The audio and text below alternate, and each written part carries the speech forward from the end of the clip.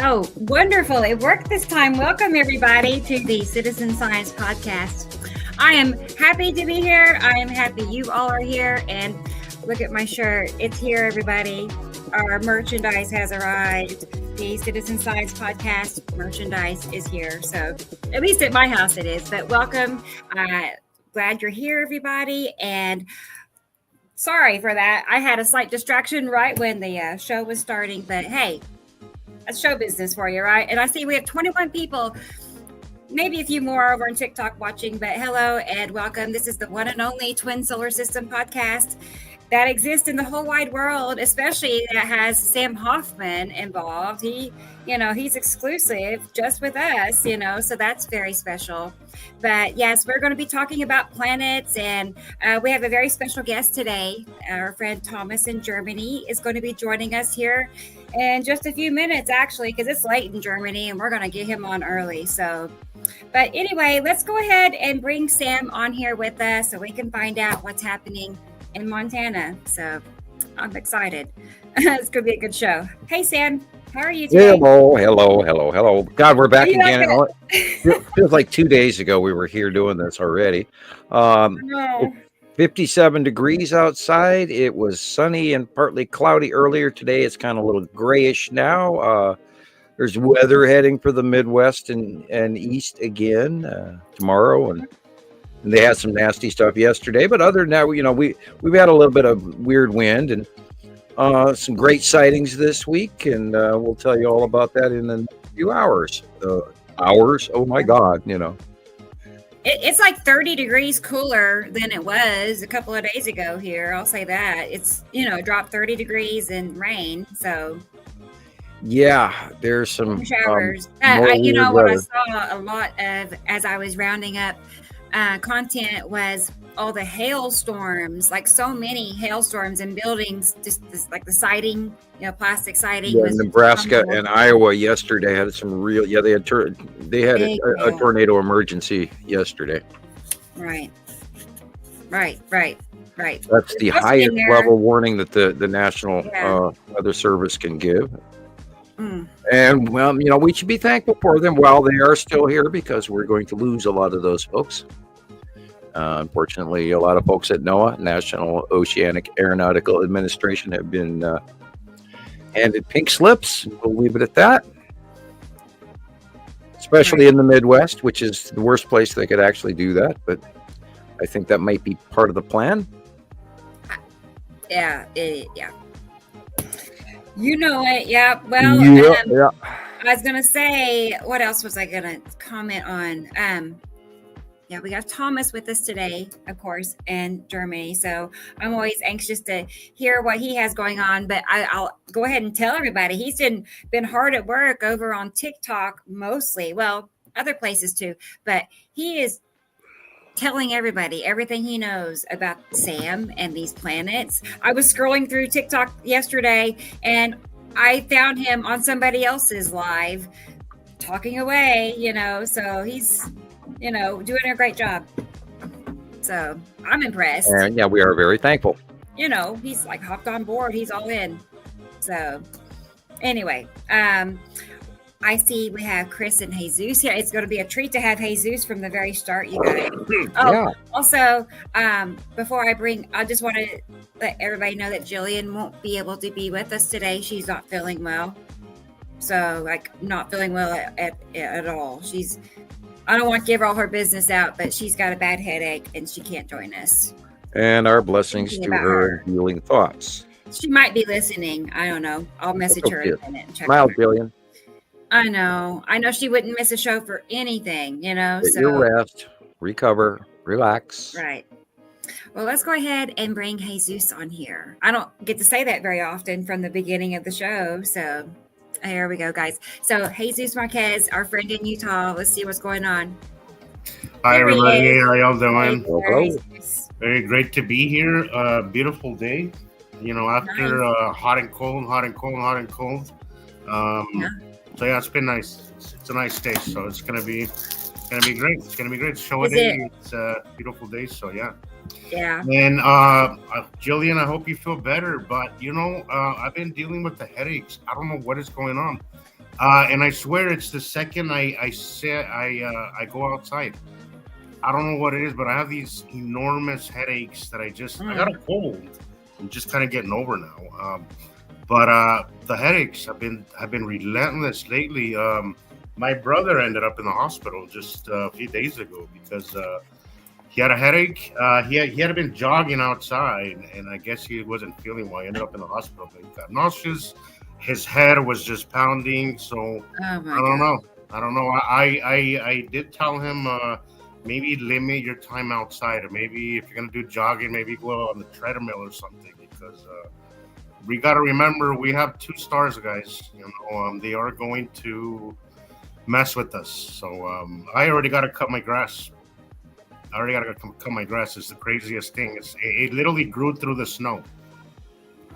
Oh boy! Wow! Yeah. Really? Well, we got a great capture in from Gabriel that we'll talk about a little later, but it is definitively showing that which we have seen in the southern hemisphere the last 2 months, and it's matching. So there goes another one, into the pile that's going to tell us that we are in sun separation.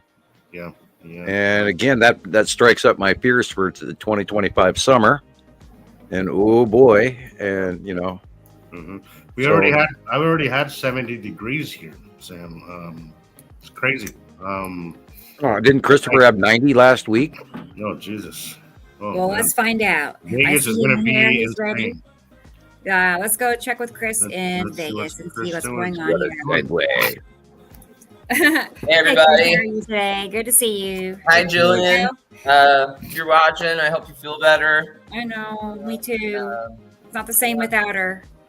Yeah, it was I think this is the first one she's ever missed. I know, right? She's always here. She must be really feeling like crap. So yeah, poor thing. Right, very bad. Yes. So I'll keep her in our thoughts.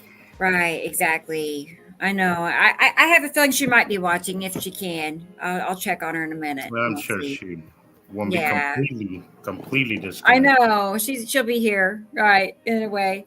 Well, how's Vegas? How is it? Hot Beautiful or cold? now. The last 2 days have been just really great, and it's been like cold at night. Actually, like you're putting the sweaters away. Now we're pulling it back out. So it's just there's no happy medium. And it's me and my plants. I'm just gonna say, I have my plants. I've taken them out and in like 4 or 5 times. Anyway, so you're gonna burn them. Exactly. It's like don't kill the plants. Right. I know. Every time it drops, tonight, I might pull them back in because it's 40. That's kind of chilly. So. It's just they die within just 10 minutes of the front door. So. Oh boy, I understand that. I got lucky. I just got plants that just do great for me every now and then. So, but I don't do anything special. Just banana water. Right. Banana water. It's like you take a banana peel after you eat a banana. You take the peeling and put it in a jar of water and fill it up and let it set overnight, and then water them with that water. And it because our friend sent me our friend in Ireland sent me some seeds, some strawberry seeds, which I've been meaning to plant any day now. If you're watching, I will be planting them soon, but it's going to be kind of a new thing for me. So any advice is welcome. Right. They're called strawberries for a reason, because they like to grow in they like a good soil. They like bright sunshine, but they also like to have old not grass clippings, but mulch. They like a woody environment, which is slightly could have a different pH value to it, but they do like a mulchy wood-like environment to grow in, and then they spread well.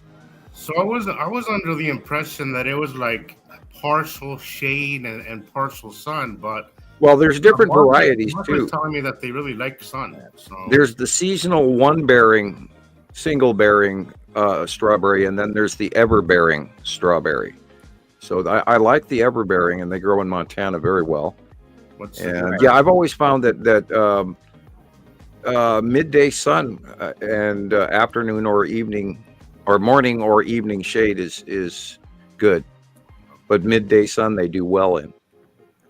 And Hopefully you get the they do well, satisfaction of because, eating your own fruit, you know? Yeah, Oh, yeah. God, Strawberries is the one thing that I back in the day I used to work for this old guy in a greenhouse in New Mexico. I used to do it just like a side job, and I used to love picking the strawberries because they were so good and so better. So Right. much better You have to look for the bugs first when you're out in the field if you don't pre-wash them. No, well, yeah, no. Yeah, no, I'm Gen X or what is it, Gen X or Yeah. my immune system has, I played in the dirt, so my immune system is okay, Yeah, I have eaten my share of dirt, I would imagine. Oh no, it's all coming out now. Yeah, deep dark secrets. Yeah, I was at clock this morning tie-dyeing t-shirts. Cool. So I've got. I love the shirt. Thank you, Sharon. I love the Yeah, shirt. hey, I did not get mine yet. What's going on? I have not gotten mine either. So yeah, but thank you. Okay. Okay. Well, soon. I know Gillian got hers before me, and Carol Ann got hers before me. Well, that's cool. So I mean, yeah, I was wondering. I was like getting worried. So no. Well, I guess it did come from Australia. It makes sense that Gillian got hers first, right? Because Ireland and hers a little closer. Yeah. They are UK sisters. And we're apparently Amazon is trying a second time for her headphones. Hopefully she'll get them this time. It's also, there's that on the 22nd. Cool. Oh, nice. I love that. Is cool. I love I the do logo. Too. I love the logo. She did good. And I love the advertising on the back. I love that. Right. Right. And tie dyeing is fun. I haven't done that. I haven't done it in a long time. Yeah, I did it when I was a kid in Minnesota, and I've always kept it in my head. Now I have 2 done now out of the 5 that there's 3 still in stoke. But I hung them up this morning, and the kids come out, and she goes, "Oh, those are nice. Those are way better than the last ones you did." And it's like, oh well, which tells my last batch was not so good, and I made my last batch. I made like 20 of them, and so they wear them, as normal around. They're always stealing my t-shirts. My good one's like, no, you can't wear my Led Zeppelin t-shirt. No, or my Montana. And they don't like wearing my Montana Skywatcher t-shirts, which is weird, which is great because that way they stay new. But they're always stealing my t-shirts. Dad, I need a t-shirt. Oh, okay. Teenagers. So I bought a bunch to make some tie-dye because I like making tie-dye. I find that I'm a really lazy tyer. I have these grand plans, and I start out, and I'm currently working with kite string I'm not happy with, so I have to change. I did buy some other, and I'm going to use it because it's got to be way better than what I'm using to do the ties. And I've learned about this for about 3 years, but the reason I'm mentioning this is because Mark was going, I didn't know you did that sort of thing. And I was like, it's art, dude. That's what I do. I paint, I draw, we're an art family. Anyway. If you ask me, it kind of it has your name written all over it. But I think, I'm an old 70s hippie, by God. Yeah, I was gonna say you are a hippie type. So yeah, and I drive a Mr. Mom minivan. I took a nap before the show today, and I'm like staggeringly trying to wake up. So you'll have to, I literally just woke up myself, Sam. I got up, took a shower, went to get a coffee, and then I got online here with you guys. So yeah, thank you for being here so early, and. Thank you, Christoper. I saw your work this week. You got to stop giving me all those goosebumps, man. Well, it was a stressful week this week. I didn't do half of the stuff that I wanted to, but God, we had some did you Skywatch on Wednesday? I think so. Yeah. Did you happen to look up, because I know you guys are in my area on Wednesday? Oh my God, I saw it just before around 5:00 p.m. I saw the clearest, most absolutely unbelievable ion trail coming off of a Saturn's yellow moon. It was just, it was staggeringly unbelievable and way behind the normal clouds. And it was just absolutely, I wish I'd actually sat down and drawn it because it was just unbelievable. And, that that, cements it in stone, watching that, knowing that, that's the only thing that could possibly be. And even this morning, I was watching Uri on my way to, into town, and the Saturn yellow moon, Christ, it's big now, and it's just like it's twice as hard to identify now. And then I sent Rebecca a bunch of pictures about the lead asteroid and stuff crossing in front of this week, and we'll talk about their, and we're going to go back into a little bit of the history of the lead asteroid. And Alexander sent in a whole month's worth of information this week alone, and I commented on some of his captures. I don't know if we're going to use that shot or not. I think it might be on deck for Rebecca. She might have a copy of it. Alexander did a capture this week that I got to ask him more about where it was in the sky, but I think he got a close-up of the blue asteroid. And from the visual close-up evidence, it looks more like a moon than an asteroid, because it has that central dot in the middle of it, just like the blue asteroid, and it has blue edges in his video. But the surface area of that looks moon-like. And I mean, I even typed him. I said, dude, you might have just changed the whole damn ball game for this asteroid. The blue moon. And I was wondering why the blue moon didn't go very far over like the lead asteroid did, because the blue moon has only gone so far to the middle and then been there for 6 months. And it just, it's like, what is it? Why is this one not moving and the other ones are? And it's like, okay, blue moon next to the sun, or excuse me, blue asteroid next to the sun, blue asteroid next to the sun. But maybe, just maybe, that thing might be a moon. But I have to find out more information from him before we, jump across the street and say, a duck is a duck. But some exciting stuff coming in. So far, it's walking like a duck. So I have that video, and we'll be seeing it shortly. And I sent everybody pictures of some captures that came in about Matim. I believe I sent some. I hope you saw that, Jesus. I was just looking at the one you sent, Sam, when I got up, but I haven't really had much time to really look at it. But yeah, I believe that we got some great captures of Matim crossing in from the left, cutting into the sun, and Christoper got a bunch of that this week as well with the cut off halo, and so did Alexander, and so did Petty in Hungary, and everybody, and then Jackie and other people got sent all in similar, literally exact sightings all week long. And it's amazing, and they do blend together. It's like, didn't I look at this? No, this is somebody else's shot, because that house wasn't in the shot before, Exactly. And it's just amazing, because everybody's getting the same captures, but then we are directly in the middle of this ever transpiring, faster than I ever expected, moving, changing cinematic show going on before us, and giant sky filling planets. Holy, P-O-O-P, Batman. Wow, what a week. Yeah. Hey, Chris, that video that you made from one of Sam's interviews, that was exactly what I had in mind when I told you a while back this would make a great video. I had an idea like a couple months ago to start recording all of that stuff and try to make Sam like his own YouTube channel. So it's still going, but now that I got the computer, but the way he explains it in that interview is so on point that I thought would make a great video. But you the old days, back when I was still fresh and hadn't said this 8,000 times. Exactly. I catch myself thinking about how many times I have said the same thing over and over and over. And of course, I'm not trying to discount new individual people, but we are still teaching one person at a time.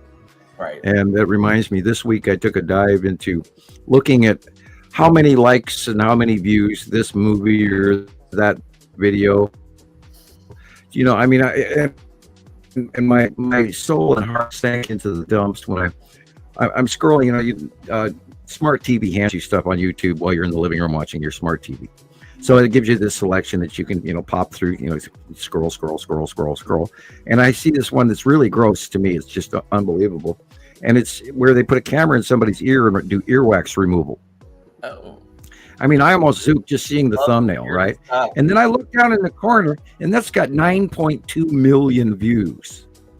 Wow. And Rebecca and I were talking about this before the show. You know, it's like these things that have 30 million views and 9.2 million views of somebody removing their bodily earwax. Right. Talk about gross. Your nose and throat medicine was so popular, you know? Yeah, who knew? Well, so Simon, it amazed me, and the algorithm pushes. It's what the algorithm pushes. It's not. Yeah. Yes. You know, something mindless, something that isn't going to what do they rock the boat, kind of, so to speak. You know. Yeah. I've been posting on. So I started posting more on. I've been a little lazy about it. I always usually just post on Facebook because that's where I've had more traffic, but I've been posting more on TikTok, and then I started posting on Twitter, X, whatever the hell it's called. I keep telling myself I'm gonna delete that app because I'm just it's a propaganda app. Every time I go on there, it's like, Jesus Christ, this is horrible negativity. But I'm getting like 2 views on my videos on Twitter. I don't know. It's really weird. I'm getting 2-3 views on videos I'm posting there, compared to older ones that were I didn't even know were posted up there. But I had one that had about maybe 50 views that had nothing to do with this kind of conversation. So I don't know, man. I don't know. What I noticed, I was gonna say, I see other skywatching channels, just people filming the sky, nothing in particular, right? Just sky and music, right? And they'll have thousands of views, maybe a couple hundred likes. I mean, it's like, and which is great, but then mine will come along and it's kind of in the same genre, and I have like 20 likes and 50 views, or it's been a lot lower here lately for everything, everywhere I post. And skywatching is not, it's a common thing. Like, people like watching the sky, like there's an audience for that. There's no reason why we shouldn't be getting that many views. I really think we should be getting more, although I think we are getting more. I've noticed that we bumped up from like 400 or 500 to like 600 on this podcast. So I mean, there's some movement there, but especially after my first reply to Elon, I don't think I'll be getting much views there. So, I am gonna keep posting anyway, just But I see your lens is still a little bit foggy. I was seeing last week's show where you got your camera went pretty foggy there. I see yours. It's slightly better, but it's still. Am I seeing it wrong, or is it just the lighting? He's on a laptop. Yeah, maybe is it smudged? Let me see if I can clean it. Maybe I don't have the settings right on the color or something. Hi, Carol. How you doing? I'm doing fine. I'm getting over a cold. It didn't last long. It's rare. I don't get colds. But with this weather changing up and down, seasonal transitional cold. Yeah, I woke up the other day with a sore throat, but I like to jump on it as soon as I can, and I take vitamin C is the first thing I take, which is better than hot salsa. Better than any medicine for it. And then I've been drinking a lot of water, so stuff like that. And I usually knock it out within a week before it actually sets in. So a ghost pepper jalapeno. Oh, that'll do it. Oh, that's part of my daily diet, Sam. Not a ghost pepper, but peppers in general. Yeah. Pepper X. Yeah, there's a Mexican. Remember, my peppers are a strict part of my diet. Have you taken the dive into the Hot Ones series? I can't. It's hilarious. Every time I see somebody, I saw somebody the other day get a habanero, right? And somebody had recommended to rub it under his back. I'm like, dude, don't do it. Yeah. Don't do it. Yeah, okay. Well, yeah. Well, if you know about tiger balm, which goes all the way back to the 70s, people used to say, well, yeah, rub that on your forehead when you get a temple. It's like, yeah, I'm not rubbing that anywhere near my, my head, because that stuff will eat through you like crazy. Now, on your muscles, it's fantastic, but if you get it near your eyes, no. Man. No. Did you know wasn't that? funny. It was, but my brother and my dad, they send each other. They have like these hot pepper competition things, and my dad lives right off the border of Juarez in El Paso, right? So he goes back and forth all the time, and he'll send my brother boxes of ghost peppers and whatnot, right? I went with them to send my dad some ghost peppers maybe a month ago. I don't know, a few months back, and the lady at the post office started breaking. She started crying. Her eyes just started watering. She go, "What the hell is it?" Yeah, I've had one of those habaneros. They make great salsa. My brother makes salsa in those. It's like a rock. It's like a volcanic rock thing called molcajete. We've had one in my family. I've had one in my family passed on from like 5 generations. It's pretty. It's like a 100-year-old volcanic rock that mortar and pestle.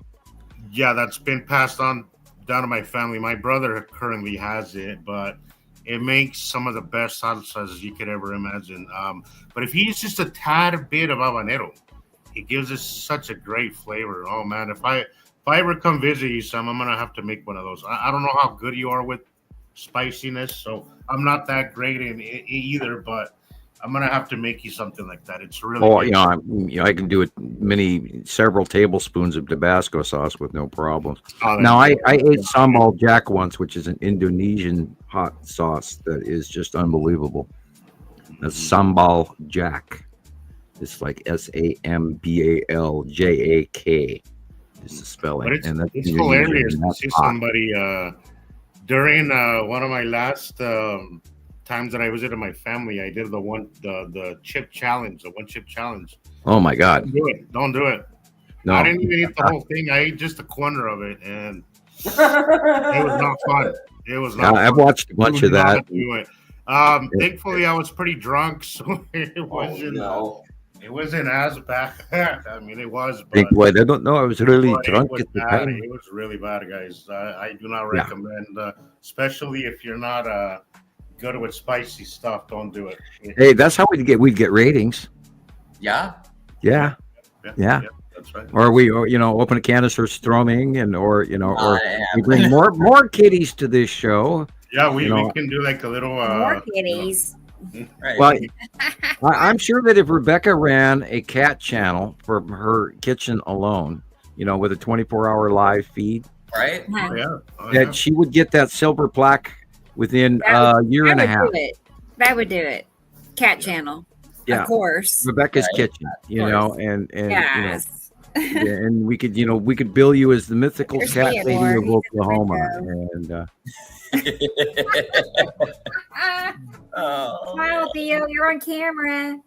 Yeah, and you're not supposed to be doing that in public. Theo's going to town there, huh? He looks better. Yeah. He's like, Mom, leave me alone. I was kind of asleep. Good. He has like up days and down days. I don't know, but he's we all did. I had seasickness last week and headaches as well. In like Tuesday, I felt like crap for no reason. I have to. And that sucks. Kara, I hope you're feeling better. I know you've been under the weather for a while now, but I hope you're feeling better. Me too. We miss you. He does too. It's like I've often thought I wish I had the feed capacity where I could run a camera and the money, of course, to be able to buy the equipment, where I could just run a live camera out my window, and you guys would see deer walking by and magpies galore and eagles and right out my door. It's what I miss about New Mexico is that I do get a lot of wildlife here, but I don't get any birds. I have to admit, at least here in the valley. Well, there's a lot less birds right now than there used to be even 3 years ago. Less. Well, that chicken virus, that partially drove up the cost of eggs, as well as the greed factor, corporate greed. Um, It's called there are a lot of dead birds, and they're gone, and they're not here. And I saw one patch of geese this year. And I should have It's seen a thousands. shame, and what bothers me the most is that it's not something people seem to be concerned or even noticing. But the bird I think population. everybody's so financially strapped right now, and so Yeah, busy. well, I with think that's the point, Sam. I think that's the point. We're so stressed that we just don't have the mind. And I'll tell you, if I didn't know this stuff already, I probably wouldn't be able to learn it right now, as busy and stressed out as we are in current Well, day. yeah, and I hear that a lot. I have a lot of people coming to me, going, God, I feel horrible, and I'm alone, and I'm a failure, and what am I going to do? And guys, you are not alone. If you're here listening to this, you're already earned a spot above most people, because most people aren't paying attention to this, and we all of us, our panel, believe this is one of the most important topics that there ever was, which is partially why I sent Rebecca the stuff I sent her today. Go ahead, guys. It is by far the most significant thing that's happening to all of us, regardless of country, religion, racial background, sexual preference, any of that stuff. This affects all of us, 100%, all of us. So yeah, it is the biggest, most significant things to happen to humankind right now. And I suggest everybody get on board. If you're new here, get on board, listen to us. I'm not telling you to take our word for it, but give it the time, and you will see that we're not lying. This is real, guys. This is really happening. All the information that we share is gathered, through many sister sites from people from around the world. We are not making this up. And my drawings and everything, and my track record screams that you guys should listen to this, because we've been documenting the one big thing that mankind has been asking since they left the cave, pardon the expression, because I'm not a popular fan of caveman, the idea behind that. Right. We have documented, and I spent the whole week doing it again. Everybody around the world is seeing the long box cube. And it is in Alexander's pictures, it's in Christoper's pictures, it's in pictures that everybody this week sent me again. And this is a fleet of extraterrestrial beings from an intergalactic out there someplace that popped in here through a wormhole. That looks like I don't know if you meant that, but there they are. There's a picture of them on those those beings that came through.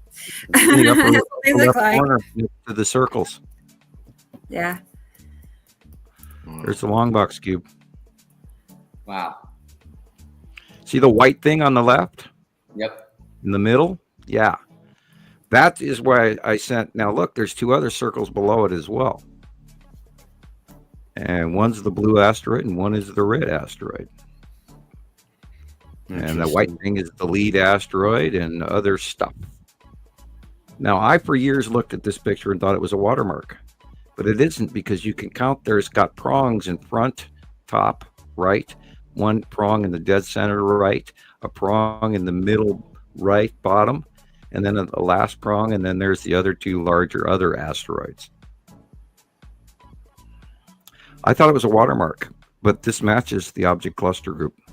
Incredible. It's really easy to confuse that with that. If you had not pointed it out, The lead asteroid actually self-illuminates, which is what that white pattern is on the rock. It's not. I would love to know where in the world this actually came from. This is Hopi rock. Yeah. Cool. And I believe this is in somewhere in the Four Corners region. Cool. Very cool. And this thing is huge. It's like 12 feet tall, Oh wow. And if you look at it, it's not a easy. If you could go back. Can you zoom back out, Rebecca? Sorry. Like that looks like it was a challenge to actually get up there and scratch this on there. Like it's not You know, Right? you say it's 12 feet, Sam. That Something like took that. I believe it's very large. Yes. that took some effort. Like that took some Oh, yeah. effort. It wasn't just somebody walking by and decided to doodle something. You know, that took effort. That's significant. And I hate when people I hate our current science system that says this is all mythology and all that shit. You know, people they weren't just coloring books on rocks. You know, this takes effort. This takes time. You know, people in those days, they didn't have time to waste on dumb shit. All right. They, you know, every minute of the day was accounted for. You know, if they actually took the time to do this, it meant something to them. And their intelligence level is probably beyond ours. I think we don't Yeah, give and credit also, for that at all. You know, cavemen with chisels and hammers. No. I don't know. No. Look at Chaco absolutely- Canyon. Absolutely not. Look at Chaco Canyon, the way it is laid out, and the stonework. If you look at the stonework of Chaco Canyon, it's over 1,000 years old. Yeah, That stonework is better than anything else on the planet. Right. We can't replicate any of this. No, We don't even have the technology to build that today by hand. Yes, Chaco Canyon, and that place is something. Even just through the TV, it felt magical, like something. Well, something the occupants, really some of significant the occupants buried there, have 6 toes, and they have done DNA testing and from room 33, or it's area 33, where their Mayan bloodline is pure, and they've come up with some elongated skulls and 6 toes, and if you look at this depiction, a pictograph or whatever you want to call it, there's 2 big guys, and then in the background there's 2 small people.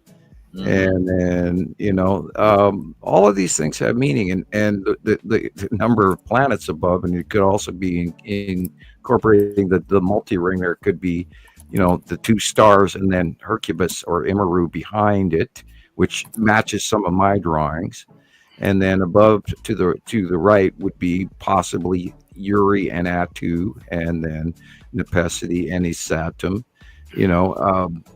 and we don't know if the top half contained Nibiru per se or what.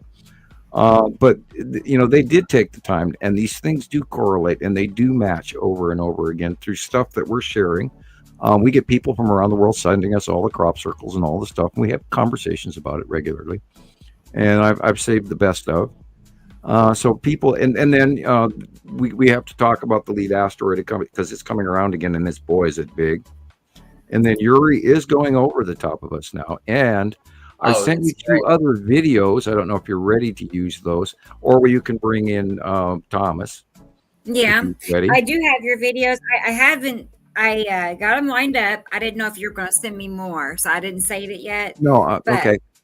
But I can resend copies if necessary. But and they were taken from a member, from one of the member sightings, and they were so prominently exactly what we've been seeing for literally a week. And it's a close-up of literally the lead asteroid and what we're in with a 180-day cycle right now. And it's going to be, oh my God, we're going to see examples of that tomorrow over the Midwest. And I'm pretty sure we are having an electrical, unbelievable, huge event going on right before our very eyes. And it's being discounted by, the news and underreported by the news. Oh my God, what's coming tomorrow is going to be scary. And what happened yesterday alone in Nebraska and Iowa, spooky. And did anybody on the news cover that? Oh, this storm. And they gave like 7 seconds to it. And I'm sure that those people that are living in Iowa and the corner, the northeastern corner of Nebraska have an entirely different point of view on that right now. So anyway, I'll let you go where you want to go with that, Rebecca. Okay. Let's go ahead and bring Thomas on with us, since I know it's 10:45 p.m. in Germany.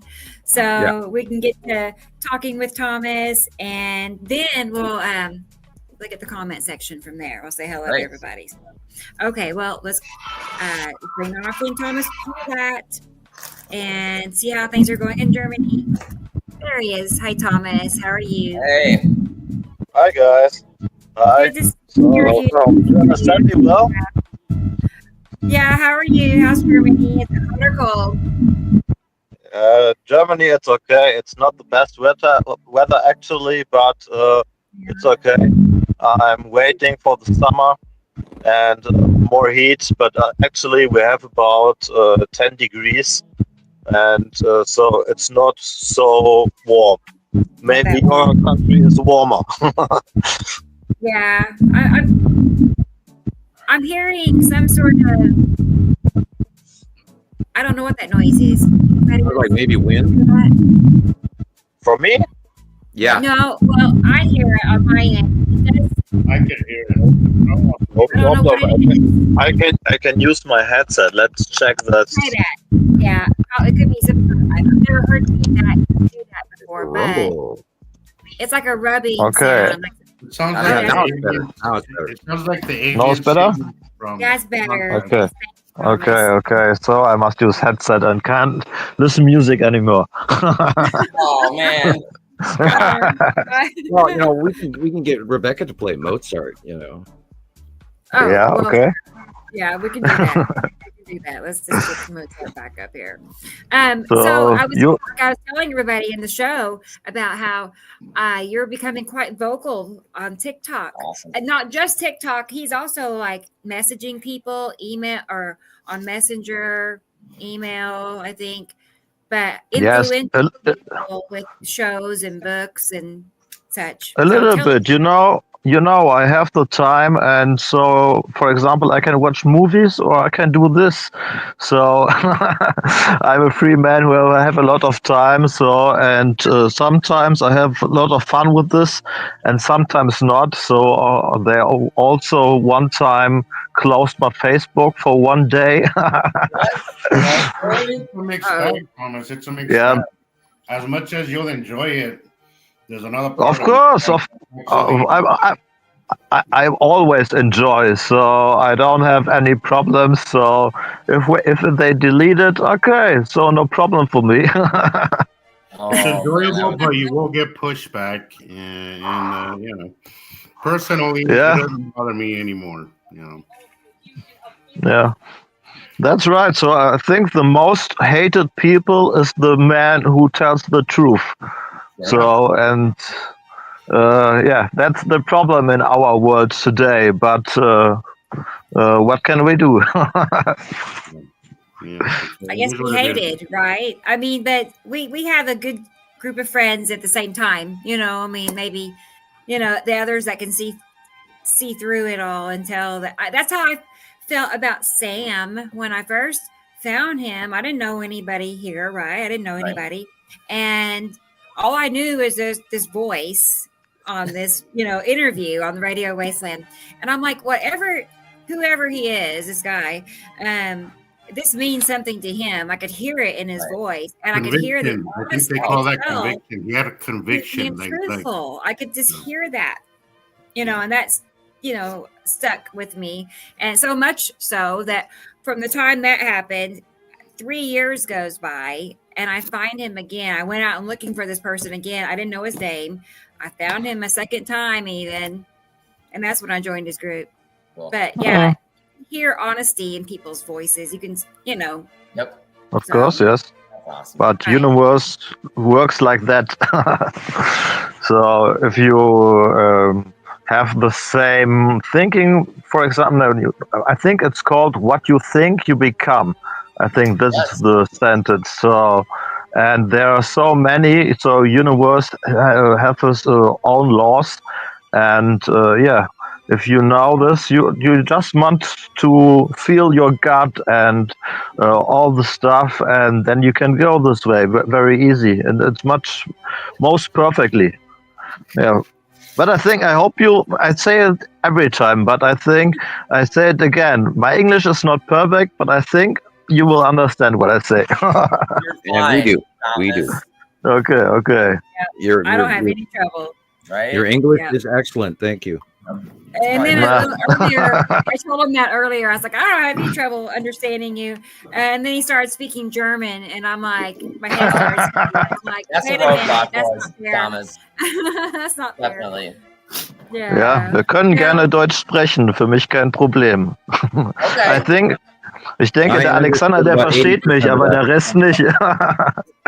So I don't understand it. Yeah, so I don't say it, but I couldn't tell you what you're saying. Yeah, I don't say any important. I just said that I can also speak German, and I think only Alexander can understand me. And yeah, that's the summary, I think. Yeah, so language is also difficult. So English is your main language, so you have no problems. And Sam always said he has a slang, and yeah, I think that's how it works. Yeah, American slang. It doesn't translate well to German translator. No. We use it in our daily language, and we're not even aware of it until you're trying to type it. And there are shortcuts that we Americans have acquired. What amazes me even about the English, for example, is they say reckon a lot. I reckon, which is also a term used in the deep southeast. And we don't really use reckon up here in Montana, but or let's crack on, and anyway. Yeah, there's some different edge twists, and don't get me started about the Welsh or the Scottish. Wow. Anyway. Yeah. Talk about some slang, right? Woo! Man. They are hard to follow. And then they come at you at 300 miles an hour, But, Okay. then we'll talk about the Irish later. That's a bad joke.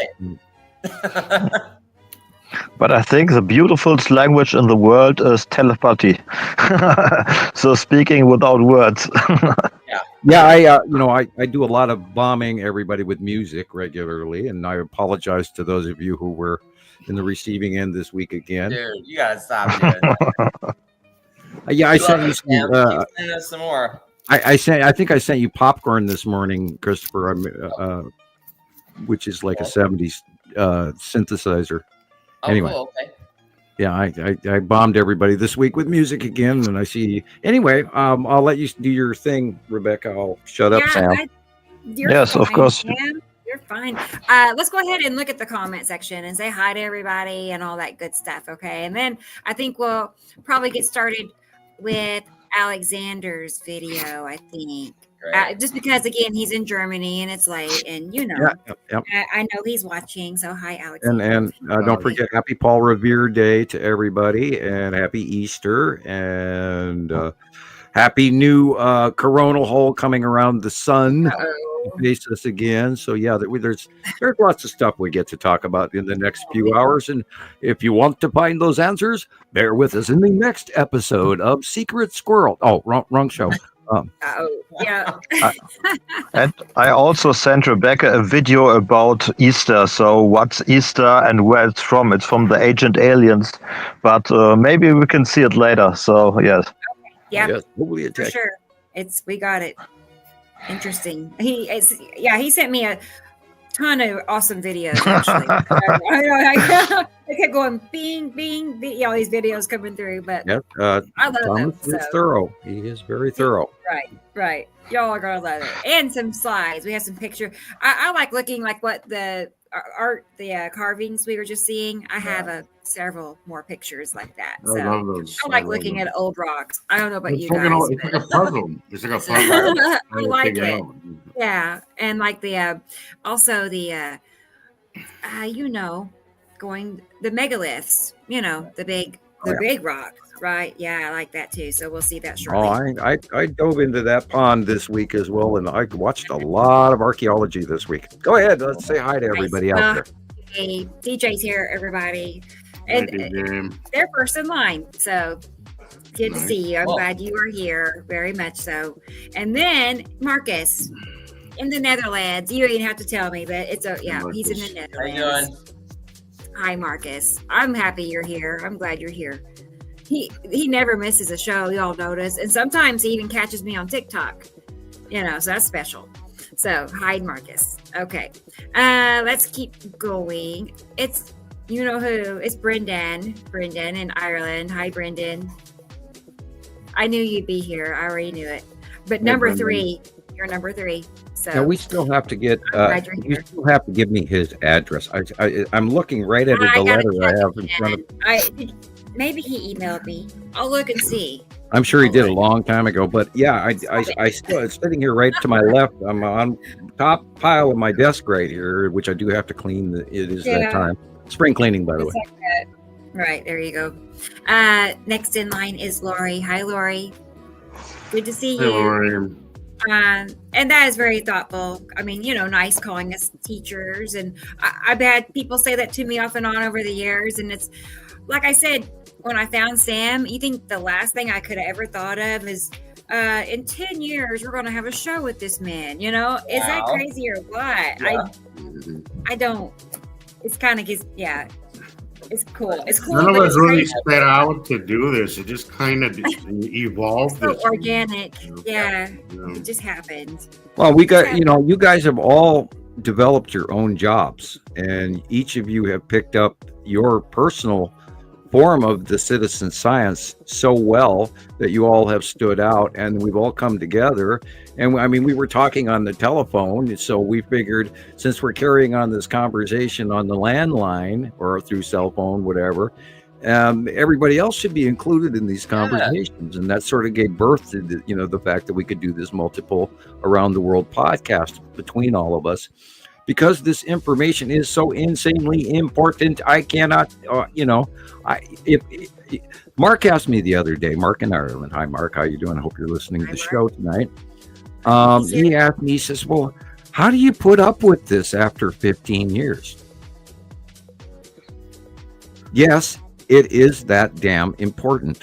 And, I'm sitting here walking through the vegetable aisle in the grocery store the other day, and this is rocking through my brain going, they wouldn't have slapped me with a 30-year non-disclosure agreement at my age and abducted me for being wrong. If I was a stupid 17-year-old, 18-year-old kid in Montana, minding my own business, turning in a bad paper in chemistry, term paper, they would have never screwed with me. And that is still to this day, it's like, pardon the expression for you who easily gag, turn away.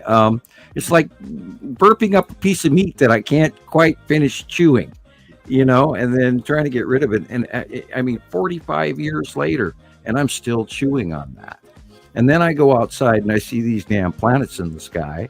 And the fact that I've been screaming this to everybody for as long as I can remember now, trying to get everybody on board with the reality that this shit is really happening. And I don't care how freaking crazy it sounds. This is what's happening. And we had the opportunity to watch it since day one, when they were tiny, when they were little. And now you guys were swimming in, it's like a little guy swimming amongst a whole bunch of blue whales. I mean, hello. And also, Sam, as we were talking the other day, Sam, with great knowledge comes great responsibility. Oh, yeah.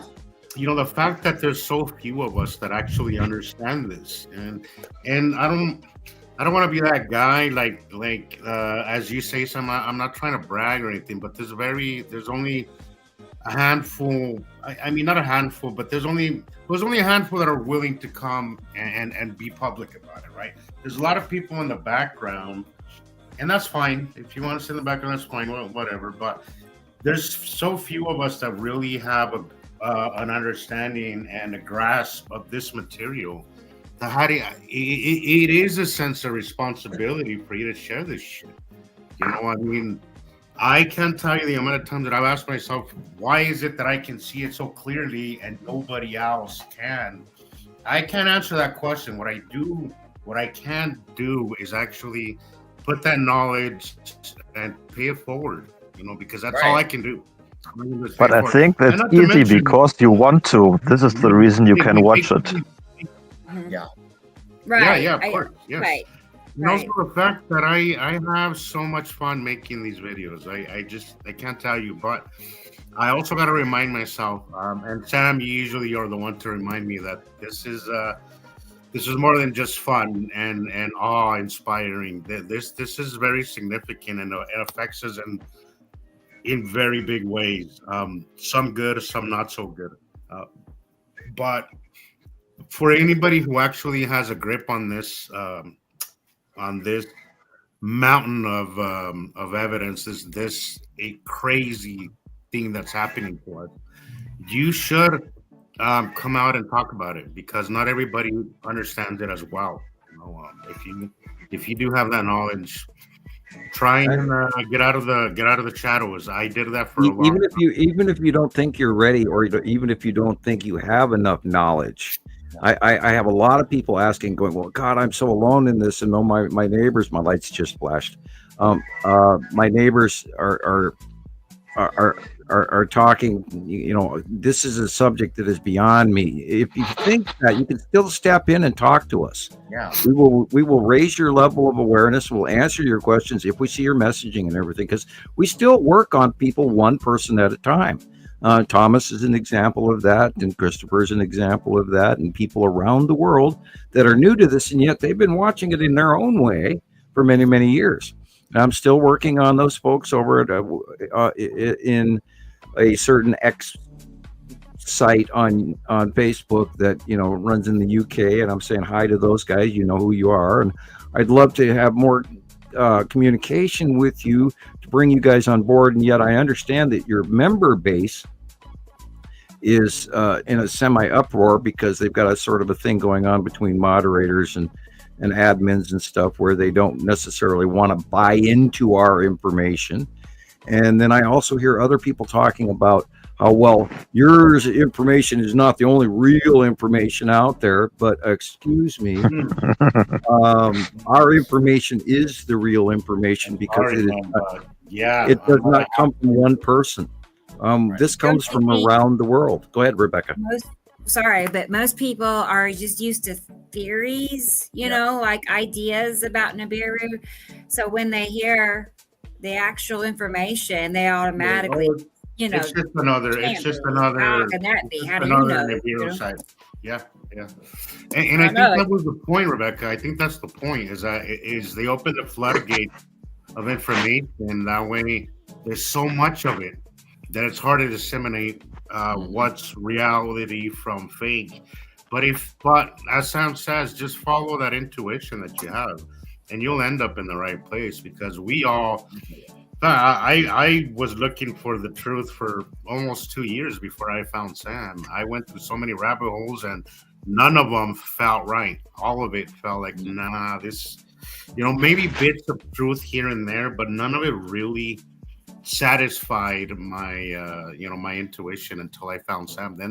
Then everything just kind of fell into place. I was like, oh, okay, I'm done searching. Like, this is the actual truth. But just follow that intuition, guys, and it'll guide you. It'll guide you to the right place. Well, and we have to also talk about track record. I mean, if I was, this guy that popped up for 2 years and said all of these glorious words and, promised this, that, and the other thing, and oh my God, this is what I know, blah, blah, blah. I walked on an alien ship, 2 years. But guys, I have been giving examples of our shared information for 15 years this month. And I will ask the members here to attest to the accuracy ratio. And please take it away. Well, look, Sam will draw it, and then everybody else, as the pictures will come. I think that's okay. So everybody has like their job almost. Sam draws it, and then us who photograph and videotape the sky, we kind of go out there, do our thing, and then we come back, and then it all just lines up and matches perfectly well. It's awesome. It's so great. It was the coolest every time. I mean, I could just sit there and make comparisons one after another. I don't have to go looking for, something to match. I've been accused of that before. I find. Yeah, somebody told me that. When you're looking for something, everything, and it's not like if you're a hammer, well, everything looks like a nail to you. I'm like, no, that's not it. Maybe it'd be a coincidence one person did it, but we're talking about hundreds of thousands of people who are doing this. again, not everybody is public about it, but there's people posting stuff every day, and it all matches the same way. So, And we are the Central Clearinghouse and grouped up sister sites. Now, it took us years to do this. We didn't do this last week. This is a group of people that have come together because all of our information became comparative, and everybody has I wish it was everybody. A handful of people around the world all see the same thing. And that's how our organization got started, and why we're the collective that we are, and why we're doing a show, and why we can stand here and tell you that our information is actual. My remote viewing skills are excellent. Go look that up. Believe it or don't believe it, but this is what's really happening. And the 15 years of me drawing pictures, most of the time, 98% of the time, they're ahead of time. And the track record speaks for itself compared to other sites that are out there talking about that, Nibiru is behind the sun, or it's coming, and then they give a single pass orbit model with other names and then inappropriate planetary count, and then no discussion about the second star, or no discussion about the electron cluster Nibiru, which is a massive it's hilarious, massive gas giant. NASA is hinting around it. Oh, we may have discovered a planet that bears life some 8 light years beyond blah blah blah.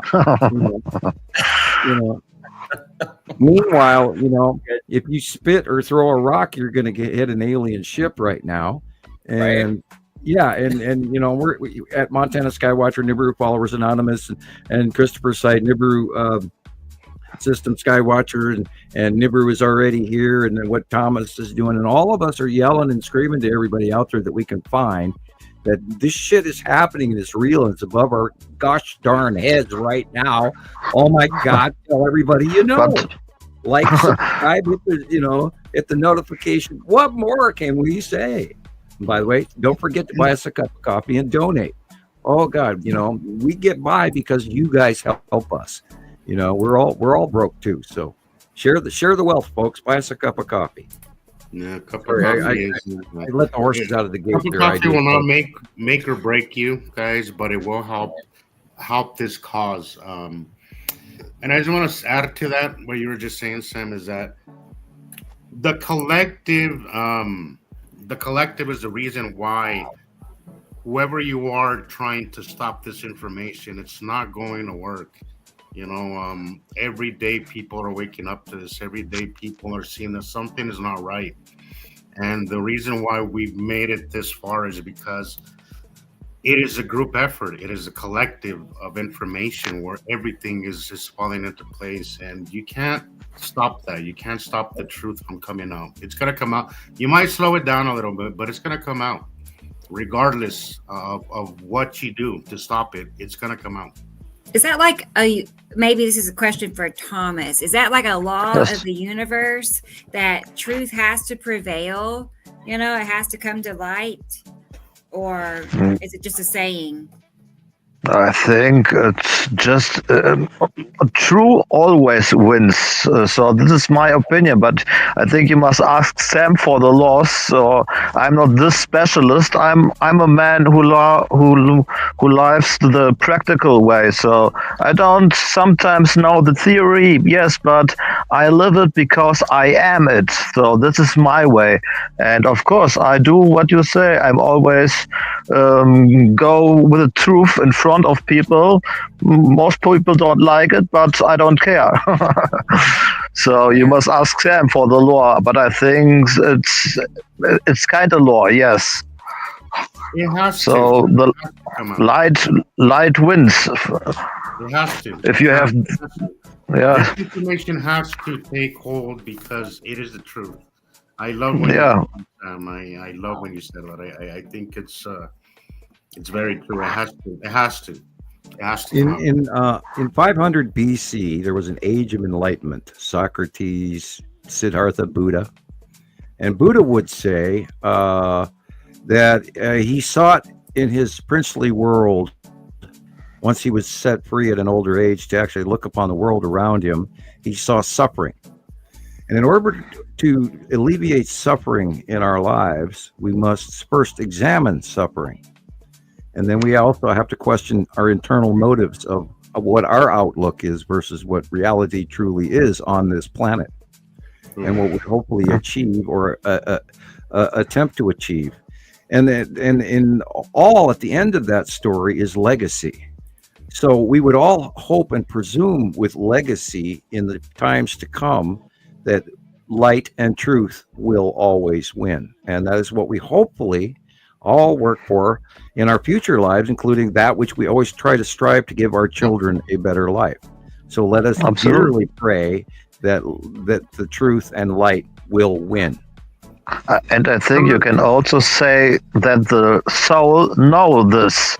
So maybe the ego don't know and don't want to accept it, but the soul inside you know this, what you're saying is right. And this is the way.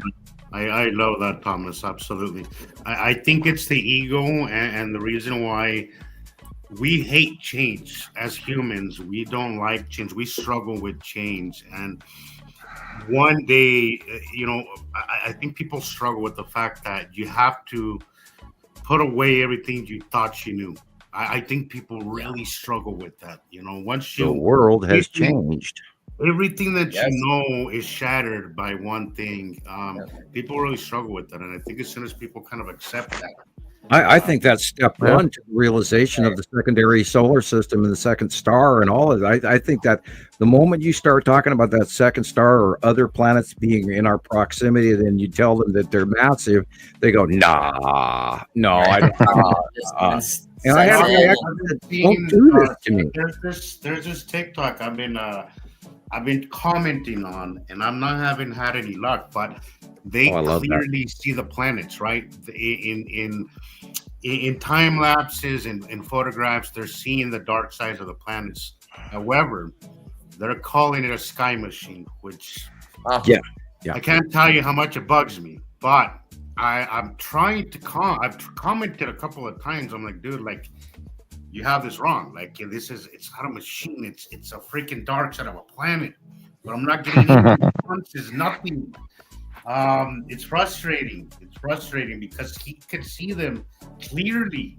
If I could just get this guy on board, he would be great because he makes the time lapses, his editing skills, everything is so on point that I'm like, God, I just want to open your eyes and bring you to this side because you would make a great Skywatcher, But the Sky, but they don't. And you have his channel, his TikTok has like 50,000 subscribers or followers, and he gets thousands of views and people commenting. And I'm like, I really want to bring you to the light, man. I really want to bring you over here, but you always must to understand these people had an education before, so they learn other stuff. So the only way to see the things is to unlearn the stuff and learn new stuff. But if they don't, you can't open their eyes. So maybe they have a feeling inside, but always the brain says, oh no, I learn this is this and this is this and I hear this, and that's the problem. It's letting go of that programming, right? It's letting go of that programming. By the way, Sam, I've been diving into listening to Schopenhauer. My God, that is so enlightening.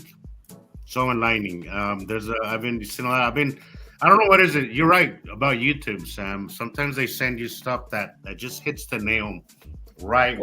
Always at the right time. It's amazing what firsthand. That I'm like, I fell asleep last night listening to that. It's not him, but it's teachings from him, and it's just fascinating. A lot of the stuff that he the Great Enlightenment at 500 BC and everything, and we talked about Chaco Canyon earlier. There is tons and tons and tons of evidence of societies before us Oh yeah. Graham Hancock, etc., and then all of these other guys out there are talking about this, and yet they don't link the fact that it's transitory passing planets, because they're all, and we talked about this last week as well. They all talk about, well, okay, the gods are up there; they're right up there in all these teachings and Homer and you name it, and Egyptian lore and Mycenaean lore and all of it. It's all, in Greek lore, it's in Roman lore, and even Northern Germanic tribes, Vikings, etc., or the Germans, or the Rus. It's all in their tribal traditions, or even you go the Inuit, the Alaskans know about this, or the American Indians knew about this, the Hopi, the Incans, they all knew about this. It's in all of their lore, and it all matches, which is why there's pyramids all over the planet. These civilizations were before us in the previous cycles, and this isn't a one-time Nibiru or 6 other planets and are passing blah blah blah. This is a thing that happens over and over and over and over again and changes our world, and we are at that change this year. I mean, it's been winding up for a decade, and it's really been prominent in the last 5 years. But ladies and gentlemen, the year 2025 is a whole new can of beans.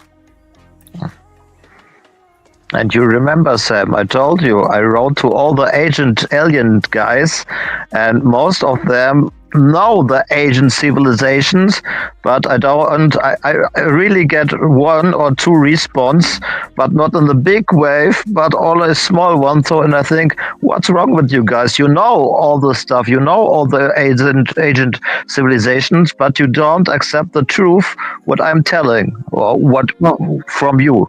It's not my information, but you know what I mean. The general question is, man keeps asking, are we alone? Are we alone? And we know about this, and we know it's not 12, alien beings in one little tiny craft. Right. This is a repetitive visitation for the last 400,000 years, people. Incredible. And we've had interactions, and it's in the best example is the Olmec and the Mayan and the Incan civilization that we've highly underrated their mass existence in northern South America.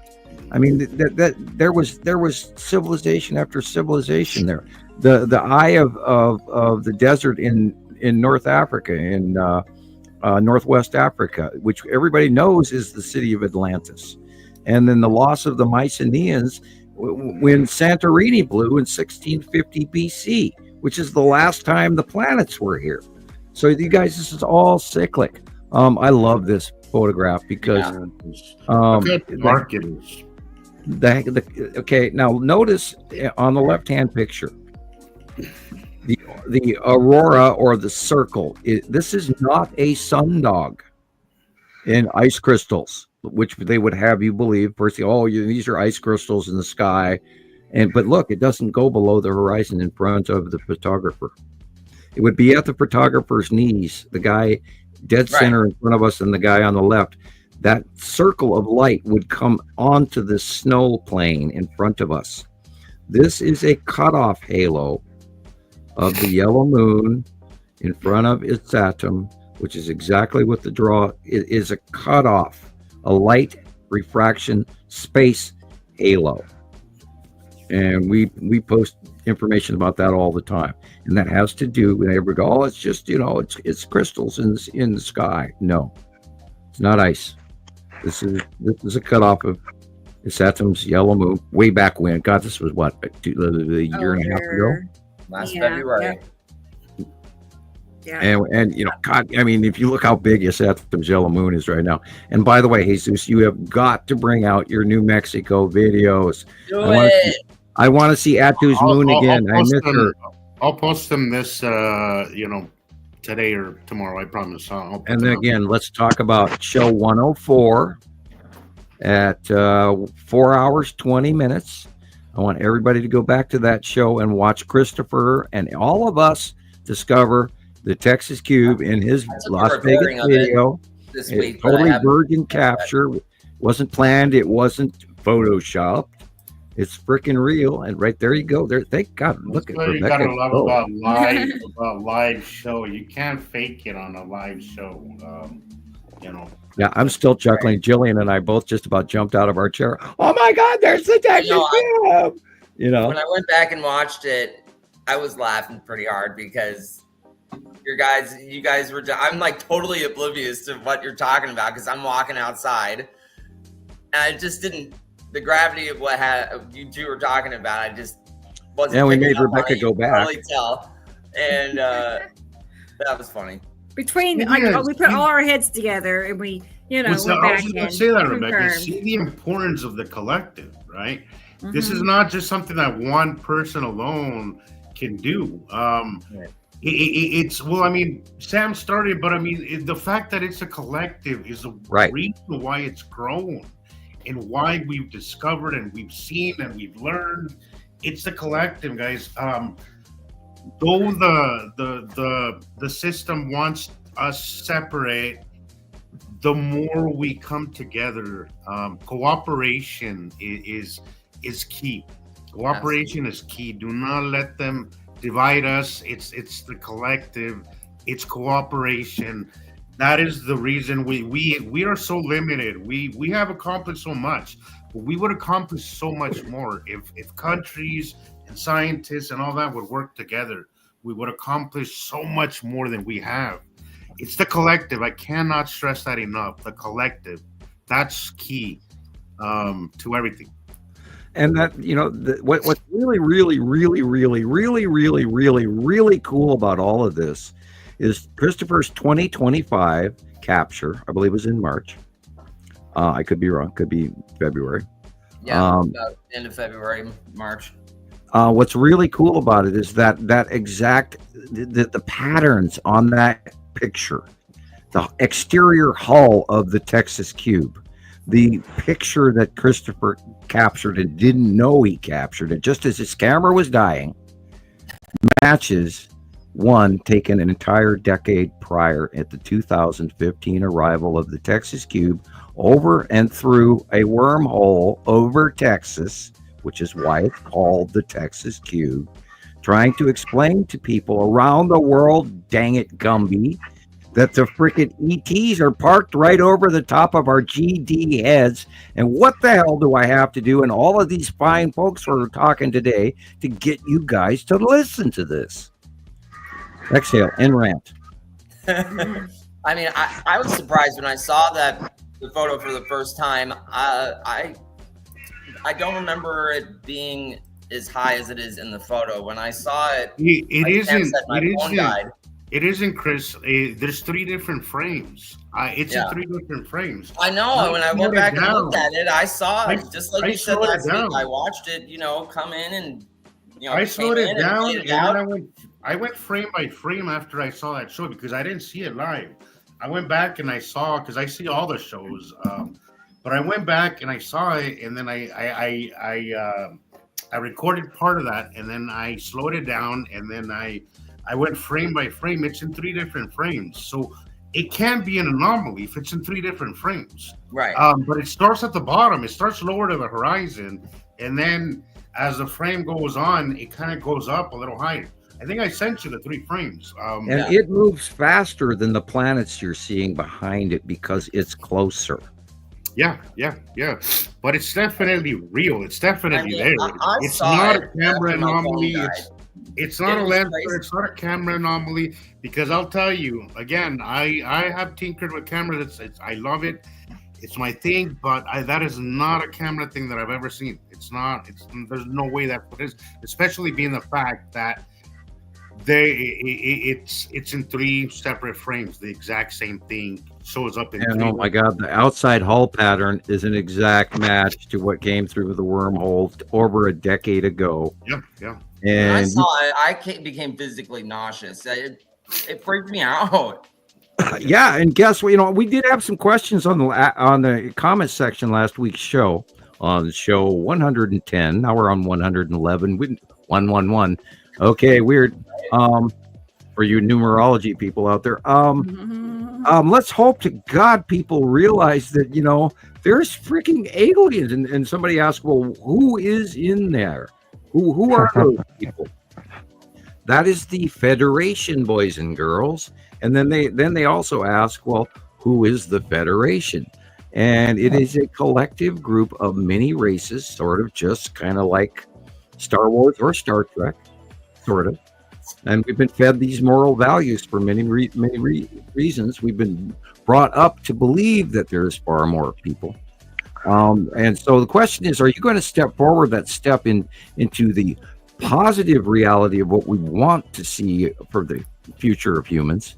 Or are you going to live in the fear factor and go, well, we're going to get alien invasion and they're here terraforming us and trying to take us and off planet to some other place and turn us into slaves? If you're going to live in the negative, this is not the channel for you. Well, turn this off right now. Go someplace to watch the Kardashians. I'm so glad that you brought that up, Sam, because I didn't know, and I've noticed this, but I only recently really noticed, like, okay, I need to maybe take a different approach here. But every time that I post anything, most of the responses that I get are fear-based, right? Correct. Oh, it's the end of the world. Oh, this, oh, that. I'm like, look, I'm not going to sugarcoat it and tell you that we're not in trouble, because I'd be lying, right? You can't look at it that way, because if you're you can't learn nothing out of fear. You can't learn anything out of fear. You got to look at the way I look at this. And I think for the ones that have really learned this well, is because we don't focus on the fear. We're just more focused on the awe part of all this. I would ask Thomas to point out the merits of the 144,000. I have a video of this. We can talk about this later if it's okay. I think the video is very cool. Well, it depends on if Rebecca wants to throw it up there or not, or if we move on. Well, I have Thomas's videos. Like there's several, so they're one after another after another. Okay. What's the last video I sent you? You know, the last video. You put this also in this. I did. You sent me 3 extras, and I put them at the very. 4. They were like, yeah. The next, you're right, because I have 1 and 2. Like the first 5 are in those places because you asked for them to be in the front. So we can start there. Let me finish saying hi to everybody, and then we'll. But Jesus, I just want to say the people I have also fear because a lot of them don't understand the soul. So they believe, oh, I will go to hell or I'll go to heaven if I die. So they don't understand you have a soul, and this soul is immortal. So you can't do anything, you don't die, so you only get to the source after you die. The human die. You're connected again. You can't destroy energy, it can only be transformed. Correct, yes. And I would share the Pleiadian message at that point where I have limited my openness about everything I was told for a very long time to a lot of people. Few people I have told the pretty much absolute truth to it in private message. And I'm going to briefly cover the Pleiadian message. And I will just say that Earth's religion is I'll rephrase that. Some of Earth's religions are seriously inaccurate. And we talk about because soul, of fear, heaven, purgatory, right? I have come in my studies, and I am extensively religiously studied. I have college credits in religion. The original sin of mankind is been held against us for 500 years or so, and there's been many wars for that same attribute. And it's also as of 1440, when all of the other religions, it used to be that the Buddhists talked to the Muslims, or the Moors talked to the Christians, or the the Northern Germanic tribes in the Holy Roman Empire of Rome, which is in the German and Poland area. at one point in time. They all spoke to each other. They all shared their love and their information amongst men. The Baltic regions have a really interesting twist to that same said religion that is separately developed over the generations, including the Jews or the Ashkenazi Jews and everybody. And they all have a connective Abrahamic religion. And then you've got Taoism and Hinduism and Buddhism. And the message from the Pleiadians is that a sad portion of man's beliefs in religion is inaccurate. And we'll move on from there. Take it away, Rebecca. What do I say after something like that? It's like I don't know. Yeah. Okay. I know. How does that impact you? I know that is normal. I mean, I've had 25 years to chew on this. How do you react to that? What does that mean to you? You know what an enormous hold it had on me. Enormous. Yeah, you and I are. People very ask, guilty and stuff, and it just, I've had people yell at me like, "When did you lose your religion?" And I go, "You have no idea. I have gained more religion. Yeah. I have lost." The remote viewing is really unbelievable. I'm gonna snicker here for 5 minutes, and Jesus, I'm gonna brag. I'm going to brag. Okay, when the United States government decided to recruit me, they opened up a book I didn't know was on my library shelf. And once I started reading that book, and then years later went back to the 3rd chapter and reread that book, oh my God, did the Leviathan erupt. Anyway, moving on. Sorry, Right. I don't know where the hell that just came from. Now I'm curious what book you're talking about. Remote Viewing by Samuel Hofman. Interesting. Now I'm more intrigued. Well, it's cryptic, but the point with it is that I can see the shit going on around me, and I don't even have to leave my chair. Right. And what's really cool is okay, all right, here I go. All right, let's Okay. ever since 2010, when the new ascension started and the planetary alignments opened up, and the star charts of Nibiru and the star charts of Hofman and the star charts of most of the 144,000 or 1.4 million of us on the planet that are supposed to wake up for this event. When all of this information culminates into a collective reality of those who will go forward and those who will not everyone is going to get through this. Right. But all of us that are supposed to are here for a reason. And many of us are still stubbornly not awake yet. And this is the beginning of a great change. And the old glorious saying that indigos do not show their homework. They don't do tests. We don't prove to you that we're good.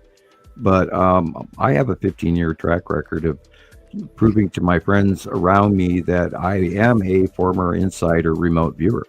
And you guys, I hope, agree with that. And I am proud of that. And it's important that I share this information with all you guys out there. That is my role. Thomas has a new role. Jesus has a role. Rebecca has a role. Christoper has a role. Gillian has a role. Nicole has a role. Lana in Arkansas has a role. Petty and Alex and all of our other wonderful regular contributors around the world all have a role in knowing that this is the real event happening now. We don't want the change. I mean, the reality is so schizoid from what we would expect, and yet here it is. This is really happening. And this, oh God, the picture's coming in today about the second star. I really truly think that we are looking at the larger star, and I think she's coming right at us, and that scares the hell out of me. No, I don't want to hear that, Sam. I don't want to hear that. I didn't even post. We've been talking about the last 8 months or so about That's not good. looking at the sun reports that we're seeing, and oh boy. Okay, people, go to YouTube and look up binary star discharge pattern.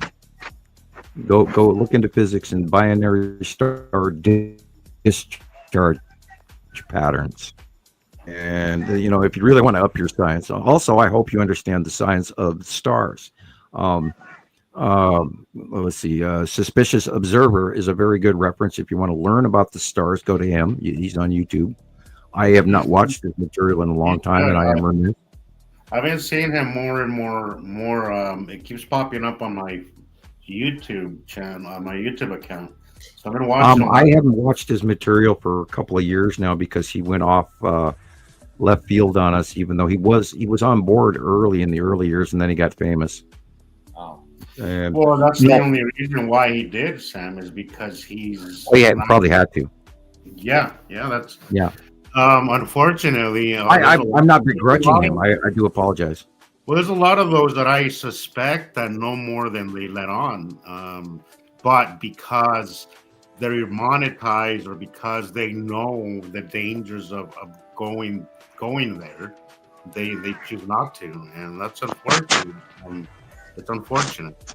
But well, in honor of Thomas, even then serve a purpose, Sam, because I learn a lot from Suspicious Observers. Yeah, I did too. Him and I, he started out about the same time I did, and I understood the sun, but I didn't understand it the way that he's college educated. So you get some of the terms that I was never exposed to, and I always wanted to go to NASA, but the government wouldn't let me because I already knew too much. Therefore, they would have sort of like putting an adult in the kindergarten playpen. You don't belong with those people.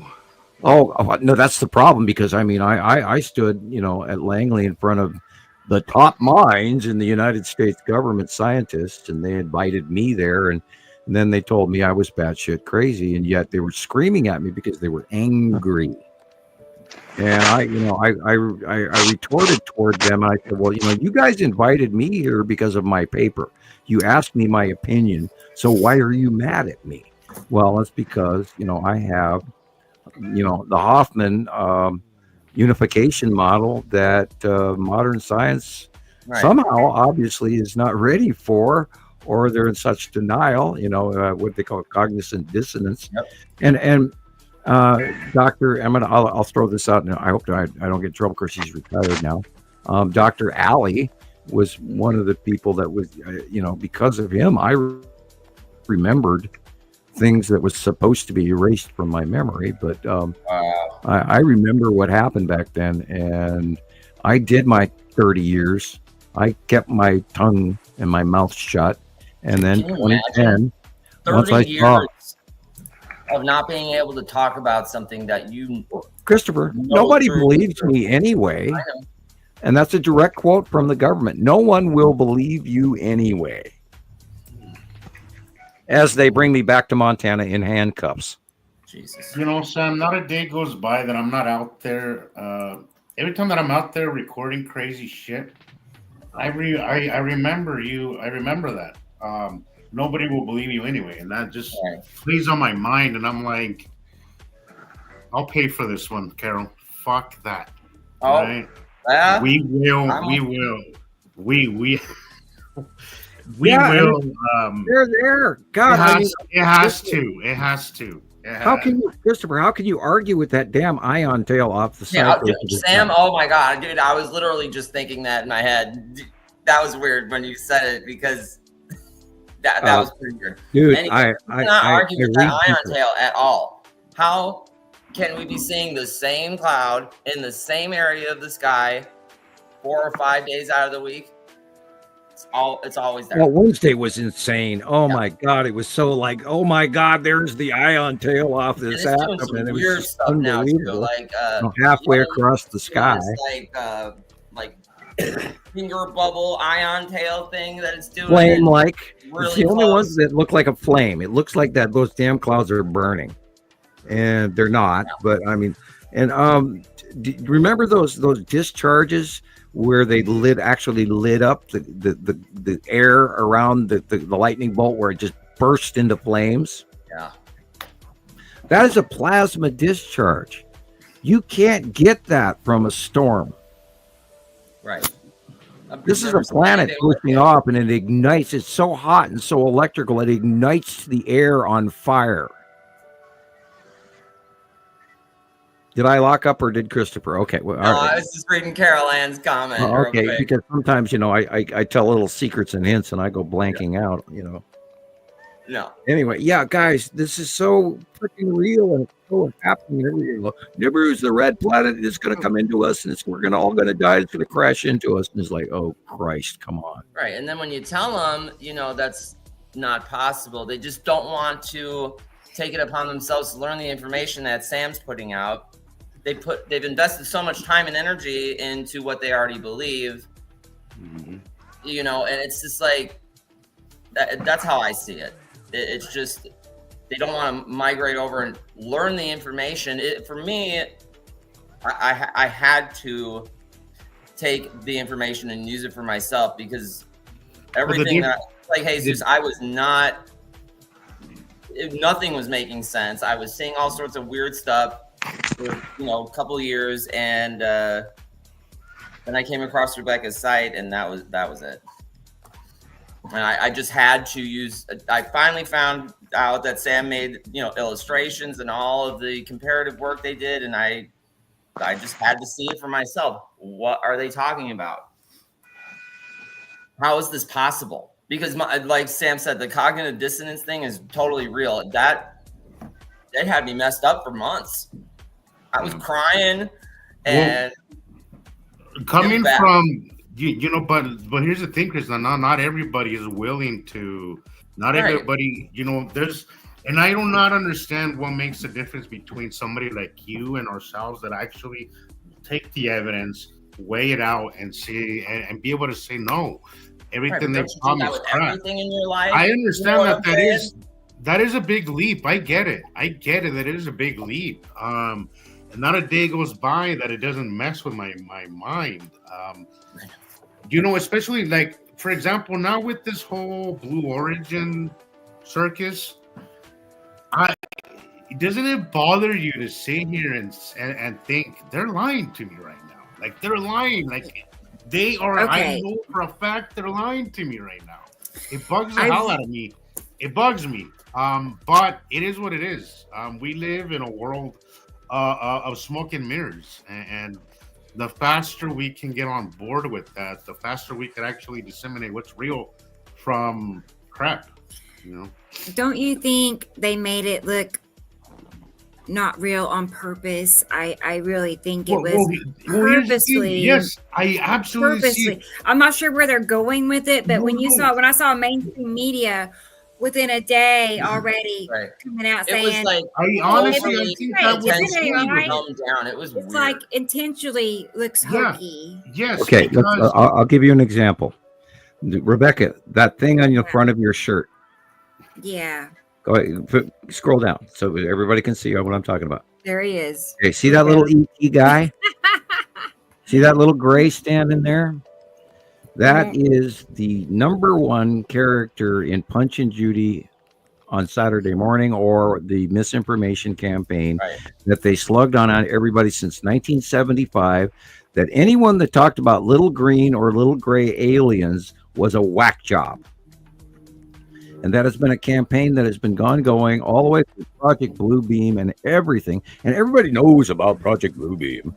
And that also is a misnomer event, that a part of the rock soup that they're serving. Any of you ever read the story Rock Soup, where it starts out with a rock, but you keep adding carrots and vegetables and yet, anyway.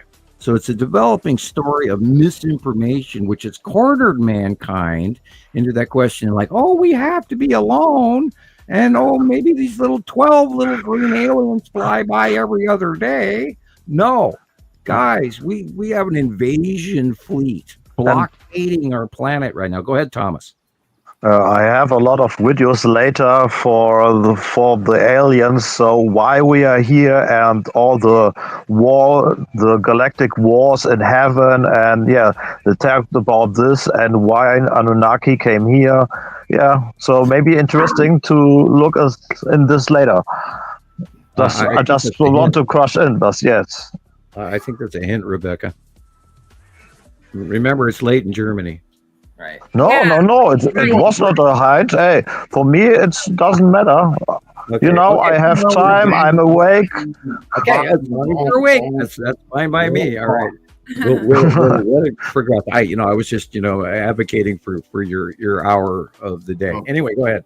I'm a young man, Sam. Well, that's It's a right. hint. That's right. You youngins out there. Yeah. You want to see pictures and videos? Yeah. We want to see some pictures and videos. And Joseph, you're welcome on the show anytime. Your wife's right. Maybe you do belong on YouTube. Maybe come on down and Yeah. tell us what you see or what you think. What you think? Yeah, about we all invite this. anybody to join the show. Just contact Rebecca. Yeah, And we'll try to set you in. Everybody's welcome. You can Come 5-minute on. cameo. You don't have to So, show your face. You can show a sticker or whatever. Come and tell us your maybe opinion. We want-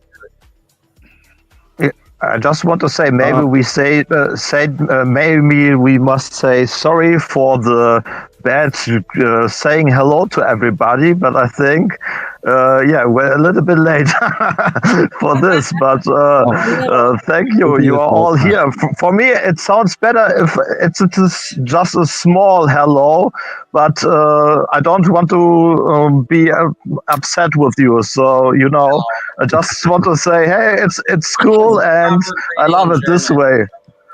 Huh? Like, what's the proper greeting in German for somebody saying hello? Die Begrüßung, also man sagt Hallo, you say hello, guten Tag, good day, guten Tag, yeah. Tag. Yeah. Thomas, right? That sounded pretty You bad. can say but, you can only say hello and hi. That's also okay. You don't need to be very official. So yeah, I just want to say that because I see Rebecca putting all these comments, and she's saying, "Oh man, I'm so late, and I think, hey, okay, I know, let's this say is the everybody latest- hello and say it's too late. Because if you're now doing all the greetings and 50 minutes and say, hey, everybody, so we lose more time. Yeah, I do Sorry agree. for that saying, but I want to say my opinion. Yeah, I agree. Yeah. I agree. Yeah, this is gonna be one of them shows. Show 111 will be that show, right? Where Hey, they're all that show. a mass hello. I hope over time I that, see all our that people, regulars. I hope that our regulars become endeared to all of us characters and our behavioral nuances. And I'm happy that you're here today, Thomas. Thank you. And to people out there in the comments section that we haven't said hello to, we could say hello now. Right. But we can maybe fast track it also. It's rough because I don't know why the comments are kind of out of order.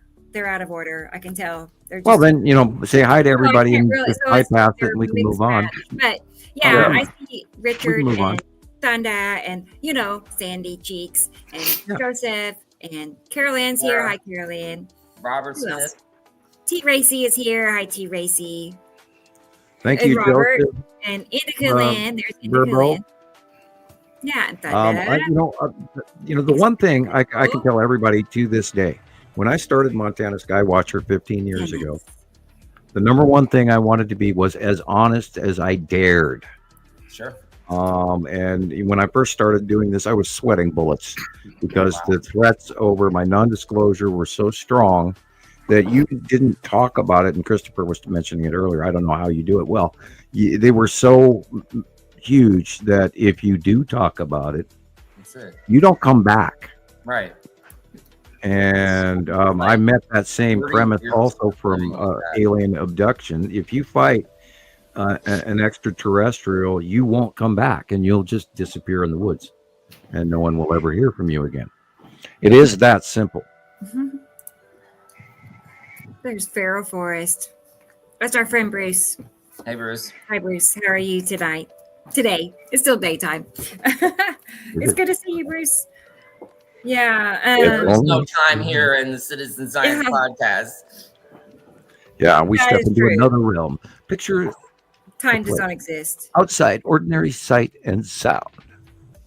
You've entered the twilight zone. Pretty Okay. much. So I feel like Sarah. Rod let's go Serling. ahead and start with, like I said, Alexander's video first because I know it's late. Yes. For him. No. Let's Please go ahead do, and We can do it. It's good. go. Oh, And Rebecca, go. then we'll look at what Thomas sent to me today. Yep. Okay, so we have all. Yeah, later. We can first do Alexander. It's no problem. I see that. Thank you, Jesus. That's very thoughtful. Very, very, very. Hang on, I gotta find something. Something cute. I know. Well, that's super nice. Let's do this one. Let's see Because they're dancing cute. cats. You know what? You know. I love the dancing cats. Yeah. I love these. The dancing cats. Oh, Or this one's fine too, but that's cute. I love know. all of them. I think it's like a great little segment of the show. I love it. Dancing cats. Well, here's some dancing cats. By the way, I liked your yeah. going live promo the other day. There we go. Oh yeah. Oh cool. Well, I don't That could remember. always what we that said. will always make me smile right there. It doesn't matter. Yeah, what look I'm at doing. it. Always- If that you're will not the one in the careful, middle. you know, your catchphrase is going to be these dancing cats, Rebecca, at the rate you're going. We could do that. I'm telling you, Rebecca's Kitchen will probably get, Throw it. 9 million views. So That would be Right? it.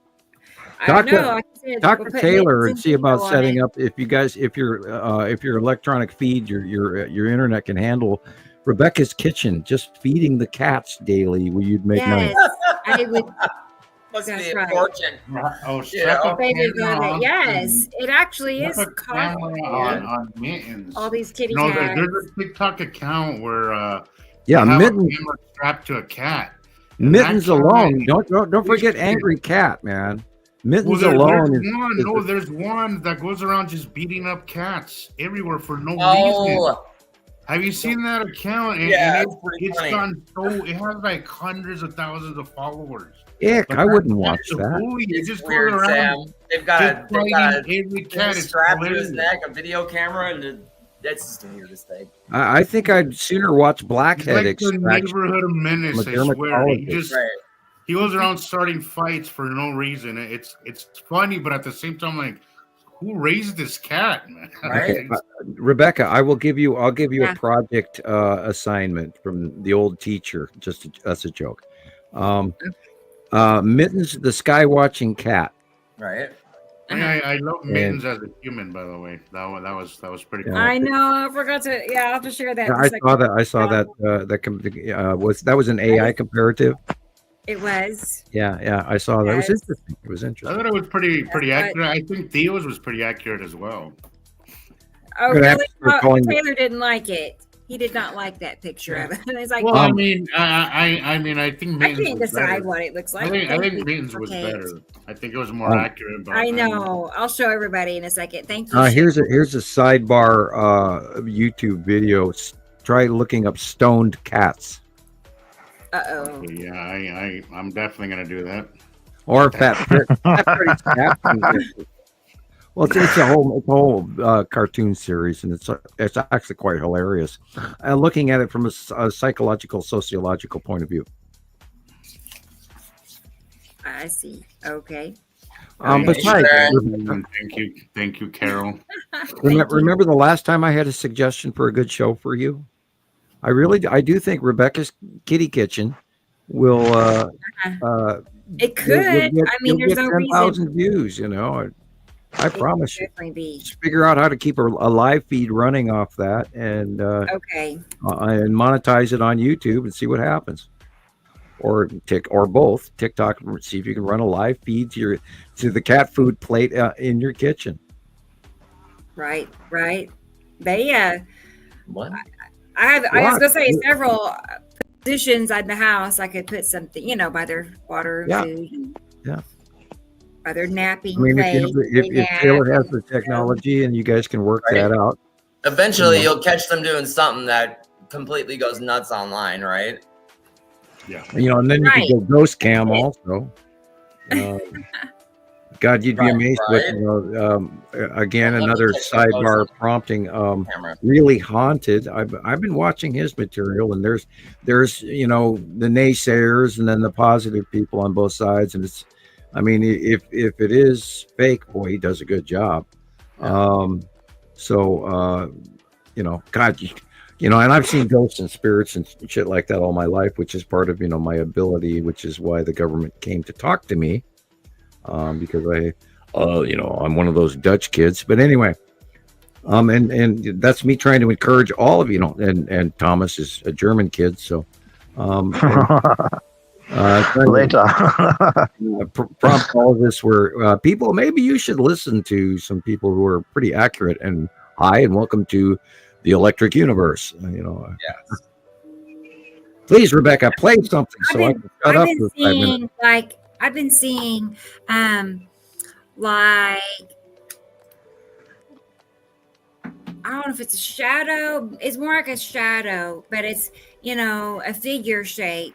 When I look from my kitchen into the living room, there's a hallway there. Right. But I don't know. It's just a quick glance. I mean, I turn my head and it's there, and then it's not. If you see it's real.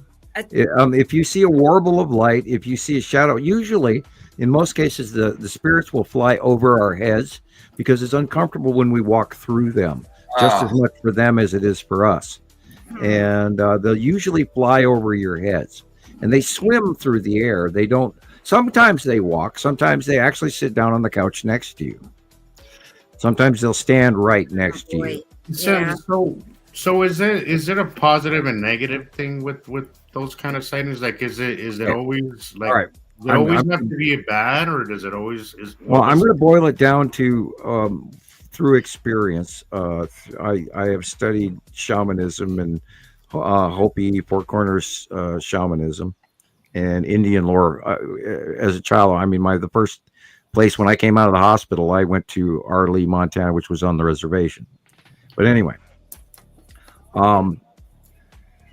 when people die, they have expectations of the standard earth religion that we all generically, the Bible, I'm going to go to heaven within a period of time. And once I realize my soul's errors, I will rise to heaven. Well, when they find out that they're in an existence place and they're not collected or gone up through the light as we expect, as soon as we expect, they become forlorn and lost.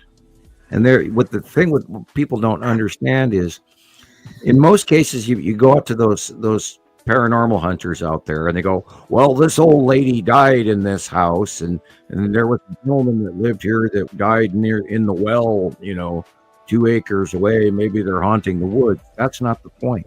The point is there is spirits walking past you in Walmart. There are spirits that stand in the middle of the road. There are spirits walking through fields. There's spirits. Did you ever see that movie Constantine? Yes, I did. So yes, I've seen it about basically, you know how it goes from the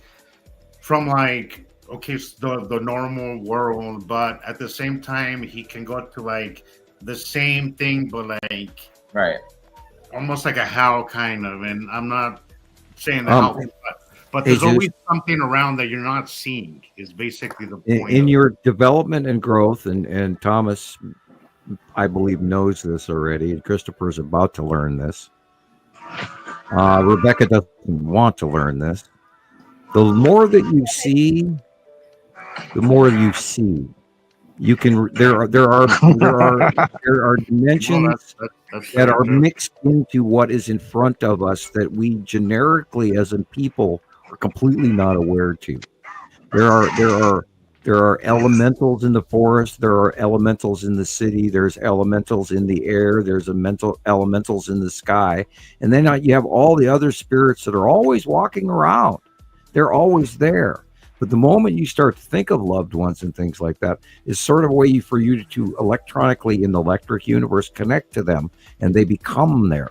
If you have a loved one that has passed, You can summons them by lighting a candle, as the Romans did in the effigy of that person. There is power. That's very true, Sam, because I'm sorry that I, No, please do go on. When my mother passed, so my mother was diabetic, and when she passed, she passed when she was in my arms. So she called me into her room one night, and she was not doing well, but she said she wanted to sit up. As I was sitting her up, she took her last breath, and he did the gurgle thing. Chris, you've been in the hospital. You worked. I'm sure you know what I'm talking about, right? Yep. My mother passed away from the same thing. But for when after we did the funeral, we drove her all the way to Mexico, buried her in her hometown. That was her wishes. But when we came back to her home, to her house, we stayed in her house the last couple of years just to kind of help her out. I was scared. I was scared of being in the house. I was scared of getting up to the bathroom. And this is what happened. For the next, I would say, week, I had this reoccurring dream where she would show up in my dream, and then she would tell me there's nothing to be afraid of, right? And then after that week, lucky man, the dream stopped, right? And then that fear just kind of went away. Wow. Went away. She let you know that she's still there. Science will tell you that it's just my mind making sense of these things, but I disagree. I would disagree with that. That was way too real. And to just leave it at my brain messing with me. I just don't believe that. Go ahead, Thomas. Your mom is still there. This is I just want to say. So she isn't gone. She'd protect you everywhere. I agree. Okay, we talk about. She's never really left. I feel. We talk about proton proximity likeness identification. I'm her. You guys, old members, know what that means. Once two protons meet in intergalactic space, they could be floating out there, in in the hydrogen and the nothing and the gases and the and space bug farts, whatever. Once those two protons meet. And if one has a higher harmonic than the other lower harmonic proton, the lower harmonic proton elevates and meets and matches that harmonic resonance, because light equals sound equals matter, basic physics. Okay, your mother and you and the protons in your body and the protons in her body are still connected, even from the gamma quadrant to the delta quadrant. Across time and space, they will always be connected. That energy never dies. And when you think about your mother, you can call her into the room, as well as, okay, how many times on the show have we talked about spirits and all of a sudden weird shit starts happening around us? Almost every time. Right. And by the way, Christopher, I've noticed there's been no thumbs up on this laptop. I'm happy about that. I still love that. It's just so awesome. I love the effort of that person that actually clipped into your feed onto your phone and then gained some sort of weird, you want to know something really weird? Okay. This week I had a payment plan on my. Let's listen to this. I don't know if anybody's ever dealt with this with their cell phone. So I had a payment plan on my phone. Okay, but when I made the arrangement with the cell phone company, it was like 2 weeks ago. For the last 2 weeks, my phone has only worked for about a minute, and then it shuts off and restarts. The minute I paid the bill, the phone starts working normally. Oh, guys, if you had any idea. Chris, that's been happening more and more. Sorry, Sam. Go ahead. You know what happens when I don't pay? Okay, so I had to get more memory on my Google Photos, because just 200 gigabytes is not enough. I had to move up to the terabyte, right? When I don't pay it on time, my Google Photos just goes nuts. And it's not just like the memory problem. Like, there's things that just happen that just, I try to edit something and when I try to save it, it won't save it. Or I try to find pictures and they're not there. It starts messing with me. And as soon as I pay it, it starts going back to normal. Guys, as of November of last year, we stepped into a whole new world, boys and girls. We moved away from the bots and the fact checker bots and all of that, and we moved into social media bots. I mean AI. Have you We are in a brand new world, boys and girls, and everything you thought about what you were doing a year ago has now changed. And I'm warning you, and I don't even dare tell you how I know this, but I do my homework, and I study politics to religion to subatomic chemistry to astrochemistry. And please come on the show or write us a text or comment on YouTube or TikTok, and I'll debate any topic. By the way, there was other comments where they were saying, yeah, and those Facebook sites that all of those guys are running, they've got all of these wackadoo admins and moderators, so therefore they're a bypassed has-been Facebook site. Nobody follows you anymore, and that's not what's happening. And remember, we'll talk about our wonderful favorite troll groups, plural. There was at one point in time 5 different Facebook sites just devoted to downing me personally, and I love all of your efforts, and thank you for going there. I still enjoy my poop hat. So I just want to say an advice to all of you. Don't think so much and enjoy life. Yeah, really. So don't think so much. Oh, what with this and this? You don't forget it. Enjoy your life. Your soul is immortal. You are here to enjoy your present moment. Don't think so much in future or in other terms. Right. So, Hey, Thomas, do you know how many times I typed that last week?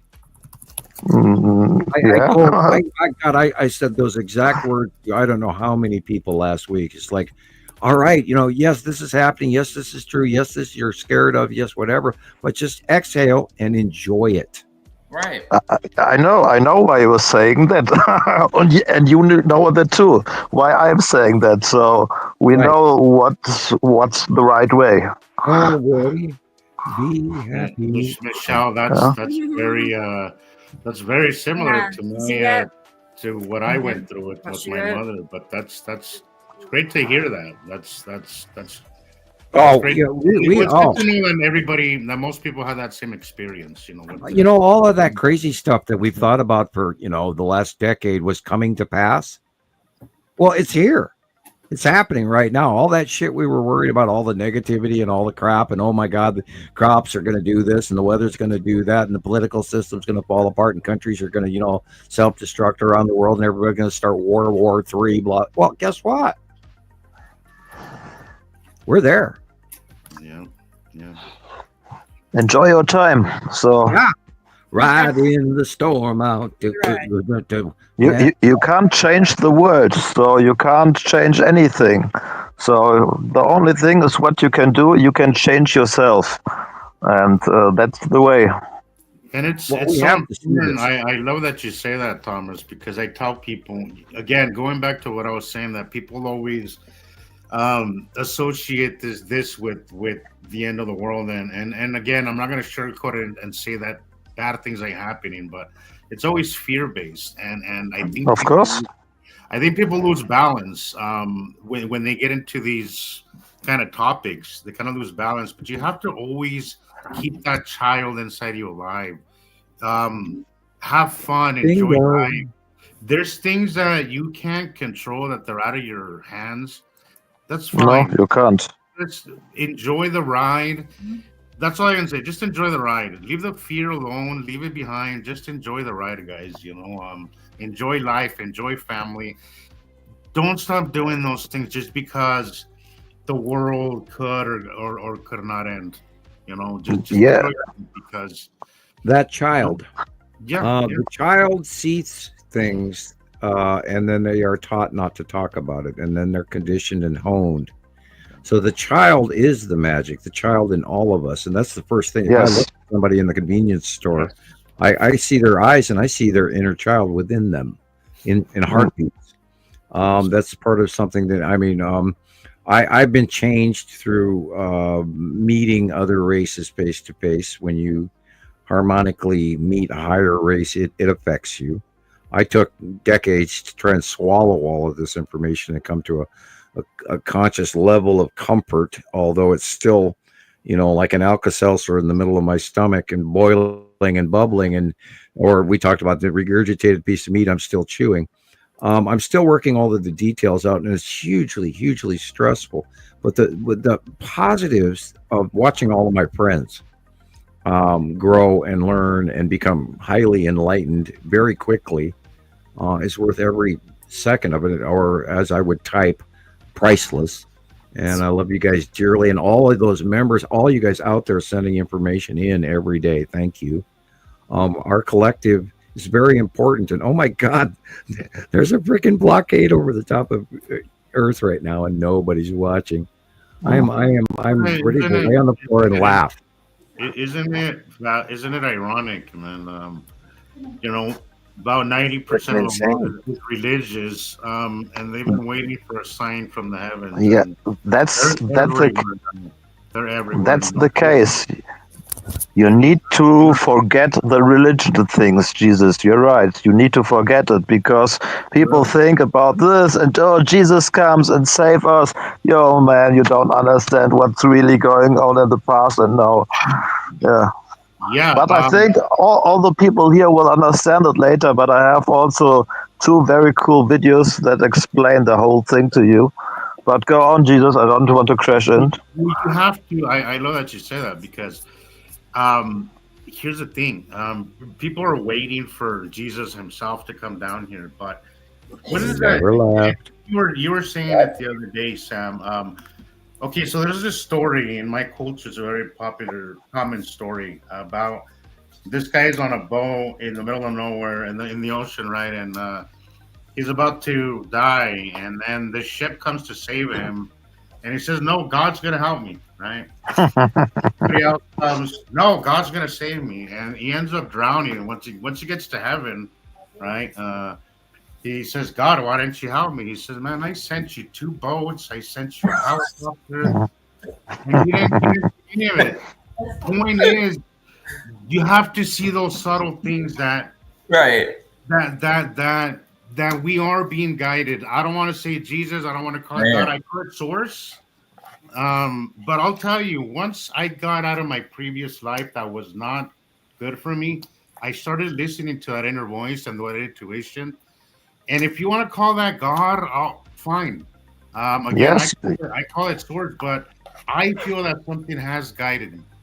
I thought we talk about being the change that you seek, and then in many of our previous podcasts, I talk about to excel in your daily life. And that's what I try to do for all of you guys. I try to excel, and it drove me insane for years. I was getting up at 3:00 in the morning trying to make sure I was the first one that gave you the information to make sure that all of you guys do, because I wanted to excel. And that same vibe is what I have learned is actually what Source is providing to each of us once we exhale and trust ourselves. And then you have a level of excellence, because you know and trust that you're doing the best that you can under the information that you have. And we are all within our time period, and Source provides. Like YouTube always hands you the right song at the right time for everyone, which is why I bomb everybody with music. Because Source hands me, and I have to share it with all of you guys. We are on a plane. We are on a change of existence. We are the 144,000, 1.4 million people who are going to wake up. I know information that I don't even dare publicly talk about, because, with the current administration, somebody could knock on my door and I won't be here next week. By the way, it's still very possible. So, but I think I have a lot of videos, so you don't need to talk. So you can only need to confirm. Right. Yeah, if I vanish in some prison like Gandhi, don't worry. Thomas has plenty of videos. So Yeah, We're set. you don't say Sit anything. there, don't worry about it. They can come to me. got Right. that. We're like 2 hours in, and the conversation is just kind of flowing. So Yeah. And we're not showing any pictures. we haven't. Let's look at. I'm ready to show you Alexander's video. do it. y'all. Let's see what Germany looked like this week. Were we Okay. there about All 45 minutes ago? Here we go. I'm laughing at me No, for this. no. I get to talking. It's been a whole week since we last talked. Right. Well, it says 2 hours and 14 minutes. We've really only been talking for 10. Yeah, right. Right. Sounds about right. Oh, this is the one I'm talking about. Look at this. Is this the blue asteroid? See the center dot? Yeah. Mm-hmm. Wow. And that's not an asteroid. That's definitely not a moon. That's a moon. You're right, Sam. That is. Look at the blue edge. Jesus. It's got the center dot. That's a freaking moon. It's looking like a golf ball. Right. Wow. That's a moon. Impact marks and dust. Wow. March 9th. Wow. Center orange dot It's right that. there. Is that not the blue asteroid? Which we may have to rename. Look at that. I told him, I said, if Incredible, Alex. if this is the blue asteroid, you just changed the whole ball game. Right. This is incredible. So what is that? what makes you think it's a moon? Is it the markings or The what? craters. It's got craters. Like a Impact golf ball. Impact craters. Difference between It has an the asteroid- large? It's definitely a lot larger than most normal asteroids would be, right? I mean, and asteroids are irregular. right. And they're smooth and they're shaped and they're ice-like or they're jagged or they're cumulative clusters of all sorts of little rocks combined on a salt particle. But this is a planetoid. Right. This is a And it's proton. not I mean a perfectly neutron. sphere, but Mars has a moon that's not perfectly round either. So Yeah, Mars has other objects that mankind does not count as moons, and Well, because Phobos, remember we dumped Pluto. Phobos is a really weird. yeah, that's Weird what I'm talking moon. about. It's got a lot of. It's a weird moon, right? And there's been rumors that there's been Again, retrograde waves found, and I wondered why the blue asteroid did not follow suit where lead asteroid and spiral asteroid went when they were cumulatively together in the early years. But the blue asteroid is behind them and only went so far next to the sun, behind the sun, above the sun, below the sun for the last 8 months to a year now. And I was going, why isn't it moving? Because I think it's a moon of Uri. And we've talked about that before, where we don't know, because most gas giants have umpteen. I was just gonna say, Sam, it has to have a moon. I mean, gas giants have.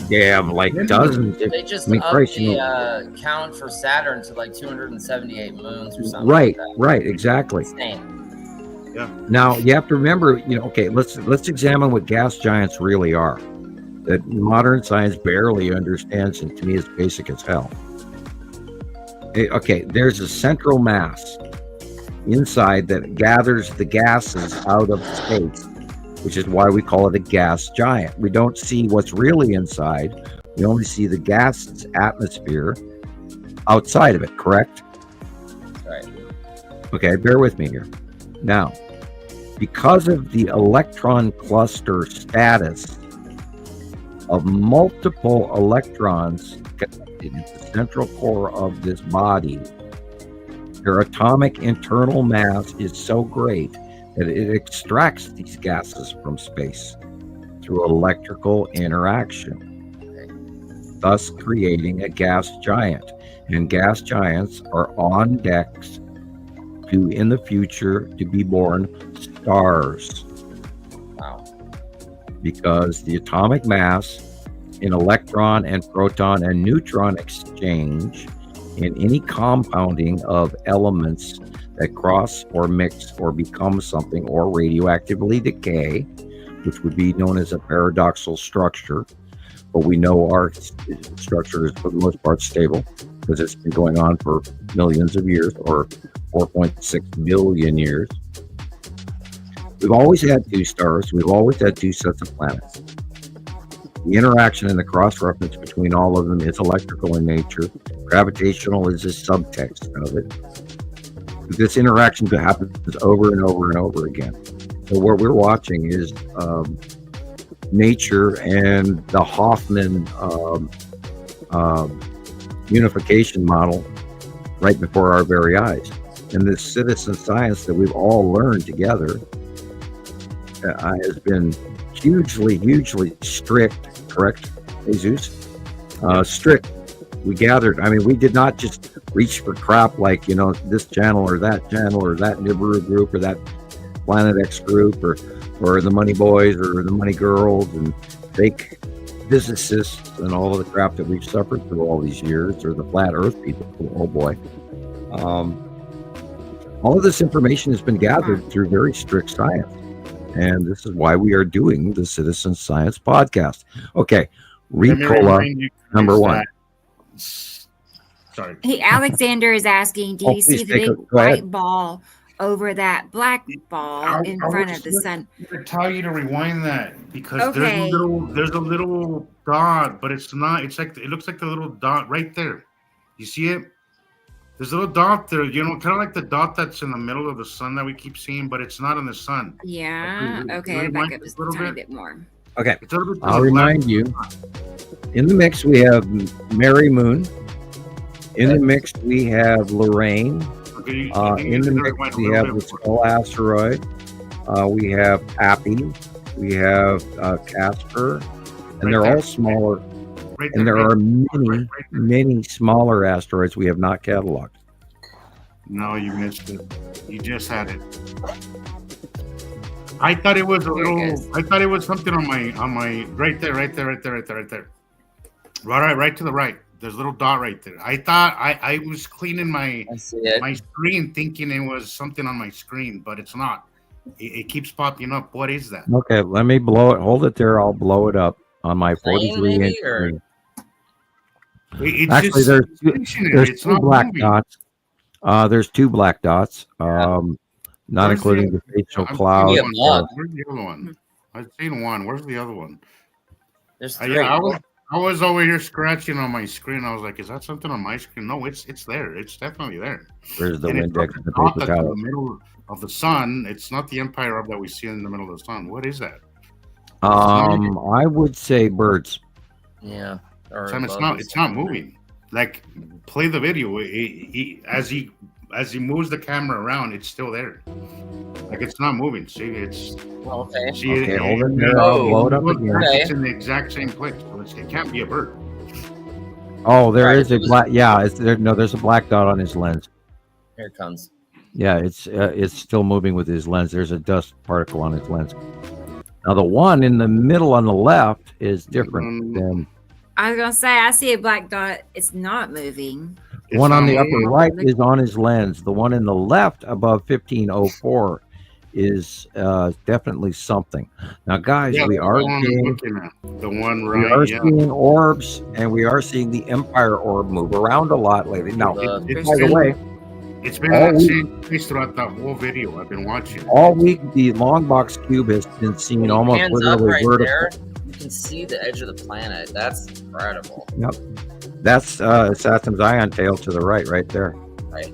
Alex, did you notice that when you were taking this video, that little dot? Did you by any chance notice that at all? Because it's still there in the same place. Still there. Guys, I avoid the small stuff. I really do.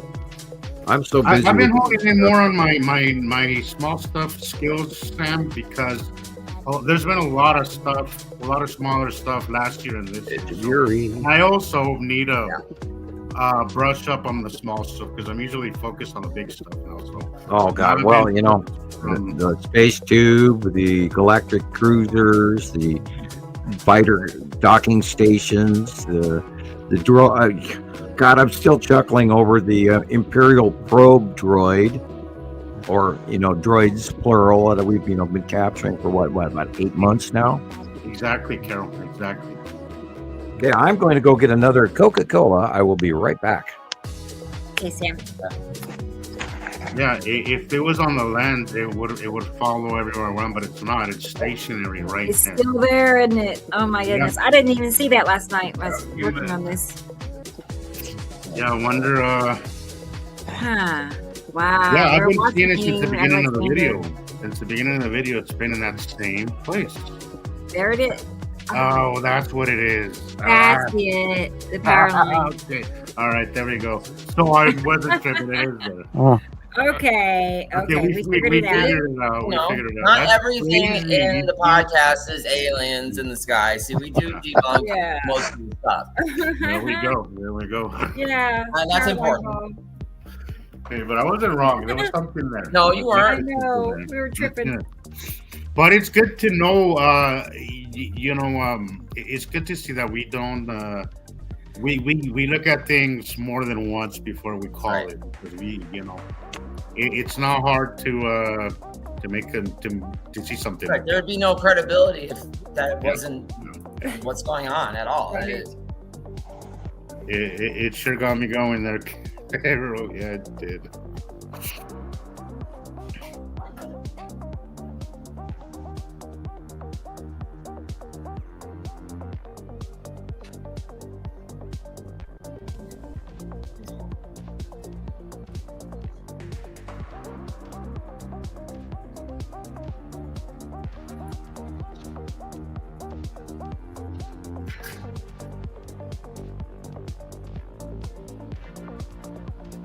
See, I've been getting a lot of this. Where if it wasn't for all the clouds right at the bottom, you could see the edge of the planet, but there's always cloud cover there at the bottom. It's been crazy. I've been seeing that so much this week, but I have not been able to catch the bottom of the planet if it wasn't for all that cloud cover. In fact, I got a pretty cool time lapse. I'm still working on it. Where you can see the planet blue, and you can see it moving, but there's so much cloud cover. There's only like a little slit of blue that you can see, but you can see that slit of blue moving as the time lapse goes. I think it'll make a good time lapse video. I'll finish it up and probably post it tonight. And I will remind you again, please get a copy. I want to see a copy of Atu's Moon from New Mexico. I will post that after. I miss it too much. I mean, guys, we're all this summer. What's coming? Now, get a bunch of pictures of my stuff that I sent. So we need to move on. But what is happening and what's going to happen in front of our very eyes, and it's already started, is the discharging, the electrical lightning of these close passing very, very large objects. And this is why I sent Rebecca today, this early this morning, a whole bunch of lead asteroid pictures from years and years ago, to get you guys all to the understanding level of the fact that we've been watching this information for so long, that we've cataloged and documented all of this. I mean, shaking my hands as I say that, because there's, the naysayers out there. And maybe one of those black dots is on my screen. Hold on one second. Oh, we figured out what. One of those black dots was on my screen. Holy cow! I'm laughing at myself right now. Cool. I had a bug. Yeah. He zoomed It's in. still there. and Like, we look at that wanted black dot. Okay, all right. One on the right. Yeah, you guys didn't see that. Anyway, It was a power ball. It was a ball on a power line that he zoomed in and we saw the black I wasn't even ball. seeing that. Oh yeah, that's a ball on power line, definitely. Yeah. Yeah. Once he went, Yeah. yeah, okay. Yeah, there's the power lines. Yeah, you got to be careful with what Yeah, you I do. gotta get to work around 6, and then right before, as I gotta go to a car wash and do all that. But I'll post that before I head off to work. So. Yeah, even if you have to, send me a personal copy to my page, I'd appreciate it because I want to see it again. I want to It's remind one of my myself. favorites. I look at that video all the time. Well, that's what's coming with the Saturn's yellow moon right now. I mean, can't wait, Sam. I the cannot Saturn's wait. yellow moon is going to be so over the top of us and in our faces, and the flame, like whatever it's going to do with that damn ion tail, is going to be insane. And I saw it Wednesday, and I was just sitting there going, "Oh my god, oh my god, oh my god, look at that, oh my god!" And I sat there for an hour and a half and watched it. You know, hello geese. Yeah, that's all I see. There's only a few of them. There should be many of them. Guys, right before our very eyes, we're in. Sorry, I got a hiccup from my first swallow off the Coke. We're right there in our. I mean, we're in climate change right before our very eyes. I will remind you of what happened in Santorini in 1650 BC, the last time the planets were here. The whole freaking Mediterranean history changed. The Mycenaeans were peaceful people that were rivals to Egypt, and they're completely skipped out of reality and history. Unbelievable. And boom, went Santorini. And look what Santorini did a couple of weeks ago. And look what's going on in Vesuvius. And look what's going on in all around in the Mediterranean. Look what's was the largest. Sorry, go ahead. I was just saying the eruption Sam's talking about, that's the largest one in recorded history, right? Of Santorini. What one of the many, that was, and people don't even think about the tsunamis that affected, from Jerusalem all the way to, the Pillars of the Giants all the way to southern Spain. I'm sure there was a massive tidal wave, or many of them, and that wiped out the Mycenaeans and the Minoans and all of that. And it's a direct reference to climate change. We had climate migrations, and society has changed and ended. And then there's the discussion of what occurred from the Aryan race moving into West India, and that's where the fair skin, and that's where literally the whiter skin you had in India compared to the darker skin has laid out this whole black-white thing that we've got going on in our race lore today. And that has been a basis of racism between African Americans, or even the brown skin and the white skin. And the Aryan races were... because it's an evolutionary trait. If you notice, most of the people that are closer to the equator are darker because the sunshine. As you get more to the northern hemisphere, that's when you get more melanin, and which is just dumb. I'm Northern Germanic tribe, and I'm blonde. I have a big nose. They say I was reading somewhere. It's an evolutionary thing. I have. Yeah, you can breathe. I think it's an evolutionary. And you can our skin color, our size, our hair, our ears, all those things. They're evolutionary us to our area on the planet. Correct. What is to a natural selection? That's what it is. It's natural selection. Well, people have it set in their minds that in the BC, anywhere between 0 and 150 BC, we were cavemen, and we were walking around in bear skins, dragging a club behind us. We walked up to women, conked them, and dragged them by the hair, because if you drag them by the feet, they fill up with sand. Bad joke.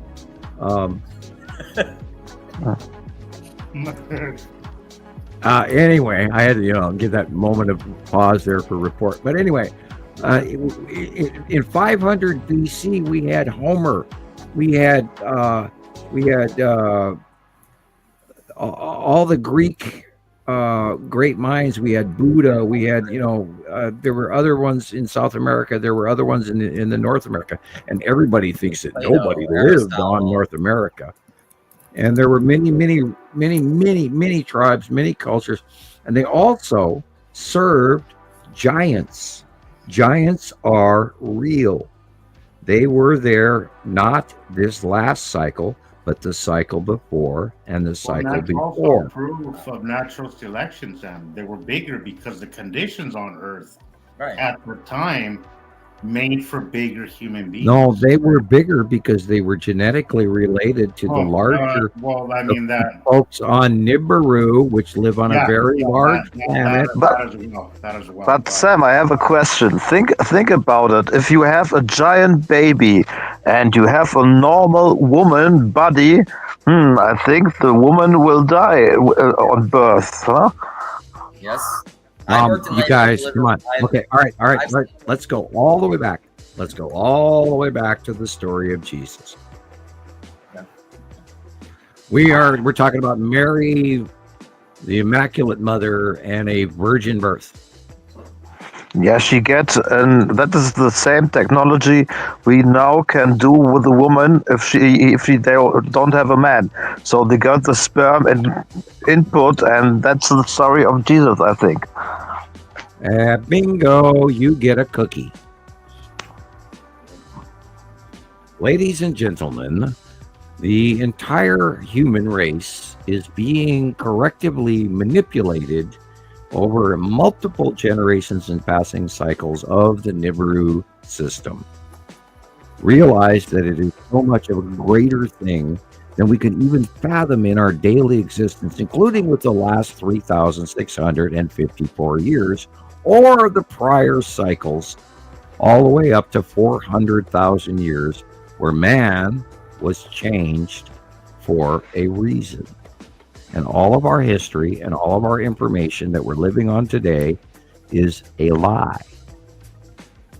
Of course. Okay, I'm ready. I'll go stand on the big pile of sticks with the post. You can tie my hands back, and I am now Joan of Arc. Go ahead and light the match.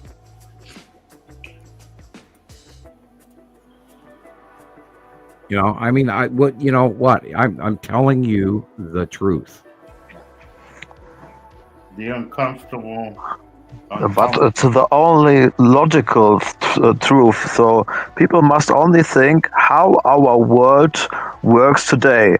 So we can genetic manipulate, we can do clones, we can do most of the things. And this is the past also. People are so advanced, so much technology. So you must think this way. This is the only logical way. I would also, if any of you wish to go to a science level to another stage of the same topic, I would encourage you to look up what they would call, it's a current science called CRISPR technology. Oh, yeah. CRISPR tech.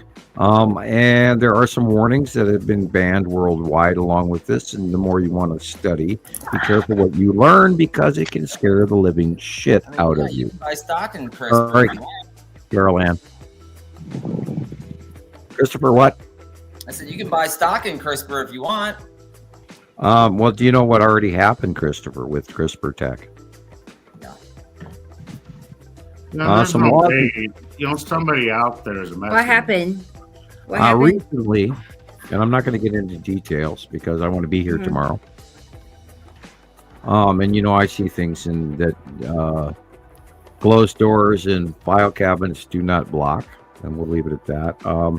CRISPR tech has been used against mankind recently to change our offspring. And those of you who are here today, I pray for the future of our children, because a very great, serious crime has been done again to mankind. I can say it. I don't have problem with this. So you must think about the COVID vaccine. So the COVID vaccine did a lot of damage to the people. So the RNA changed the DNA, and that's changed the man and the woman, and also the kids. I would briefly correct you scientifically, if you don't mind, sir. No problem.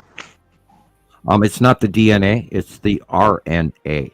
Right. Yeah, I said that before. I said they changed the RNA, and the RNA changed the DNA.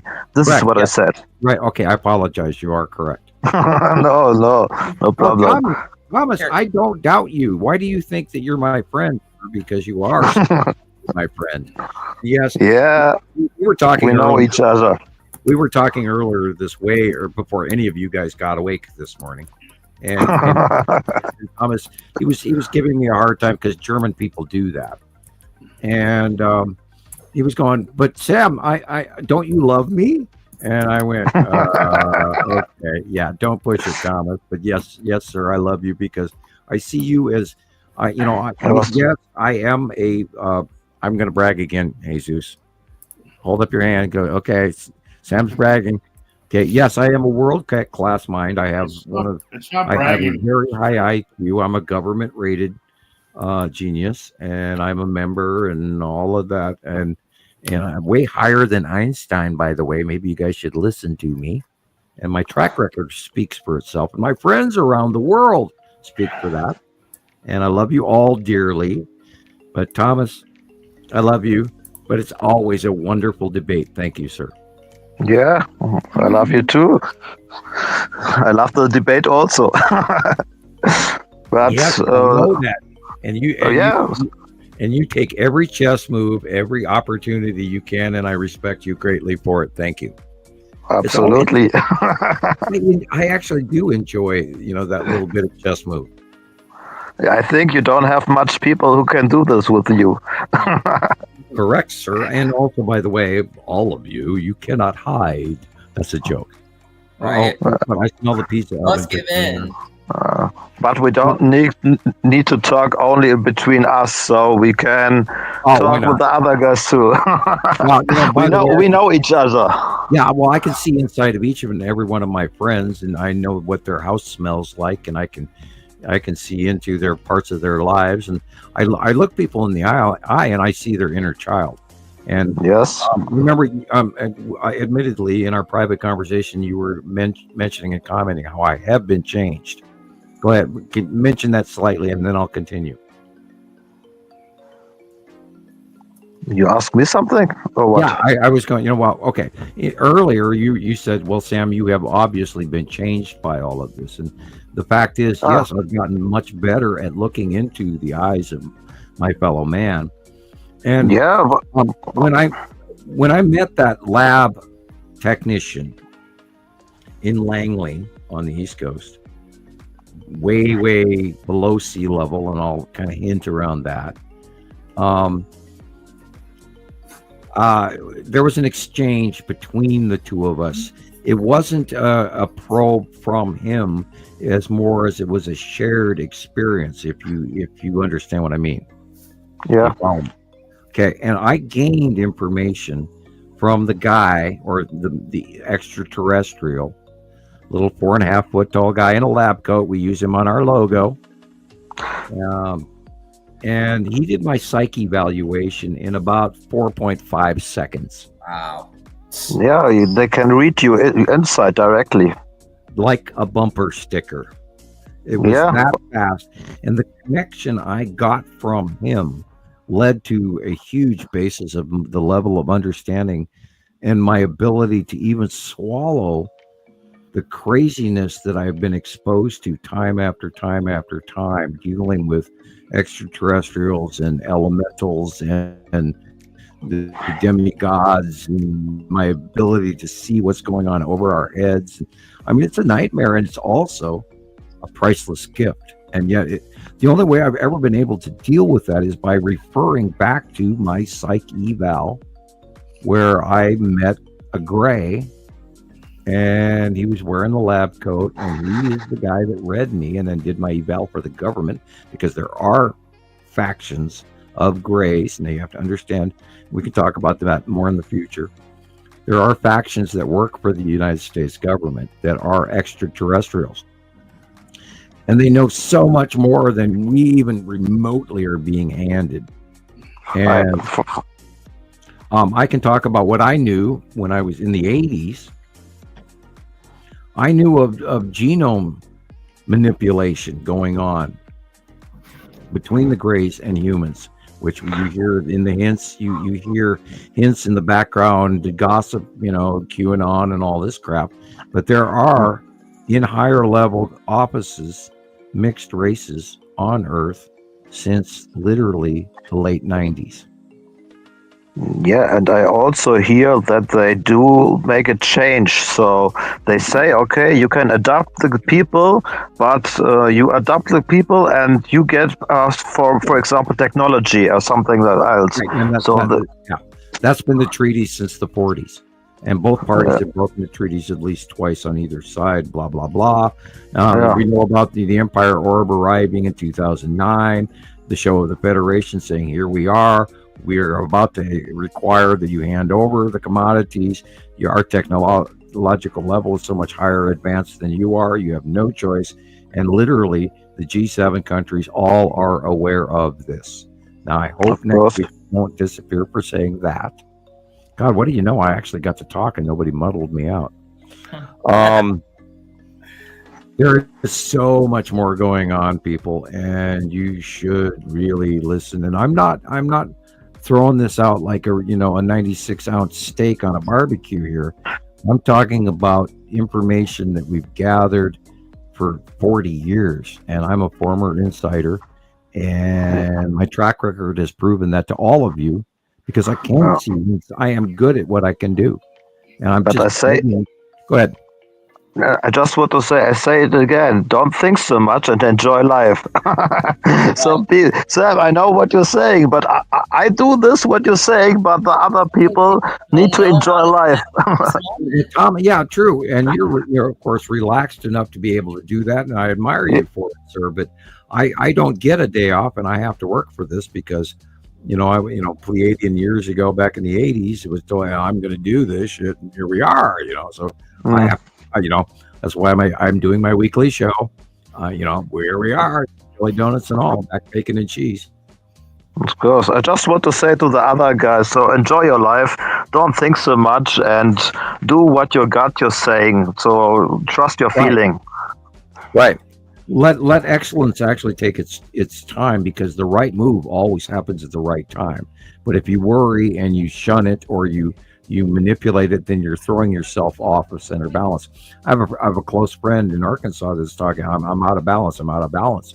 Well, the only way that you can balance is go outside, put your feet on the ground, and just forget the past, forget the future, deal with the now, watch the shit in front of you, a fly flies by, or a bee, or God, there's a dandelion, or Jesus, I need to trim my toenails, whatever. But just, do the now.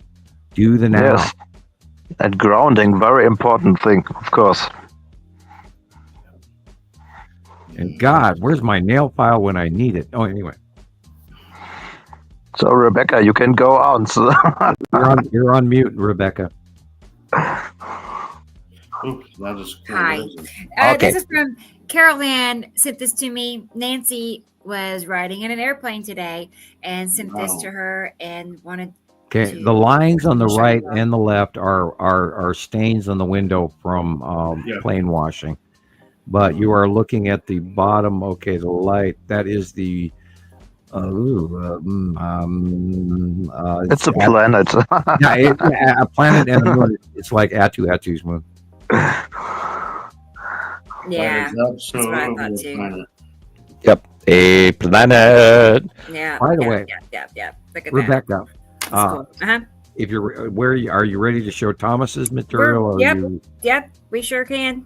Sure, let's get it out there. Let's get the metaphysical going here for all of our friends out there. Right, there's several clips, and I've put you'll see anyway. We can skip if the clip is not matched, but I think they are interesting clips, and people can learn from this too. Okay. So I have also the Galactic Wars. I think that's an interesting story, how it all begins and this shit. Yes. And we should also remember that we have to weigh man's information versus off-world. So some of the information may be inaccurate, but of course, they're not 100%. You're right. Take what fits and is comfortable is true. What doesn't fit and is confusing is not true. Yes, thank you for saying that. That's also my feeling. I weigh that all the time, and everything I try to share, and I have to, throw out a disclaimer going, not all of the information provided in this video is factual, but as a generic reference, we have to, provide this information for you. And if you're easily shocked, please turn away. And by the way, no hamsters were injured in the making of this film. Thank goodness. Man, that's a relief. Here we go, guys. Was never crucified. Matter of fact, Harvard has a copy of the Book of Jesus' Wife in its seminary library. So most likely he got married, had kids, and the Merovingian bloodline most likely is still walking the planet till this very, very day. And so I think that those stories of the ancient the ancient cultures having the same story over and over again was just it being copied again from culture to culture and being reread, and the names being slightly changed, but it happened originally thousands of years prior with Horus. I believe that Jesus, his real name is Yeshua. First of all, he was a real person that did exist. I've been to the house where he grew up in Egypt, because if you remember in the Bible, Jesus disappears from the Bible at the age of 12. Disappears. You don't see him again until he's 32. He's gone. Where does he go? The Gospel of the Holy 12, which was left out of the Bible, has the answer. He goes to Egypt. I've been there. If you go to Coptic Cairo, you can go to the house where Jesus and his mother lived in there in that area, and they turned it into like a crypt now. So you can go there, you can see where the bed he slept in and everything is still there. And he was learning the Egyptian mysteries. From there, he went all the way up into Tibet to learn Reiki healing and Qigong. And that's been confirmed by the Dalai Lama. And then he left from there and went down into India to learn the mystic arts, teaching reincarnation all the way back to Egypt. And then the Bible picks up, I call my son out of Egypt. And then you see him appear on the back of a donkey in Jerusalem at the age of 32. And that's where the Bible text picks him back up as coming back in. But he was a very spiritual being. He was a virgin birth. And what's interesting is in the Apocrypha text, the text that was kept out of the Bible, you discover his grandmother, Mary's mother, was also of virgin birth. And if you look at the Sumerian tablets, you discover that these virgin births were not unusual. They were experimenting in these types of in vitro fertilization techniques, where they would take an egg and put it in the womb and take it to term. Not their egg, another woman's egg. And they have this whole section in Egypt called the Hathor's temple at Dendera, where they have these birthing centers where they were doing this. So he was a virgin birth, and so was his grandmother was also a virgin birth. They were planted on this timeline for a specific reason by the people who... But the higher races are the reason for the Jesus, so it's not the Anunnaki one. So I just want to say that. Okay. Well, we have to view the solar system, or the binary solar system, as the other one is larger. They are the older, in all of the Zechariah Sitchin clay tablets and everything. It talks about them being right there, and this is the passing, and that including with Egyptian, edification of Ra, the sun, the second sun, and the Son of Man, and all of these. Thank you. These Abrahamic religions coming to Taiwan Information Group, and everybody stops at that point. They don't take into account the passing of the binary system. Now, all solar systems with 2 stars, they have a cycle, and it's a discharge cycle. They're out there, they're part of each other. They're out there, they're part of each other. Then they cross paths and they discharge. We've been witnessing that since the 2012 CMEs. And now we're seeing the other side of that in the solar discharge patterns of the greater magnification of what they're showing us is our sun. And none of us are recognizing this as anything we've ever seen, including that great new coronal hole coming around for the second time. So that will affect us, and today or tomorrow or the next day, we're going to have some serious earthquakes. And I checked the earthquake report today, and all the vertical tectonic plates are moving, literally from South America all the way to Alaska, literally from Africa to Europe, literally from Indonesia to India, literally from Tonga to Japan. I mean, vertical. Oh, and by the way, the Mid-Atlantic Drift has 3 major ones today alone, and they're all in the mid-equatorial and southern hemispheres. Dancing cat. Thank you, Sarah. Thank you, but Sarah. we can also skip the Jesus videos. I think people are more interested in the agent things, but it's up to the comments. So you can choose what you want. If she has them laid out, and the Jesus factor, now I will re-implore to everyone that Jesus was not a religious figure. He was a bloodline upgrade, and look that up. So every story about I watch a lot of stuff about Jesus. And this is good. This is a good one. So you understand the text in the Bible. Okay, here we go. The secret it centralizes just above the lizard brain. In the center of the brain. This oil is the Christ oil, or Christos oil in Greek. This oil is produced in the claustrum, which is at the brain's center next to the pineal and pituitary gland. Once it's produced in the claustrum, it then goes to the pineal and the pituitary glands. The pineal being the electric charge, also a positive charge, and the pituitary has a magnetic, also negative charge. Pineal gland is Joseph in the Bible, and the pituitary is Mary, the honey and the milk, the sun and the moon. The pineal gland sends its positive charge down the pingala. The pituitary gland sends its charge down the ida. These are the two serpents symbolized on the medical symbol.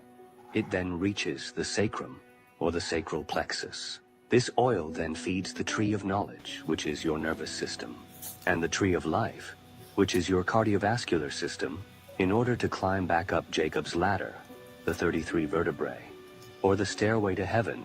You must retain your seed, meditate, and have an alkaline diet, which is electrical food like fruits and vegetables.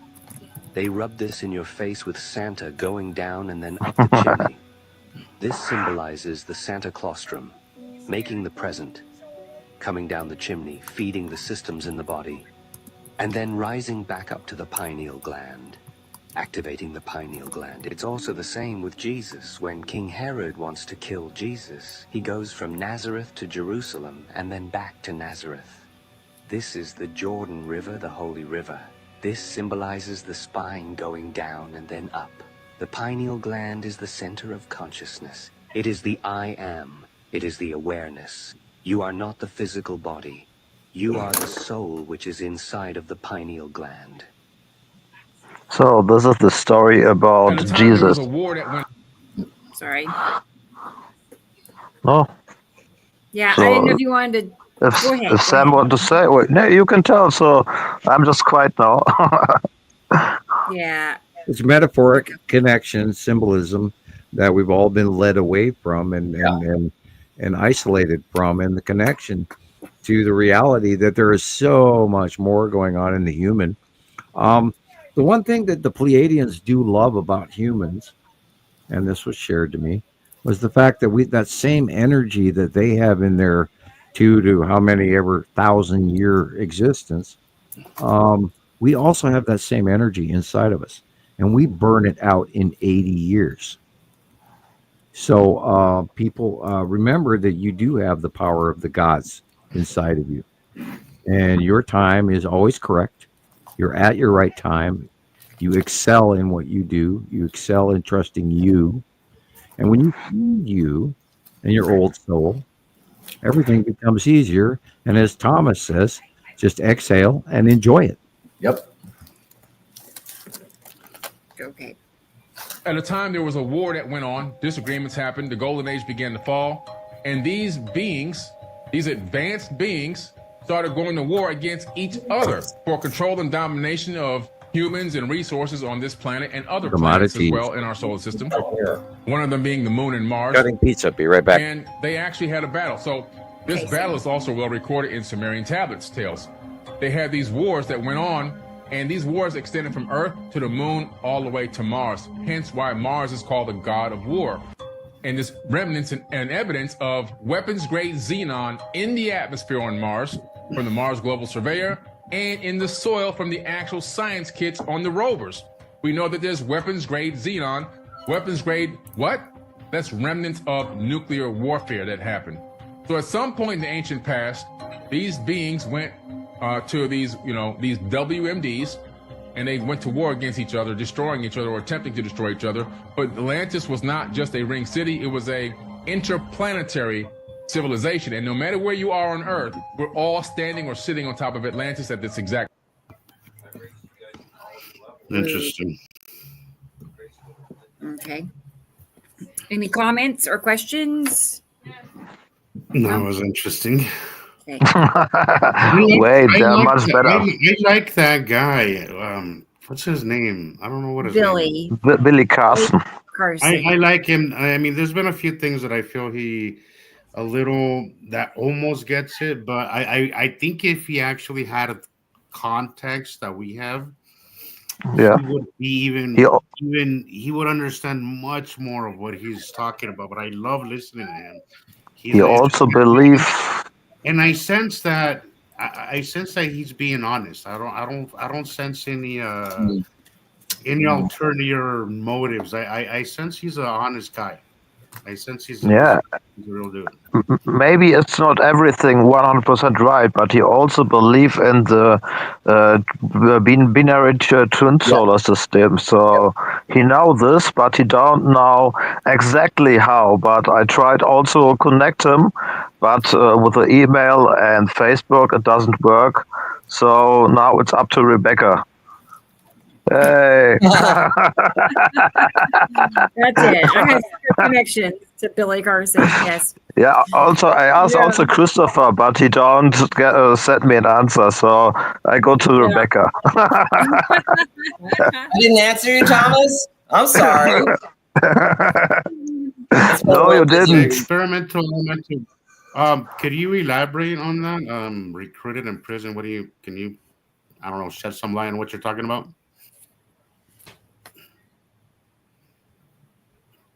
Or I'm not sure either. I was looking back in the comments. What are they referring to? I'd like to know. But here's my thing. There is a lot of good and bad information. So this is the reason why it's never. When it comes to information, I say this: never put your eggs all in one basket.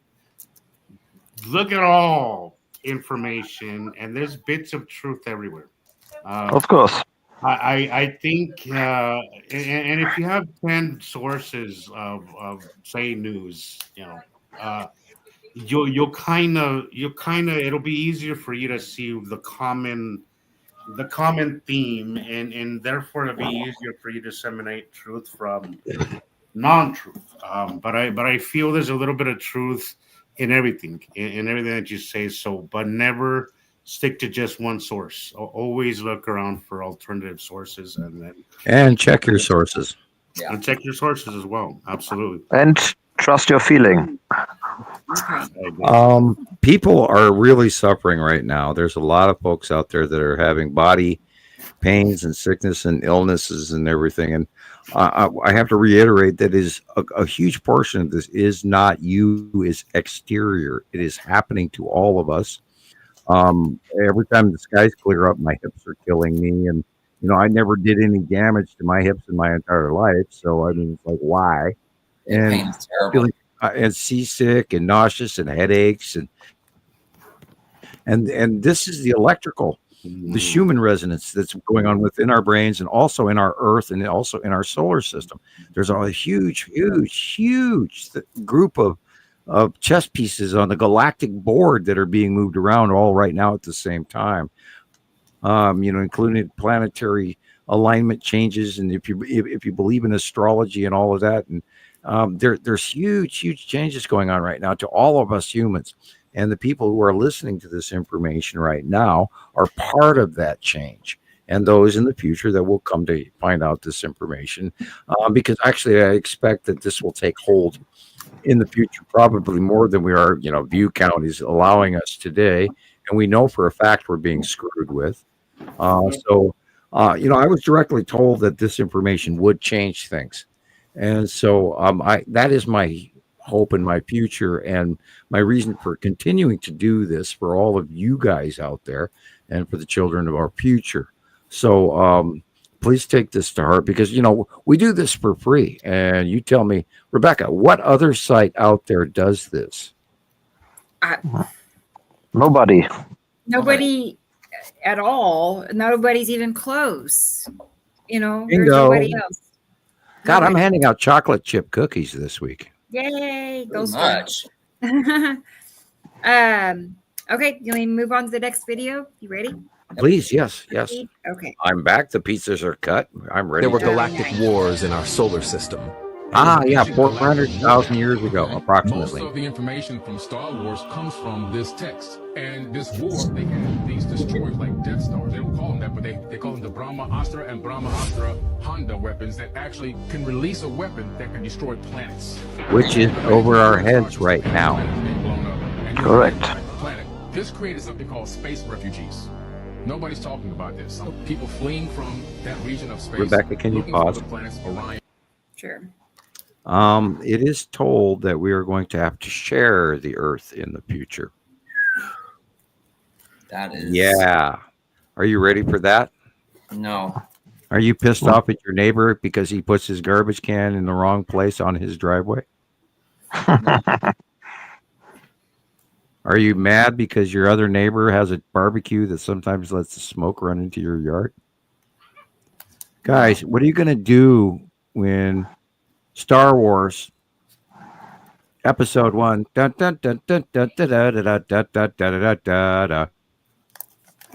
to your neighbor pub?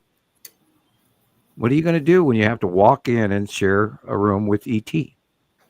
Because that's already that is already what is happening right now. You know, if they're total assholes, then we got a problem. But well, yeah, you know, and I too am Han Solo, and I'm quick with my blaster. But yeah, guys, we are at this is the galactic change they tried to hide that is happening right now. And not everybody want to eat you. Well, you know, go on. Just kidding. Only a few races want to eat us. The rest of us think that we're terrible and we smell bad. But anyway, you know, Star Wars and Star Trek were given to us for a reason to get us ready. Now, I knew all the way back in 1980 that this information should go viral to everyone. And I, to this day, believe if people were told in 1980, we would be living a different world right now. But the greedy don't want that. Evident, easy, basic. The greedy don't want that. And we all know all of that piled up crap that we've learned for the last 25 years about how the system is against us. And none of us can even afford a house or a car right now. So, or next week's meal. So, or to pay rent or to pay taxes. Yeah, you can't get two things at the store that match. You know, you want cookies and milk. Well, it's like, I'm not buying any of it. The level of disinformation that we're all wearing and we're being divided by. Right. That's what scares me is the division of the rich versus the poor. And the poor are blaming, Joe across the street rather than the guy that's got billions. Right. If you have billions of dollars, how did you get there? Yep. You are a bad guy. Who did you crush to get that money? People, it's time to take back the dollar. It is. I mean, it's so self-evident. Like, okay, this is my political rhetoric for the week. But we have the robber barons of the 1860s going on here again. Yep. We got to take it back. Anyway, moving on. Next video. Okay. Next video, please. No, it's not finished. Save me from my political beliefs, please. Sirius A, B, and C, which we know the Dogon talk about people coming from Sirius B, which is a star that ran out of fuel, and of course Earth. And they came here to create a breakaway civilization. Just like if there was a war, and there was in our solar system, that's what we call Mars God War, we're going to be like, we got to get off this planet because the debris is going to.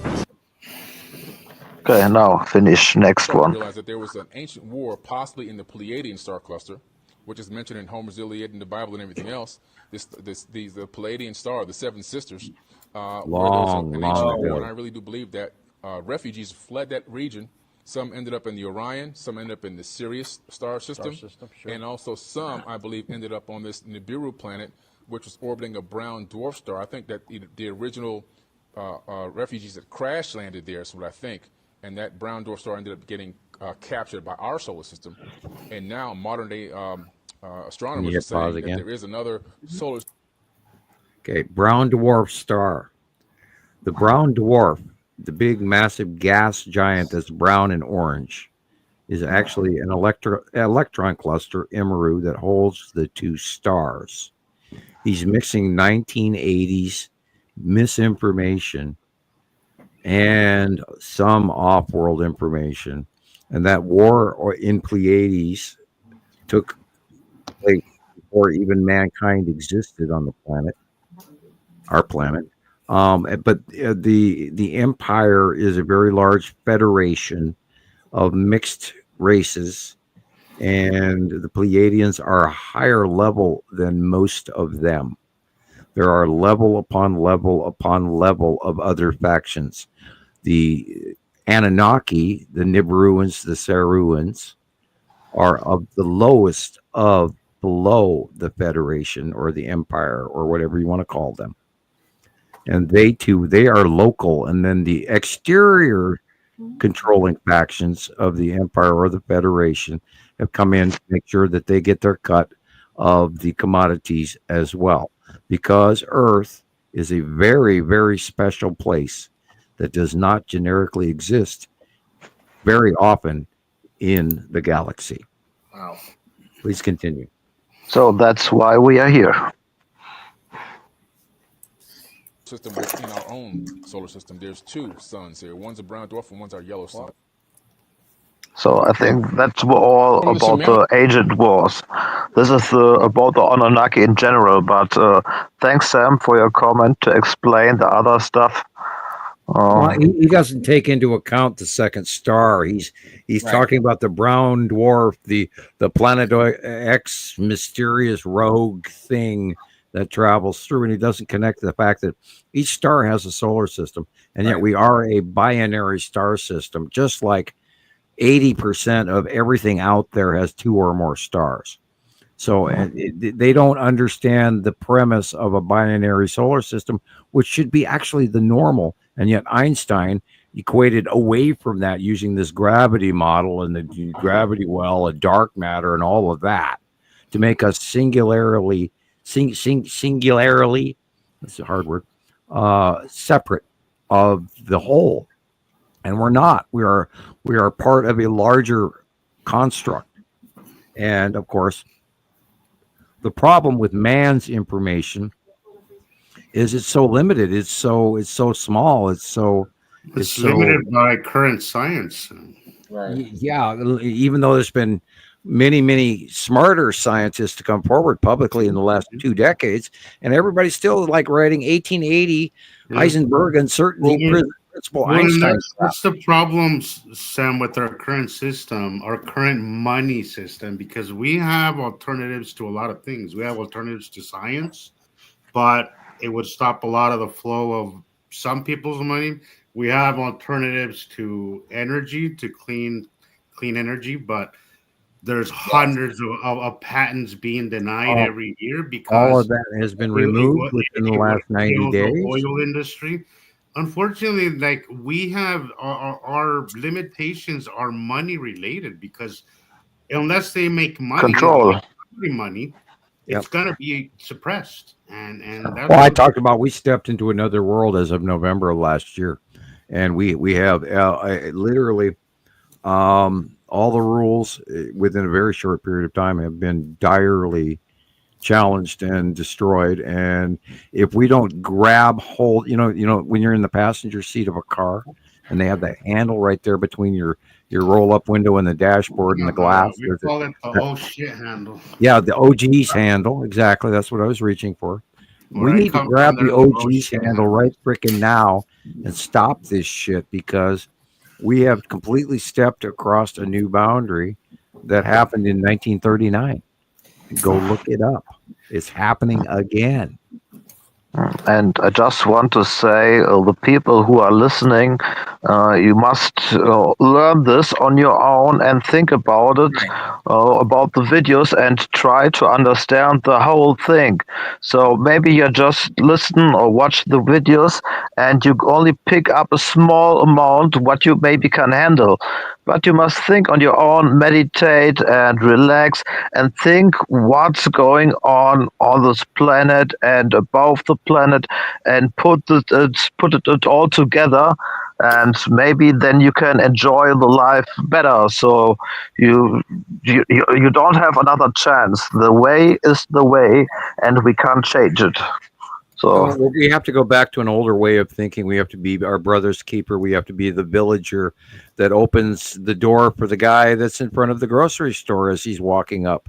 We have to be friends with because there's a larger thing going on above us, and we have to unite together now, because we don't have a lot of time. And I'm not saying, the end is where, whatever. Right. You never and I'm have. not Henny Penny in the sky is falling, but damn it, we got a lot of shit going on over our heads right now. Yeah. And if you are not lovely to yourself, you can't lovely to other people. That's right. So you need lovely to your first, and then get the love to the other people, and that's the way from God, from the source. Thomas, you that really reminded me of what Rebecca's son Taylor says. Search within; it starts within you. Yes. Everybody thinks happiness comes from something external. Oh, my partner is going to make me happy. It doesn't work that way. It does not work that way. If you cannot, it starts by you being happy with yourself, by you being loving to yourself. If you can't do that, how are you going to love somebody else? Absolutely. It also boils down to the question we talked about legacy earlier. Do you want to be part of the change of the future, or do you want to sit back, hide your head, and let the future tell you what to do, or wave over you, or have things happen that you don't agree with it? You feel so small and insignificant that you cannot change the future. I always tell all my friends, be the change that you seek. Frankly, I change the future. I'm telling you that publicly. There's a tiny percent of me that says, "Oh God, Sam, don't say that," but I absolutely, damn it, believe that I change the future. I knew that in 1980. I know it now. I know you've changed my my entire life, Sam, by knowing this, and I'll tell you, I was not headed anywhere good when I came across your information, and that, I can't stress this enough, has changed the way I look at life in ways that I don't think people could comprehend. Like I think the only way you could really, I think once you see this stuff, you look at the world from a different lens. And I think that's one of the reasons why they keep it from us, is because when you start looking at the world this way, you're not hung up on little petty differences.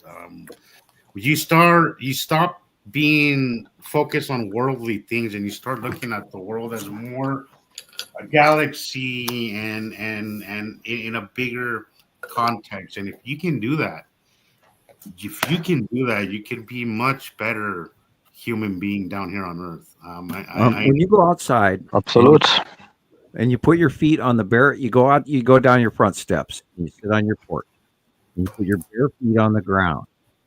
You're getting an electrical connection that we don't get with wearing our shoes. Now, that 235 volts is the same thing that Tesla was talking about. It's the same thing about why all the pyramids all over the planet are all talking about, and all the lost technologies. The trick is you put your feet on the ground and you turn on a connection to Mother Earth, because we're born here. This is our environment. People feel alone. They feel separate. I can't do anything. I can't change anything. But if you touch Mother Earth and you actually sit down and listen to what she's going to teach you, you're going to open up the door. And the trick too, and all of you, whoever studies sociology or any of the oleologies about the human brain. And I want to, go on. I will after say something to it. Okay, Go we on. only use it generically. And I'm a government rated high IQ. So high, I'm not going to brag about it and give you the number. I'm Sheldon Cooper. In order to turn on enlightenment, Buddhism, Taoism, Hinduism, the real true religions of the universe, you let that electrical connection reach through your body, you circulate it back, you go and run it out the top of your head, and then back down to your feet in a circle. It's called a magnetosphere. You connect with your personal body magnetosphere. Enlightenment that everyone since the 70s has been searching for, like totally cool, man, like my hippie commune, The secret to all of this is letting that electricity open the door of you placing your feet outside in your driveway off your front steps and letting Earth earth speak to you, and letting your old soul come to you and tap you on the shoulder and tell you, hey, guess what? You have 400,000 years of genetic memory that is included inside of you. Open up the door, and all of that is at your library disposal. That Correct, is yes. enlightenment. Wonderful saying, yes. But I want to say, yeah, okay, sorry. Everyone whom lived as your relative, your bloodline relative, is all connected to you inside your genetic makeup. In 2010, the second star got here and invaded our environment. It is a mystery cloaked phantom that is here to complete our clipped 24th chromosome, which allows us to self-heal. When I talk about excel or be excellent, if you know and you run that circle of your personal magnetosphere by grounding and Om chant, learn about Om chant and the chakra towers. All of that is old, Buddhist, Taoist, Hindu. Learn about that. And once you learn these developments, by the way, Om chant, each different sound has a different chakra tower effect. Learn the hand gestures, learn the Om chants. And once you achieve all of these things, enlightenment, the open door, suddenly makes the translation of other languages or other events or other mathematical equations or other chemistry equations or other things in your life, between moral evaluations and socialism or getting along with others. Excuse me, I'm having hiccups from the Coca-Cola. All of this becomes easier because you walked outside, walked down 3 steps, sat your butt on the board, and put your bare feet on the planet. And Earth is talking to you now. Wake up, Alice. Rebecca. I just want to say something to this. Sorry. Well, I don't want to make people sad with what I'm saying, but you must understand, not everybody has this, but you must understand the vaccine you get into your body. What does it to your blood? I think maybe you look it up. The blood is clumped. I don't know if the word is correct, but the blood is stuck. It don't flood like before. And if you go to and do the earthing and grounding, the blood flow gets much better. So I just want to say that.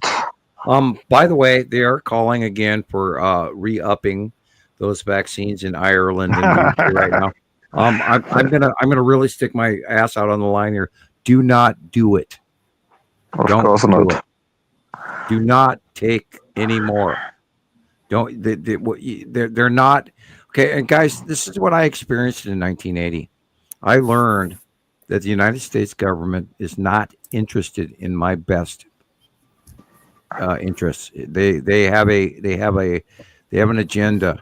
And they're planning, and this is where all those trillions of missing dollars in the Pentagon went to DUMB. Hint, hint, hint. And they over-prepared because they too live in fear. But they didn't listen to me back in 1980. And they ostracized me and put me in handcuffs and sent me away and threatened the shit out of me. And by the way, look at me now. And I hope I don't get my door kicked in over that. But guys, I'm really good at this.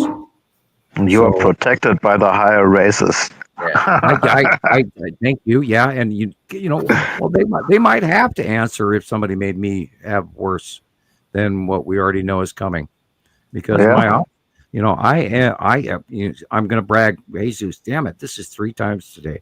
I'm going to brag again. It's not bragging if it's true, right? Damn it, guys! I and we are important. We excel, we work, we give you a weekly broadcast for free. Rebecca, banner on the bottom. Write me a letter, people. You got something to say? Write me a damn letter. It's called old school snail mail. You put a postage stamp on an envelope. You send me $5, and I'll write you a letter back, and you'll get one of the magical Montana Skywatching. But your gold cards, while lies last. So you don't forget mail before midnight tonight. I have mine up That's first. P.O. Box 625, Lolo, I Montana, have mine signed. 59847. Mine's autographed. Isn't that special? I love mine You know, too. I chuckle every time I give you guys my autograph. I go, yeah, like I'm important. Sam, you are important. Well, most It is. importantly, It's most iconic. importantly, it's Hey, this one. This is the one I'm most. Hey, you are. I broke the frame that you sent me, Sam, Dude. and I just ordered one. Dude, so- you are the only person. Yeah, just rub it in our face. Actually, you and Darren Gross. Totally, man. You are the only two people And I've ever mailed. And I appreciate that very much, Sam, because you didn't send me a copy. You sent me the real thing, and I cherish it very much. You and Darren are the ever sent original drawings to. Because by the way, in front of my legs right here now as we speak, if I die tomorrow, I have a box full of all my hand drawings, and don't let them disappear like the Tesla papers, please. Leave it in your will, Sam, to your daughter. Leave instructions in your will to your daughter, Shiloh or Nova. Hell, I'll leave them to you. My daughter must send those to all right to Jesus. Send these to Jesus. members. Yeah, I need to. I actually need to start doing new notebooks again. I'm gonna, and anytime, Christopher, if you get a wild hair that you want a subject, I'll bomb you with photos. And Thomas, he asked me, he said, send me your favorites, and I went and I mailed it. You have a terabyte worth of information, or I bombed him with about 18 or 20 random favorites. And the thing is, I have hundreds and hundreds and hundreds of thousands of pictures saved on this very large computer. And I'm on my 15th computer. And this is not free. It's not cheap. I paid my $175 internet bill this month that I cannot afford. That's why that's a little banner on the bottom right there. Write me a letter. Buy me a cup of coffee. You're paying premium. High speed. Premium prices for subpar service, which is why you see my face, because my camera. This is becoming the norm where you don't get. You used to get what you pay for, not anymore. Not anymore. Not in Montana. We have caveman internet. Carol, would you? I don't know if you caught the comment, but would you send me that PDF that you were talking about of Herculobus, please? Me too. Send it to me too. Yeah, any of that stuff, it goes without saying. Just send it my way. The brown, massive gas giant that is an electron cluster that holds the two stars, that holds the two solar system in our binary solar system. I don't think that Einstein was lying. Because see. And if you look back, thank you, Carol. I'd appreciate that. No, he was working off of Newton. If you look back at the story with Einstein, he wasn't satisfied with his results, and he died still working on it. That's why, and he always resorted back to the Heisenberg uncertainty for that. You have to give him credit for that. Sorry, you have to give him credit. Well, he was a clerk at the patent office, and he robbed a lot of the information. Yeah, that's so suspect. That to me is so suspect. So was what's his name? One of our presidents. He was also something at a patent office. The guy who made the light bulb. What the hell's his name? Edison? Not Tesla. Edison. Edison also right. had a patent office, which I find very suspicious. Well, the argument between Tesla and Edison, the major number one, was the fact of ACD electricity. Do you realize that one of them you could monetize, and the other one was free, and of course. Oh well, but not only that, in an electric environment that we live in today, we have electricity in a box. We are causing leukemia and cancer by living in this electrical AC/DC box, because it's on, off, which affects our subatomic cells. And Tesla said that wouldn't be good for us, but they still correct. It's cancer-causing agents. Yeah, and that is the reason why you would want to live if you had the money and the knowledge in what they would call Earth to Brain. It's a cage. Think of the name. What, a Faraday cage? Faraday cage. Yeah. Now, if you lived in a Faraday cage, you would be protected from the sun. You would also be protected from 5G, radio waves, and many radioactive effects. And I suggest that you look up the properties of a Faraday cage. Our refrigerators, our microwaves, anything that is hooked up to an electric Has source. an electrical field. Modern stuff has an EM field, but now all these new products, they're connected. They got Bluetooth connections. It's crazy. Okay, how many times have you sat in your house and a Dodge Ram 350 or a 3500 drives past your house and your television goes crazy? Yeah. Or all of that electrical field is affecting your subatomic particles. Yeah. And well, it's recommended phones, actually cell phones, if you look at the fine print. Oh my God! Don't get me started. Not to hold it up to your right. your You head do not want to for talk on your phone with the speaker and put the phone or away. carry it next to your genitals. Right. That too. So yeah, guys. So and another thing. Sorry. No, go ahead. Have you seen the experiment where they put like steel wool around a cell phone, and then they dial the cell phone's number, and when it lights up, the steel wool catches on fire? Yeah, right. I have seen that one. That is nuts. Yeah. Mm-hmm. Yeah. I would then point out all electromagnetic radiation. I would then point out your wireless headsets. Right. Bluetooth headsets are terrible. You're putting on your head. I don't like to be disconnected from the whole world around me. Like I can't. Right. It gives me anxiety. Like I can't use them and then be completely deaf to what's happening around me. I don't know how people can do that. I don't know how people can go jogging with their headphones and not knowing if there's a car behind you honking. Right. They're gonna run into you. Right. Especially those noise canceling headphones. By the way, I'm still waiting for Jesus's cab. For what? Jesus's cab. I still want to see, selective footage of your cab riders. Cash cab. Yeah. Apparently it's against policy on what? my I can't. I already look into it. Apparently it's sorry, bummer. Yeah, I know. It is definitely a bummer. I guess they've had like prior problems with that and people complain. Well, maybe 3 times a day. Because I could put a camera. I could put a camera in my car, but what I can't do is broadcast. That's where I can do unless I think I didn't. That's as far as I got. But what if you only film you and yet put a microphone on the back of your seat?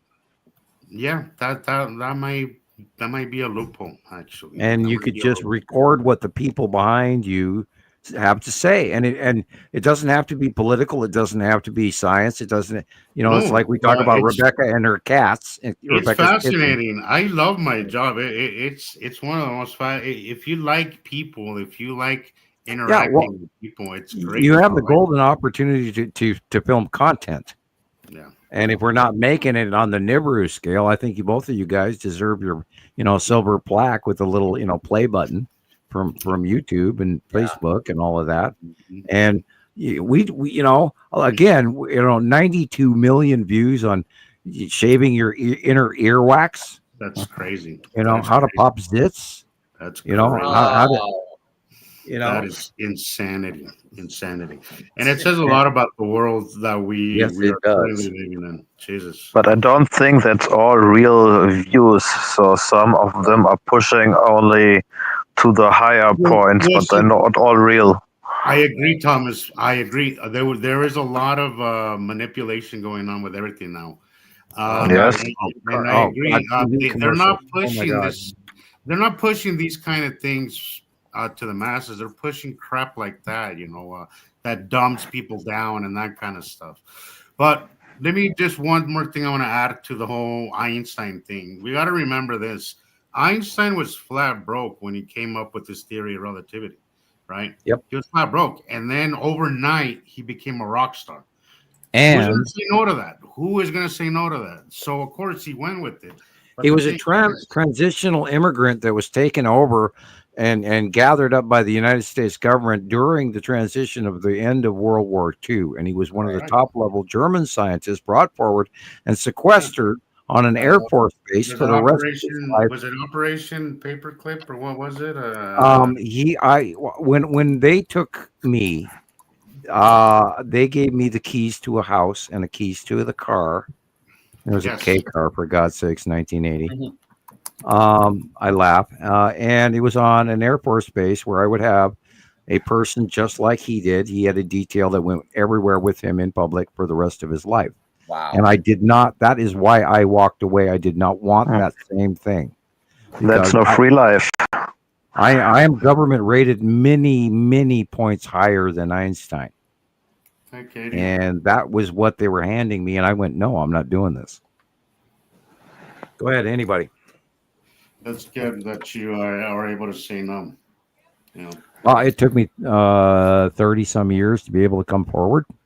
because And most sweat. people would have looked at it as a financial means, especially you. Well, I know you weren't a father at that time, but No.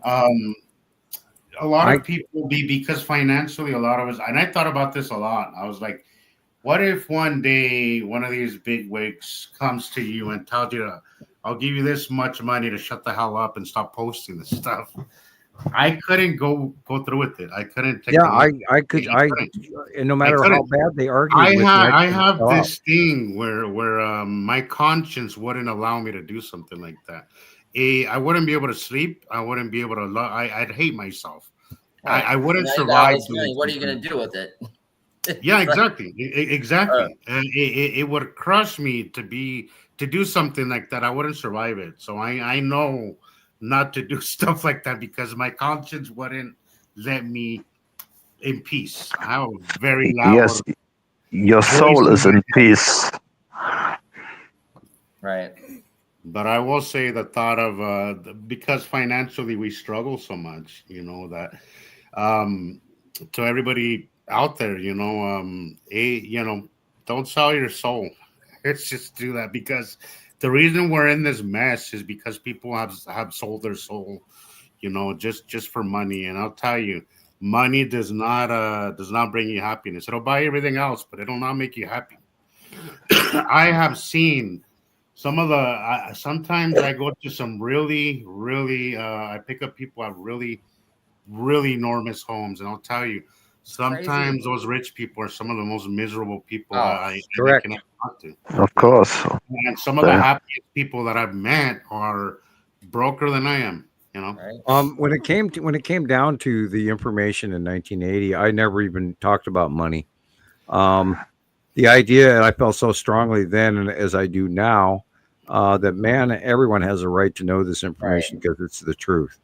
And I still strongly believe that if we'd been told, we would be living a different world right now. Absolutely, because and we that be hung up on dumb shit. Like we are. As of 2010, when I could actually talk about it, I mean, I sweated bullets here, but this is why I've gotten through, 15 years of trying to talk to everybody and tell and scream and yell and hint and metaphor and music bomb people to the understanding that this is a great awakening. This is a great change. It is huge.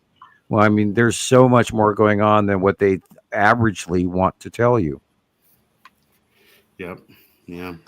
Okay, you got anything else for us? Oh, sure. Yep. Okay. Well, it's only the Anunnaki videos. I don't know if you are interested in this. I think there are 4. So it's up to you. So I just want to say this is about the Anunnaki and about Toad and the whole Indemnity and the consciousness transfer and stuff like this. Yeah. Okay. Well, I'm open. You want to keep going, do a few more, or we have pictures to look at, other videos? It's up to the people. For me, it doesn't matter. Yeah. It's up to you. Jerry, you're right. Tesla and Einstein did work together on a few things. And actually, they argued a lot. Somebody asked Einstein, what is it like being the smartest guy in the world? And he said, I don't know. I'm not Tesla. Right. Puts things into Oh context. God. Tesla. Oh my God. That guy is I from what I've read of him, he is smarter than I am. Yeah, and he wasn't focused on money. He was focused on helping the world, on changing the world. Right. And well, you know, the pyramids around the planet are broadcast power stations. They're, you know, just look up Tesla coils. Right. And we're already we're living in a stage of 5G right now where we are getting connective internet information that we draw in on a crystalline segmentation from cell phones to talking to my smart TV or telling my garage door to open or telling the heater to turn on or the air conditioning from my smartphone on my way home or, you know, all of this. And we're already on a level of that technology, but there's so much more that can be broadcast automatically out of planet Earth. And this is, you know, the Egyptians knew this, the Mycenaeans knew it. There were other cultures prior, you know, and the power of broadcast power around this planet has been greedily hidden from us so they could sell us oil or they could sell us this or that or the other thing. We have alternative energy sources. We have seen a lot of it. The guy I'll give you a basic example. There's that guy who made that car that ran on water. If we designed our homes with a rounded roof like the Greeks do in Santorini, they have rounded roofs. Their roofs don't get ripped off by the wind. If we heated our floors like the Romans did from underneath, we would use a small amount of gas heating through a system to heat the floors and walls and maintain a semi-subterranean and semi-above-terranean surface. So we would only be heating a 7 to 10 to 20 degree variant winter and summer, rather than having above ground housing where we're trying to 70 degree heat constantly. And anytime it goes 20 below and you want to, then you're looking at a 90 degree variant in your heating costs. Everything has been doctored and created to cost us money. We drive cars.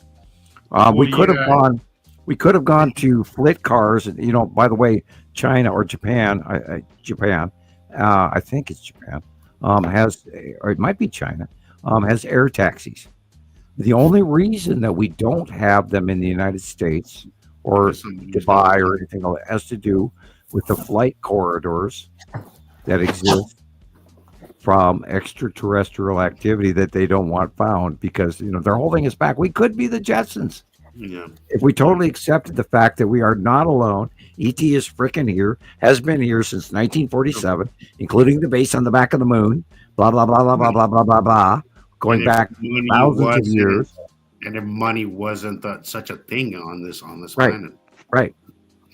Because they all want to. If it doesn't make money, people aren't going to do anything about it. They all want to bend the knee when they hand over their share of the commodities to have a future connection to future power when this shit hits the fan. It's all it's about. And guess what? We share this shit for free.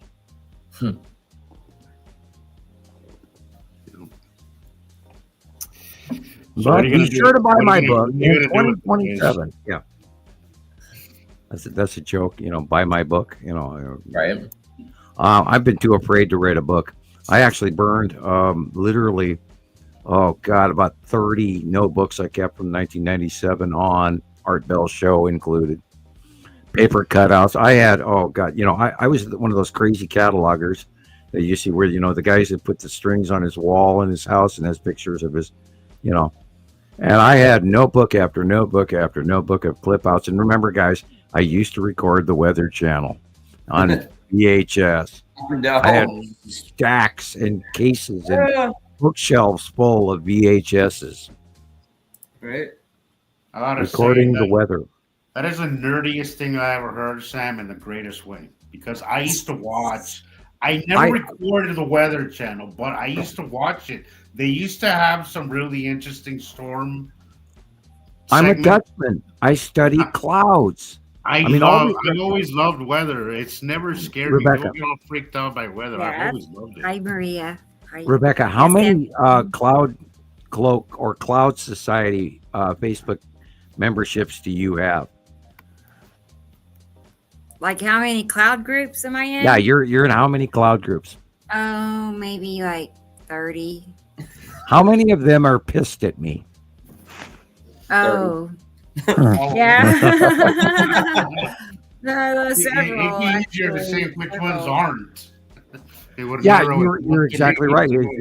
How many of those? Why are they how pissed many at of you? them- That's the question. Anytime that I mention that I associated with you, Sam, I get a lot of crap about it.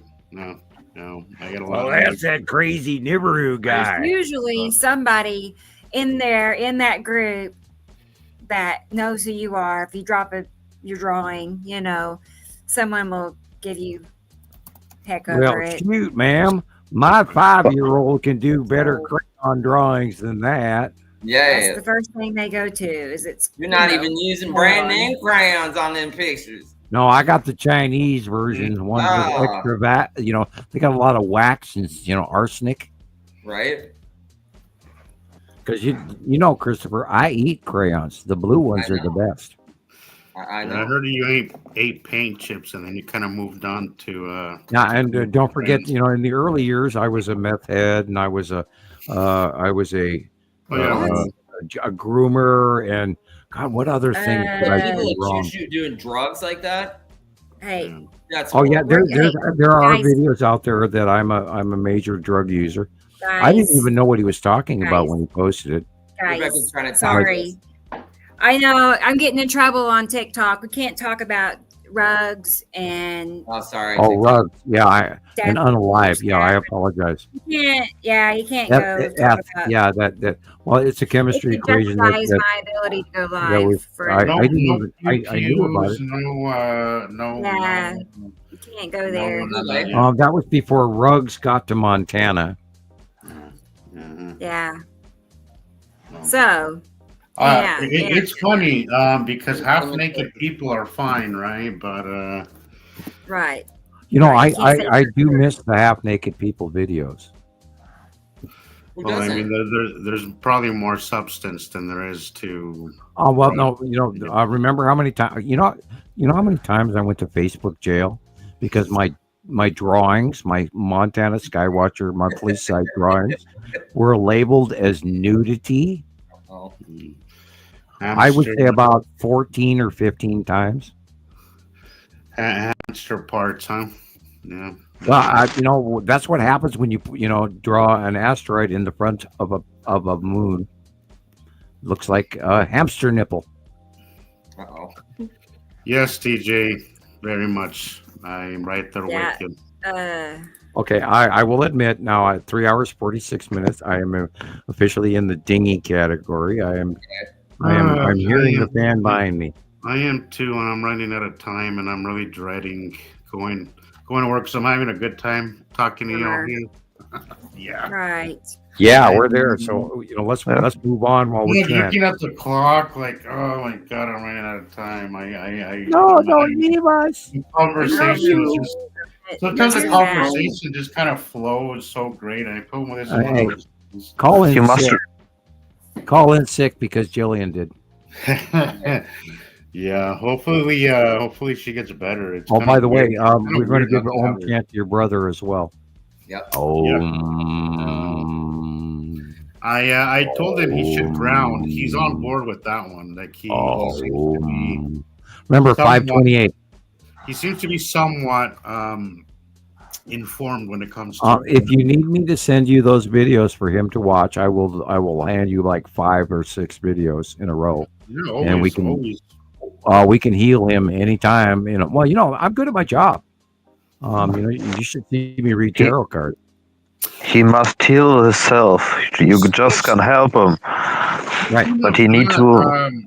Sharon, I don't know if you're watching us right now, but I want to say, so I was talking last show about how my uric acid had been bothering me, and she sent me some literature that I went through, and I was like, oh, this is one of the things I need to fix. and I started. So it said not to skip any meals. So I fast a lot. Sometimes I go 18, 20 hours between meals, which is not bad, especially if you're diabetic. It's really good for your diabetic. But I didn't realize that is what's really messing with my uric acid until she sent me that literature. But I want to say thank you because it really has worked for me. I've been, instead of fasting, I'll skip breakfast, but then after that I'll be a little bit more conscious and making sure that I eat something. And it's really working for me. So do you ever drink any beer or anything like that? I stopped drinking. I stopped drinking when I started having these issues. I stopped drinking. Beer is like one of the worst things you can do. It is, and that's probably where it came from because I used to be a really heavy drinker. If I had 30 beers in the fridge, it was my mission to drink all of them. But thankfully, that's behind me. I don't. Perfect.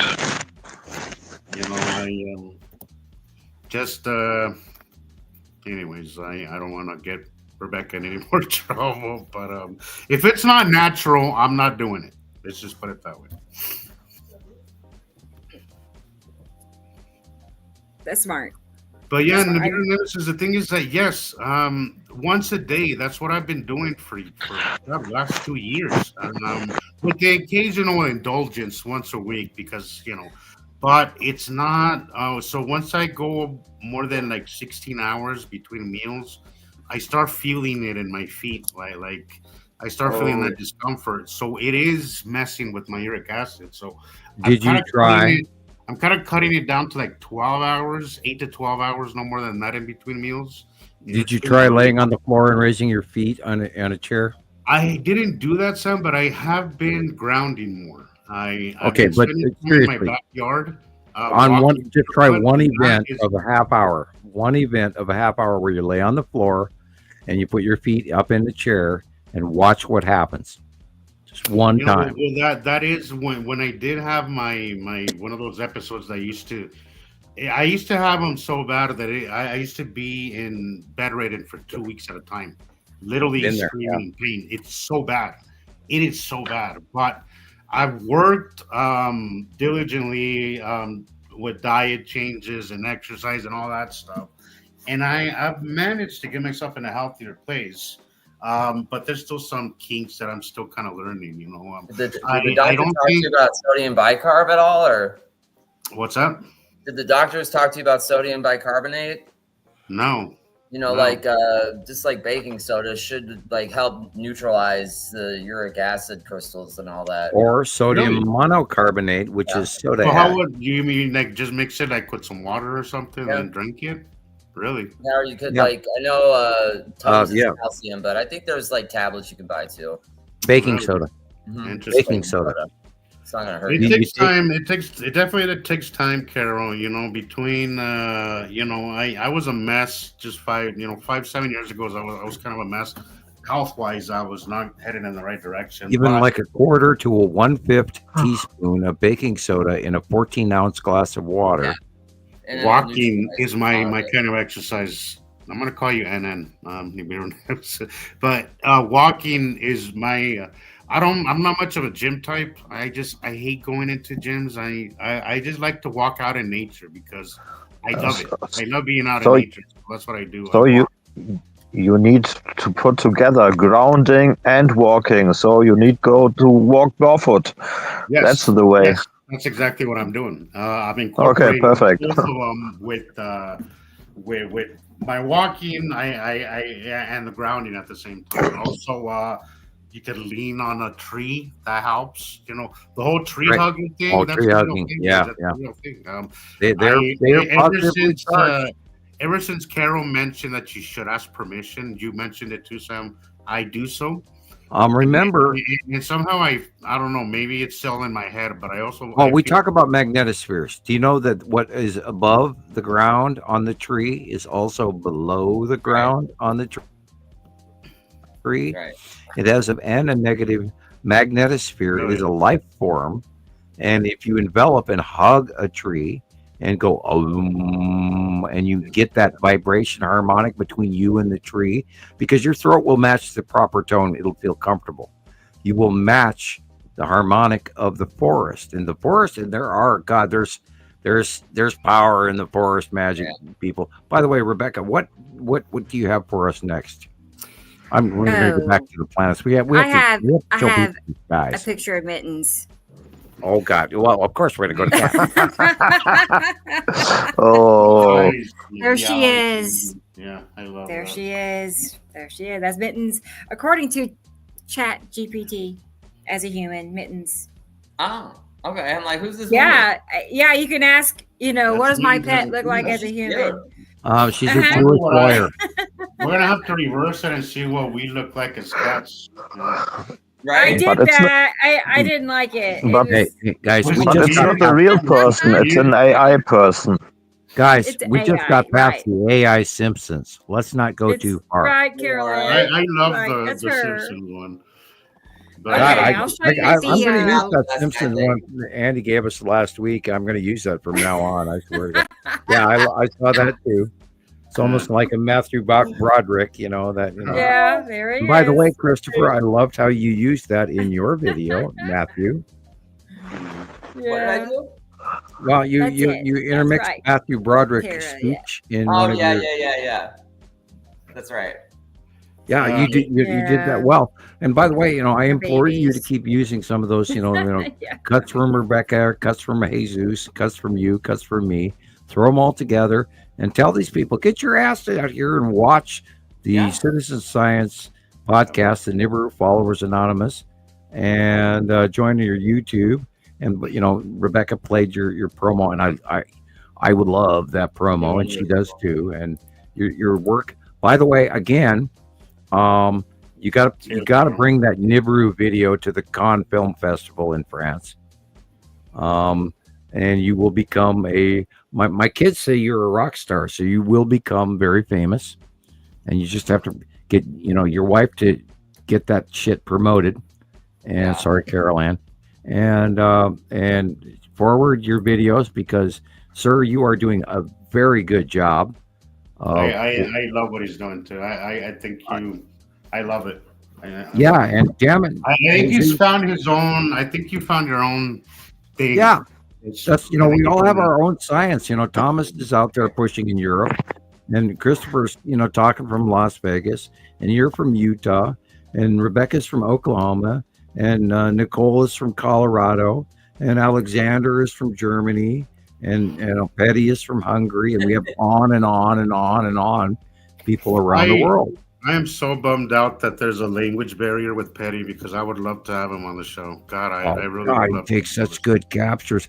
He I knows would what love he's seeing. I would love to peek inside his brain and see what. Budapest. I mean, because there's only so much that you can convey in pictures Amazing in post, but speaking to him, I think would be a whole other Well, thing. okay. Well, let's mention Robert Marshall Smith. Yeah. In New Robert, Zealand. love your work, buddy. Robert's work is awesome. Yeah, I mean, right. we have in our long missed Matthew Wee. Carol. Matthew is an earlier moderator from Montana Skywatcher, Yeah. and he went through some sad times, but he's still out there. And we have people around the world, in Sharon in Australia. I miss Matthew. I'm sorry. Yeah, I sorry, do too. buddy. I know that.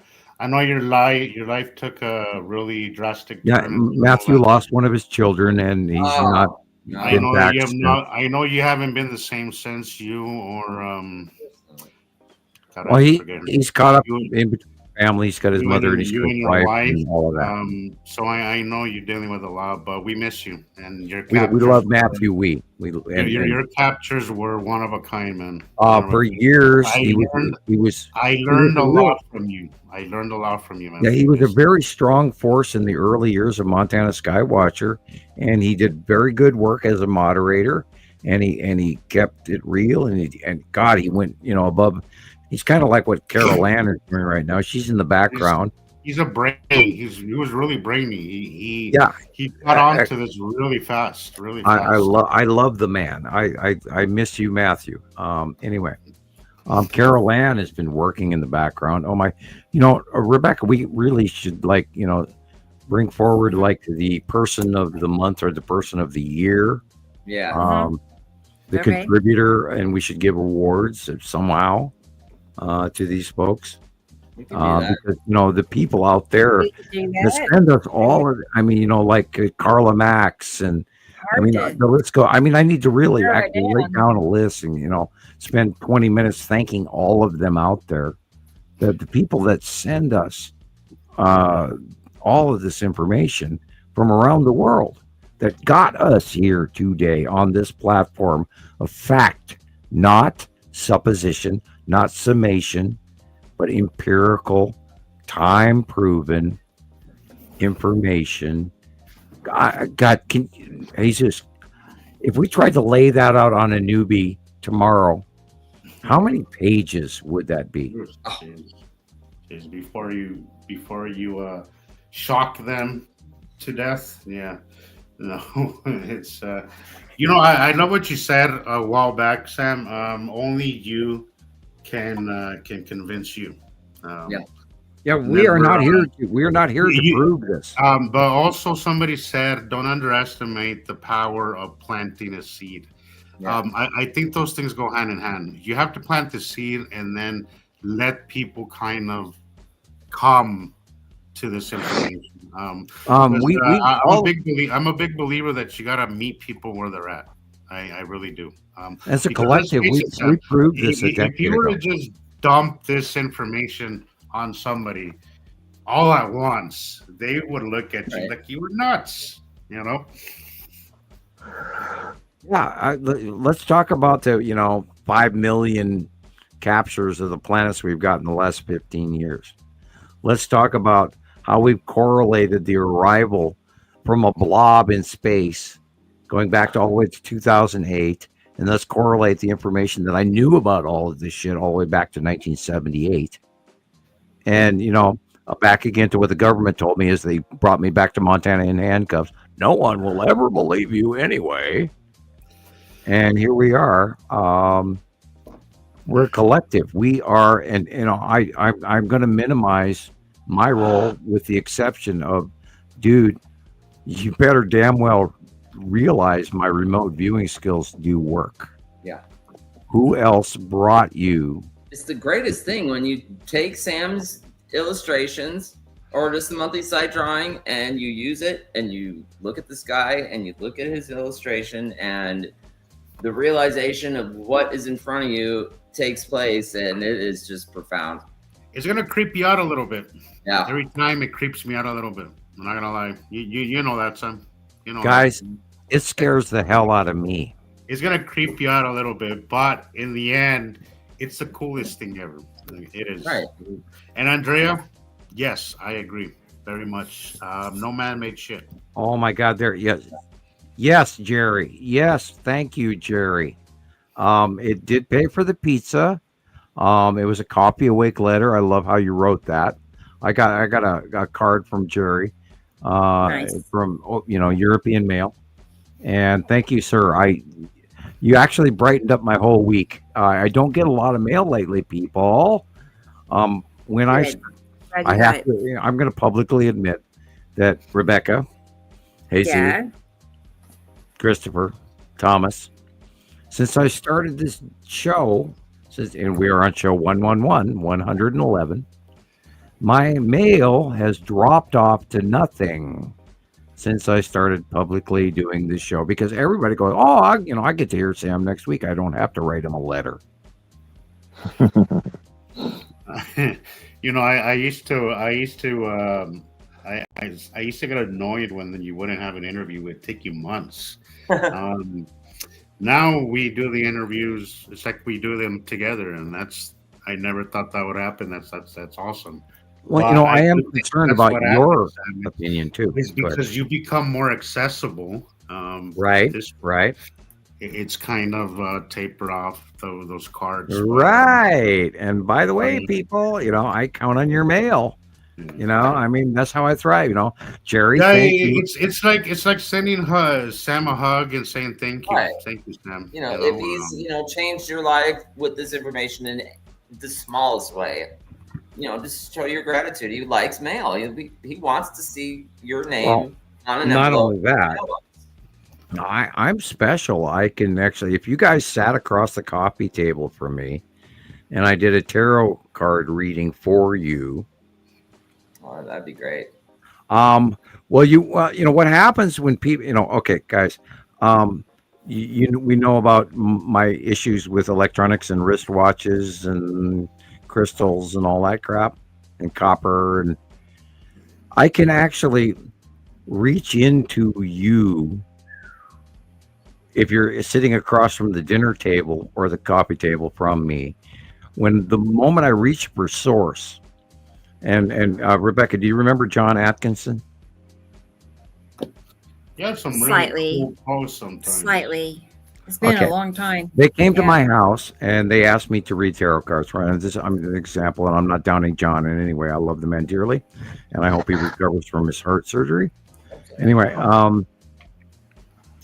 when I reach for source, and this used to happen when back in my 30s in party games, people would go, "Oh God, give Sam your keys. Give Sam your car keys. He can read your fortune." Because yes, sir, I can do that. I can hold an object. People covet their car keys, and they put a lot of effort and thought and mind power into where are my car keys.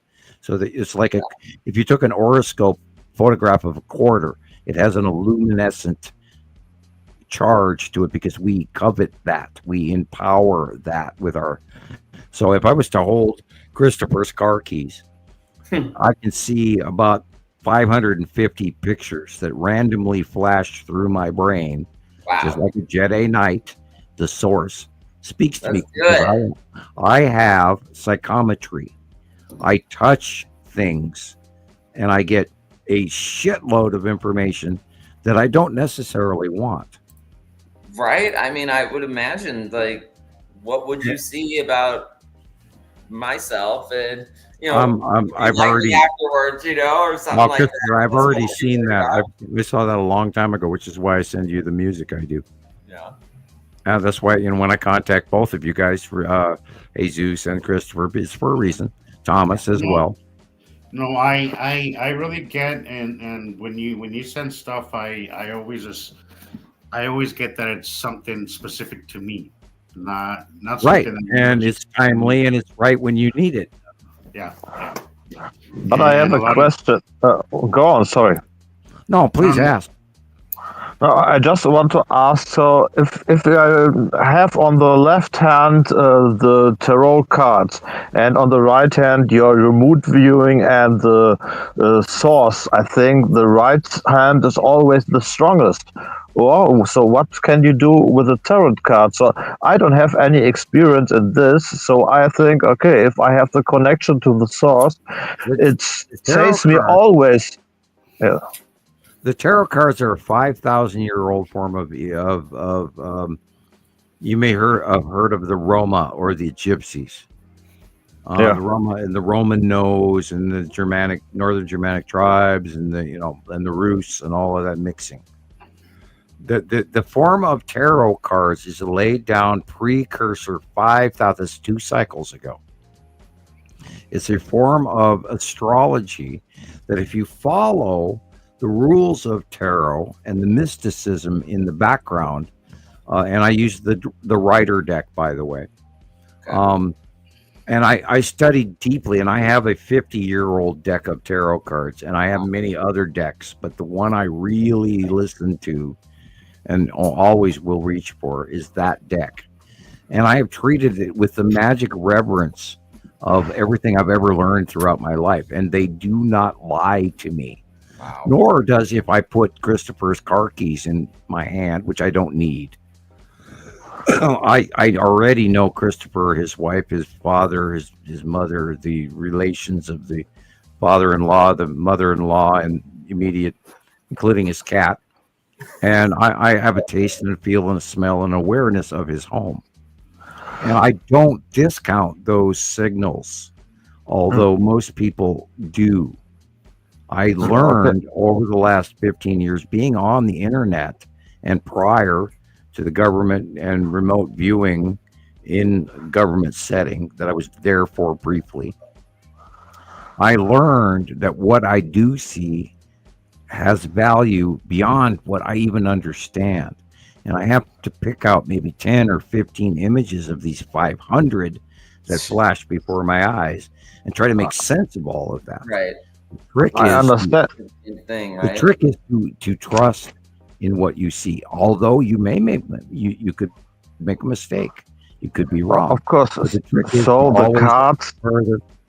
further the belief, further the science that says to you, some German or Dutch wives' tale that says, "Oh, someone is talking about me because my ears are ringing." If you trust that, you learn and see far more. You have to trust you. Of course, I just want to say the cards are not going deeper than the other skills. That is what I said. It's correct, or isn't it? Or you say the cards going deeper? I do the Celtic cross in the tarot reading. It lays out the internal nature. It lays out the external nature of the querent, which the querent is the person you're asking the question about. It lays out the past, the passing influence, what may occur in the future, what will occur in the future, fears and desires, friends and family influence, hopes and desires, and then the final outcome. And that in a generic form, while reading tarot cards, leads you on a path of an answer to the quest of the person. You can have the swords or the cups or the hearts or whatever.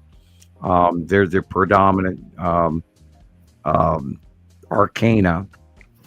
And then there is the influence of the gods, which is the higher arcana, including the Fool, the Magician, the Hermit, and the Hierophant, which is the scheduled growth of enlightenment in the human.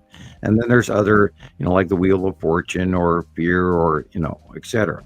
Or the Death card. The Death card does not mean death. Right. What the Death card means is the change of the regime, the death of the old world, and long live the new world. That's what the Death card means. And then there's many other things about tarot cards. But it's all a story that lays out a basis. And then with my tarot reading and my far-seeing ability, I can see farther beyond what I'm being told. Okay, And I'm highly accurate. Thanks. I am very accurate. I mean, I know about the suns. I know about the cubes and, the long box and the Texas cube and the star destroyers. I know when they got here. I know when they were coming. I the Norway spiral thing came through in the Empire Orb, and I saw it by eye, and I saw the offloading of the Starcraft. And guys, there's a freaking invasion blockade fleet parked over Earth right now. Why is that not viral? Because of fear and control.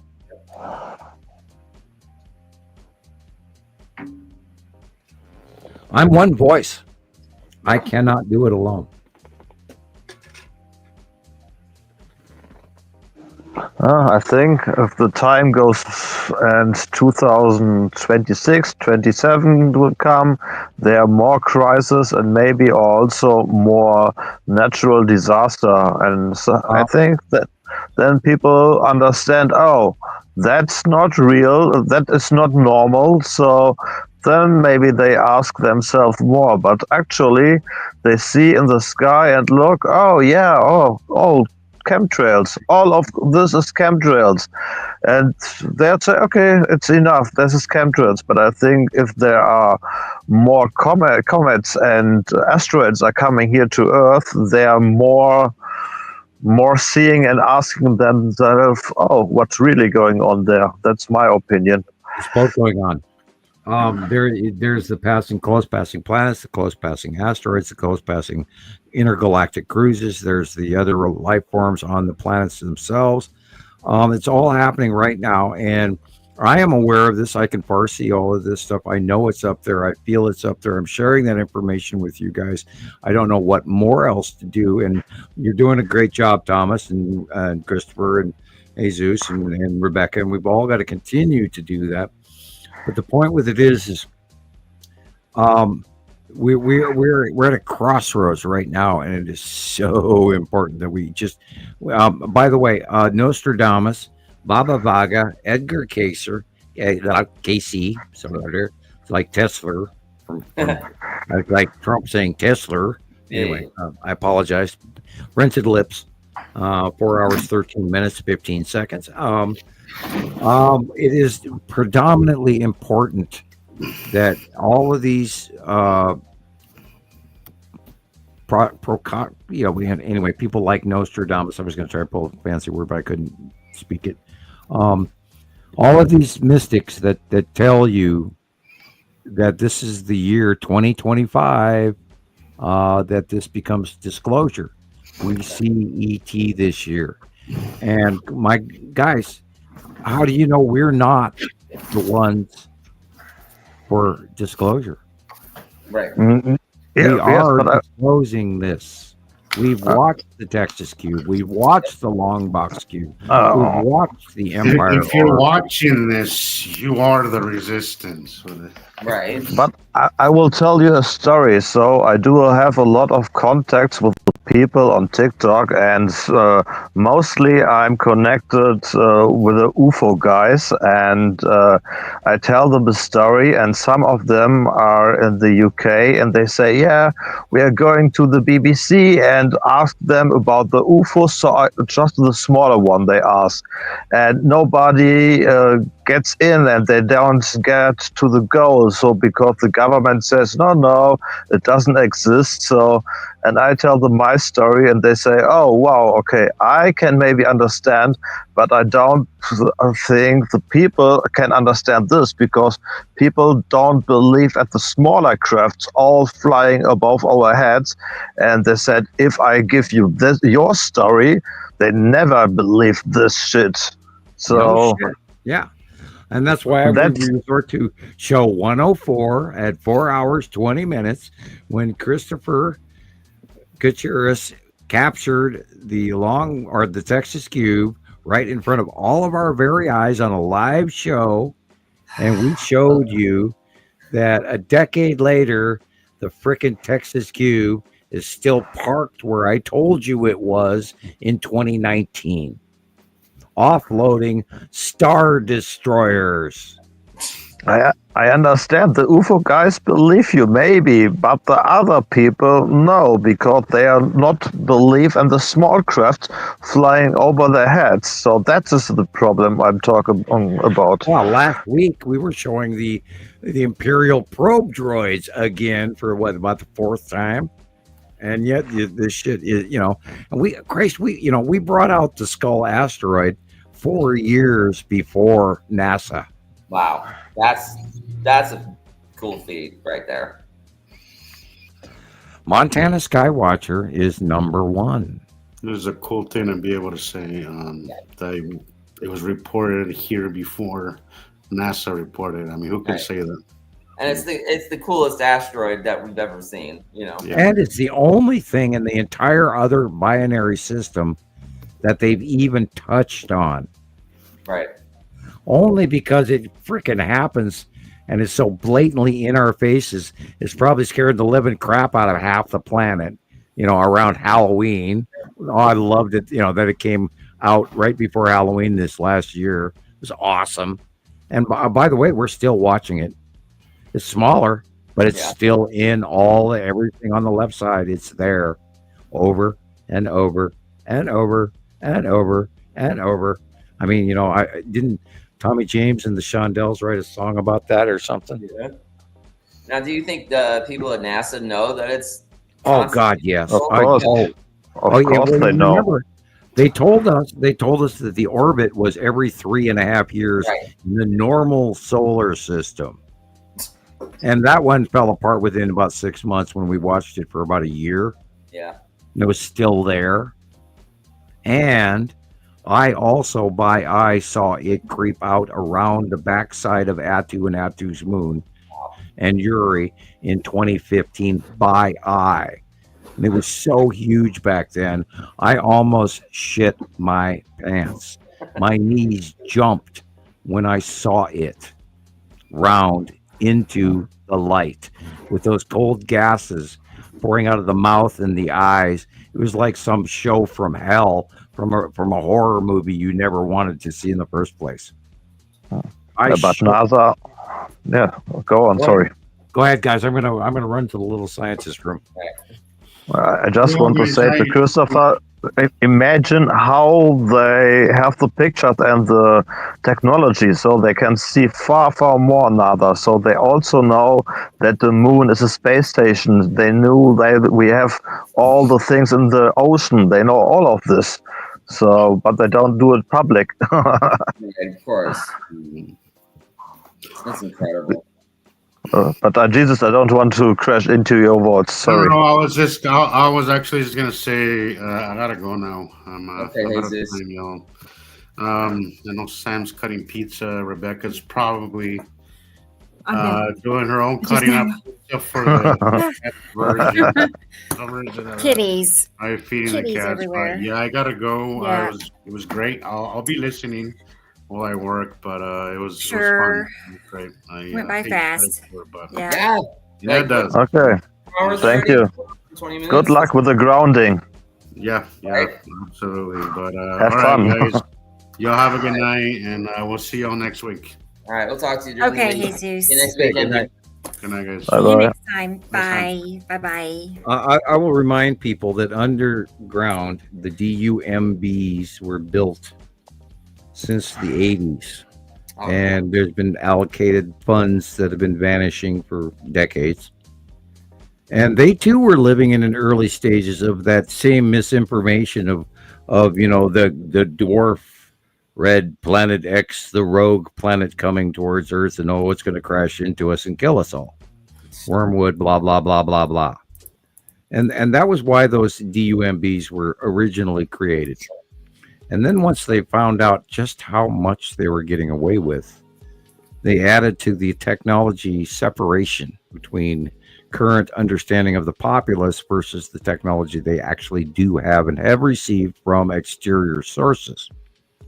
Of course, they have also the cloning technology. So I don't think people are aware of this. Yeah, that actually our government have clones everywhere. So in Hollywood and everywhere.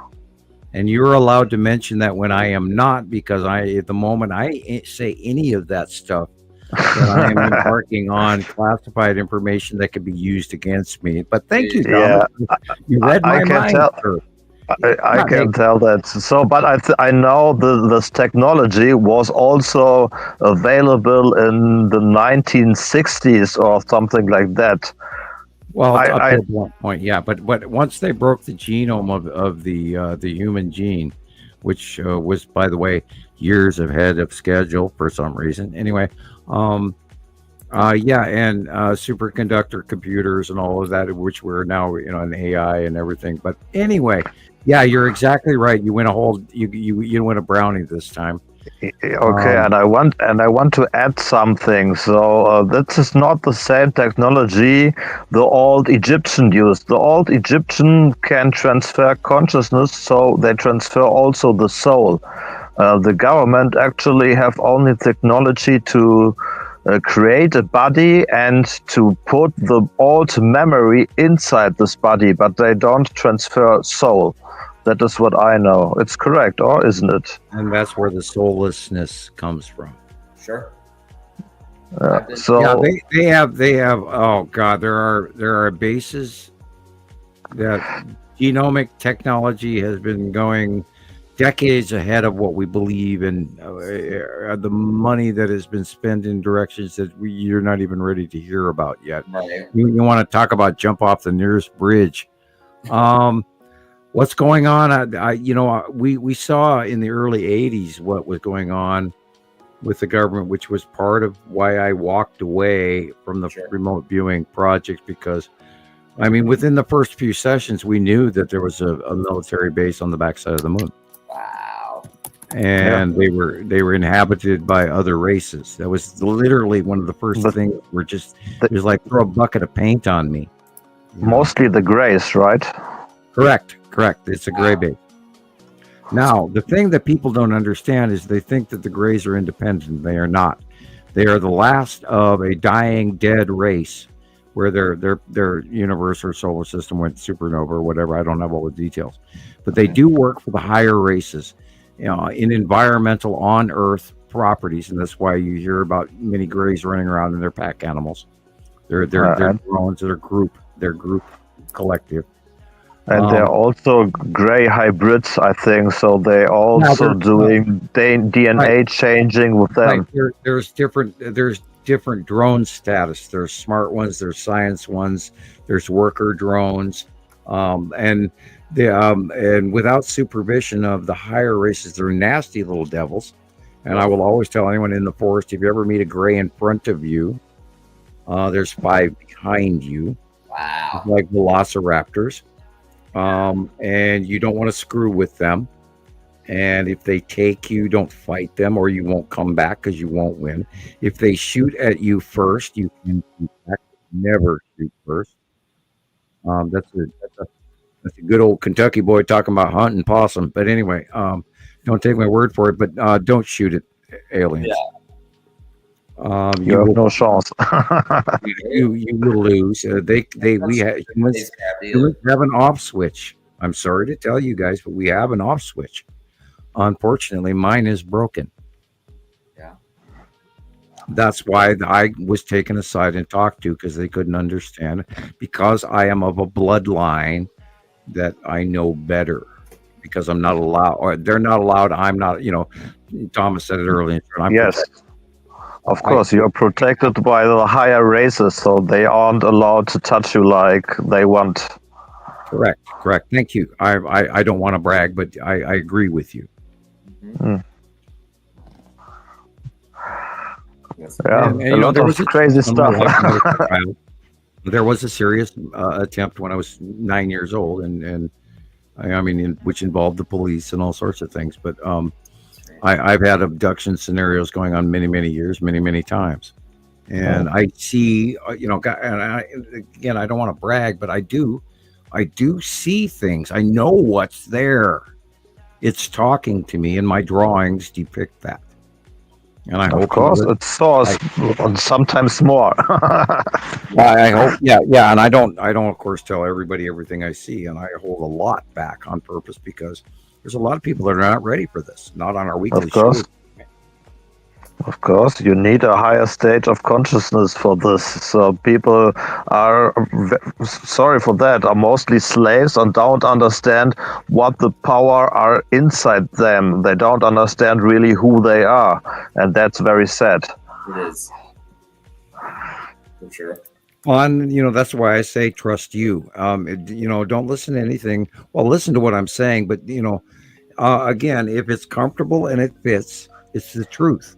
Right. If it's uncomfortable and complicated and you don't understand it, ask questions, or it's a lie. And if you don't ask questions, that's the only stupid thing, is not asking questions. If you have a question, contact us. We will lead you right to the answers, because we spent 15 years watching these planets come in. We know what they look like. We know what their land masses are. We know what their cloud bases are. We know where they are. We know how they affect us and why. And, look at the human race. Oh, my God. Look at the sun. Oh, my God. Look at the climate change. Oh, my God.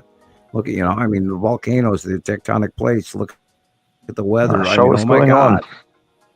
We have all of these things are connected through citizen science submissions from around the world for 15 years. We're a collective. Yeah. We're Ryan Hall, y'all. We're Midas Touch. We are the biggest collective out there on these planets, and no one else has the one and only Citizen Science podcast that we're talking to you at 4 hours 27:20. Hello, people. Of course not. Of course not. But I talked, I think it was yesterday, to Rebecca, and I also said there, look, the end times, the billionaires are building all over the world their bunkers, and people don't understand why. And they always say, hey, okay, they know something, but they don't understand why are they doing this. And yeah, Earth is in big trouble. Huh? No, we've geographically we are no longer located where we were in 2010.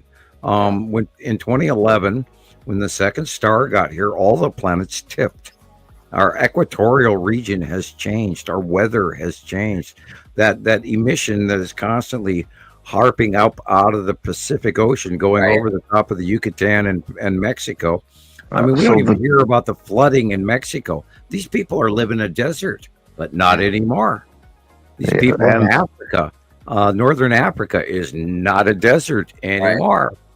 So for Europe, it was only my own research, I think, the jet stream and all the weather. So there's much more raining in the south, actually.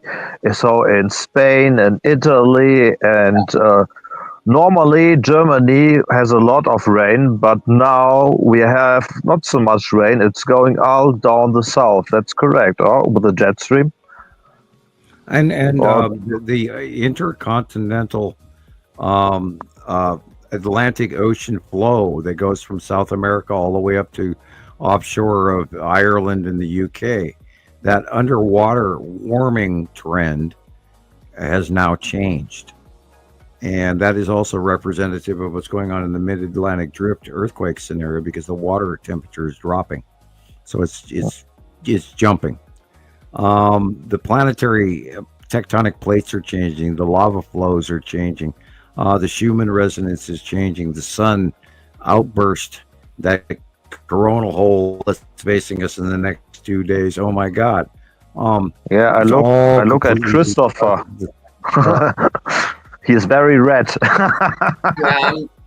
Like an Indiana. So hopefully I won't be as burnt as I was last year. But you're already burned. You're very red. You have to start wearing a thinking cap. You need a thinking cap and a coat. Yeah, and maybe natural sunscreen, not any of the heavy metals that they want you to rub into your body. You cannot buy normal sunscreen at the store. It's full of chemicals. I heard olive oil is not the best, but it's also a protection for your skin. Yeah, aloe. Better. Yeah, aloe. Better. So don't use sunscreen. That's very toxic. Aloe and maybe fireplace ash. Hey, that's smart. Never thought of that. Well, it's a calcium. Yeah. Which is boils burnt wood and seashells be turning this ash. If you actually mix ash into your dirt and your rock, you can create cement, and you add a little volcanic ash on top of it, and you have forever cement. Ask the Romans.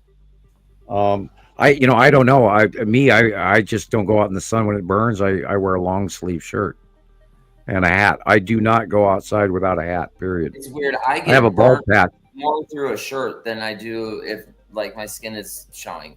Well, yeah, because I think frankly, Rebecca, do you have my pictures ready? Do you want to talk about the ones you sent? Yeah, I sure do. Yeah, we can go into my spiel for the week if we want to. Sure. All right.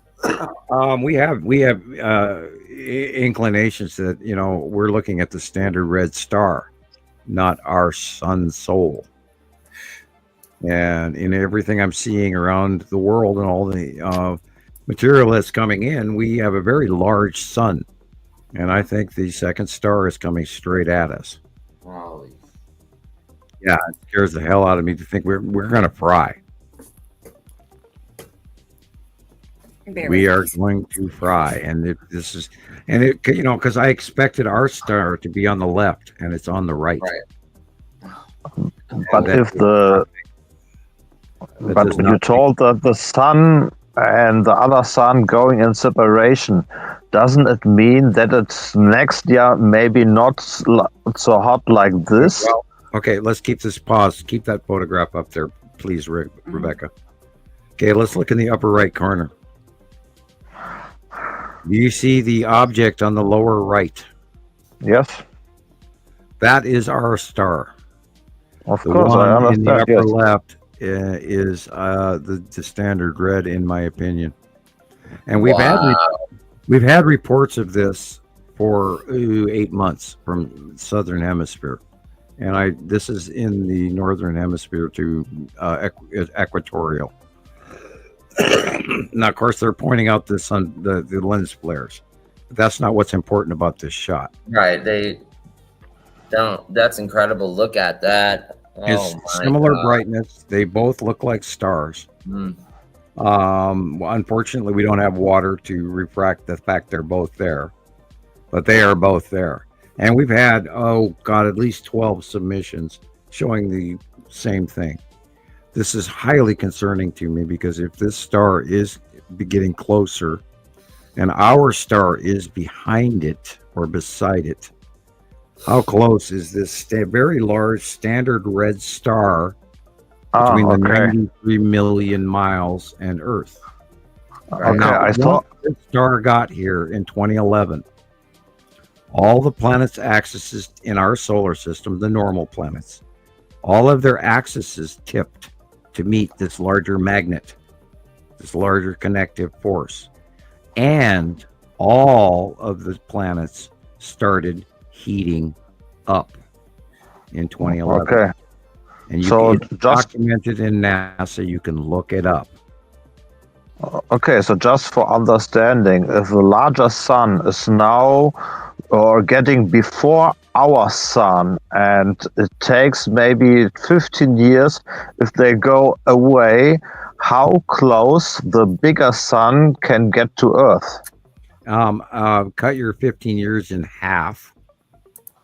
7 years, because we're at 7 years. We're in 15 years, and 7 is 14 is 15. We're already past an 8-year halfway point somewhere. So we're talking 7, 8 years with exits. Okay, so that now normally it came up from below us to the left at our feet, and it should be exiting us to our right at our right shoulder, but that's not what I'm seeing here. Wow, Sam. So it's like hooking directly at us. And are we going to go through a major climate change as it exits? Is it going to become 120 degrees daylight temperature around the planet as this thing goes past us? Wow. I mean, last year it was record-breaking temperatures all over the world. Correct. You know, but it means the next 6 years it's getting always hotter. That's the summary. Correct. Right? Correct. And that is where until they Now we're seeing examples of the Nibiru. Nibiru went by us. Saturn is now very much beside us and going over the top of us on the right hand side. Now on the left hand side, Uri has moved from the northeast sky to the north sky first thing in the morning, and Atu is now in the northwest sky. Nepenthe at dawn is somewhere above us in the south by southwest sky, with Nibiru behind it and the Saturn Jelly Moon next to it on the left of where that is on the right hand side of the star. I hope that made sense. Okay. They're going beyond us. They're going to be leaving. They are leaving. We're past halfway. We see the discharging between the stars, I think, as they are separating, which is what the event and the recent backblow CMEs to the left-hand side that have occurred within the last year and a half to 2 years. So we believe, and then after that, we got reports from the southern hemisphere that what we're seeing right here, right now, today, in this capture, is what's happening. We're seeing a smaller star right next to a much larger star, but the smaller star has been on the lower right, which is very concerning to me because I expected the pathway to go from left to right, and that's not what we're seeing here. We're seeing a directly coming towards us event. Okay, so the next 6-7 years getting hotter and hotter. That's the main sentence in this. I worry about the next 3 years, and after that, then, just like the Star Wars and Luke Skywalker and Tatooine, we're going to see. I think we're going to start seeing these stars in the sky. Okay. We saw that in 2011, but the larger star. I saw the pictures that you sent. Right now, in 2011, all of a sudden everybody's going, "Oh, why is the sun rising in the northeast sky?" And that's not what was occurring. What was occurring was the second star came up from below us, and then when it got to visible in the northern hemisphere, it came up in the northeast, and our normal soul was outshined due east. And then over time, from 2011 to 2012, they crossed and joined in co-orbit discharge mode. That I encourage you to look up binary star discharge events. And they're crossing through each other. And now I think we're going to see a direct hook towards us as this whole thing goes over us. And let's just hope and pray that eventually they trade places. I hope and pray that the smaller star, our soul, which when I was a kid, it was the size of a quarter. Now everywhere right now, it's the size of a cantaloupe. That's the second star. It's not our star. This is why plants are wintering over. This is why if you hang your arm out the window of your car for 5 minutes, you get a sunburn, which used to take a half hour when I was a kid. This is not our sun. This is not the sun arc. Since the other star got here, the arc of the pathway of the sun that moves during our day goes from the northeast to almost east to south to southwest to setting in the west. And it used to be, when I was a kid growing up, that at high noon, like in the old Western movies, in Montana, at high noon, the sun was directly straight over the head atop of you, straight up. Yeah. And now it hasn't been that way since 2011. Look that up. Yep.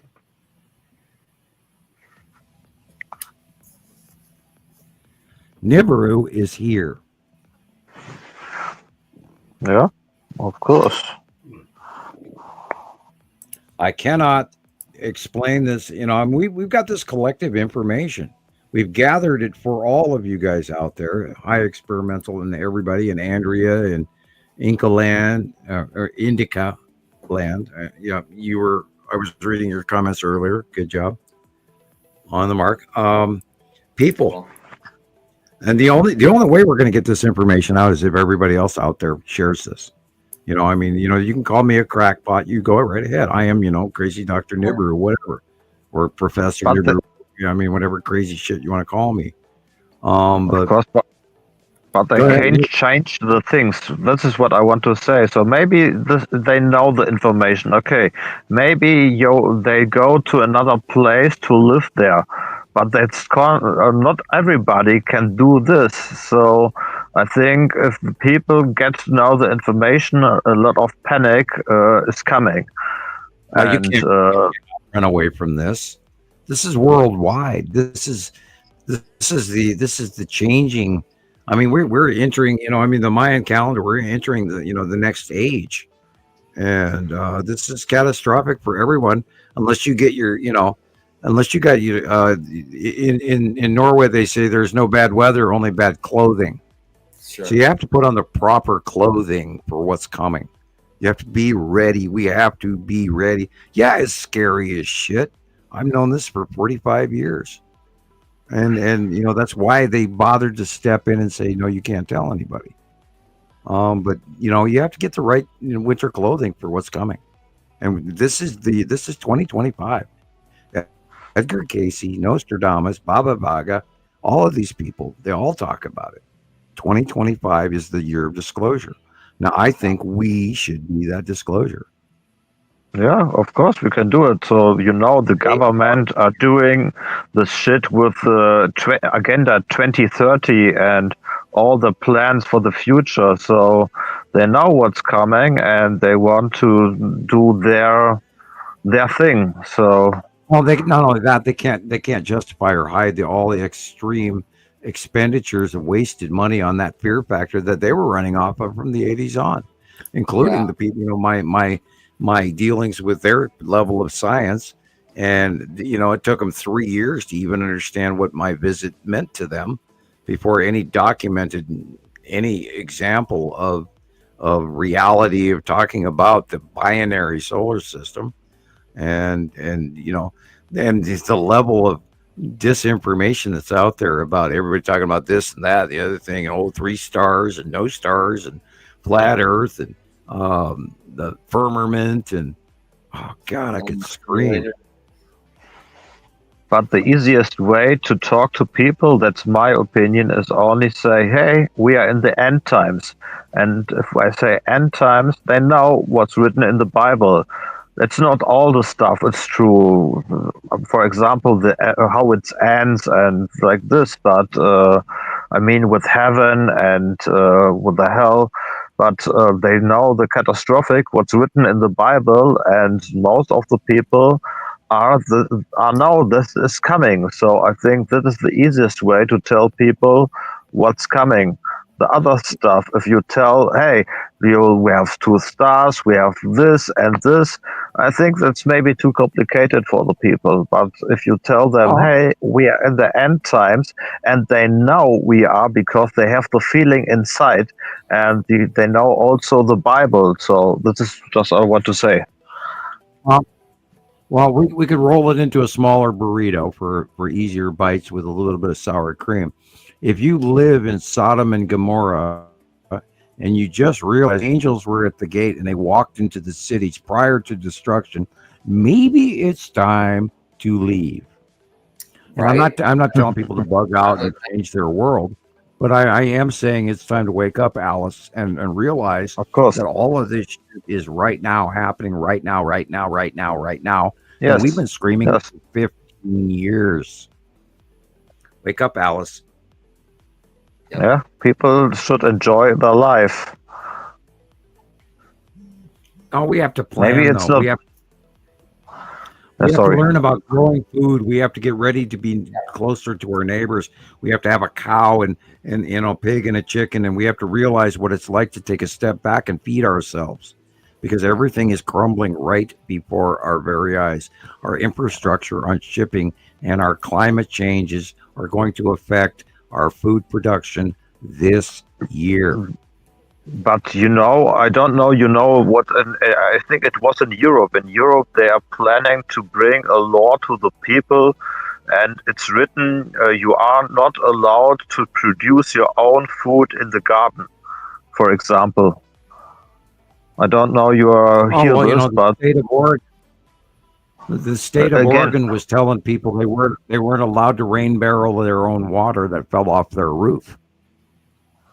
Yeah, I don't speak from the water. I mean, they don't allowed to have their own stuff in the garden, and that's the trouble. Where I live, I had a garden, and I was told I was not allowed to have it. Okay. That's what I mean. Yeah. And that's why what they are planning. And I think, that doesn't go, that can't be worked. So it doesn't make sense. Okay. Because if the food production goes down, the people can't eat anything. So that's my opinion. Okay, let's say you're a government official. Okay. Of most nation, and you know that there's a faction that's from off Earth that tells you that there's going to be a very large change in the population of the Earth. Yes. How would you attempt to, because they're asking you to create a level of cull or depopulation, how would you go about doing that? If they tell me I must go do the depopulation, I think it's the way how they do this actually, but it's not right to do the depopulation. I think if it's natural, okay, but they do it with the wrong way, so they do it with the lies and don't tell people the truth. Well, let's imagine you're handing it, you're given a right and a left scenario. On one hand, X amount of people will die horrible, nasty deaths. Or on the other hand, you can slowly sort of remove them ahead of time in sort of a semi more compassionate manner. Sure. Okay, if I'm from the government, I would pick the right way. But in my opinion, it doesn't matter. So people die, but I think every time, oh, okay, people die, okay, but the soul can't die. So yeah, it is sad, but I can't do anything to save them. He always has that wonderful flotation device of relaxing and going, I can't fix it. Great, I love you, man. No, well, the overview of the hypothetical is that when you are in a higher role of position and you're handed with an unsolvable solvable problem. I understand. You're right. I understand you. I think there, and I still wonder how these people who do know some of what I know and probably more, they probably know more than I do. They when you got absolute power, it corrupts absolutely. We know that on one hand, but on the other hand, these people are trying to make solutions for the masses in a generic, and they're looking at numbers. It's like generals sending troops in to Vietnam, but not actually knowing the troops and just counting the numbers. Ugh. And we are at that stage with, for an example, of the Georgia Guidestones. Right. We know that there's all these other factions trying to correct. And that's the thing that people don't understand. There is multiple Earth factions, all plotting their own advancement and our personal demise. And it's horrible. And my father, who was a slave laborer during World War II for Hitler, he was taken from in front of a movie in 1942 or 43, and put through year labor. He always told me, Sam, you have no idea at the cruelties of what one man can do to another. Sure. And shockingly, he saw Absolutely. dead people, etc. And we are at that stage again, people, where we are watching the cruelties of what one man and many other men are doing to Earth and us. And we cannot sit still for this. I'm sorry. I'm terribly sorry. I have to be militant, but we cannot sit still for what's happening right now. We have to. Yeah, but I think We have That's to change. also- We have to grow. We have to stand up. We have to do our job. We have to do our legacy. We have to move forward. And I'm not going to sit down next to the garbage can and let the wave wash over me. Right. I'm not. Yeah, but I think that is the way, because they are doing all the wars, and that's what you say. They kill people on another way, maybe, and don't let it go the natural way. I think this is what you say, right? What's happening in Yemen? What's happening in Palestine? What's happening in the Ukraine? What's happening in between Taiwan, North Korea, South Korea, China, etc. What's happening in Myanmar and all of these civil wars, and what's going on in South America is insane. What's going on in Africa and the Congo is insane. And the loss of all the folks in China is insane. And what's been going on, oh my God, at the Syrian border for a decade now is insane. People, we got to stop being used to people dying. Right. Children dying all around the world and bombing children in hospitals. What the hell have we become? I don't know. Who the hell are we? The evil world. It must be a cleanup. What is our legacy? Right. What are we going to do? I mean, is a good man if he sits by and watches? Or is a good man because he steps in and tries to do what he can? Not change the world, but what he can. We have been bombarded by crap for a decade. How much is too much? Yep. How are you going to change the world? I'm working on my side. Of course, inform the people, talk to the people, and yeah, this is the only way what we can do. We are not the government. We can't change the laws or anything else. Well, the government is currently mostly misinformation for greed because they want to know if they're going to get reelected next year. Right. But the government is also, they are only the actors. The real government is behind these actors. For example, the Rothschilds or the other people. Yeah, we can't talk about the dark state or that's right. Not, it's actually not the state of the United States. It's actually the state of all governments. Yes. The deep state is not the United States. The deep state is not Germany. The deep state it's everywhere. It's above them. Of course. And their influence peddling, and that also, we talked about, it boils back to Rome. People, we went through the Sixth Seal. And all you got to do is, a little background, and we talk about, and I don't go there to Revelations very often, but the reality is this is all accurately connected. And the return, again, back to mom and dad are here, and it's time for the teenagers to clean up the living room and pick up the popcorn.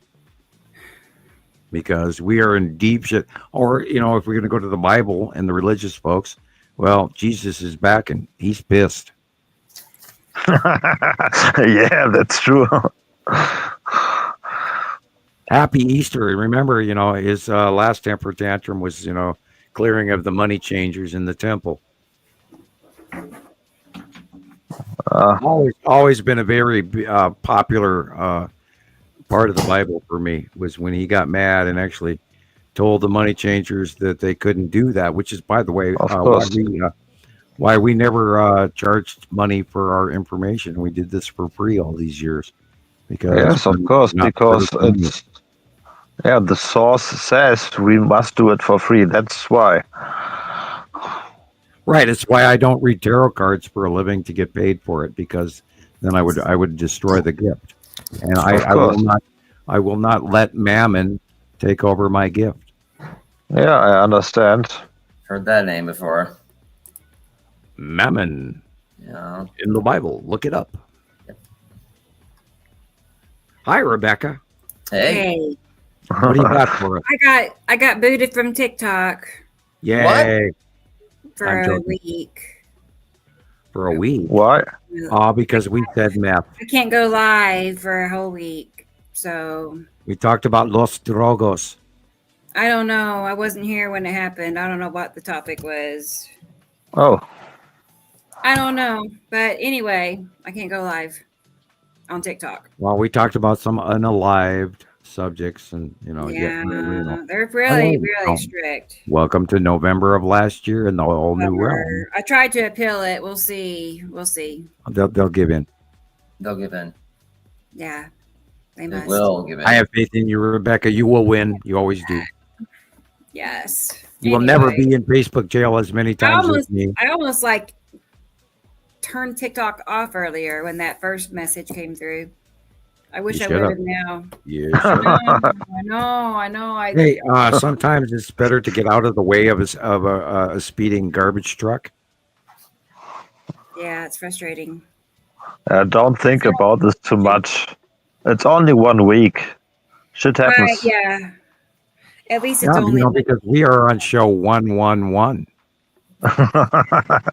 Special show. Special topics. We're number one. I filled it, and they approved it. Yeah. So we'll see. I don't know.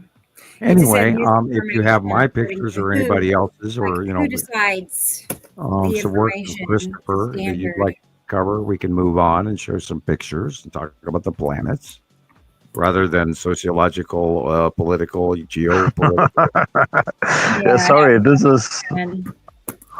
Yeah. I know. And by the way, you guys, this is what Thomas and I talk about in DM a lot. Sorry for this. I love talking about this, and the planets are the planets for me, so I can't change them. They are there. I love to see it, but it's not my main topic. So sorry for people for talking all the off talks today. But I think there was also interesting parts you maybe don't know. Audrey has a question for you, Sam and Thomas. I think when Jesus was born was when the planets arrived, and then when he died, the planets left. The timeline fits just over 30 years from arrival to exit. But how does it work if the planets have a cycle from 3,600 years? Right. Like they arrived and Jesus was born, and 30 years later, the cycle was over and Jesus passed and the planets left. But it doesn't work, I think. Okay. Oh, Sam? I know. And then it starts all over again. Maybe every cycle there's another Jesus upgrade. Right. And what about the resurrection and all that? Okay, well, that's a creation that's Sam's part. Okay. All right, let's talk about the planets first. Many of you guys may have seen, the game, the spirograph thing where you put the pens in the little cogs and they turn and they make this beautiful rosation. The rosation model that goes through many different cultures, which is like the spirograph thing with a center design, but yet this is like a flower, like a carnation, right? Together in the compound between the two solar systems, they orbit in an overall spirograph pattern. And every 3,654 to 4,000 years, they cross paths, discharge, which is a binary normal between two stars. They have a discharge pattern between the two and switch places. That's why I encourage people to go look up a binary star system discharge effect. There's lots of physics out there. And if you have questions, go to the Thunderbolts projects, etc. Yeah. And there's not a lot known about that, but that's basic chemistry structurization. Now, remember, if you go into string theory, which is new for folks, and to me it's easy, it's basic. And the opening of a circle and then bending and twisting into what they call an infinity symbol. The Earth and the universe and our galactic everything breathes, just like Tesla spoke about with the 235 volts from Earth. There's a harmonic inhale, exhale, inhale, exhale. All of the electrical connections in all of the structure from the subatomic to the astroatomic. Everything is connected from one end of the galaxy to the other in that same breath motion. And our universe breathes in this twisting and turning. That's why we have tidal flow and our breath all the way out into the galaxy. Everything twists and opens. And so above, so below. Right. And that is the electricity of our flowing existence all the way to the subatomic soul inside of us. That is the electric that keeps our heart beating. Is that same subatomic twist to astroatomic galactic breath. We're all connected to that. Right. And when the incoming larger bodies are coming in and their magnetosphere is messing with Earth's magnetosphere, what do you think is happening, Christopher? I'm not going to speculate. It's electrically affecting our personal brain and body magnetosphere.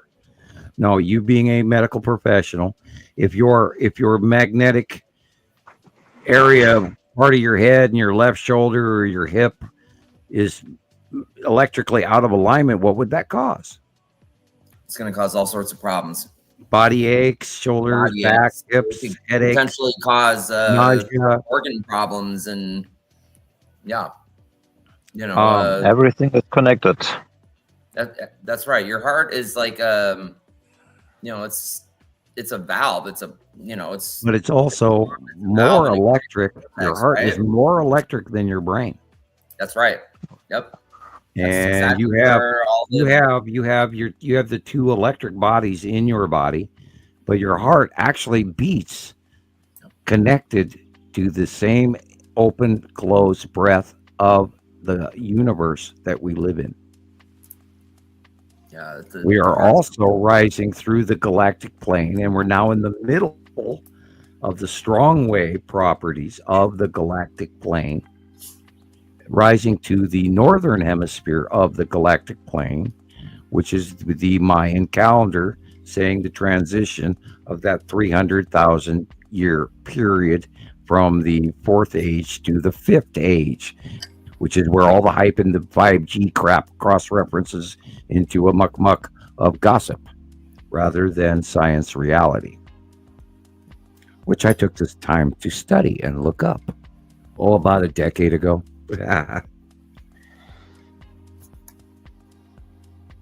Oh, we locked up. I'm good. I locked up. Both you guys froze for a second.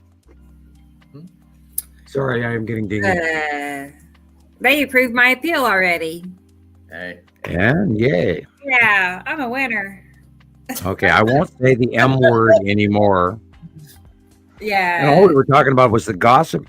There was a huge misinformation dump about us, and somebody commented on last I don't week. know what it could be. Well, they were saying that our admins, I had James, and you got locked out of a couple of your sites, and I've been locked out of some of my sites. And we cannot forget. And again, let's all remember Lucinda. We miss her. She was a really strict hall monitor. Go ahead, Christopher.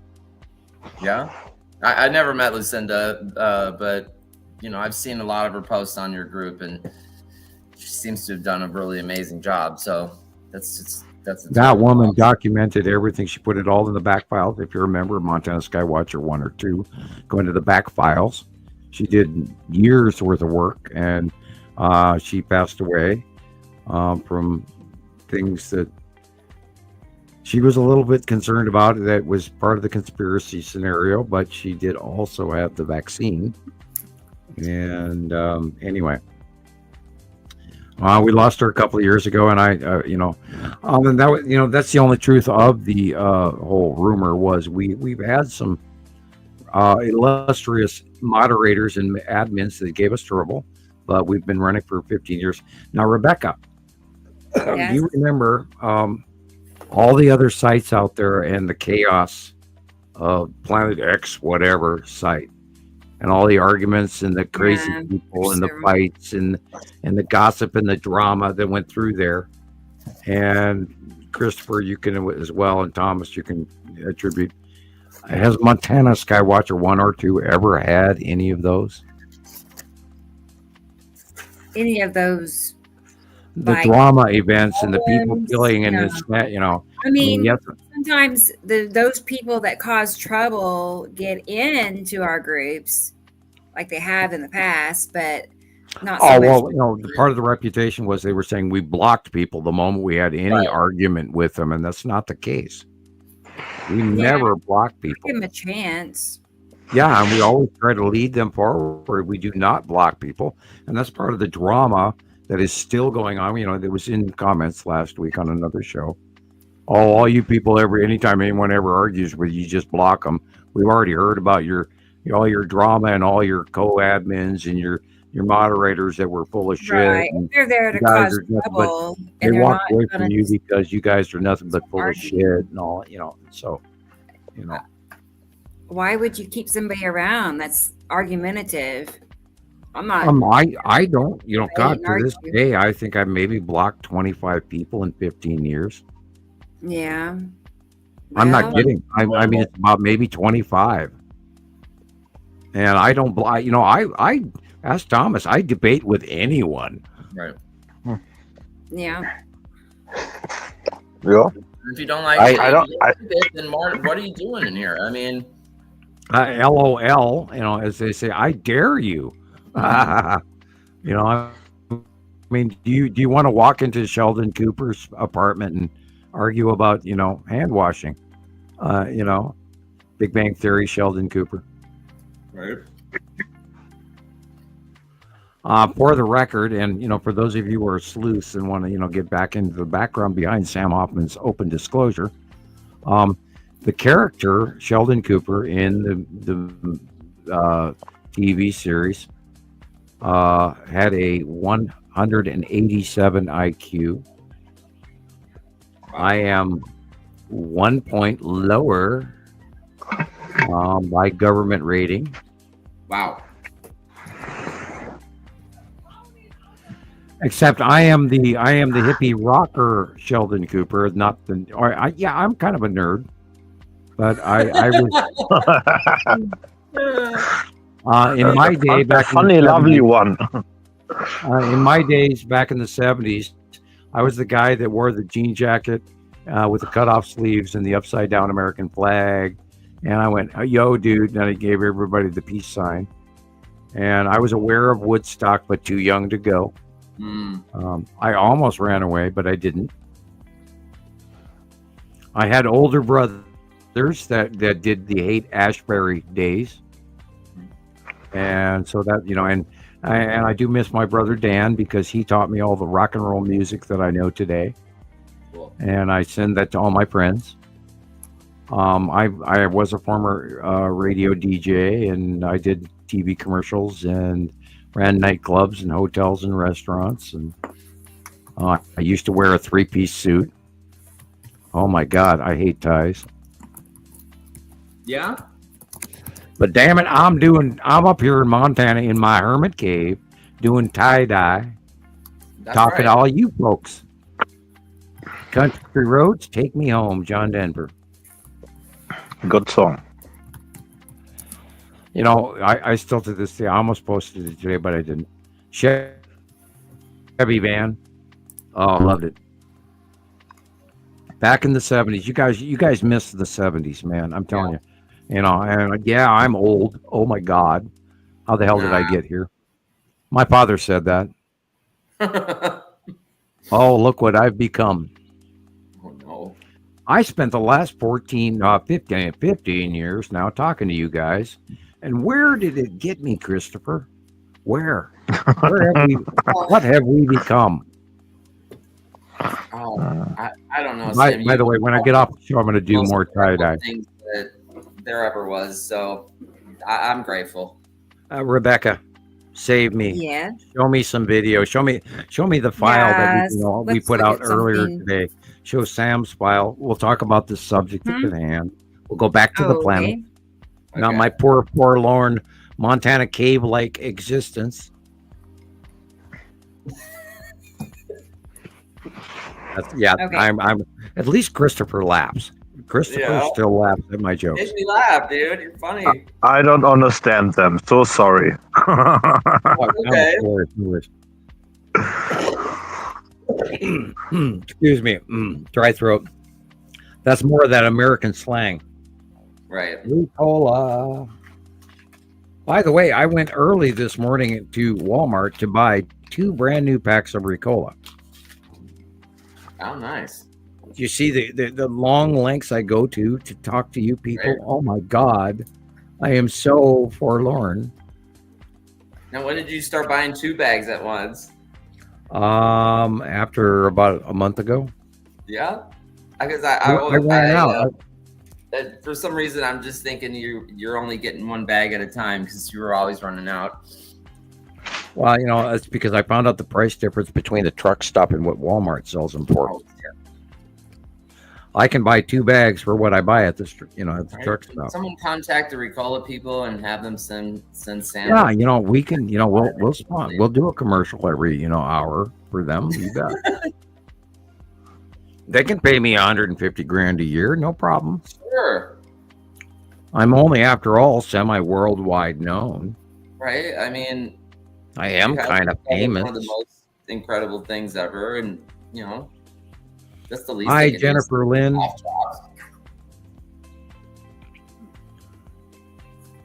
Yep. You know, us old people. Us old, like Joseph. He's old. He's a '70s baby. God, if you weren't part of the '70s, you guys missed out, man. We keep on rocking, man, or keep on trucking. Keep on trucking. Woodstock. Yeah.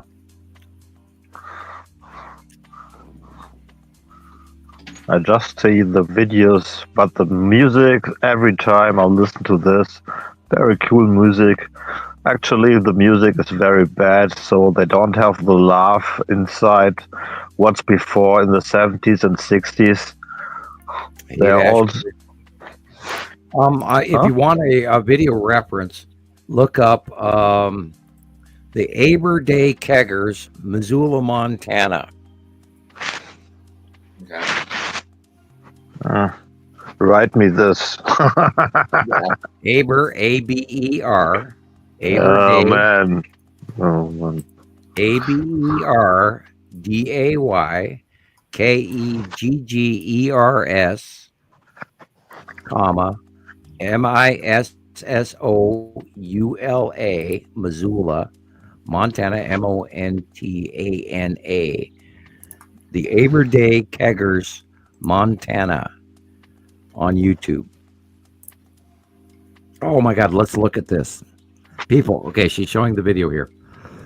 Mm-hmm. These are the asteroids at the bottom of Uri. These are the lead asteroid and all of this other stuff. Way back, oh my God, like 2012, 2013, 2014. When we started watching all the asteroids come in. Wow. And they actually released this photo. That's just wild. There was back then there was a lot of camera stuff going on. They didn't have as much control over because everybody, okay, it's an anomaly, and nobody really knows what we're looking at. But when you start seeing the same pattern of the OCG, we all know it's coming in from the left, going to the right. And when the patterns start emerging, that's when they cut the feed.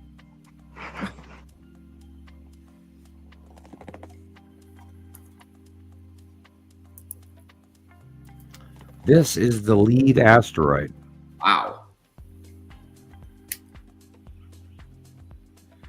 Do you see the common middle stripe? I haven't seen this one yet. No, I dug this out of an old file today. Cool. And look at the little things in front of it. There's like 3 or 4 little ones. But we know the facial markings of the lead asteroid. Go ahead, Rebecca. Mm-hmm. And this is the crop circle. Let's go. That's also, let's do that one. This is one of the best close-ups of the lead asteroid we ever got. And it was like, God, I think about 2014, 2015. Thank you again, Christopher Hill. And he's still mad that I used this photograph. We use it for teaching purposes. So it's called patent rights. It shows, you can see the lines, you can see the markings, you can see it's not there's no craters. And this is when she first started approaching in the early years, and we thought, oh my God, we're in deep shit. But she is now rounding the opposite direction, and we've laid out the orbit model. And by the way, she's getting bigger again, coming in for whatever is going to happen now as it goes over us this summer.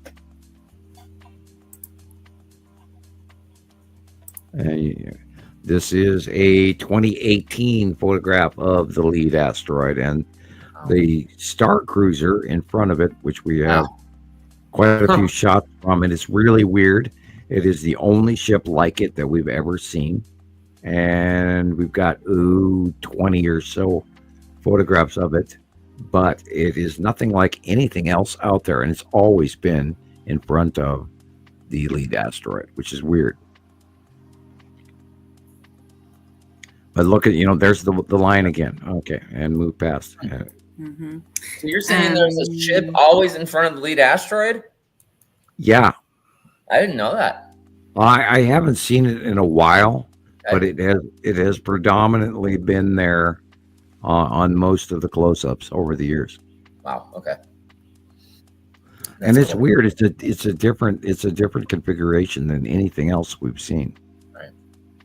It's sort of like this three-pronged thing, and it smooths back into a three top and two sides ship, and we've seen nothing like it to this day. And I have a few close-ups of it, but I don't post them a lot. This, of course, is 2019, 2020, when lead asteroid was really big, really close. Sarah. And we knew long ago that it didn't hit us; it just went really close past us. And at some point in time, it also did the straight across the horizon dive that the spiral asteroid is doing currently.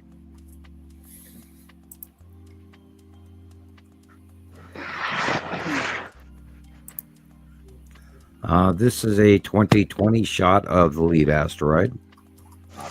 And you can see the angle of trajectory has changed as Yuri is in the upper left and Atu as well. And she's very close, very large. And this is in probably June-ish, and very close to Earth, which is what we're coming into again. That was the last one of the lead objects that you sent me.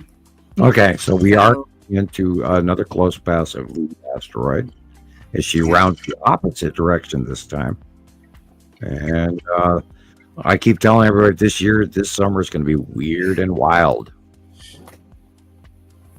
Hey, Sabrina. Hi. Now, how about that one aurora photograph? Oh yeah, I think I saw that one you posted this morning. Yeah. Really cool. I thought I included it. Hang on a second. Hang on. I wasn't expecting that for sure.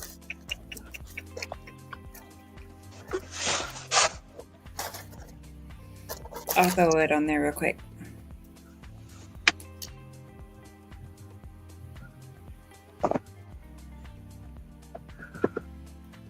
Bear with me just a second here. This one.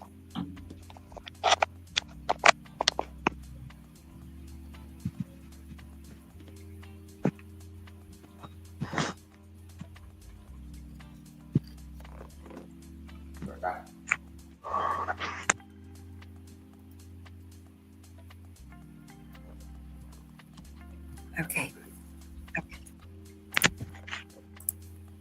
This, I think it was in Holland. Wasn't that what? Okay, I'm on Facebook, so I'm trying to search. Okay. Yeah, and last thing you said is Jerry wants to know if you received his card from him. Yes, Jerry, I did. Thank you again, twice. Okay. Let's see where. Oh, there it is. Scroll up. Oh yeah, there was a couple of pictures you missed. There is the videos also of the lead asteroid. Lead asteroid discharging in front of Saturn's yellow moon. Okay, save a copy image, link. Okay. I will send you again the Aurora. I have it. It's here. Oh, okay. It's all right. loading. Well, I just sent it again. Yeah. The Aurora pic that, Rebecca, I sent it to her earlier today. She looked at it and she went, I've never seen anything like this in my entire life. And then she did the AI search and the AI told her it was possibly a fake. But the fact is, I immediately, when I saw this earlier today, I immediately knew what I was looking at. Anybody? Where's Christopher? What else do I have here?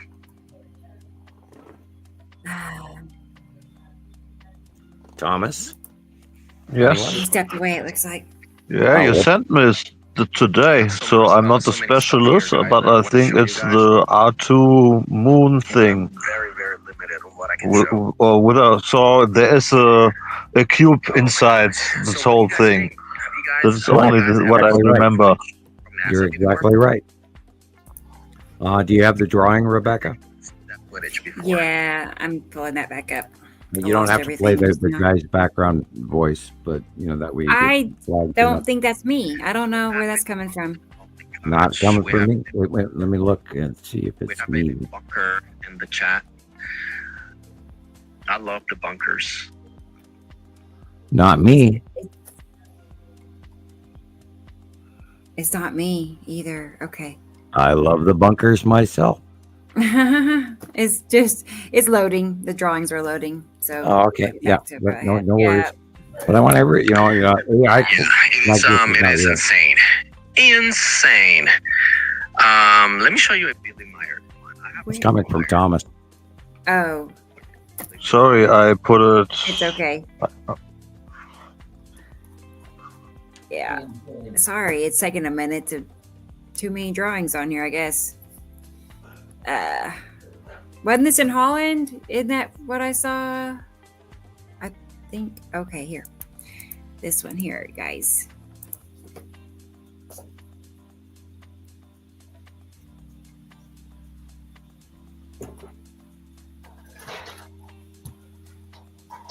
It's that one.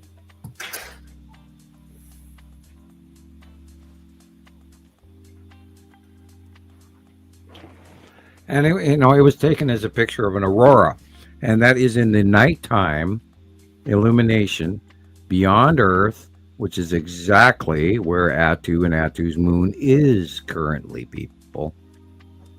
And that is why that is a real photograph, not an AI fake. And the moment I saw it, I went, it's real, because my BS meter works really, really well. And when I see it and I pattern recognize, which is what I'm highly rated for, then I know what I'm looking at. And then I share it. That's why, and I think, do you have the guy's name? We have to thank him. I can't remember. I have to go back. Well, the guy that I saw you share, I saw the guy that posted it. You shared it from somebody else. I saw that part.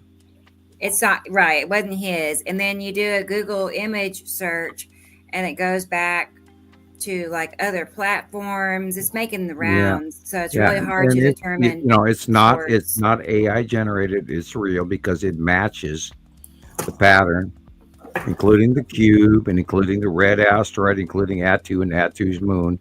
Now look, it's after hours. It's dark. And yet this thing is glowing in the sky. And we've seen this for, 2014 on, Attu and Attu's moon became visible. And that was one of the greatest parts of the whole thing. And this is why I was harassing Jesus about, which he did send me the copy of the video of Attu and Attu's moon. I think that was one of the most glorious parts of my whole tenure, shall we say, of this whole search of the planets, was visibly realizing that Attu had a moon. We didn't know that at first. And then all of a sudden, all of this information started in the rings of Attu. And then we got all of these killer, wonderful shots over the years. And it's made this, and Attu is purple. There is no other way that we could account for, all these years of purple skies and everything that's gone on.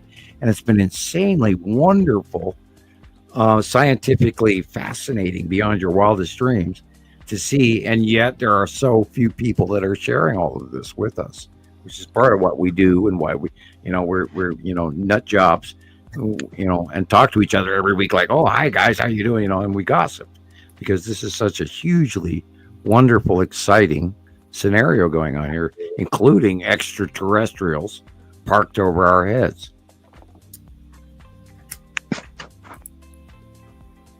Yeah, that guy's batshit crazy. No, don't listen to him. They have admin problems. They talk on Facebook. That guy uses crayons. I hear he eats crayons. Oh no. Yeah, Stop the doing blue that, ones Sam. are the best, man. Which ones? The blue ones are the best. Oh, they that's taste right. like blueberry. Yeah. Back in kindergarten, and by the way, that glue, don't eat the glue. Ugh. Glitter and stars, no problem. Eat all of those you want. Maybe remove yourself from the food chain. Okay. Anyway, I'm glad Carol Ann has been helping Nancy like maneuver from. I don't know if it's again today, but like when Nancy is like traveling, Carol Ann's like 2 steps ahead, telling her what exit to take or what. Nice. You should open a travel service. Yeah. Step by step. Now turn here. Hey, my last travel agent. Oh my God, I wanted to wring her neck when I got back from a third world country. Thank you.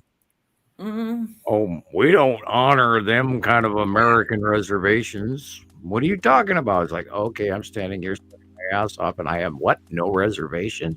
Thank you. Anyway, So I have a slideshow of some of Christopher's pictures for a change. Cool. So I yay! thought we'd do that. I know. Let's come back to sanity and talking about the passing planets. Let's Sorry, guys. Prior to the show, both Rebecca and I were going, oh, I have to wake up. I have to wake up. I have to wake up. You're awake. Am I? Am I really awake? More Or am than I just- me. Am I just talking and I fell asleep in my chair 20 minutes ago and nobody knows But it? it's just better. Any day that the sun is not out, I am like really tired. Like, Hey, last week after our show, last Saturday night, I went to sleep and I was talking to Gillian all the way until about 6 o'clock in the morning, even though we weren't talking. Right. And, my brain clicking on the pillow, click, click, click, click, yeah. I've lost my mind. Calgon, take me Hey, away. you woke up Right? well. Oh, gosh. You did. Okay, so here is some recent current pictures from Chris. Okay. This one. Yeah. And yeah, let's do this one.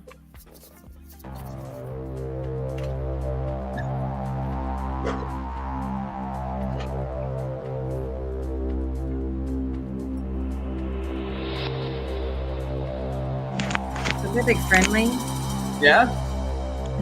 Oh. That's You in know, the the government have also the ships.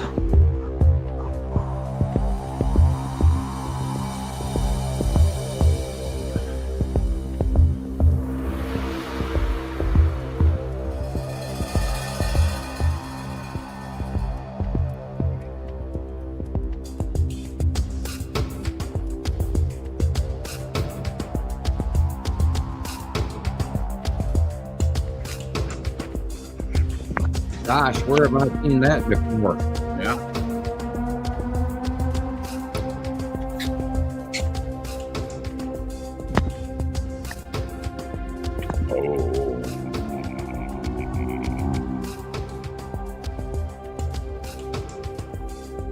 Right before our very eyes, people.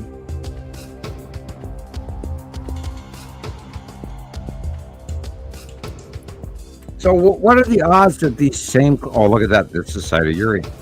And Matim. What are the odds that the clouds happen the same way every day for, over a decade? That's a miracle. Yeah. It's a miracle. Yeah. Praise be. I've been hearing a lot of people or seeing people in the comments talk about machines a lot lately too. Matim cutting into the sun. Sky machines. See the side of Uri and the rounded Matim are on the upper left of the sun.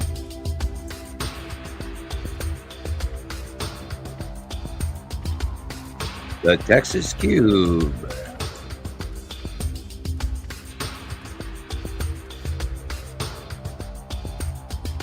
a Star Destroyer, and the Long Box Cube. In front of it sat the Massassin Moon and the lead asteroid. And the light pinch.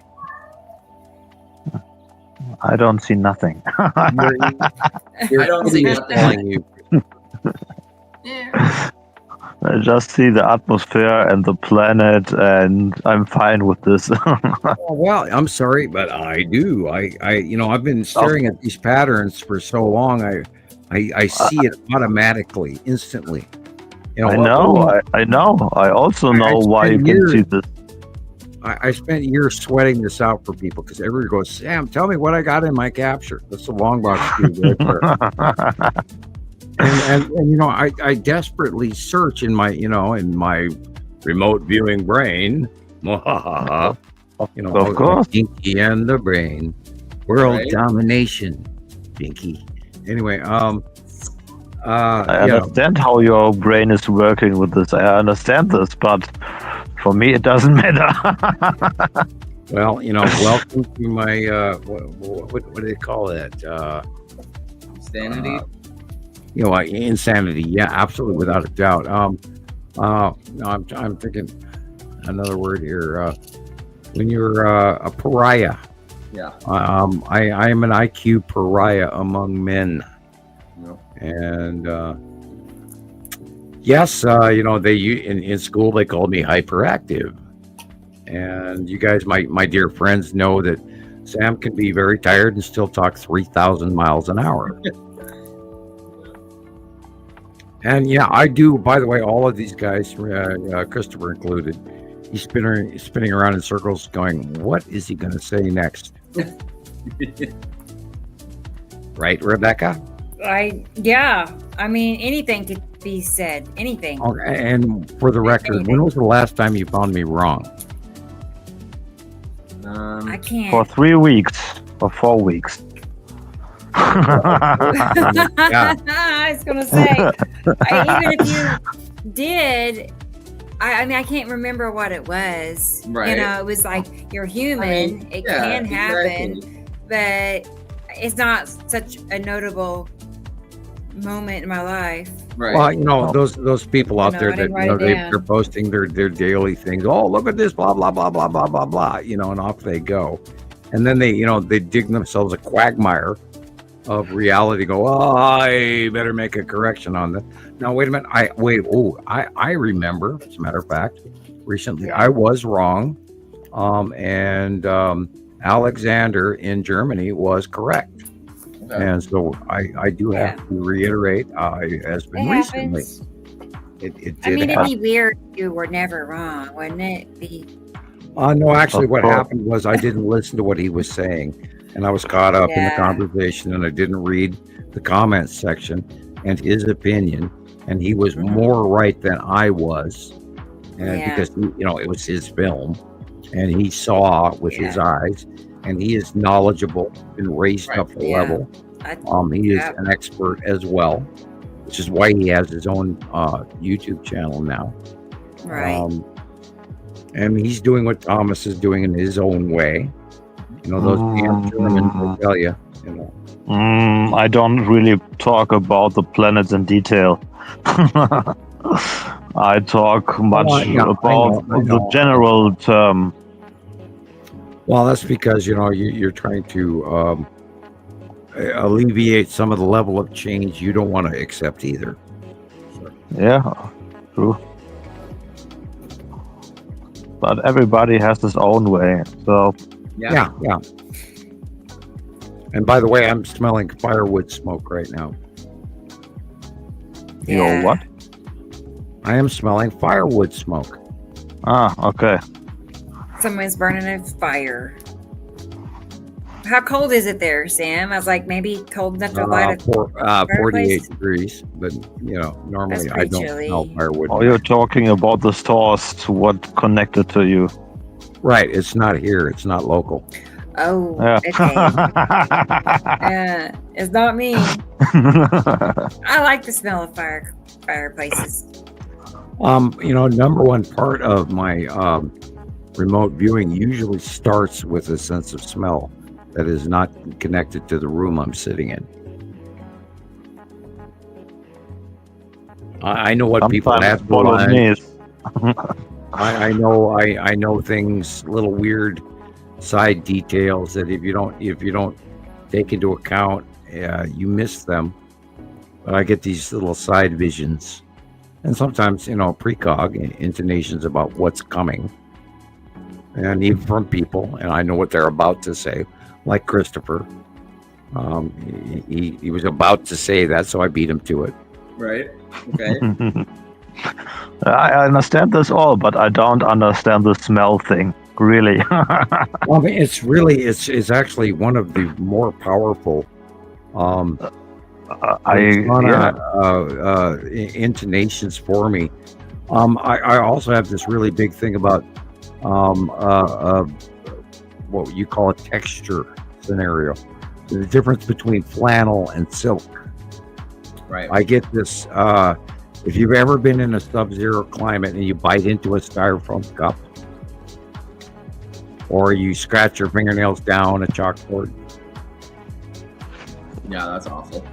There's a texture, an electrical, a nuance to your subconscious. And all my life I've had that same nuance, that flannel texture in my dreams about all these asteroids. And which is what prompted me even to get into astrophysics in the first place. That's crazy. Well, I am. Okay, high voltage Sam. Like you talk about autism, or you talk about Asperger's, or you talk about hyperactivity. I am because my IQ is high enough. I don't live in the same world you do. That's right. When people who develop into teenage years, 18, 19 years old, develop schizophrenia, that's because they have a high IQ and they go beyond their ability to fathom the reality and the fantasy, and they lose it in the fantasy through chemical synaptic brain response. But in the high spectrum genius status, Sheldon Cooper, whatever, I see the world through chemistry.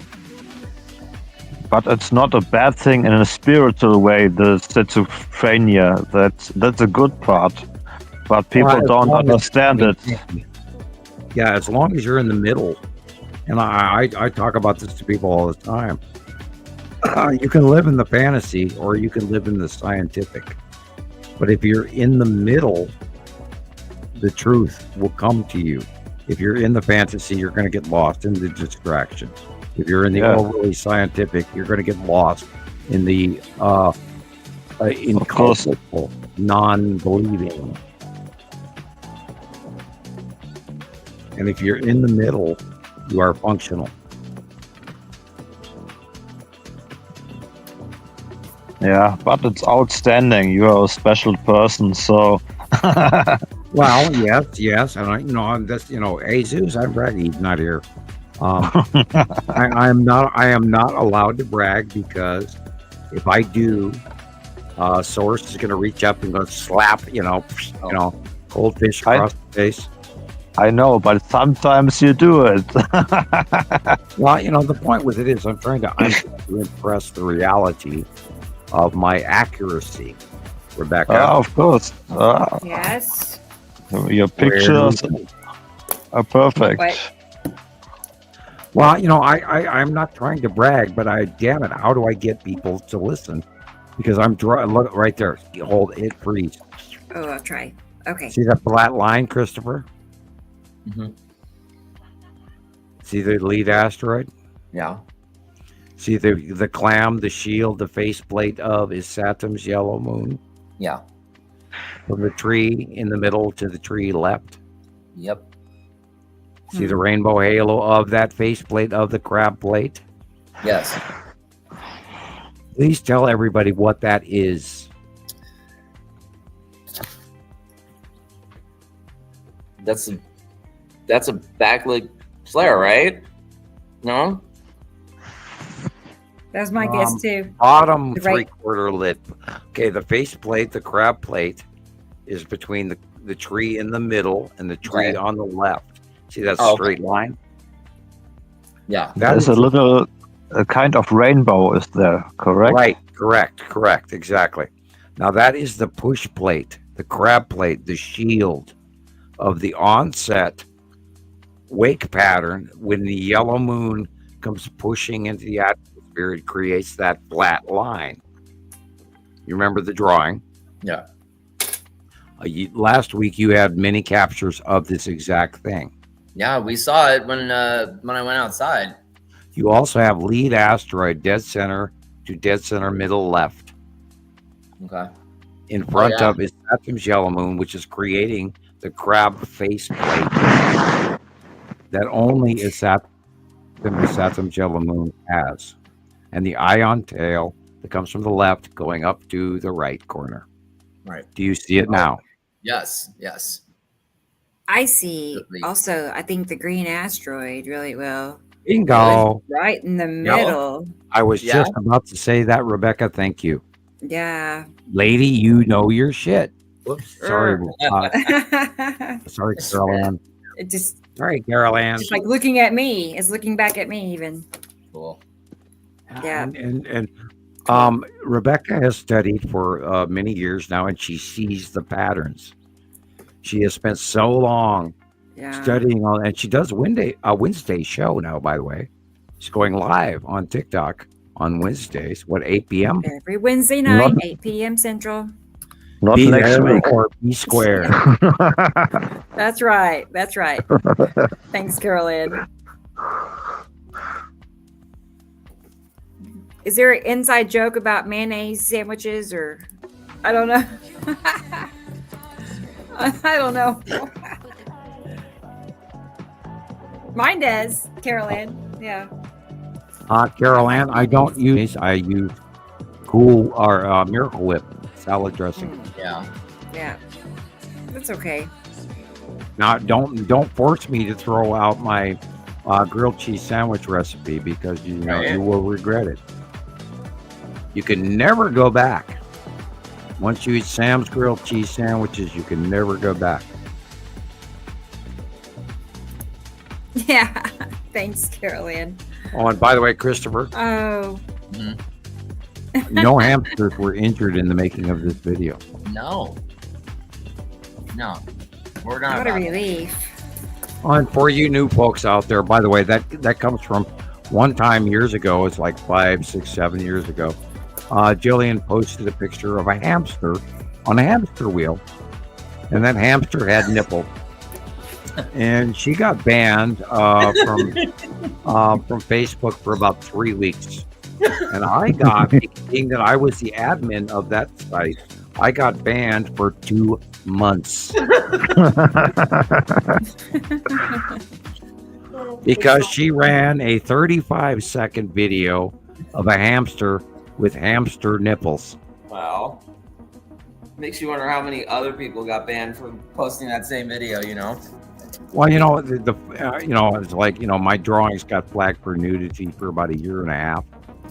And I've been in Facebook jail like about 60, 70, 80 times now.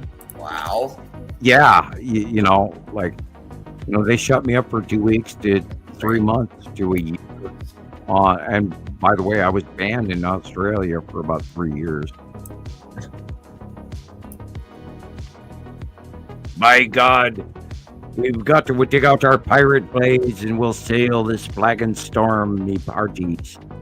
Aye, it's pirate time indeed. These gosh darn planets be off our leeward shore. By the way, Christopher, do you ever wonder why they called the bathroom the head? I mean, in a nautical term. No, because it's at the head of the boat. I don't know. Yeah, exactly. Because the ship in the old days, up there, to the figurehead, up there on that point, when you were, in the USS Constitution and the Ironsides and all that, you have to go all the way forward to sit over a hole on the head of the ship. Makes sense. To do your business. By the way, Remember, 9.2 million views for removing earwax. Right? My God, Rebecca, Yes. where are the cats? They're like passed out asleep. Look at that. Look, all look. around Oh, me. hit pause. Oh my God, hit Oh. pause. Oh, okay. Christopher, what are we looking at? What are we looking at? Thomas, what are we looking at? A planet. Good job, Thomas. Yeah. Like, don't exert yourself. Don't. I just enjoy the simple things. I just don't need to make it complicated. I look at it and enjoy it with my eyes. And you come and say, "Hey, come on, tell me what this." And I say, "Oh man, stop it! I just enjoy." All right. Yes, I understand. You don't want to stand up on the soapbox and get thrown cabbages or rotten tomatoes. I know. Okay. No, that's not the reason. I don't have problem with this, but I really don't know. I just think, okay, there's the sun. I remember, if there's the sun, Saturn and the other things are on the right side, so it must be anything on the left side. Correct. This is why my first thinking, and so it can be. Christopher, take over. What do you see? I was thinking at too soon, but it could be the side of Uri. It's the side of Uri. Yeah. Okay, we talk about the Salamander asteroid group. Let's look at okay, number one, we go all the way back to the basics for your new folks out there. Do not look at the sun. Go all the way up into the upper left corner and then work your way down back to the right lower corner. Look at the dark side first, not the light. Look at the dark. You're looking at the side of Uri, the Salamander asteroid group, the Tan asteroid, Lorraine, Pappy. You're looking at the Skull asteroid. You're looking at the side of Uri, which is now. This is old. This is weeks old because now it is in due north. Right. As the sun comes up in the morning. That is exactly what you're looking at right there. And you can see like Uri has risen up because I've been seeing it just like that. And she's getting smaller. We for the last 3 or 4 or 5 years, we haven't even seen the bottom of Uri.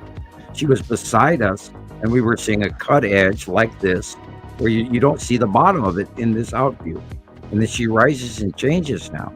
And the transition is so insane. No, hit pause again. This is your shot, correct? Yeah. From Las Vegas. On the right-hand side of the sun, you're looking at Isatum's yellow moon and the ion tail and Isatum. That's great. And this cutting in that pinch-off flare is cutting into the side of the light with the side of Isatum. Isatum's yellow moon and lead asteroid is dead center, just above the foam pole, and the dead center palm tree coming downward at that angle. And you can't make this shit up. It happens over and over and over and over again. People, this is real. Yeah.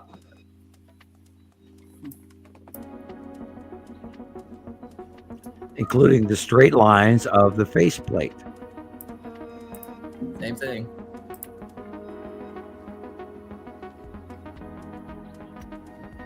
They're leaving. There they go. Goodbye, alien. Bye. Get all the commodities you need. See you next time. Right? Could you leave us, a That's little fun. bit? Yeah, it was good. Yeah. Well, good. Now, what if we do? What if we are partially terraformed to allow another race to join and live in those empty cities in China? Our guys, we have to open up our environmental sociology to allow other races because we are not alone, and we got to stop fighting with each other and realize there's a much larger problem going on right in our faces. And we don't need to put all the poison in our environment. So look at the seas, look all the plastic, look all the other stuff. So that's also a big problem. Yeah, we have to step back and realize 1973, when we started interjecting ammonia and bleach into oil and created the plastic era from 1973 on, we shot ourselves in the foot. We have changed mankind. We've destroyed our oceans. We've destroyed our lands. We've drilled holes that nobody's paying attention to. We put nuclear waste in the ground underneath us. We've created thousands and thousands of nuclear power plants that once you turn them on, you cannot turn them off ever. Hello? We can't live like this, people. We're killing ourselves. We have to go back 2 steps and then take a step forward. We have to learn. Hello, Mittens. Yep. As long as she doesn't know she's on camera, she's cool. Right. Okay. Yeah, that's the Skywatching cat. She's shy. She's the next angry cat or grumpy cat. Yeah. Right. Right. Mittens, the Skywatching cat. It's like, don't hold me. She don't want to be held. Okay. Just no cuddles, no holding. That's the local 7-Eleven will do that to you. Yeah, that's it, Tara. Right. Star of the show. Yeah. I know, Maria. I know. She really is. She's like a beautiful kitty cat. Beautiful eyes, beautiful color. Yeah. Yeah. Okay. So, Sam, which race do you think want to come here really to Earth? So I know there are other races here too, but are you thinking they want to come in general and say, yeah, come to Earth? Or they said, oh no. I think that I think there's a multi-factional thing going on here. I believe that we have the reptilian also. They are here. Wow. For example. they are part of the Federation. Yes. And I don't think people are ready for that information, which is why I don't talk about my knowledge about them. Yeah. No, they don't, I think. Well, this goes back to me talking about we have to have respect for the other races. And I would refer you to Greek lore prior to the last cycle, and those that were referred to as the Magi, and the Oracle of Delphi, and what is going on subterranean in Earth. Guys, there is so much going on that we aren't even prepared for, including Antarctica, including lost civilizations, lost cities, blah, blah, blah, blah. The shit buried in China, the shit up in Russia nobody talks about. All, the Gobli and all of this crap, guys. There is so much information. That underground cities, tunnels, all of that. I have a video we could look at while you're talking about that. Please do. Mm-hmm. 5 hours, 56:14. Let me go get it. This one. So I don't.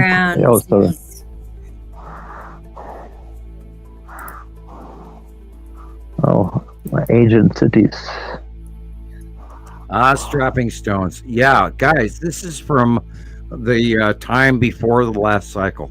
There were other races, other technologies that we can't cut these stones. We can't place these stones. We can't move these stones. Laser technology and anti-gravity and like this. Harmonics. Incan. Or prior to Inca. It's a chair. An arena. Yeah. Oh man, they're the acoustics in those. Right, harmonic acoustics. Unbelievable. But I do not have the technology to replicate. Right. Of course, but I also think this civilization can't only erase by the floods and the earthquakes, because they are high technology, so they make bunkers and go in the inner Earth, but they can't complete erase. That isn't possible, in my opinion. If they have this technology, look what we are doing today, so they can easily go into in the inner Earth and make there no homes, for example. Right, look at Kuyu and all those sites. Massive underground cities. Cities, yes. But I think some of them are still here. They are not complete erased or deleted, or how you can call it.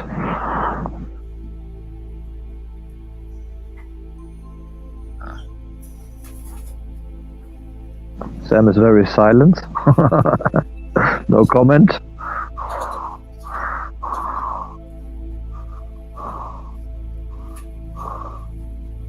Oh, no. There were ages of races. There were ages of giants before us. Our oxygen level on the planet has changed. Our barometric pressure on the planet has changed. When the other higher races come down here, they are not comfortable. They have to have worker races work for us. Sorry. I did not know. Whoops. Oh, it works for me. I like the music. Yeah. It's just so loud. That's a tree that grew over the top of something that's 5,000 years old. Yeah. People, we cannot cut that stone today. The fact is, there were other civilizations that were probably equally as smart as us, and they were probably smarter and knew they didn't have to pollute their own environment. They lived out of their own means.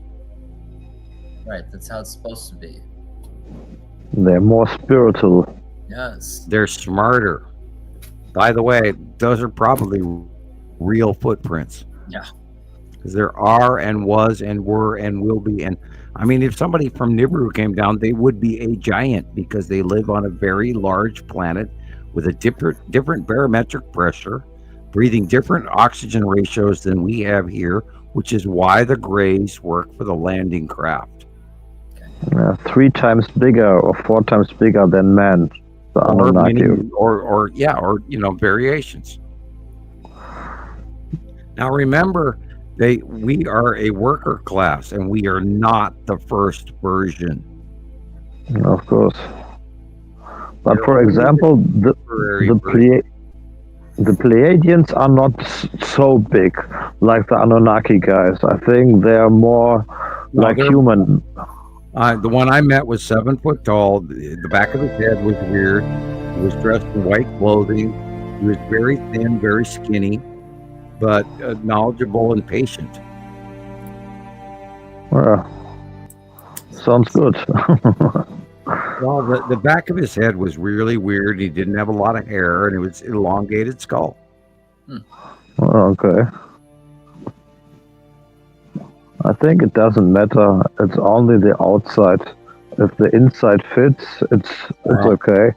The size of your skull has to do with your rhetorical ability and the size of your thought processes, etc., and the higher development. Now, remember, we go back to the base of our brain is the lizard brain. And I will remind people, who is to say that we are the first species ever to evolve on this planet?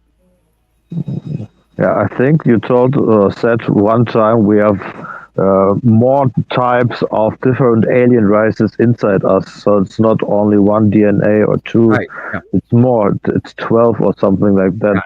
Yeah, we are a mix. Well, now we're a genetic hybrid. We were created to do the commodity mining, and we're a created bio tool.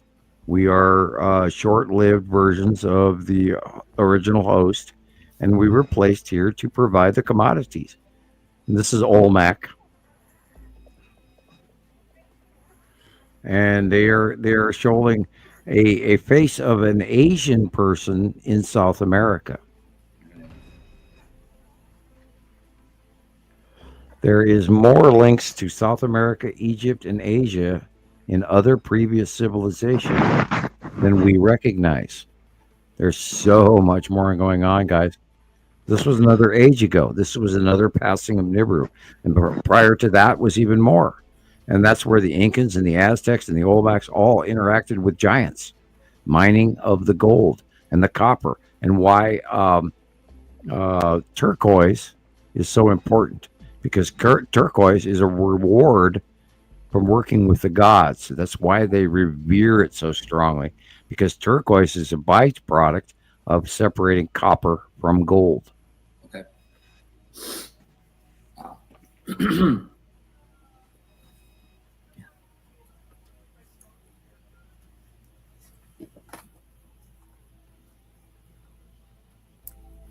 Yeah, interesting times. So I think in future the lizard people come from the inner earth where to the surface, and we have actually a lot of them around us, and hybrids and like this walking here around, but people don't really aware of them.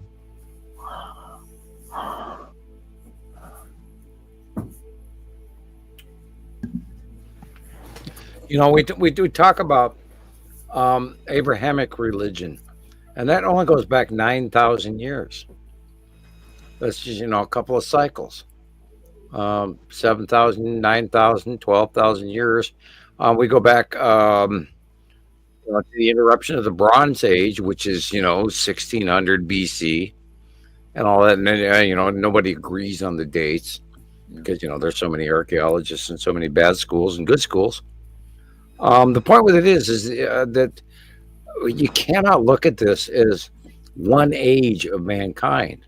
We have to look at this as 80.3 ages since the takeover of this area of space and the empire and the Anunnaki. But if you do it to the calculator and type 450,000 to 360, you get over 100 cycles. I was only going back 300,000 years. You're correct. Okay. Yeah, you are right. Yeah, it's over 100. If you go back 400,000 years, it's over 100 cycles.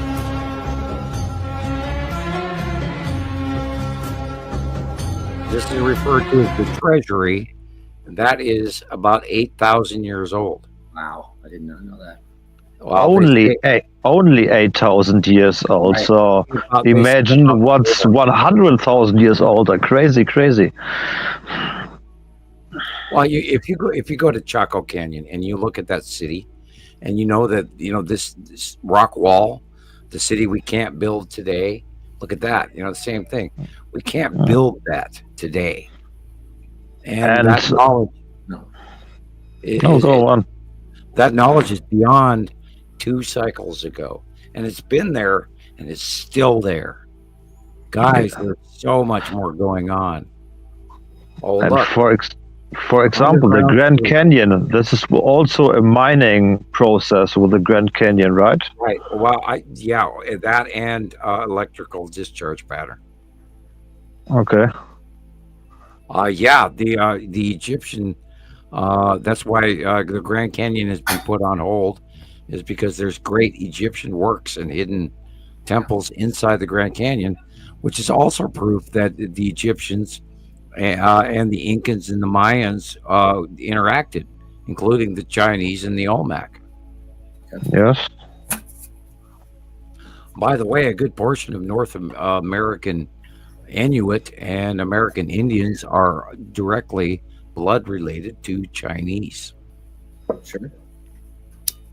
And it wasn't some great melting in the iceberg, the landmass. They went from Siberia to Alaska. It was far more than that. There was 2.5 to 3 cycles ago, there was a great mining operation on planet Earth, which is why the giants were here, because they moved greater amounts of material all the way back to the Ice Age and during the Ice Age. Each time the cycles of the Nibiru passing of the planets occurs, they have to collect the commodities. There's a ratio that has to be performed. And if you look at the stelae of the rulership of the kings going back, 98,000 years? Okay. Or longer. It's a recorded thing that they've translated this thing, and they can't believe what the beginning part says versus the ending part, because the ending part, dynasties, are accurate, and they don't dare believe in the descriptions of the dynasties that preceded them, that lasted for 40 and 50,000 years, because Earth was ruled by extraterrestrial governors all the way up into the early ages of the dynasties of Egypt. People that we were there. It's so much bigger, and if only all of those other guys out there, from Graham Hancock to you name it. Yeah, I talked to them. I try to talk to them. If all of them would only reach to the binary solar system and the reoccurring pattern every 3,654 to 4,000 years, all of the puzzle pieces would fit into one picture. Yes. Including Cappadocia, and why they dug a city underground that reaches from Turkey all the way to England. Underground. Yes, that's big, to England from Turkey. I don't know this. That's new for me. Why would you do that? Only because the Earth is having a really, really big problem, like the heating, or like, for example, maybe other stuff like floods, or I don't know, floods maybe, but the heating is the most problem, I think. Christoper, Bear with me a second. Hang on a second. Hit pause. I know. Sorry, I got back. Why would you spend? Great example. Why would you spend a year and a half digging this hole? Because I know there's life on the surface is not going to be feasible anymore. Where do you live? Where do I know, right? Like, you got to go underground. But why am I in a house? Hole yet? Thomas, where Christoper lives, is Las Vegas, Nevada. It is so damn hot there, you wouldn't believe. But I said this with the heat, or don't you understand this before? The point with it is Turkey, Cappadocia, Constantinople, the Baltic regions, the area where the Mongol invasions, all the way to Western China, used to be inhabited by many masses of people that ended up moving at the last climate change evaluation of the passing of the planets. And modern geology and sciences talk about, Africa changed, 8,000 years ago. No, Africa changed about 4,000 years ago. Okay. And it's recorded in the dynasty records of crop development in Egyptian lore, the loss of and the vanishing of the Mycenaeans and the Minoans, and Santorini exploding in 1650 BCE. And all of this talks about a climate change pattern, which also happened in 1250 BC. The evidence is so overwhelming, and unfortunately modern empirical, with an I, empirical science from England and Europe does not believe in that. And were I to, go to the Modern Science Academy and proclaim this, I would be laughed out of there. But yeah. Which is why I never tried to submit papers for my Nobel Prize from 1980. But, that would be posthumous, I believe. All people will laugh at you, and they say, "Yo, you're wrong," and don't believe you. Hey, Christopher, what did AI say to Gillian? What did AI say to you?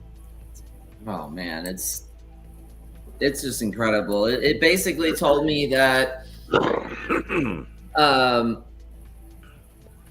you know, with the amount of comparisons that have been made with the photographs from all over the world to your illustrations that are drawn prior to the photos that are taken, that it cannot be a coincidence at all. It's like it gave me something like 98% probability that this is an absolute fact. And we've been posting the conclusions of AI for about 2 years now. Well, you know, once AI got out and running. And I tell people, if you want to look me up, ask AI. The conclusion of my science evaluation. Go ahead. If you have something to say, please. Yeah, no, just it talked about your unification model and all of it. And who else has a unification model? Oh, nobody. That is exactly the model. And this is why in 1978, I wrote a paper and I tried to express the values of protons, neutrons, and electrons in basic subatomic chemistry, and how my evaluation of our orbit model with our small dwarf yellow star, small, holding all of our normal planets. I will still love you. The model that I saw from chemistry, according to the periodic chart, did not match atomic structure, and I knew that what we had with the volume that our yellow star could hold in a solar system exceeded the value of the mass.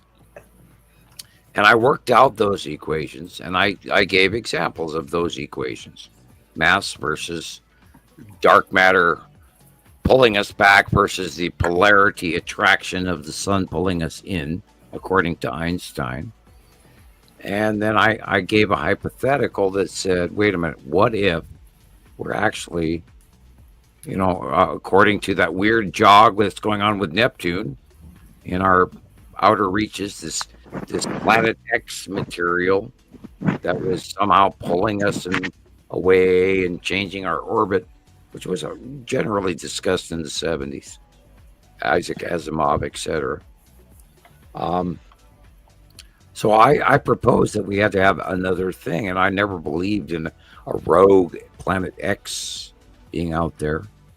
I believed only that each solar system has a star, each star has planets, and we had to be a binary 2-atom atomic chemistry structure. And I got noticed. And take it away, Rebecca. But I think the powerful thing, in my opinion, is you can do a proof on paper. So what I mean is you put the math, you put the chemical, you put the physics theory on the paper. So if I ever think I can't do any proof with math, and so you do all the things, and that is what I think. Oh, maybe 180 IQ is not enough, so you must be really, really powerful for doing this shit. Well, all I did was I gave out 3 examples of the soft metals groups on the periodic chart that have 2 atoms, because in order for, we are, we're in that Goldilocks zone. We make gold on this planet. It's all over in our tectonic plates, next to quartz mineral deposits. And I thought, in order to do that, we have to be positively charged: protons, neutrons, electrons, basic chemistry. Because of that atomic structure, I looked at that and I went, wait a minute, maybe our solar system is this, but In order to have that, we have to have two atoms. Two atoms, two stars. Protons, positive planets. Neutrons, moons. Electrons, radical asteroids. Yeah, I understand a little bit. It's like to tell a baby how to drive a car. Yeah. It's So maybe the baby know, oh, okay, that's a car, but the baby never understand how to drive this car. And that is what I every time, if you try to explain, and I think most people think that same, you explain and they think, okay, atom, neutron, electron, okay, I know, but I don't know how that works. And you don't need to explain. I want to say it's very difficult for people to understand what you're really talking. It's my opinion. It boils down to atomic structure and shell structure and the rings of protons, neutrons, and electrons in basic chemistry. Now, there we have an atom. And in the first ring, the first orbit ring, all chemistry, subatomic to astroatomic, it can hold two, a proton or a neutron, or two neutrons, or a proton or a proton. But that is the basic building blocks. And then there's a second ring, and that can hold 12 protons, neutrons, or in a balanced therein, give or take. It goes 2, 12, 16, 32, 2. That is the basic building blocks of all chemistry, equations, and compounds. That is a basic knowledge from 1444 from a guy by Dr. Bacon, I believe his name was.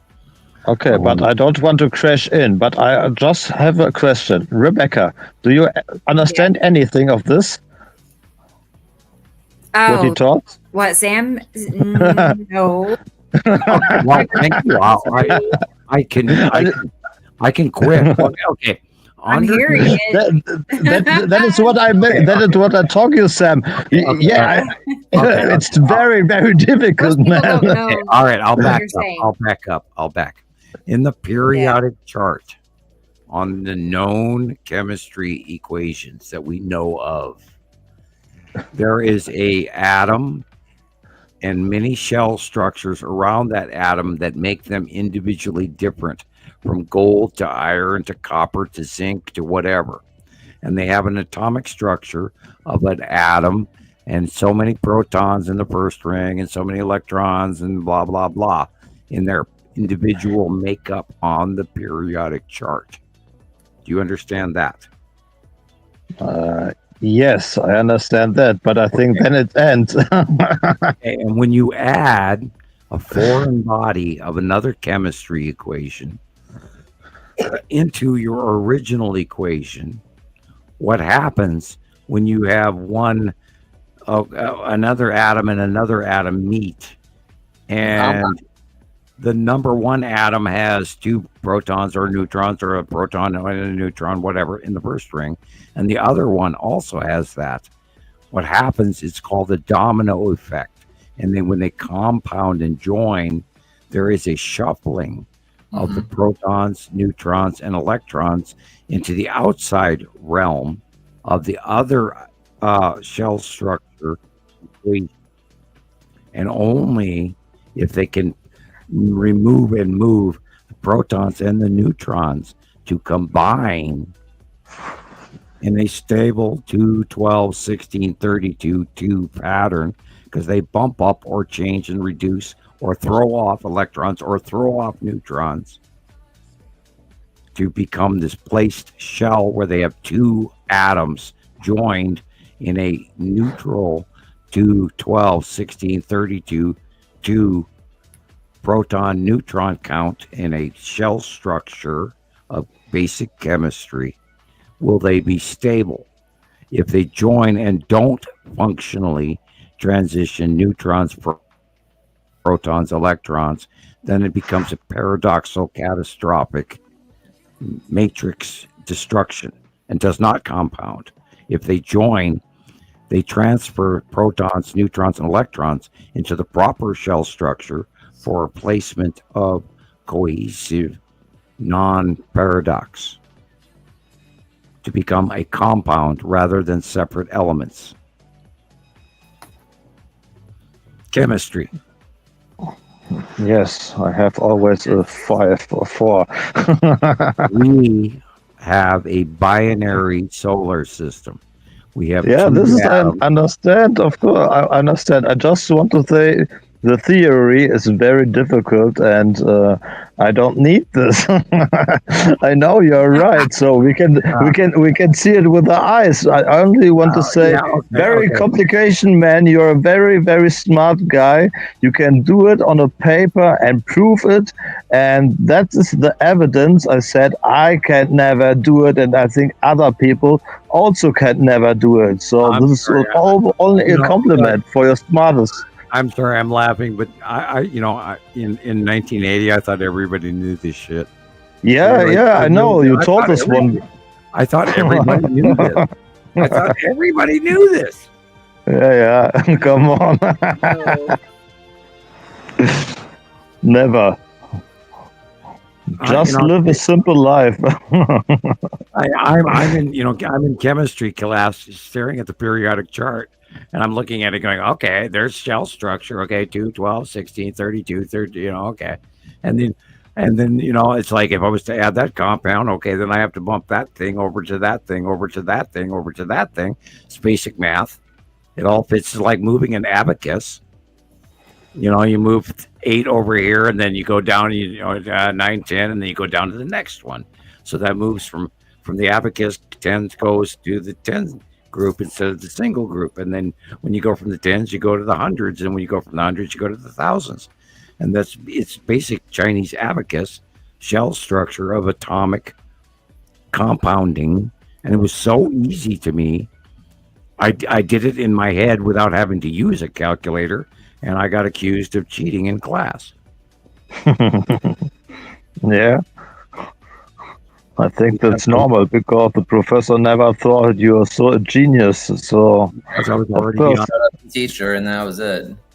Yeah, I got a 2-year straight A. Oh, that's nice.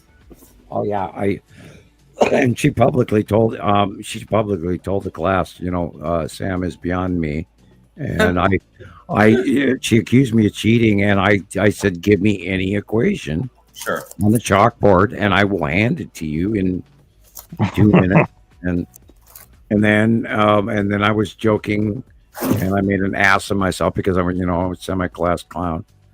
And I said, "Give me one of Einstein equations."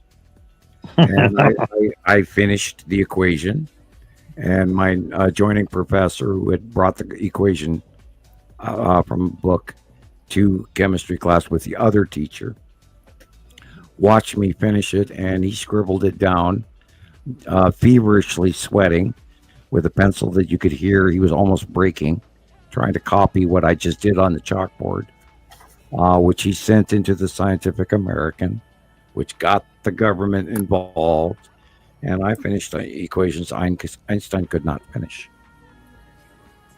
Crazy. Yeah. And the rest is history, and here we are today. Yes, we are today. That's what I want to say too. It's basic math.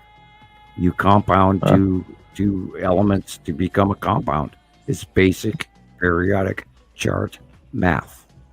2 + 2 = 4. That's simple. Yeah, for you it's all basic. Well, I see it. I see it in my head. Yeah, I know, but I see it in my head. It's so simple. It is. I thought everyone knew this. Yeah, that's crazy. So, in the time back, as I was a child, of course, I'm thinking the same. So I think every person have the same thought and the same feeling I have. But no, that wasn't true. They are on a complete different level, or I am on a complete different level, and I don't understand why are people thinking this way. So this, I understand what you're telling, but the basics and this math and chemistry, no, it's not my way. Maybe it's for Christopher good. Hey, No, years ago, they had on the periodic chart, they had the shell structure listed below it, and they don't do that now. It's been removed, and it's like, holy shit, this is the dumbing down. And what's going on right now? We are being dumbed down. We are being manipulated. We are being shot down. We're being told lies. And But I have another question. So the 30 years are over. So you are now allowed to speak.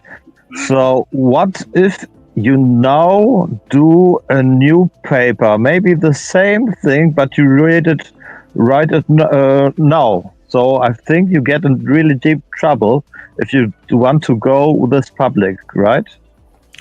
well, it boils down to where would we target that mathematical equation? Where do we go that anyone would actually listen to? University, for example. I the first place I would start is a topic that Christopher just embarked on like a week ago was the 2009 Norway spiral. Yeah. I mean, let's talk about that alone. I mean, that has nothing to do with math. I don't even have to answer the equation. But the world saw the 2009 spiral, and they saw the object come out of it.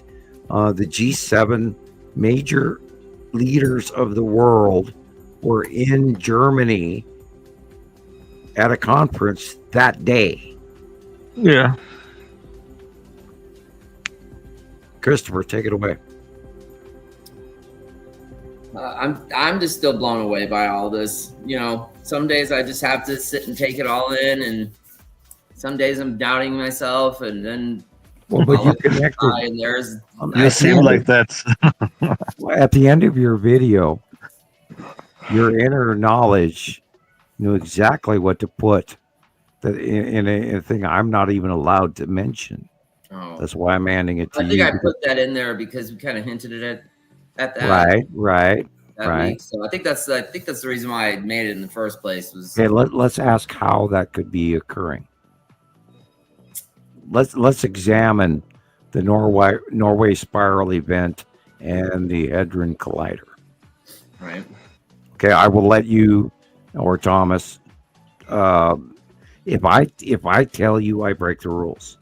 If you guys surmise it on your own, so of course I can tell something, but my language maybe it's not perfect, but maybe Christopher can help me. So the collider is, I think it works like Stargate. So you need a number to reach the planet or the station.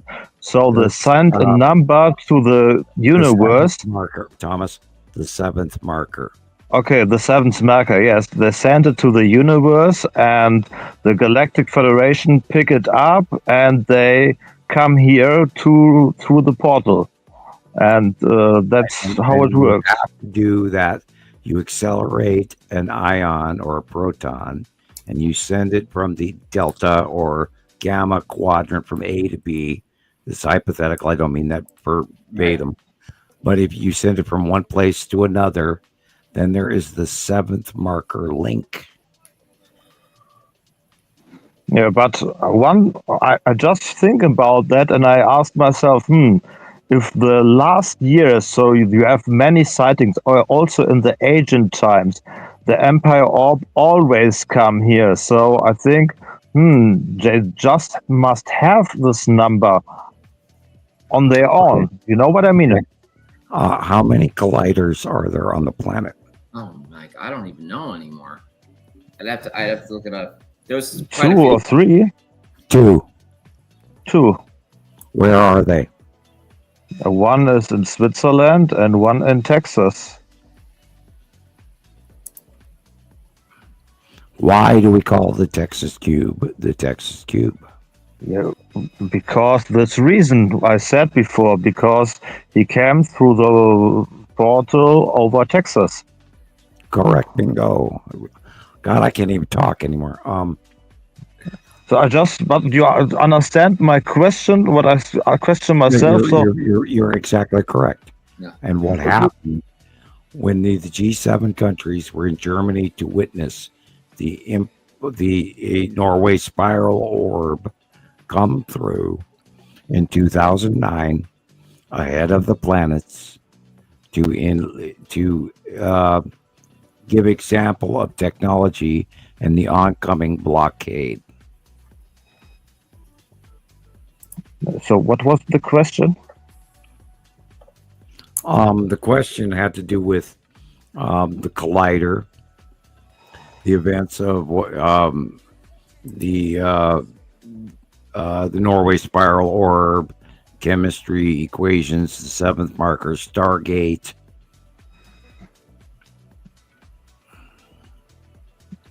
Yes, Yeah. no. Maybe I don't understand the word. Maybe Christoper can help me. So what was the question you asked about? Well, I don't want to give away the science behind how that works. I think that doesn't matter. So you don't need to put the science here. I think people also don't understand it. But I just ask myself, look, for example, if 4,000, 6,000 years before, the empire always come here. And I ask myself, okay, so if they come 4,000 or 5,000 years ago here, so they just have for example, the number to come here.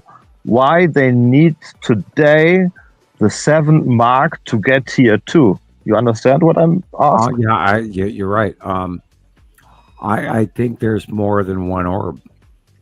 Yes, okay, that's I accept that too. But I think if this is the Galactic Federation, so this is not only a single generation. So this is a community, and they share the information. I think that's a very wise question. Thank you. I had not pondered that. Why would they need help? But you got to remember who created the colliders. Yeah. Look at what era, what president, what we were going through. Of course, but also the colliders. I see some images from, I think it was India or something like that. So they put something that looks very similar also in the stones. Yeah, it's not done yet. Okay. The India Space Academy is quite high tech. I actually they tried to recruit me a few years ago, and I turned them down. Yeah, and I walked away from that. I walked away from more money.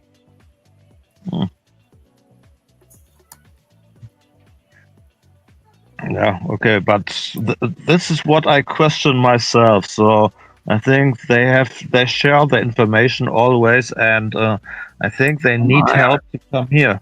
I think China's in bed with them. I think Russia has a different faction treaty. I think other countries are also sideline dealing with ETs above.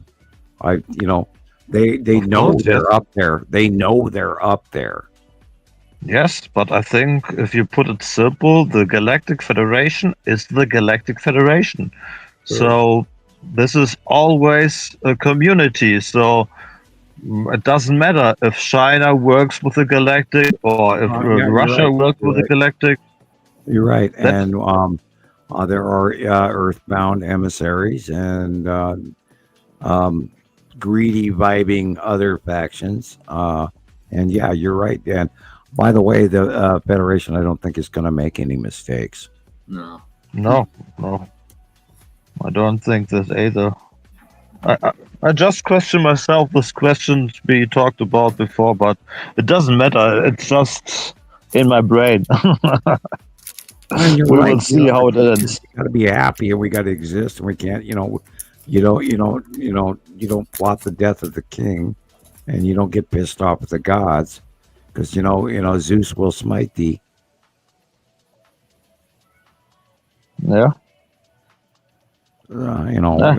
We cannot fight the system that's way bigger than we are, but I think being aware of it is crucial.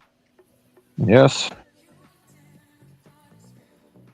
So, and you said before, and I know that also too, we are more not advanced, but we are more powerful than the Anunnaki guy. So some of us are more powerful. We have the same life amount, the same power, but we burn ours up in 80 years.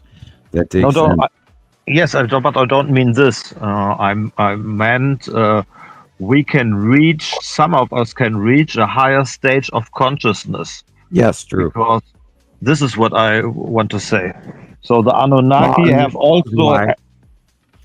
We have found in the lore, we found the false and the demigods. A strong example of that is the movie Gods of Egypt. Very, very good self-disclosure video. We are in ways more passionate, more compassionate than the gods could ever be, because they have the exuberant right of living longer, where we die young. Yeah, correct. Our power, our passion is greater because we have a shorter time to live it. And it is what it is. How they control man. We are short-lived.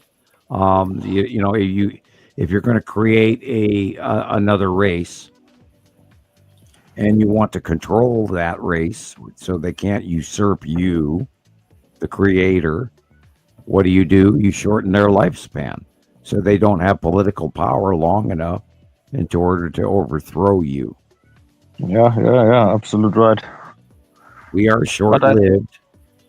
12 genetic patterns blended into one, and we are not the first version. There were many other versions. There were versions that lived through the Ice Age. There were other smaller and larger versions of us over countless civilizations we don't even know about. Absolute. But we have one time this discussion, but I bring it up, but because maybe someone are interested in this, I think there's more technology. So, for example, there is technology how to transfer our consciousness to another body with a complete soul and all of this. So synaptic brainstem simulations. Yeah, I would imagine, because we are a collective of synaptic responses and stored memories, all in electrical genetic gel type stasis thumbnail drive chip sort of brain thingy. Yeah.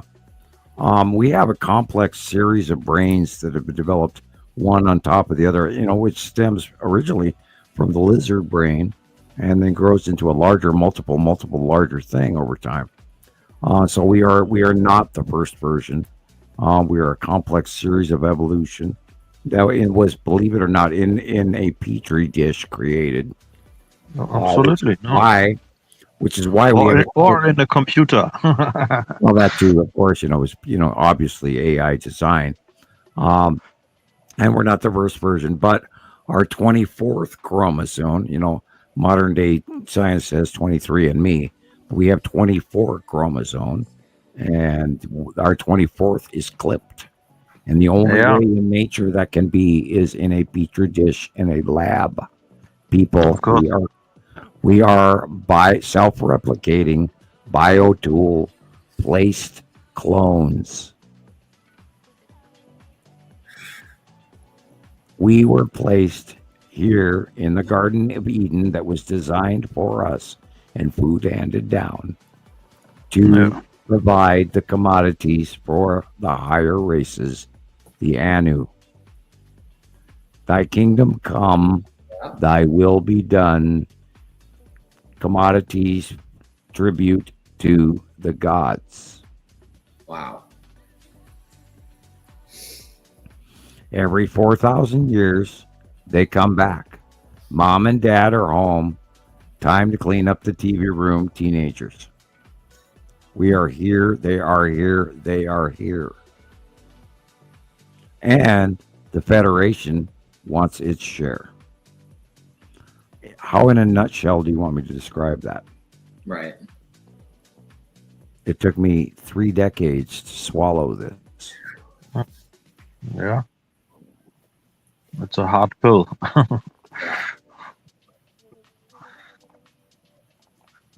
So many people are not ready for this shit.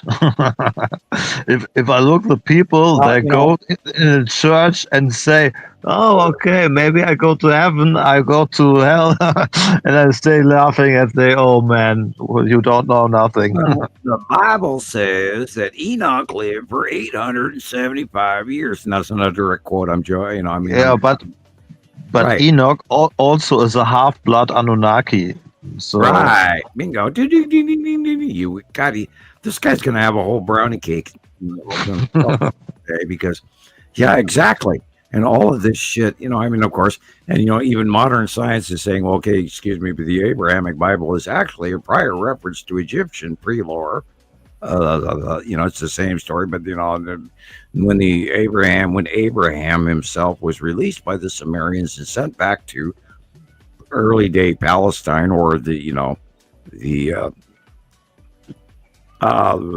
Eastern Mediterranean area, and moved back in with the Palestinians. They called themselves the Jews, which is what they're still arguing about today, 2,000 years later. But that's smart. Anyway, the stories were the same. Noah and Egypt and, Abraham and all.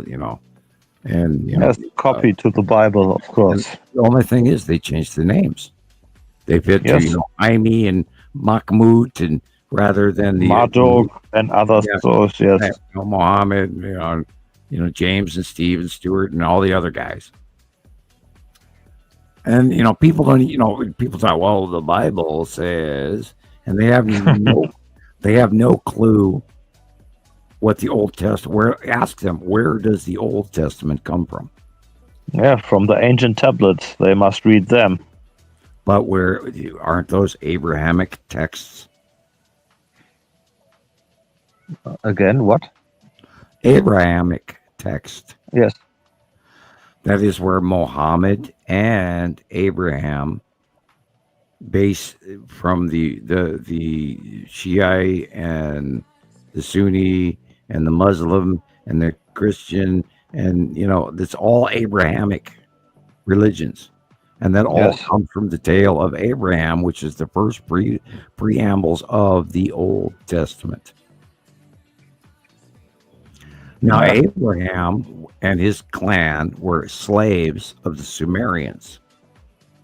Wow. In Ur and all of that, with the three rivers and that whole area in Iran and all of that met to the sea, and then the sea ocean level rose and the climate changed, and they couldn't grow crops and they couldn't take care of the slaves they already had. And Abraham and his family clan was robbed slaves from Palestine, and they were taken over into Samaria and kept as a great host of slaves. But when they the Sumerians could no longer feed them, they sent them back to their original country, which was 75 years after their original capture, which is like 2 generations or 3 or whatever. And create another story. When Abraham was sent back to Palestine, they recalled themselves not Palestine or whatever at that time, that name of that, everybody changes their names. But when they were sent back, they called themselves the Jews. And that's where all of this Abrahamic religion comes from Muhammad to the children of Muhammad to Abrahamic to, leading all the way up to the Spanish Inquisition. We don't even want to go there. But all of that, and that's God, we can talk about the religions anyway. But that's the Old Testament that nobody even knows the reality behind. And that is all based on Sumerian and Egyptian tales. But the Abrahamic folks, when they were sent back, changed the names. Yes. Kept the legend. And that's why the Egyptian and the Bible tales are one and the same. Yeah. Sadly, people don't know this.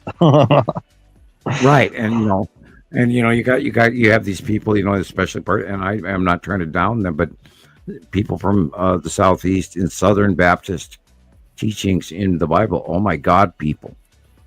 What you have been handed and fed all of your lives. I am horrendously sorry for you, because I study. I mean, every time anybody quotes the Bible, excuse me, is that a King James version? Is that the Southeast American version, or is that other earlier texts or later texts? I have a 1632 copy of the Bible. Wow. Just like Indiana Jones and Raiders of the Lost Ark, that exact Bible that he thumps on the table talking to. It's that big, huh? Yeah, with the buckles. That's the same Bible. Cool. I have. It's called the Parable Bible. In one page, it has 1632, and the exact rewritten version from 1853. Wow. It's called the Parable Bible, and that's the exact Bible that Indiana Jones lays out and points out the Ark of the Covenant in that exact movie, and you can go look that up. But I have so much. To Chicago. I love it. It's got gold trim on the leaves, and I love that Bible, and it's in a very protective. It has its own little trunk. It's like its own little ark. Cool. Anyway, But is there so big difference between this Bible you have, the old one, and the newer one? Oh God! If you go to the King James version, if you go to any other Presbyterian or whatever versions and compare, that's why it's called a parable, because you compare one page and you open up this next page and it's like this versus this, rewritten from 1653 to 1883. You would not believe the difference in translation to modern man. And that, this is why, I am learned in the Bible, and people talk to me and they want to debate the Bible with me, and I'm going, you gotta be kidding me. And I'm going, I know what they said in 1650. So, Understand. So never discuss with religion people. I'm not. I would love to straighten people out about, the huge thing. If you go into the Spanish wars between the Moors and then Spain and kicking out the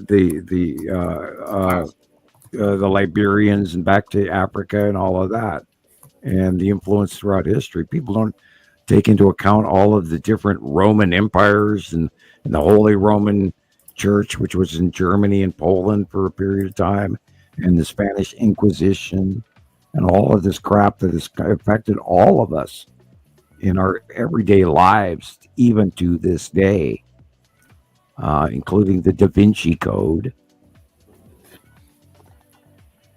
Oh my God, people!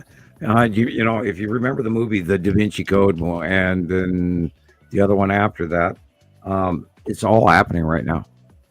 Wow. Yeah, we talked about this. The Da Vinci Code is the 144,000 people, or the 1.4 million. Right, and what does the Da Vinci Code movie tell you? It's about the Holy Grail. So, right, and it boils it down to one person from the bloodline. Yeah.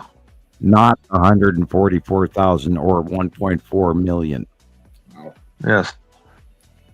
So, but it's all about the bloodline, but they mix the story and never tell the truth. So, but who cares? Well, they can't change it. Do you know about the unopened chamber in Scotland next to the Rosicrucian? Nope. Okay. Oh, steady topic. Oh, okay. Right? Ask Gillian. She'll tell you all about it. I'm looking at a parable Bible here for sale. Wow. Okay. When was it printed? This is way newer than yours. And worth a lot of money. I'll just say that. But yeah, it is thick. It's got mine is on it. about very cool. It's about 4 to 5 inches thick. It has the silver clasps with lock faces, both top and bottom. It's the exact one Indiana Jones uses. Yeah, they want a lot of money for this book. Wow. Oh yeah. It's absolutely one of my direst old book treasures. I have old copies of Iliad and the Odyssey as well. But anyway, that's a long read. Wow. Like reading the Odyssey in high school, I couldn't get through it, so I had a book report due or something, and like for some reason my mom had like Stephen King's The Stand, so I brought that in instead, and I totally fumbled through it because there was a substitute. I came up with some stupid story and I passed, but yeah, the Odyssey was not fun reading. I did not like it. I have a small leather-bound book. The description of exorcism in Latin, and it was printed in 1750. Wow. And I saw that and I went, I will buy this. I don't care how much this is. What you want? Oh, okay, $7. Thank you. Okay. Very cool. Where did you get it at? Where did you I got find it at a book sale from Loyola High School in 1978 or 77. Wow. The handbook for Latin exorcism. Wow. Yeah, no shit. What? And yeah, the handbook for Latin. It's all in Latin. Right. But it's the rights. It's the descriptive rites of exorcism. To get demons out of people's souls. Yeah, in I Latin. know. I'm just like, In how Latin. odd to find a book about exorcisms, Didn't you know that I always go to the magic book section? Sure. No. I didn't know that. Ever since I was Why 5 years old, I walk into a library. The first place I go, okay, excuse me, where's the magic book section? No. I got it. Magic. It's all magic, you guys. I'm telling you. How do you think I see, what I know? I see it. It's there. It's real. I've not. My bat's in my belfry. Woody Woodpecker. Right. It's funny. Well, okay. You guys know how my accuracy is. I have not lost my mind. Although very bad. there's times I wish I had, and I wish I would, me and my padded cell and awaits and all of that. Yeah, this is crazy. It's insane, and yet this shit is happening. And it's like, I never expected any of this. I knew the planets were coming. I did not know they were coming this close. Yeah. I saw them and I went, oh my God, they're here. And I just conveniently blanked it out of my mind. Okay, I got kids. I live in Lowell, Montana. I'm mowing my yard. Oh shit, they're here. Off we went. And I would have never chased down my 2010 non-disclosure issue had I not seen the planets. I would have never said a word to anyone. But oh my God, they're here. I was thinking or wondering, like, did you know before they arrived that they could get as close? Like, did you know they could? Or no, I knew they were coming. I figured they'd be dots in the sky, just like Saturn and Venus and Mars. Think about it. Oh my God, look, there's Mercury, and that tiny dot transiting in front of the sun, which they lied to us about over the last 10 years. I don't know how many times. God, And their explanations are just so lame. It's just spooky. It's like, okay, are you trying to sell me hot dogs, or are we talking about astrophysics? I mean, freaking NASA is stupid. What? We've caught them in 89 lies so far in the last 5 years. It's like, what? It's bad. I've gotten to the Because point. they know people don't know any better. They know people can't you talk about correct that them. in part 1 of your series, where people just completely accept that they just came up with 15 new names for clouds, and they're trying to normalize, and they give you half truths, and then they hand you an excuse like rain bomb or cyclone bomb. Yeah. Meanwhile, we're having northern hemisphere onset on land hurricanes, typhoons, and they'll call it something else and be full of shit. They don't report the fact that we're looking at a class 2 hurricane going across Oklahoma and Arkansas. Shit, come on, people. And like what we saw even last week with over Texas, and that, by the way, that's going to happen again tomorrow. Great. As we It's really speak stormy here tonight. tonight. Yeah, Too. it's over. If you go outside, it's straight above you right now. I know. I was looking at the radar. It's like that. It was supposed to do that last night, and it The didn't. thing is, but it's tonight. Nepacity is small, and yet it's massive at the same time. And you can see it in the radar patterns. You can see it in the shadowing on the next rad computer models. And it's like, I've screamed about it for a decade, and I finally just stopped posting that information because nobody ever bit into it. Nobody. Apparently. Yeah.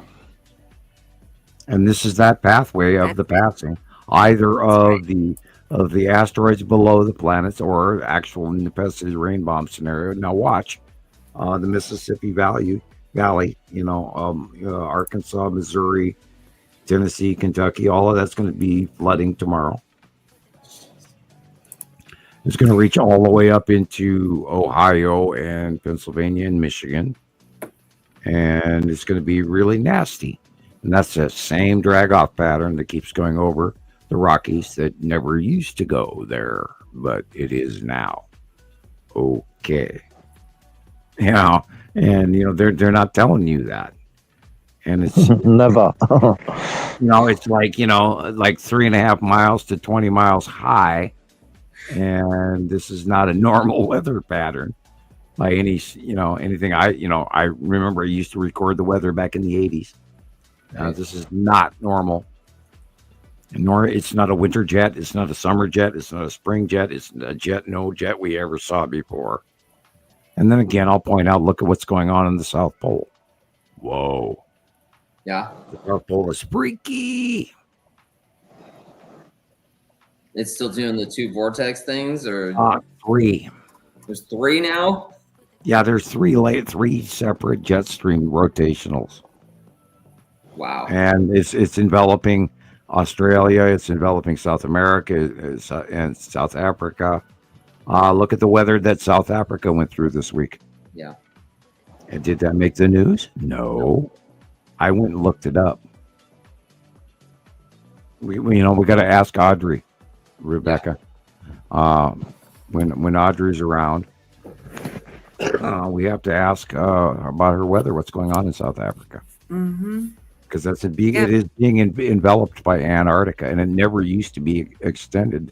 It used to be only centrally over Antarctica, and just maybe a little bit off the ice sheets. Now it's extending way out into southern Australia and Tasmania, bottom of New Zealand, South America, Africa. Right now you can't even sail the Cape Horn. The weather is just unbelievable.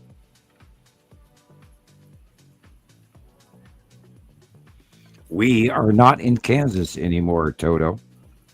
Okay, I'm going to the little scientist room. Be right back. Okay, Sam. Oh, I just now saw this, Maria. Thank you so much. That's so nice. I was like, she commented about it in the chat, and I'm like, where is it? Anyway, thank you very much. Let's find you something cute. I don't know. Let's find something. That's the one thing I didn't get done is making more of these. I gotta keep making them so we can always have new ones, right? Yeah. But I know that's the best part.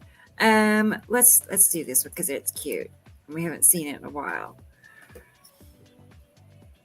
Look at them. Yeah. Yay. Yeah, they're happy. Uh-huh. Oh, thank you again, Maria. She sent me some pictures of Alaska, and it's very cloudy. Like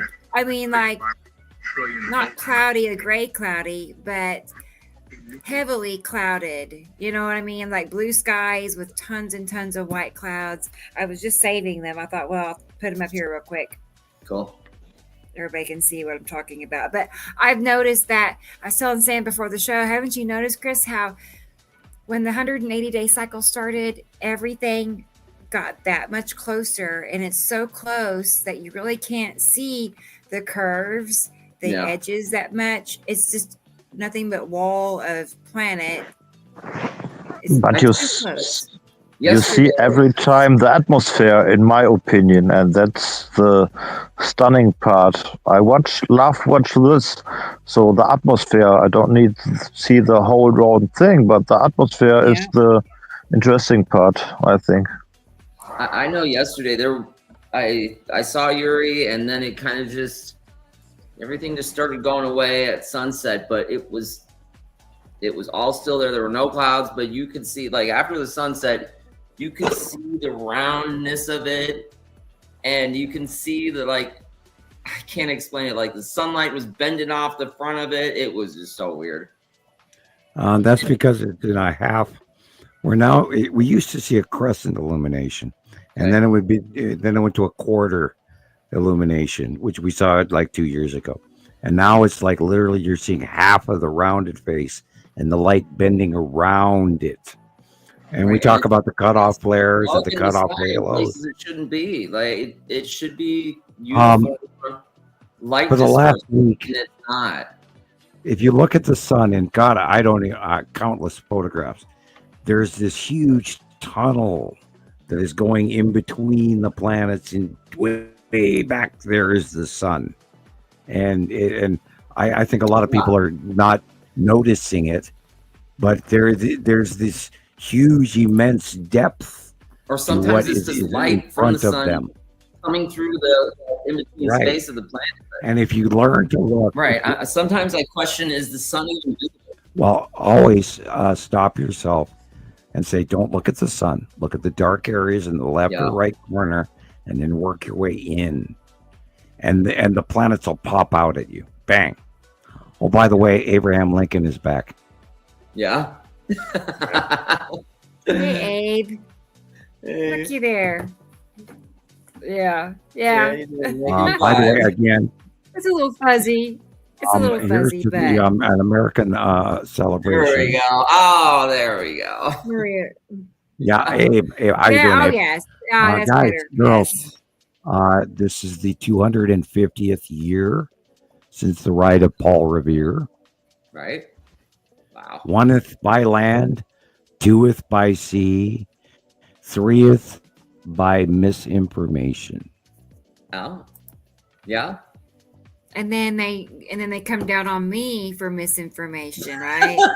It's like, who are they to determine what information is accurate? I always ask that. It's by like, their standards. Every time I got in trouble with the Fox, our fact checkers have found you to be inaccurate. Therefore, you're in Facebook jail for the next 3 months. Right. Like, what? Who the F are you?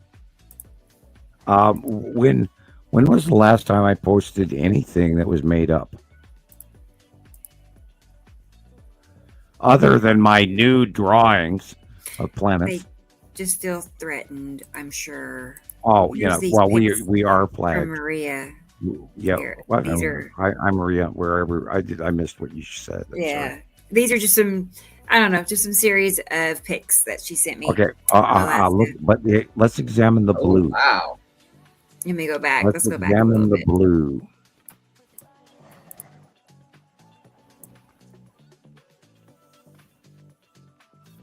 The white dot is, well, the blue asteroid, for one, is in this picture. The sun is muffled, but the blue asteroid is very visible. But to the upper left, you have, Tim, you also have the asteroid Lorraine, which is in the middle left. And behind it and above is Saru. But she's, oh God, she's about to do some crazy stuff. But no one will listen to me. I don't know anything. Sorry, I'm lagging really bad. There, is it bad? That's better. That's probably the blue asteroid that you're looking at, that bright blue object. Is it? And which, by the way, we are now starting to think maybe it's the moon. And I do look forward to asking Alexander what he captured, and if that is the area or region in which he did capture his blue moon-like object. Because I assumed automatically it was by the central dot. Christopher, you saw the orange. Yeah. In the center of that dot. Does that not look like the blue asteroid facial?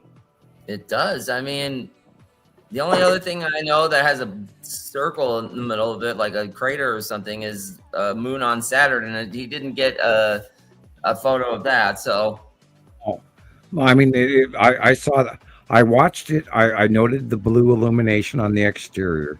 I saw the cradle-like thing, and then it got to that point where that was that central dot with the elevated and then orange-like, completely different facial texture. And I went, oh shit, that looks exactly like the blue asteroid. And after that, I just sort of dove into that pond, and I got excited and said, yeah, I think you really changed the whole ball game, because my God, this could be what, when we get close-ups and they don't look like asteroids and they have craters, they're moons. this is crazy. And this is how that's the edge right there. Oh God, can you go back? Sure. Right there? Right there. Uh-huh. What do you see, Christopher? The edge of Uri, probably. Bingo. See the illumination on the middle right? Yeah. That is Lorraine. Okay. Oh, wow. Okay. In the middle, above the pine tree, dead center, darkened, is the beginning of the top of the head of the salamander. Do you now see the arms at the head of the salamander, and to the left corner at the edge of the window is the left arm of the salamander. Wow. Holding on to the edge of Uri. Wow. Yeah. Okay, now, Rebecca, if you could bring up this month's drawing or a month prior to it, or anything that's showing the rainbow effect. That has a rainbow. Yep. Yeah. See the coloration of the rainbow. Yeah. Because it's rounding the corner into the light.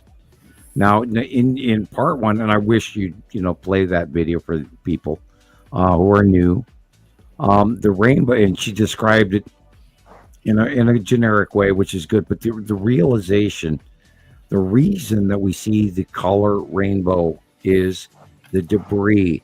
There is sand, there's rocks, there's gravel, there's basketballs, there's watermelons, there are Volkswagen Rabbits, there's minibuses, there's school buses, there's ocean line cruisers. Wow. In this asteroid group under Uri, and I barely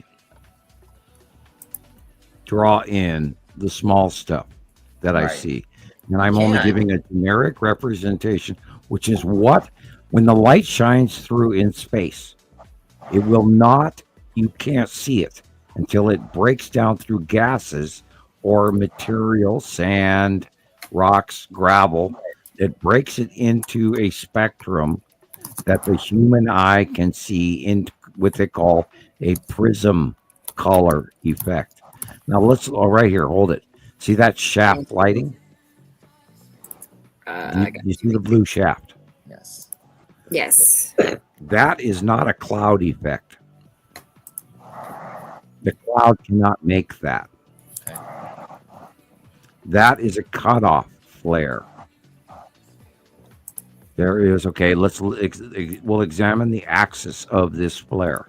Science. Okay, it is going, 37 to 40 degrees to the right. Okay. Down plane axis in the right corner. That means something is coming in from the upper right. Wow. What do we know? Oh, go back. Oh, no. Well, It okay. went spiral on me. Yeah, okay. Okay, the whole point with that's not okay. Right there. All right. What do you see, Christopher? It's light shaft coming from a Tim, right? No, the other way. No. Okay. Oh, the other way? Yeah. Look at the 45. Look at the angle. Lead asteroid cutting. On the right side is Saturn, right? No, lead asteroid is cutting in front of the sun. Oh, okay. I see. See it now? Yeah.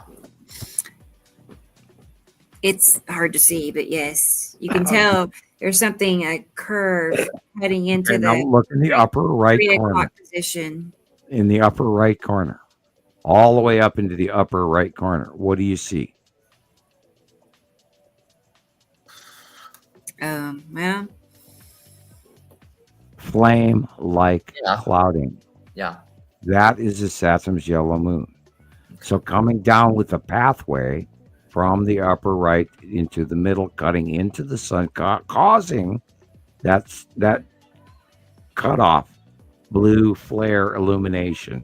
Oh, it's There's way up light there. bending around that edge. Is incoming from upper right, headed left, lead asteroid. In front of, and if you look in the upper, in front of is Saturn's yellow moon, as we know it is. hi, 7. Hey, how you doing? Are you functional with the cutoff flaring and all of the haloing and all of it?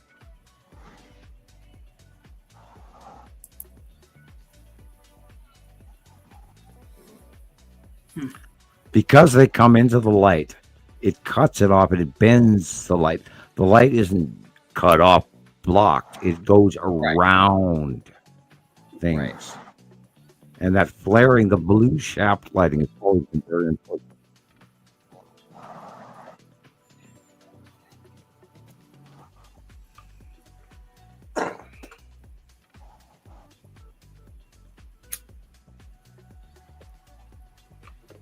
Where does the light come from? Where's it going? What do we see? What's the dark area? What's the light area? Always start with the dark. This is fisheye. Yeah.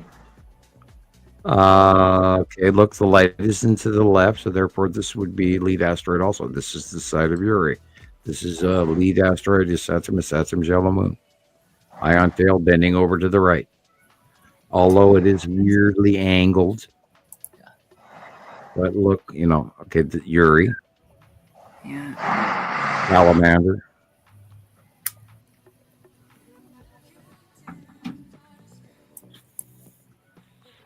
And it matches the monthly. April drawing has been pretty good. We know what's going on. It's getting hard to draw this. I'm wondering. I kind of miss having all the planets on one drawing. Have you ever thought about trying to do that too, to give us that perspective? Because sometimes I did think about that again, going back to. I do miss a one picture drawing. I do. Me too. Mainly because there's a lot of pictures like this or whatever where the sun's in the middle of the photo and it doesn't really apply, with two side by side, So it makes me have to go back and use older drawings, which, sometimes work. But I would just think maybe you could do a variety. I don't know. A variety of drawings, but I do miss having them all on one paper too. Okay, I just PM'd you there, Rebecca, on Facebook. Thank you, Maria. I just went into Facebook for a second. Maybe. I looked at that this month, and thank you, Christopher, for correcting what I omitted typing on left of the sun, right of the sun. I noticed that in your video. Oh, I had somebody on TikTok complaining about he didn't understand. I'm like, this paper is the right side. This one. Yeah, thank you. I did that. I did omit that this month, and I do apologize. You favorably corrected me, and I thank you. Okay. Exactly, perfect. Yeah, guys, the whole thing is the monthly site drawing is it's hard to do, and I would love to do back to, I might just have to micro the planets and go back to including the landscape in my colored pencil drawings, not crayons. Yeah, I think about all the years that people gave me crap over. Oh, you're my fifth grade child, my kid in fifth grade. I know. It's like they don't think it What could be medium do they want you to use, right? Well, I did. I sat there with programs, and I tried to draw that out using a computer paint program with the circles and and trying to put in orbit models and all of this shit and planet circles and color them, and then come in there with paint and the crayon and the paintbrush and all that. And it took me like 3 hours to come up with one drawing, where I sit down at my table in my living room, at 5 o'clock in the morning, and I go grab a bowl and I grab a small plate and a big plate and an oval and, a couple of spice bottles. And then I sit down and I draw circles around them. And I go, okay, this planet's here. This is about that big. This is about this big. This is about, I think about it. And I can finish that in about, 20, 25 minutes. It's like, I'm not going to sit for 3 hours trying to use a CAD program to draw shit when I can do it with, a black permanent marker and colored pencils. I mean, they're, old school versus, tech. I tried forever to do the tech, and it did not work. You're looking at it and you're like, this ain't working. And the funny thing is, I tried doing that, I get laughed at. So many people love the old Understanding the Sky series. And that was when I was doing, paper cutouts, and I got to move them with my fingers, and I use, chopsticks and pencils and little side, pictures with ponies and this and that, as a joke years ago. And people love those. And I look back at those and I'm so embarrassed. Oh my God, I can't believe I produced that video. And yet everybody loved those. And after I guarantee he still watches all those old. It's a nostalgia thing, and there was an era gone by that we that was the early days when the early discoveries were so cool, and now we just keep repeating ourselves, going they're here, they're here, they're here. And I encourage people to, go back, Samuel Hofman, Understanding the Skies, and you'll get something on YouTube. Or, my unavailable YouTube channel, Sam Hofman, and you'll see many copies of that series. I can't even, I can go there, but I can't change it. I can't access that channel. They have me flagged. Yeah, YouTube threw me out years ago. Here's a few pictures. Thanks, YouTube. What do you got for us? There you go. Yeah, pictures. The Actually, right? And left. Reach out to Yuri. I know, weird. What's the date of that? It's current. Like all of this is current that I found. Cool. Yeah. There's the rainbow. Freaky. Definitely. I mean, like, it's like Saturn's yellow moon. All those little upward Right. motion. Yeah. But Upper right. could that be, I don't know, which asteroid right above the sun? Is it that like a red asteroid maybe? Or it's kind of oval? No, red asteroid has to be below and to the left. Yeah. And Casper is to the right. Yeah. Of the sun. And you have Matim and Matim's moon on the left, just to the left of the sun. Upper. And It's you have pretty. Edge of Uri and I think Nepacity. Yeah. Yeah. I've been seeing Cut off of Nepacity above Saru. the sun a lot lately. At I think maybe the bottom 1/5 of the actual sun is showing. I think the rest of it is the bottom of Saru. Jeez. Wow. That sounds about right. Well, look at the bottom of the horizon, light blue versus the dark blue.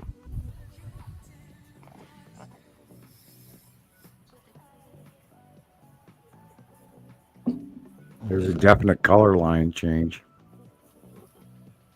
We don't. I don't think we see barely any of our sky. I think we're staring at mostly nothing but planets. Look at bottom of Uri.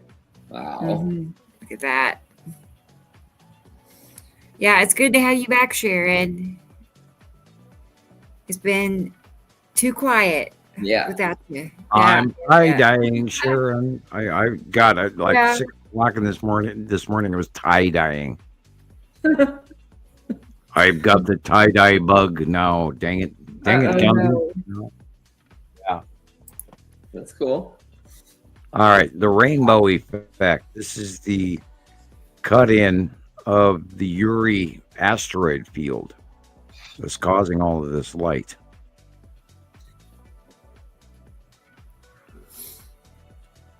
And it could even be, Matim right there. You're looking at the white right there next to the yellow. Because Matim is cutting into the sun on the left-hand side. So this could be a full cut-in with side back exposure of the edge of Matim. Wow. Because it's close enough, it's being illuminated in many different ways.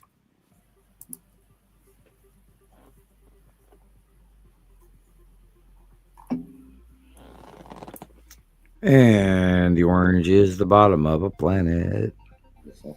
Or actually, there's two. I'm also seeing a lot of orange about 7:30 in the evening. Right. Oh, the pinks and oranges are awesome right now. I mean, God, if you don't go, you have to go outside and watch sunset. Very pretty. Absolutely. It's awesome.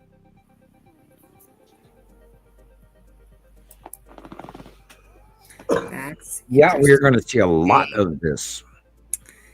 Smaller asteroids that we don't even have documented are coming in.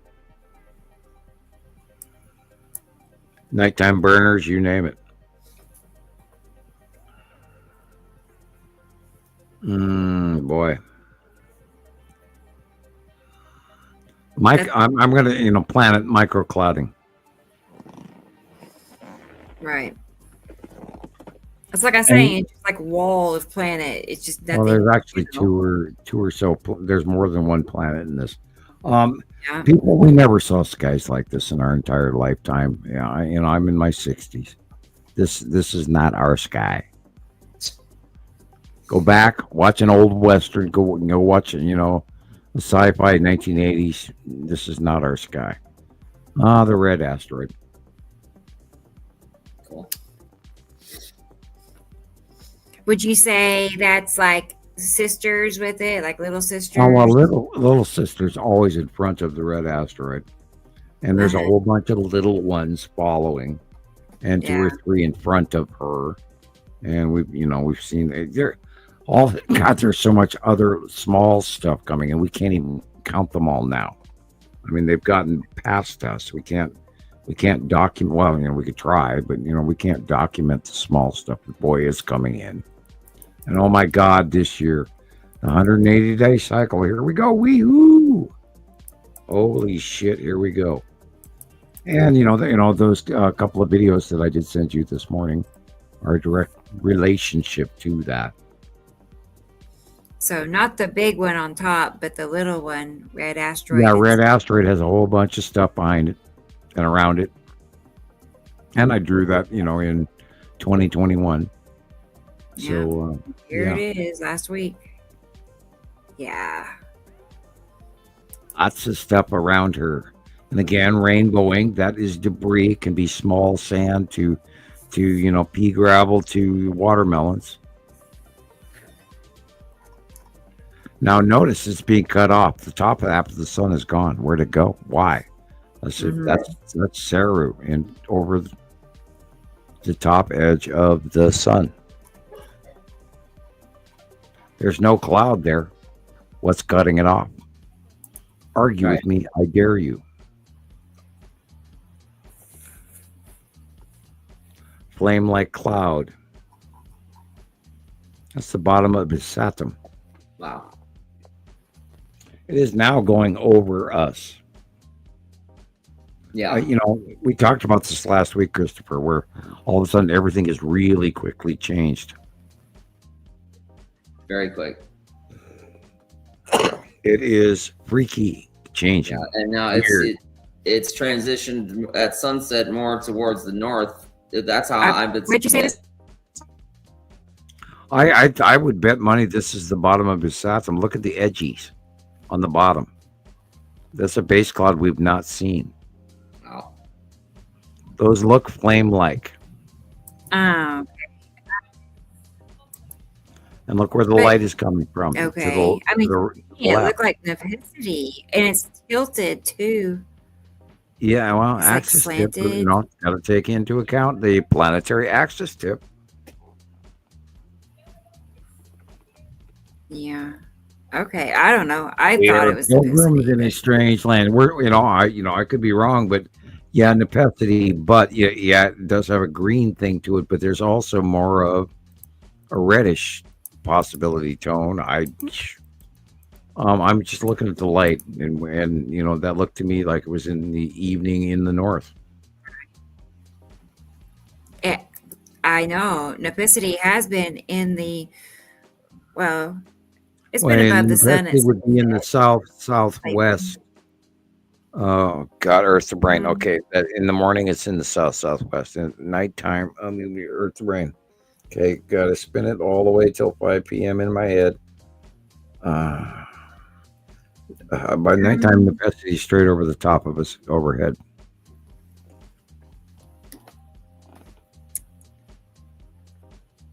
I don't know. I've been seeing Nepenthe either in the northeast at sunset or directly above the sun at sunset. It's one or the other. That's where I've been. Yeah, well, directly over the sun at sunset means over your head. That's what's causing. Yeah. I still think we got Nepenthe close past rain bomb going on also. Right now, that is Nepenthe, without a doubt. Yeah. And now remember, the base cloud is below the planet. That's why the sun is shining through it. They have the southern pole magnetic effect of their atmosphere that they each create a new individual base cloud. Okay. Yes, it's crazy, but Christopher knows it. Everybody knows it. We talked about it for a decade. Only to have nobody listen, and that's not fair. And I apologize. Experimental says, are these chevrons part of Nepenthe's bands? When you say yes, it puts out this finger base cloud. There's an open core. It does this repetitive, close-knit fingering, which we've documented for many years. Now, Nibiru has similar base cloud, but the fingers are way wider apart and way bigger because Nibiru is way bigger. And Saru has a different base cloud, but yeah, and also an open core. Those are the only two planets that have open cores on the bottom. Oh, it's been an insane ride trying to, log all of this. Okay, now look where the light is coming from.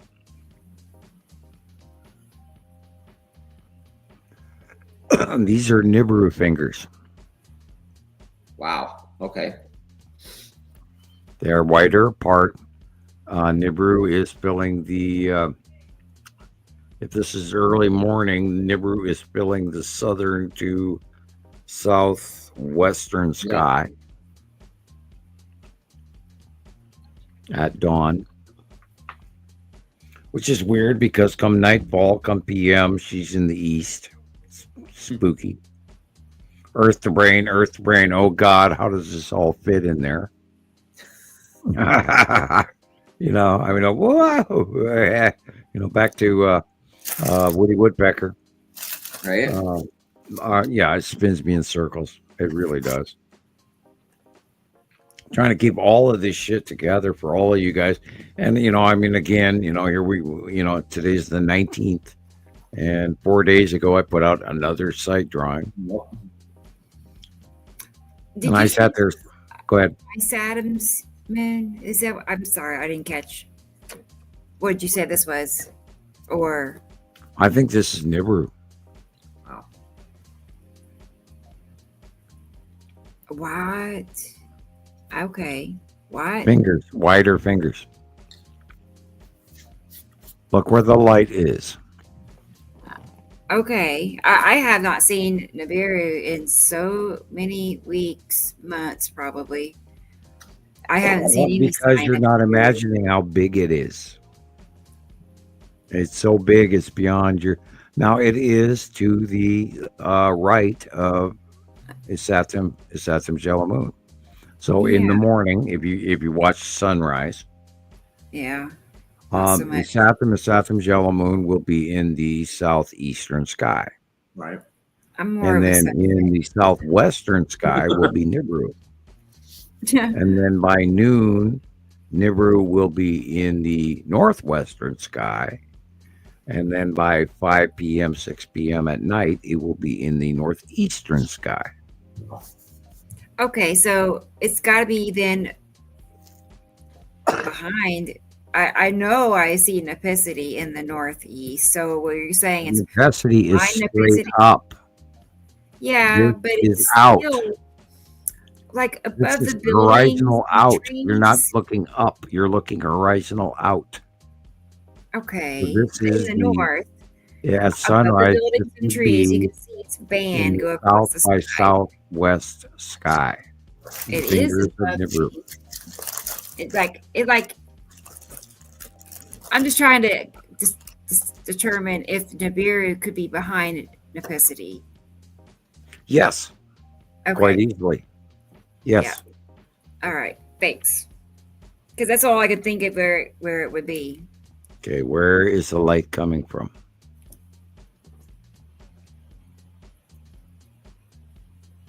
I think it's off to our right. Am I correct? It's hard to tell. And Yeah, I think you're right. Salamander asteroid group. yeah, it's probably the edge of Uri there, Correct. or Atu maybe.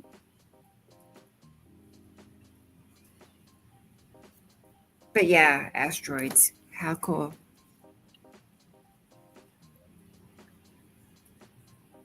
You can actually see them. These little dark circles in there. Yeah.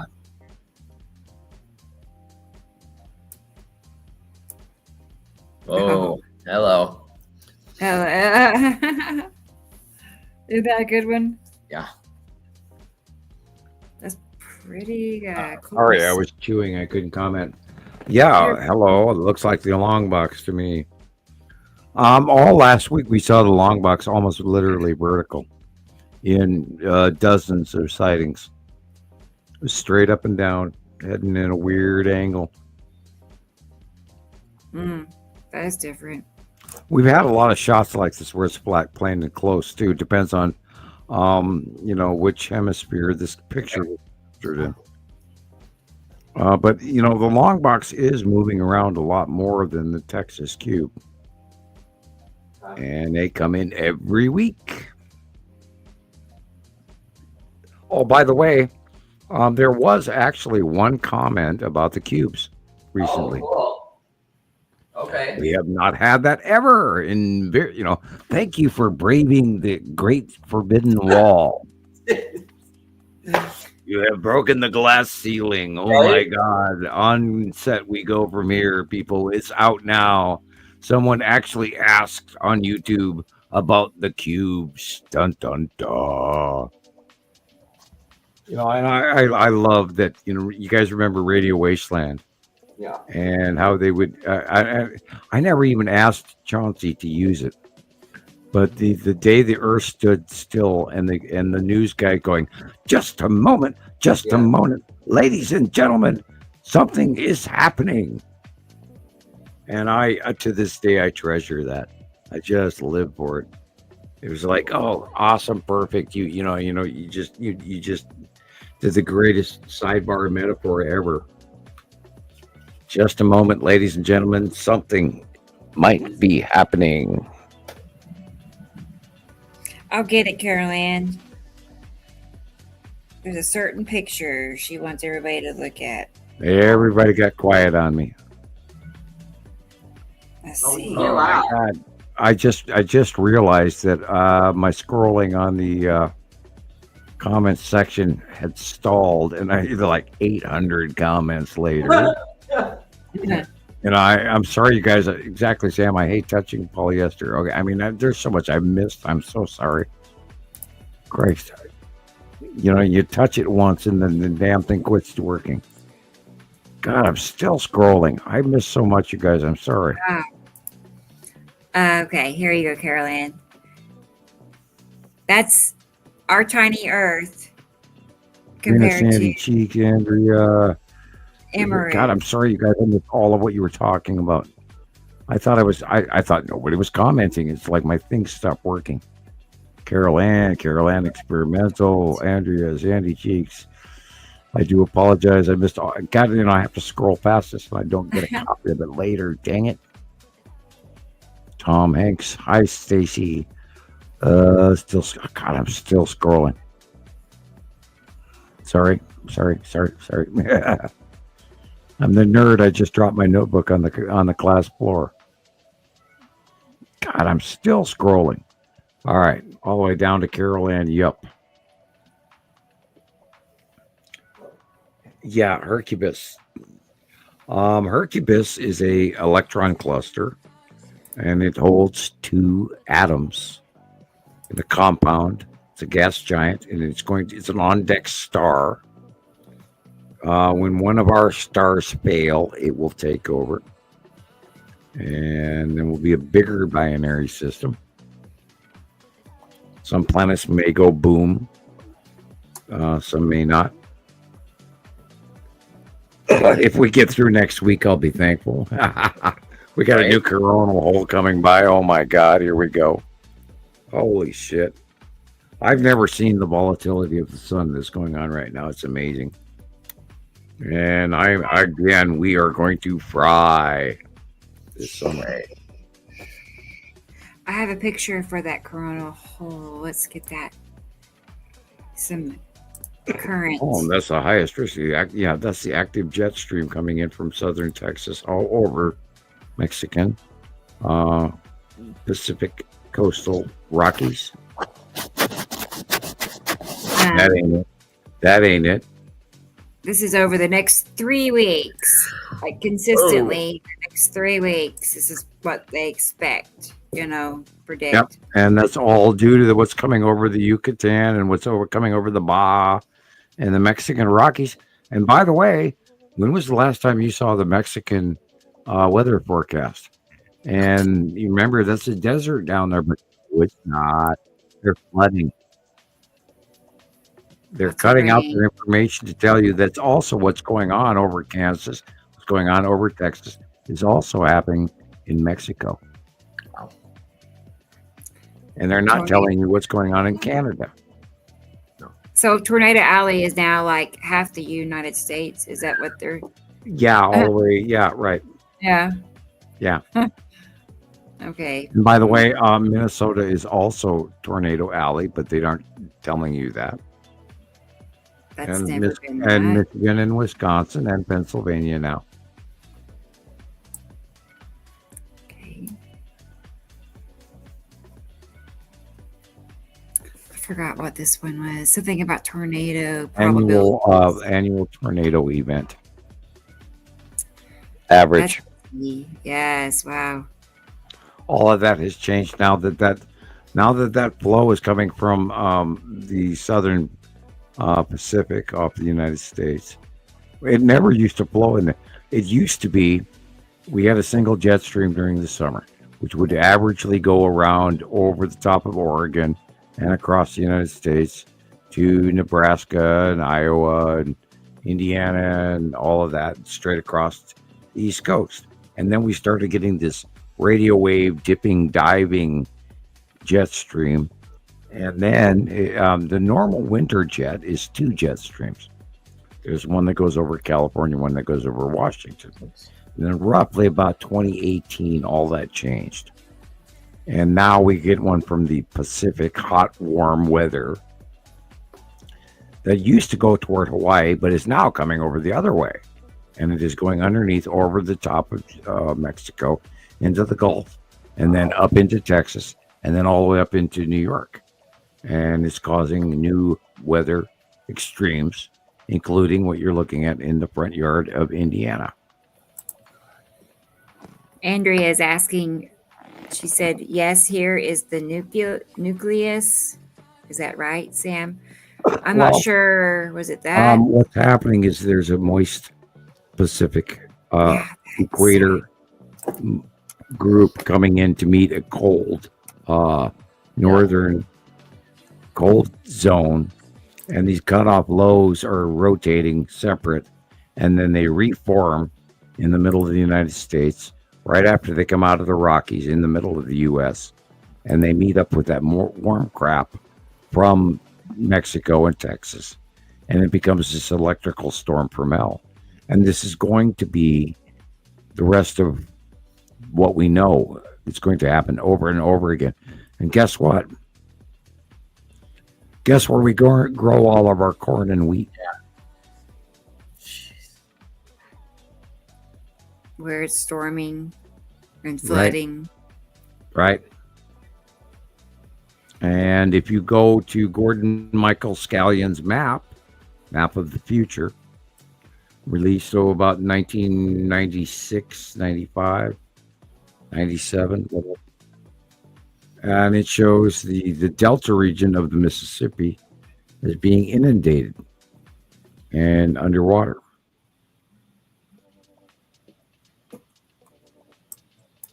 So we are, soaker coming.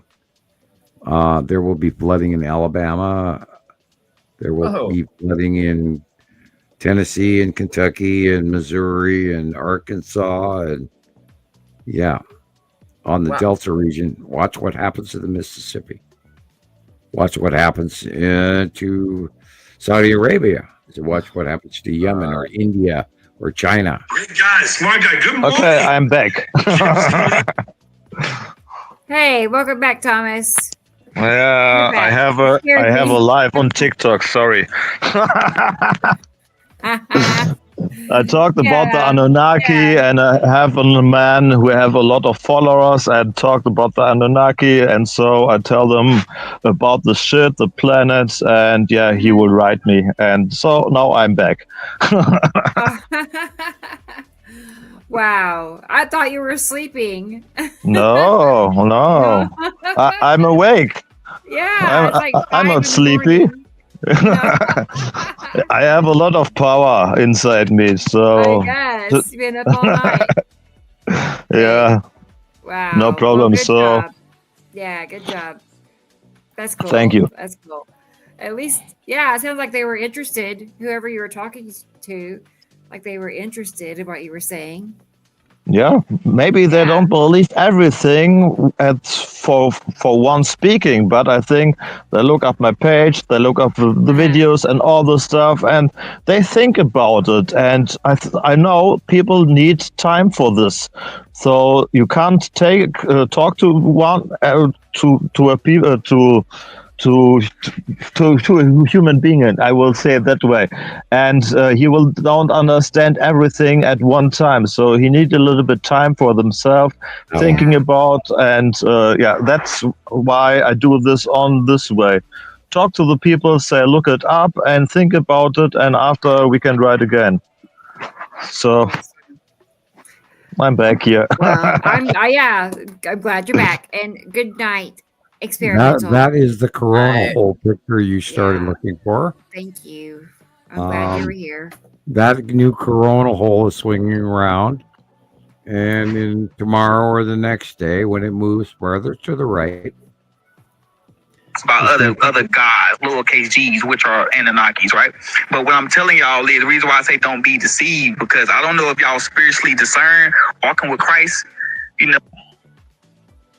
Yep. Okay, then. Yep. That's somebody else's show. That's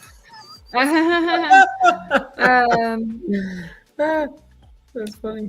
They're experiencing I tried to picture who you were talking difficulties. to. There was that one guy you were on the other day with. I saw he was live a little bit earlier. That coronal hole is going to come around, and it will thread connect to Earth in today, tomorrow. And we will see major earthquakes because it does. There is a secret brain fluid that is produced in the. Sorry, sir. It's okay. No, this is the kind of thing. Oh yeah, my brain is now losing. When we saw that 7.7 earthquake. Right. A couple of weeks ago. Right. This is that. I think that's the same hole turning around again.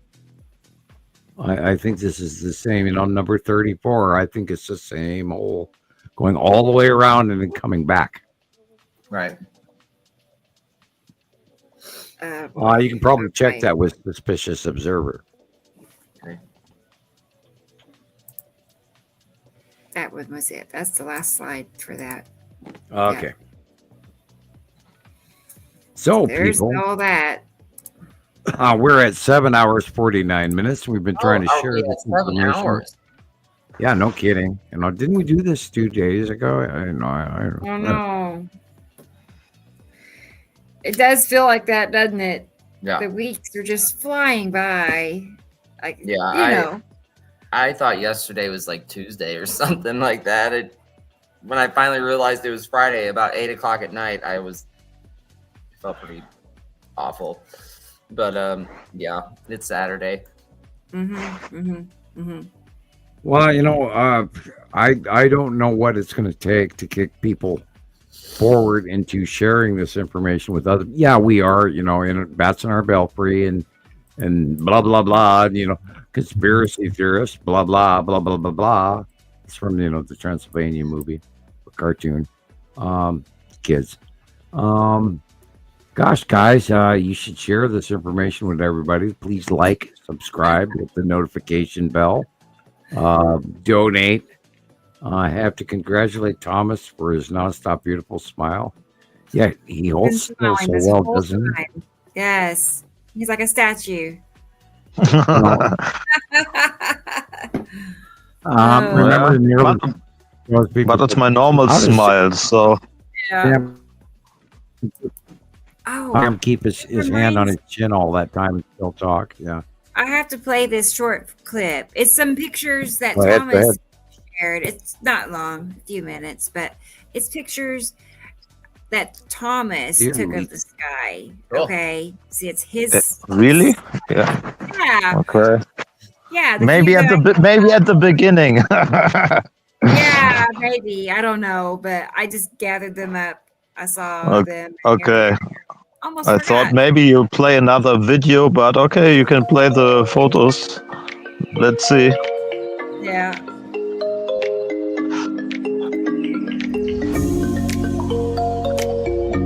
Oh.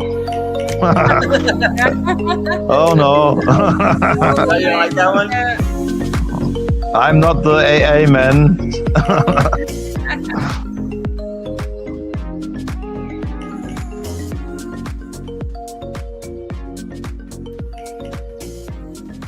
Oh, these are very pretty.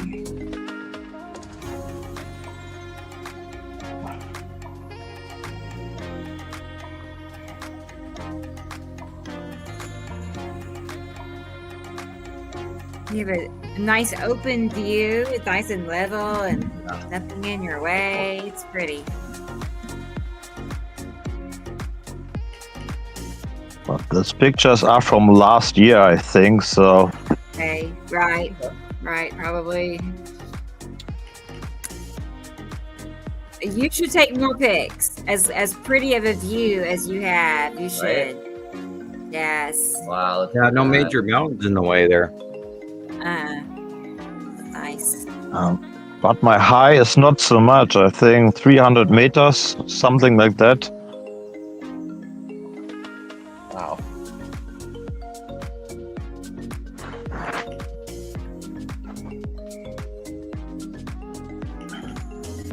Necessity. Last year.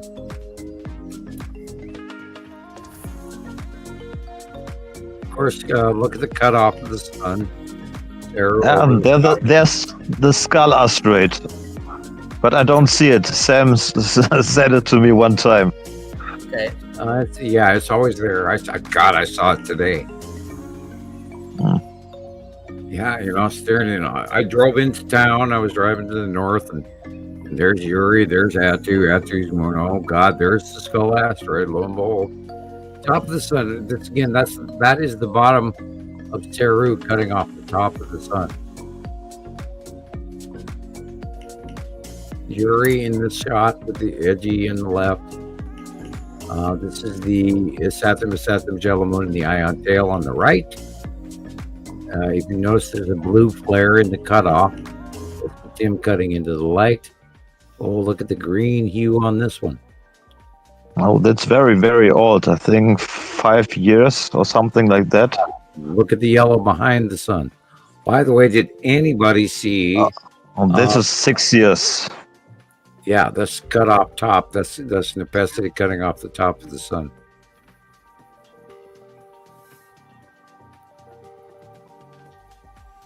But that's not in Germany. That was Turkey. Look at the water. Look at the water. Yeah, that we're seeing the two stars here. Yeah. Old pictures. Yellow and the white. Mm-hmm. It was all his picture, not Is that video. Copenhagen or what? Yeah, I don't take pictures, so it's just for me, for my background, or for only this reason. Well, they're nice. I like. Thank you. Mm-hmm. Cool. Okay. Yeah, I encourage everybody start your own channel, film what you choose. Do your thing, find your vibe, keep on trucking. Cool.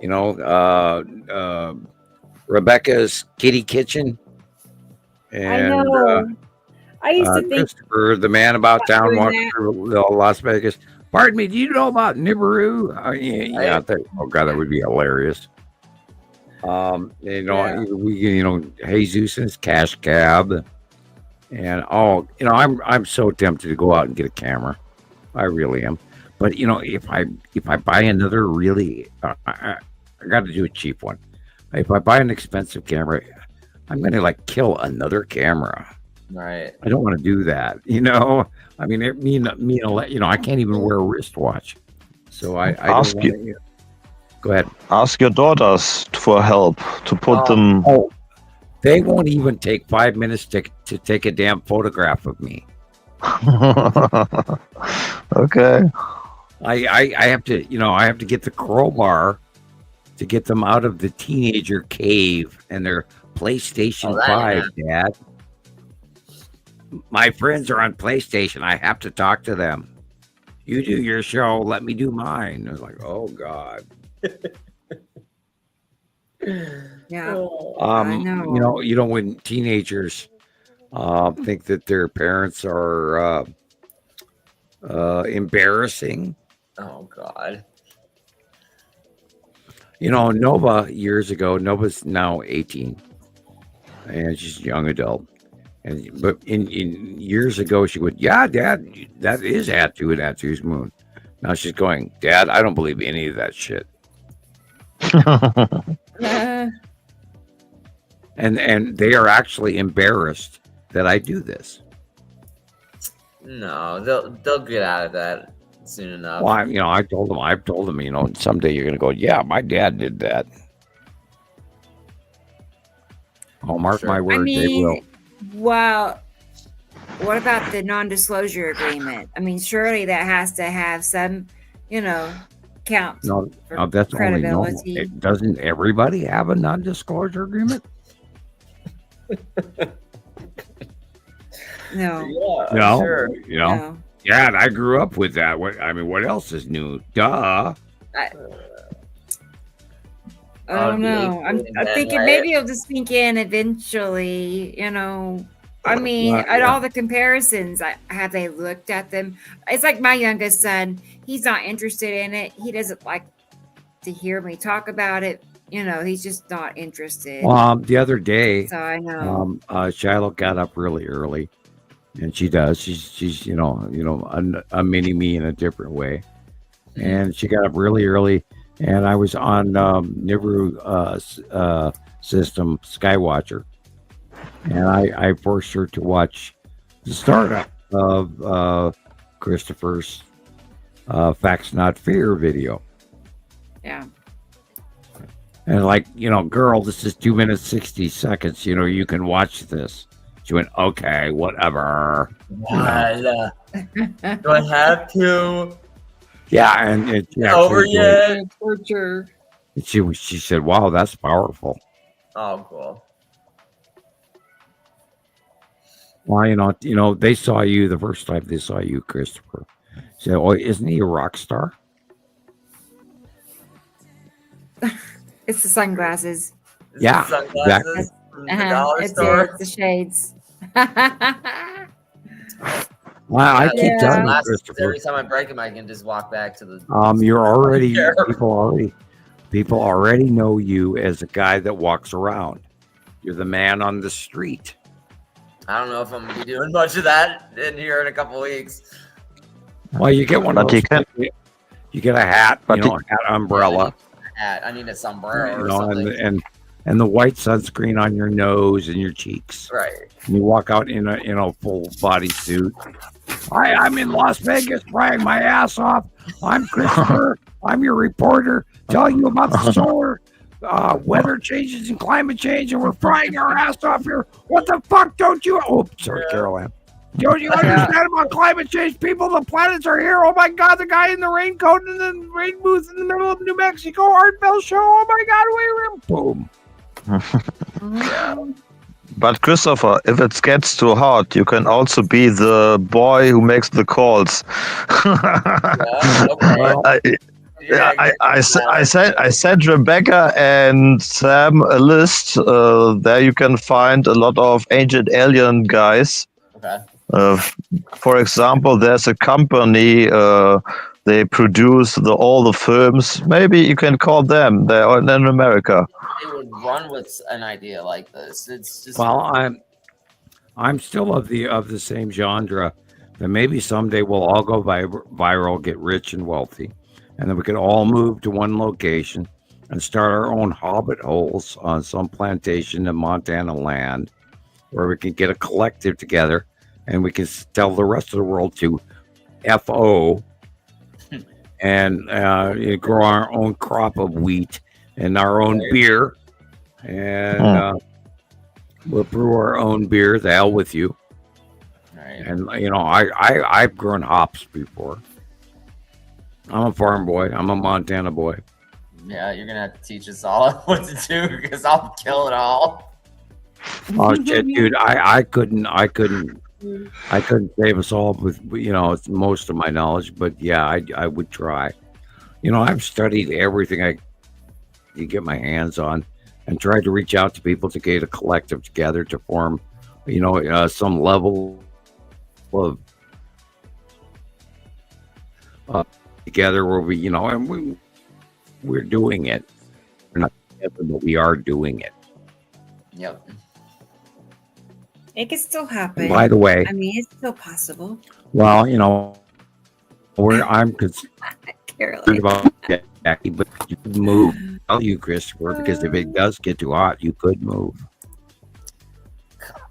Where am I gonna go? You were just talking about this future map of America. I'm looking at it. Nevada doesn't exist in this future map. Well, So what about Jesus in Utah? What about Montana? I mean, I was told that people would come towards me. I'm not gonna, I don't recall that. Please don't visit me unless, oh my God, I've already had people fly out and be way too crazy. Jesus might be in too. So looks like Montana. Well, we don't know what's gonna happen, but if the world does shit hit the fan and we end up in a Carrington event and we don't have a computer or whatever, come on up here. Shit, we'll figure it out together. But Right. it was a long drive anyway. Really. Wouldn't that be cool if we were closer together, though? I would get a kick out of that.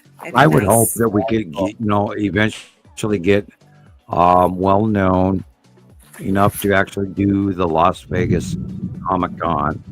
Yeah. And share Montana Skywatcher, Nibiru Followers Anonymous, Nibiru System Skywatcher, etc. That we can inform people. Because, this information that we're sharing is not generic. It's not made up. It's real.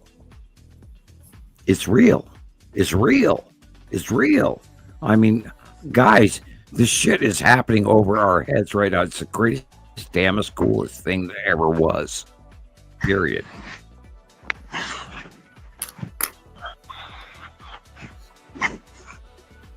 I don't know what else to say. I know. I think about that. Like when I'm at the grocery store or something, I'm like, I'm the only person in this whole store that knows, what's really outside right now. You think about that. It's like, it's kind of cool, but strange feeling. It's beyond strange. It's like how, and people just don't, the skies are strange. Like, at least say, at least admit to that, because the skies don't look the same at all. So, but that's just normal for the skies. How do you pass that out on the guy on the street? How do you go, well, God, look at that there. Is that weird to you or what? Right. No, the last person I tried to tell on the street asked me if I believed in flat Earth, and then he told me he wouldn't talk to me. So, even Mark said in Ireland, he said, "What y'all been smoking?" Right? Don't you know? Where do you even begin to tell these people that you have a sky filler right there? Do you see that planet? Bible. Yeah. That's the easiest way for the people. Talk about the times, how it ends. They read it before, so this story is familiar to them. Sure. And then you can explain. So you're saying, talk about how this connects to the end times. Of course. That a lot of people are familiar with. This is why I tell you, okay, let's make a video, because people now, I think 50, 70, 80% know the Bible, and maybe 70% wrote the end times section. So they don't need to believe in every part of this, but they know what they also wrote. Or wrote, written, forget it. So you know what I mean. Christopher, take that topic and scroll backwards and question the public in about a 3-minute video. Let's talk about the end times. Okay. Let's talk about the answers leading to that. You You can do this. You are a great filmmaker. And again, Nibiru has to go to Comic-Con. Nibiru has to go to the con in film festivals or Sundance Films Festival around the country. It is that good. You can. You're right, Thomas. Work your way back from what they know, what they fear, and then answer to the facts in a very short film. And I know you can do that. Cool. And yeah, you can. we're working on it. And you can also talk, I told it before, the billionaires that's in the newspapers build their fucking big bunkers. And you can tell, hey, okay, I know why they are doing that. And you can take the reference to the old cities in Turkey they built underground. So I sent Rebecca also a video and the pictures because I asked her to do a video. So you can make both a video. But I think this is the way to catch the people, like Sam said, backwards. So, yeah, and that is why Rebecca has worked her way forward so fast, because she went into the basics, and she started up from what she saw, not from what Sam saw. True. Yes. And that's why you got to the point of your popularity with Nibiru Followers Anonymous. And then we worked together from there, because she brought out a generic point of view separate, where you also, Christopher, do the same, because you're a filmmaker, dude.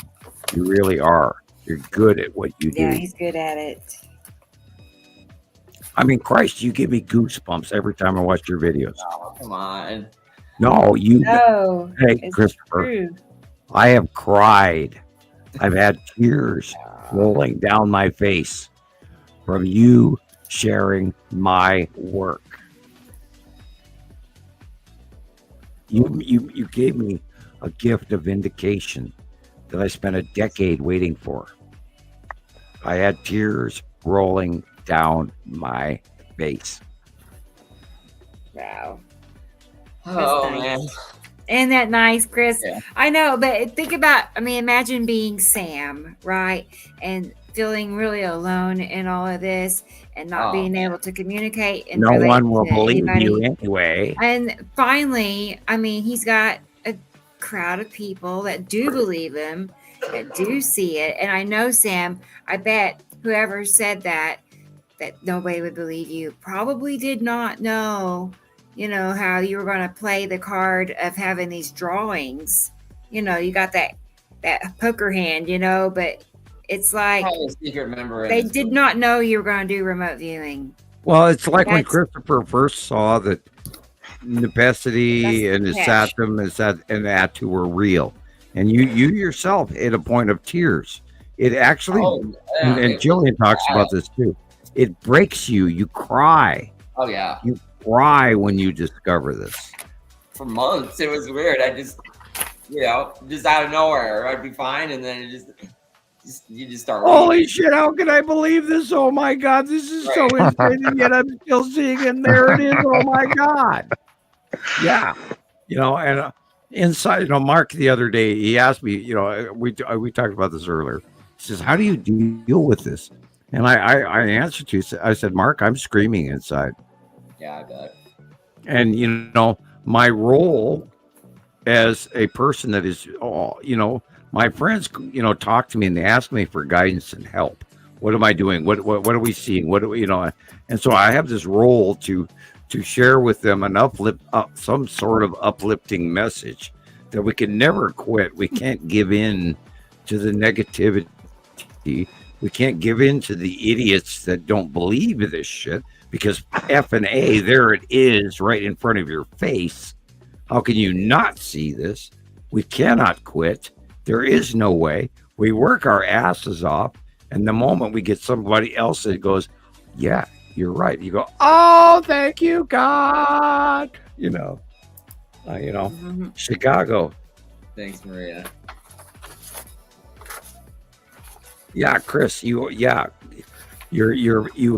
way the the Nibiru video, the way that you explain that in a very 5 minute or 2.5 minute or 1 minute 55 seconds description of the Nibiru achievements of Montana Skywatch or Nibiru Followers Anonymous, the way that you expressed that took a decade for us to get to, and it took you 3 minutes to explain.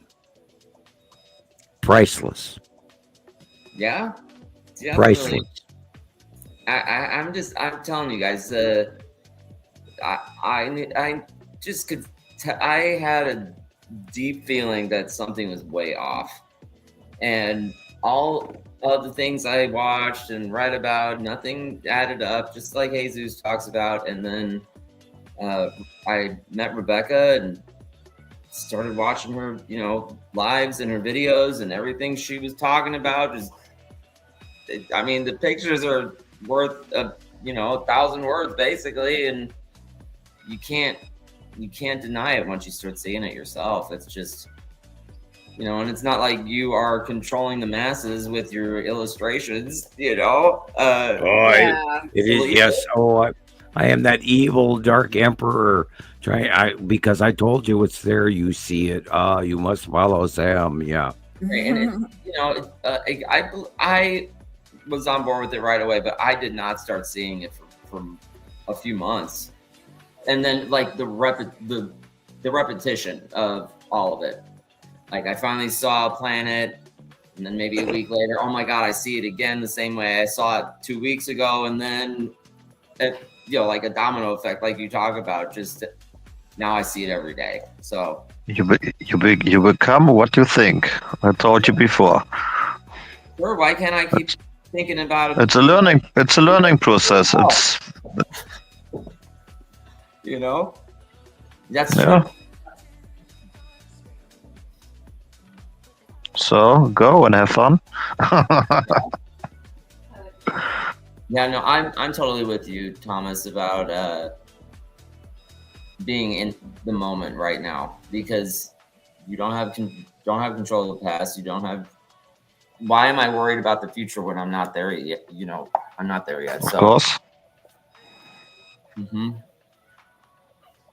Keep it simple. That's correct. Keep it simple. Take it easy. Enjoy. Well, it blends down to you may not like what you're seeing is happening around the world, and in your heart what you're seeing is not real. You're aware there's something tapping you on the shoulder that this is wrong, and the trick is to learn to look at the opposite. We look at the light, we see the sun, okay, and we don't see anything.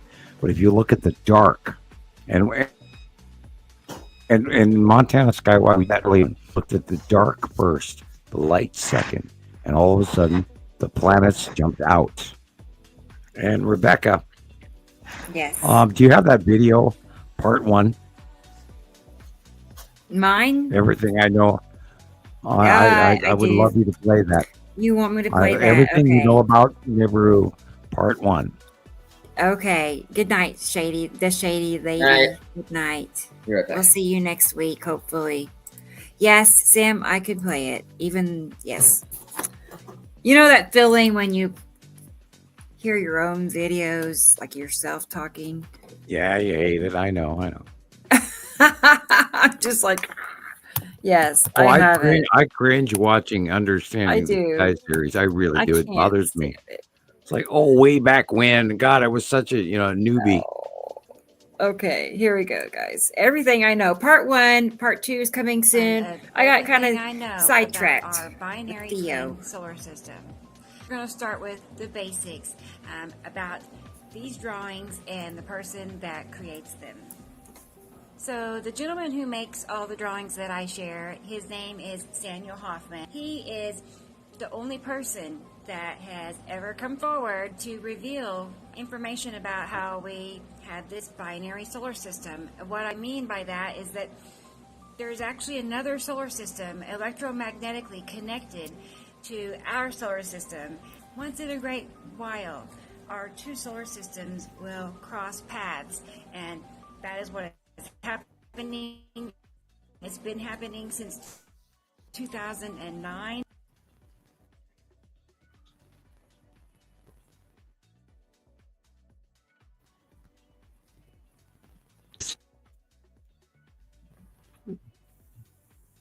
Well,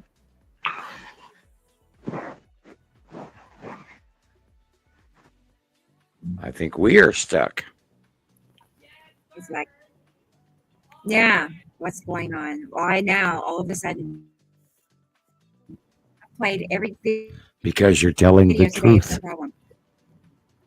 Because you're That's why telling the sky truth. looks so completely different is because we are seeing the effects of close passing planets from another solar system. Nobody would have ever guessed, but that's what's happening, and Sam knows all about it. Gravity is not what we've been told. We actually live in an electrical universe. Okay, just to clarify. Sam discovered this. He wrote a paper about it. The paper ultimately led to him being forced into a 30-year non-disclosure agreement. You know, they did not want him to talk about, you know, these other planets that were out there. At that time, nobody could see them. Okay, proved beyond any doubt mathematically through the equations that he demonstrated in this paper he wrote. And it was and Boo. they felt it was necessary. Thank you, Sharon. We're skipping out. We're stalling.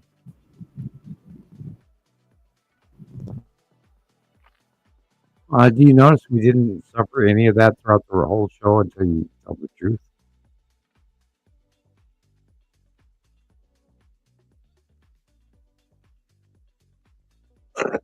Put him under a non-disclosure agreement. That agreement ended in 2010, and that was the same year that he stepped forward and started talking about what he knew. Now, back to the drawings for a moment. These are based on what he can visualize through remote viewing. He has made several dozen drawings over the past 10 years or so. I just want everybody to understand how accurate these drawings actually are. I have spent years and years comparing his drawings to photographs that people share in my group on Facebook. And the only way that could happen, that they are always matching up perfectly, is if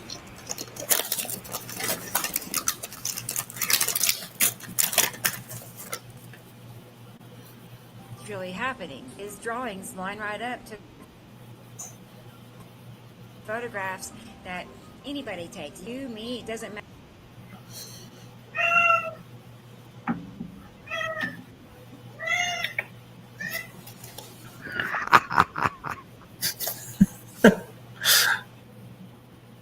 Oh, the magic. Better now than during the show, right? Yeah, why not? Rebecca, that locked up.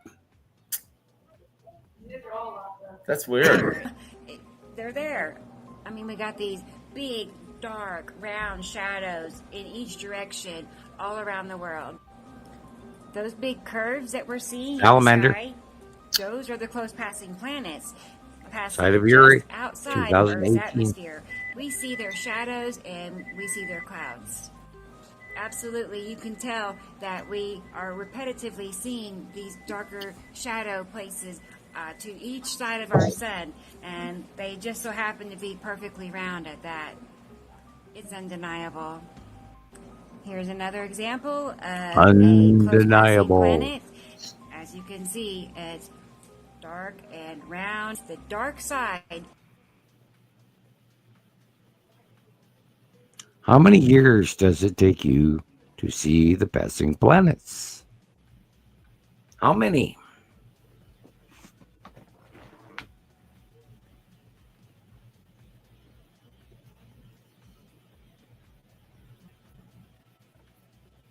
Of a planet. Planets are between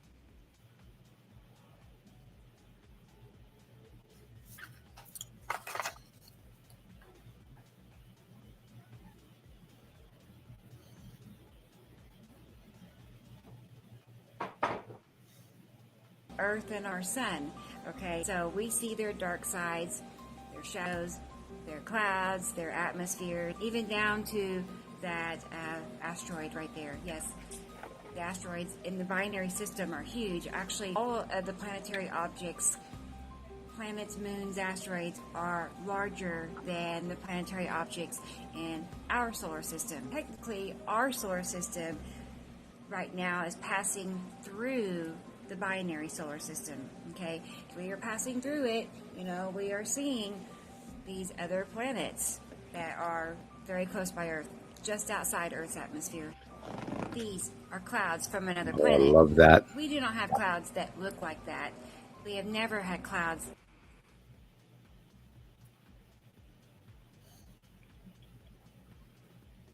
Rebecca, you got to tell those guys to shut off the internet in your house. That look like that here on Earth. This is the reason why. You're on mute.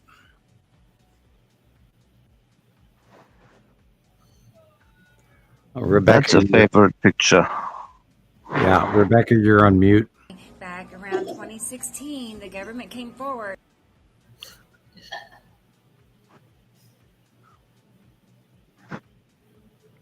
There you go.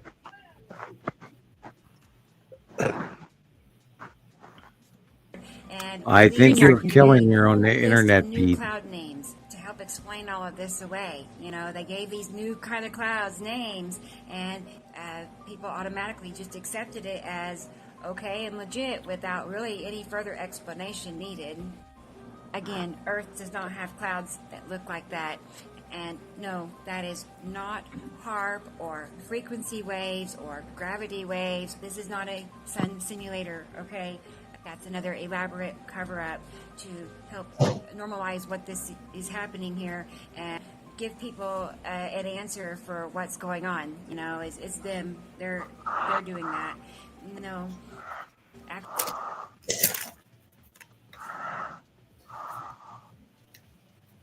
And ladies and gentlemen, I give you Rebecca Benningfield, one of the strongest, wisest, knowledgeable executive directors in the Citizen Science podcast that I know of. And she is working harder than anyone else could. And you got this, lady, even though your beat is stalling. Planets on both sides.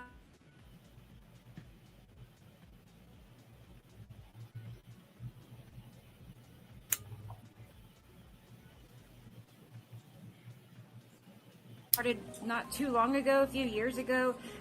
That is actually caused by light reflecting off of colorful asteroids. Okay, the asteroids in the binary system are passing super close by Earth as well, just outside Earth's atmosphere, and light reflects off of them, and they just so happen to be very colorful. They're actually colorful and pretty, and this is what happens when sunlight reflects off of them. Samuel Hofman also depicts the asteroids as colorful as seen in one of his drawings. They're always super colorful. Every Saturday at 3 o'clock Central.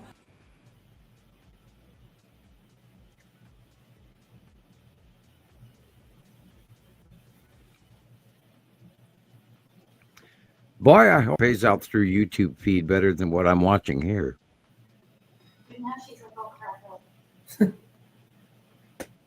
Okay, there we go now.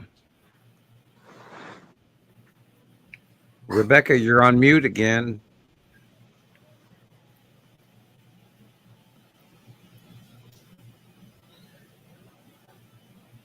I see the little icon right there on next to your name. There you go. There you go. Yeah, as I was going to type in the chat, is it StreamYard? Whenever it starts lagging, StreamYard pops up a little window and says it's muting me. So it does that on its own? That's weird. Yeah, when I'm lagging, yeah. I get a little warning with a white page in my upper left-hand corner when it happens to me all the time. And guess what? You know what happens? Yeah. It only happens when we talk about facts. Yeah, I have That's Today, not so happened much. in the last 2 shows. Yeah, I haven't had any lagging this show, the last show, or the last show. We So- did good tonight. We So, you know we yeah. got through a lot more, and I think the guys there's a reduction in security right now and the agents in the Fed, and we always encourage them to go out and get a new jelly donut. Always the cream filled with raspberry and a new cup of coffee, because we are going to get boring from here on. But by the way, we are at 8 hours, 27 minutes, and 44 seconds. And we are really boring right now. So anyone who doesn't want to listen and cannot waste their time to listen to nutballs and the bats in our belfry talking here. So you can go away now, and good night, and thank you. It's been fun. Show 111. Well, we did our best. We tried to share every. It's been good. It's nice having Thomas with us. Always is. Thanks. A lot of off topic. We do that. He stayed up all night to be with us. I know, y'all. dude. I don't know how you did it. What time is it there, Thomas? All night. 7:30. Oh man, I'd be in the morning. Well, Started at 10 I'm p.m. speaking German if I stay up that long. I'm not tired. I'm fine. But look, I don't have much to do. I'm always relaxing. I'm a free man, so I don't have. Lucky you. Yeah, of course. I'm very lucky. You see it in the picture. That's always me. It's not in this moment. It's every time. Yes, I'm every time smiling. I go sleep with a smile. I wake up with a smile. So I'm happy always. That's good. Yeah. And how does one retort that attitude? There's no way. Right. Oh, God, people. I'm sure you had to teach yourself to get to that point, how to get out and away from all the stress and worry. Thomas stepped away from the folks around him, and he's done an amazing job. And it's a very colorful example of of freedom. And it's very rare. I do. I respect where you are, and that's when we first met all these years ago, you were out living on the fringe, and I was like, oh, interesting. So that's why we're here today. Of course. So look, I don't have a family where I met every day. So I have, of course, my brothers, but I don't have so much contact because they're doing their own way. So most of the day I'm alone and I'm relaxing, chilling, and I don't have shoes, for example, every time walking barefoot in winter, in summer. And I don't have a flat or a house. I have a big car, and this is my home. And yes, it's a different lifestyle, of course.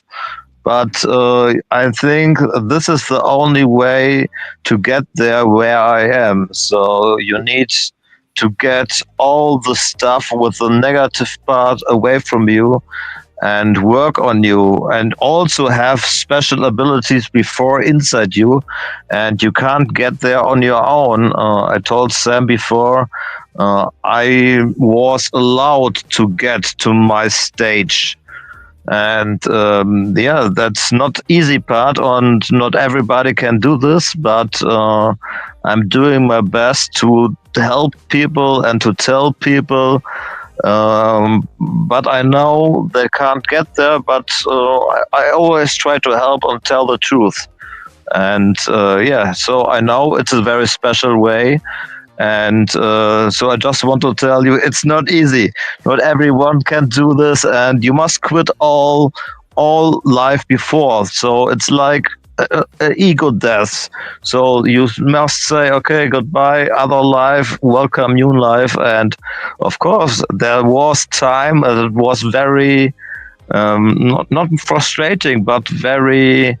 It was very difficult. Let's say it this way. And I have to learn, and I have to eat the right food for me. So it depends on many points. It's not easy. So this is just I want to say. Right. How long have you been living like this, like in your car, being free from the rat race? I think I changed my life after my mother died, and then I was 1 year in a flat. And after this, I say, okay, no, I don't want to do it anymore. Then I was 2 years to my grandmother. And after this, I say, oh, okay, no, I need a car. Bought a small car. Now I have a bigger car. And I think I'm living in the car since 4 years, but I changed my lifestyle 7 years ago. So it's a way, and I'm not at the goal. So, but I'm very happy from my stage now. So, I'm always happy and enjoy my life. But yeah, it seems like a dream for people, but it's a hard road you must go. And it's really not easy because you must teach you must yourself teaching. So you have only a feeling inside, and you must to learn to trust this feeling. And one time you go left, one time you go right, and one time it's not the right way. So you must choose every day another way to get on the road. And yeah, so that's my story. Well, each time we all suffer the loss of our parents. It's a reevaluation, and the reminiscence and the nostalgia and all of that, and we bounce back, and you separated yourself from those things that you already knew were wrong or incorrect, which is why that's why we're all here today, because we know something is different. I'm not going to say wrong or right. But we all took this pathway because it's the proper reawakening, reinsurgence of the word and the message that we're all working for. And we all have that question: is what is this? What is that? What is my legacy? What's my existence? What does all this mean? My parents are gone. Rebecca lost her parents.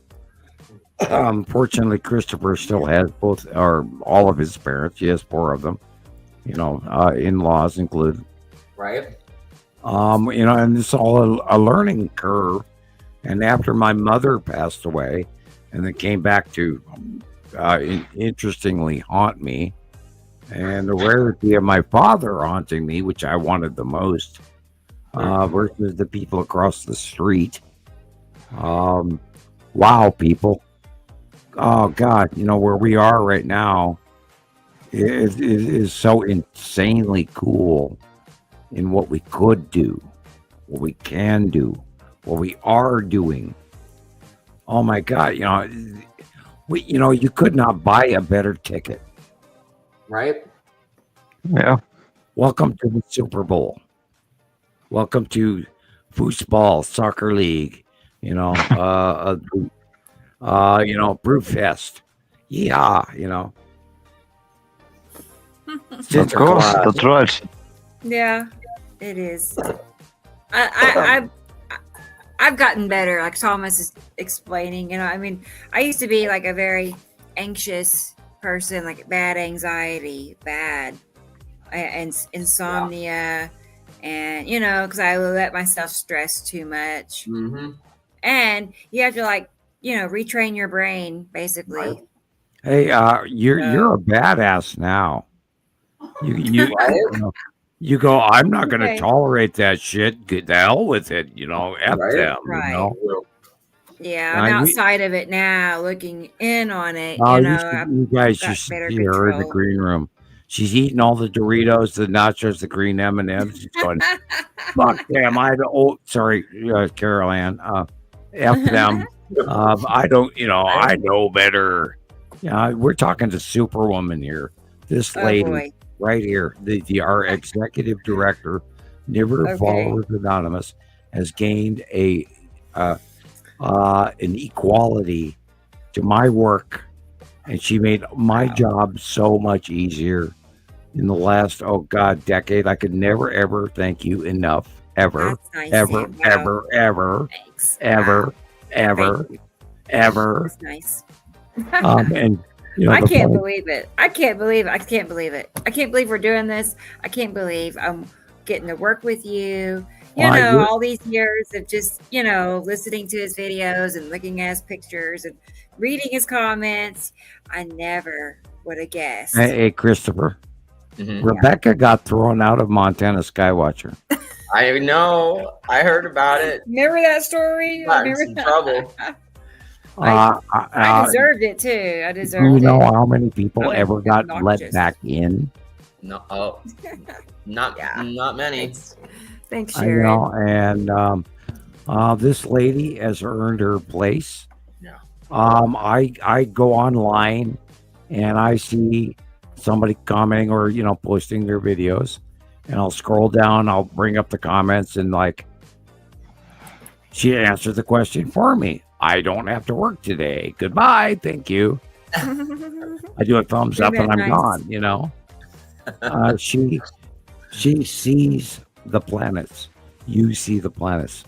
Thomas doesn't care about the planets, so it's okay.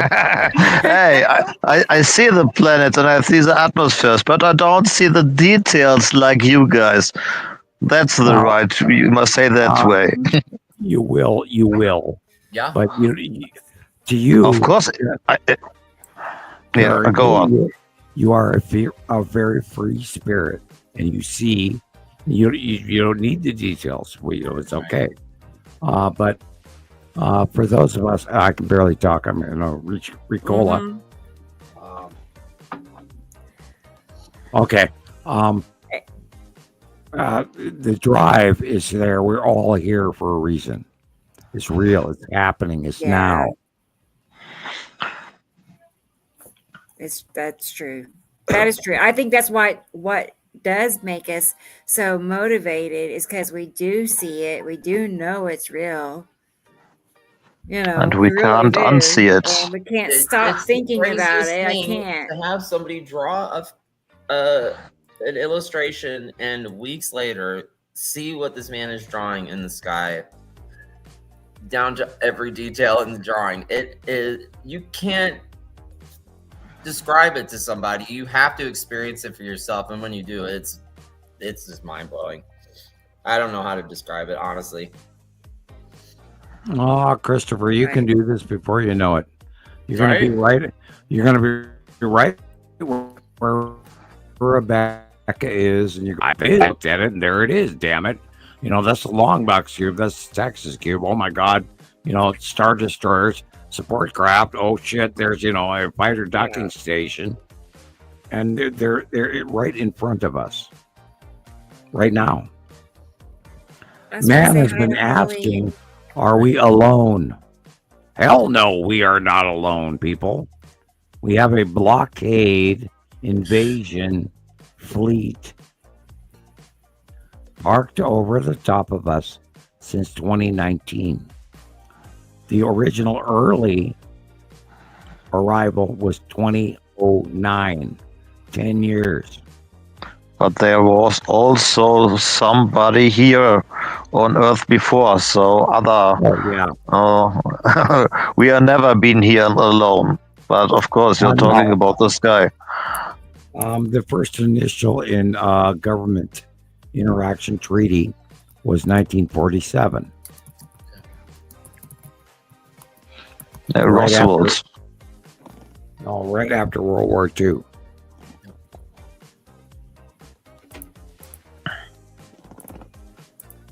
If you go back to the Nazis having contact with extraterrestrial, the Antarctica projects, if you go back to the Eisenhowers, and you go back to the Stalins.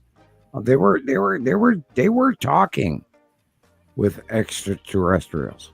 They don't want you to know that, but that is really how far back it goes. Sure. Yeah, and you must imagine, I think the moon was bring here about 12,000 years ago. And the moon is always a command center, and they are all the grays. And the other stuff are here under the sea or in the earth. So yeah, we've never been alone. No, you're exactly correct. You win the full. This guy's got like 4 burgers and 2 cookies. Right. It'll be big by the time the show's over. Let's hand over the bakery. You win the cookie. What you guys, what's going on is so much bigger above us right now. And, our members, our friends, Dennis, everybody out there, you guys, we're in blockade. I mean, we are handing over the commodities right now. Watch what the hell happens when they discover, we talked about the 9/11 inventory of building 7. Int. Then we talk about the current administration talking about Fort Knox. And anyone who has half a brain knows that the gold reserves were removed from Fort Knox in the 80s. And so that's called a deception, chuck and jive. And if that becomes fruition, public topic knowledge, we are going to have an envelopment of a lie upon a lie upon a lie upon a lie.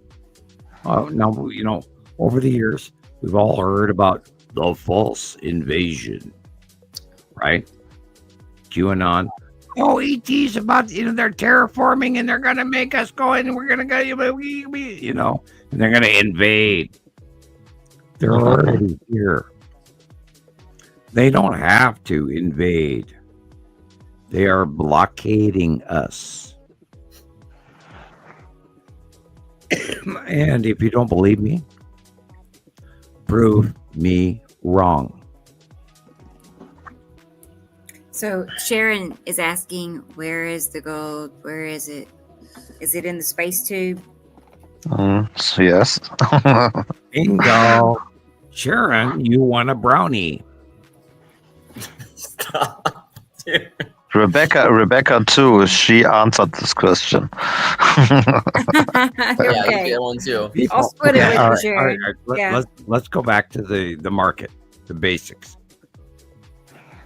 Okay, we deal in a financial commodity base of supply and demand, all throughout recorded history. Okay, the volume of gold coming in versus the volume of availability versus the price. When so much was coming in, it was worth X. But has anybody looked up the price of gold today? I'm looking at it right now. And it's going more and more. 33.41. Gold is at 3,000. That's right, I've not and seen it 30 cents. Well, yeah, I guess we have had 31, and 30 cents. Yeah. Right now, the price of gold is the highest in recorded history. Yep. Ever. EVER. Okay. But being supposedly based on supply and demand, did you know that right now corporations and companies and private people around the planet are producing more gold than ever recorded to being deposited in history? Total market capitalization is $22.43 trillion. So let me ask you, how is that directly related to supply and demand? Is this not breaking the rules? Yeah. Okay, let me ask you. If you had a broken chain, it's gold, and a clasp, or a bad wristwatch, or great grandmother's golden bracelet, and sitting in your jewelry box, and you could get $800 for that, Yeah. what would you do? I wouldn't sell it. What? I wouldn't sell it. I'd keep it. What if you could get Worth more. $2,000? What if you could get $2,000 for it? No. I'm not selling it. Not for a while. What if you could get It's gonna be worth a lot. $3,341.30 for it? No. And you need to buy diabetic supplies or kidney medicine. Oh, well then, Hey, Christopher, I sold my Martin guitar to buy diapers. Oh, I know. I've done the same thing, Sam. I've had to do it. I had My a saxophone in high school. I had to get my rid of it. Martin acoustic guitar for diapers. I'd rather sell the guitar than the gold, but that must have hurt. Jeez. Yes, sir. That's why I've never forgotten it. Anyway, Right. what What kind of guitar was it? A Martin. Oh, okay. Yeah. A Martin acoustic 12 string. Nice. And anyway, point with it is that what is happening right now is completely contrary to supply and demand market, which is gold has always been on. But now that there's those things above us that no one wants to talk about, the value of gold is completely gone off the market, schizoid, crazy nuts. And do you know what it was a year ago or 2 years ago? 2 years ago it was at $2,000. Correct, yes. A year ago it was at $2,900. Right now Yes. it's worth $3,341.30. Or let me correct that so we don't get into Rebecca flagged.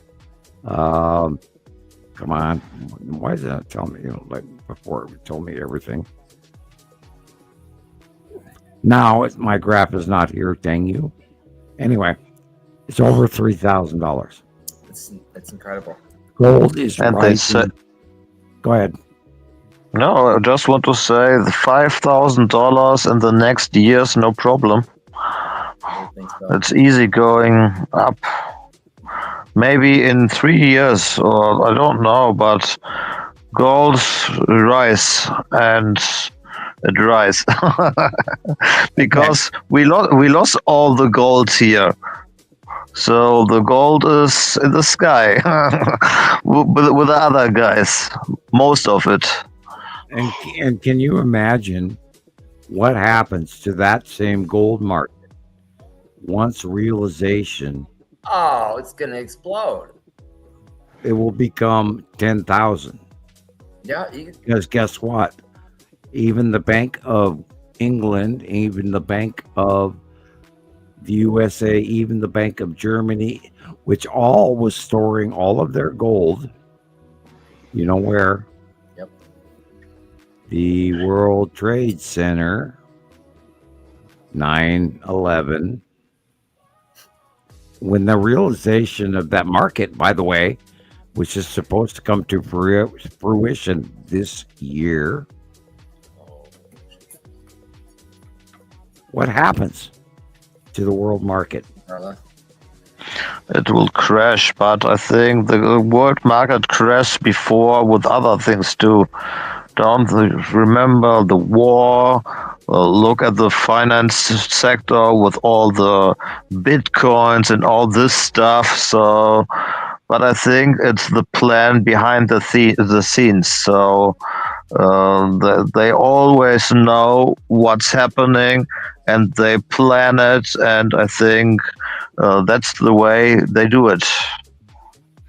This is the greatest financial market firestorm accumulation ever seen in the history of mankind. Look up firestorm. Yeah.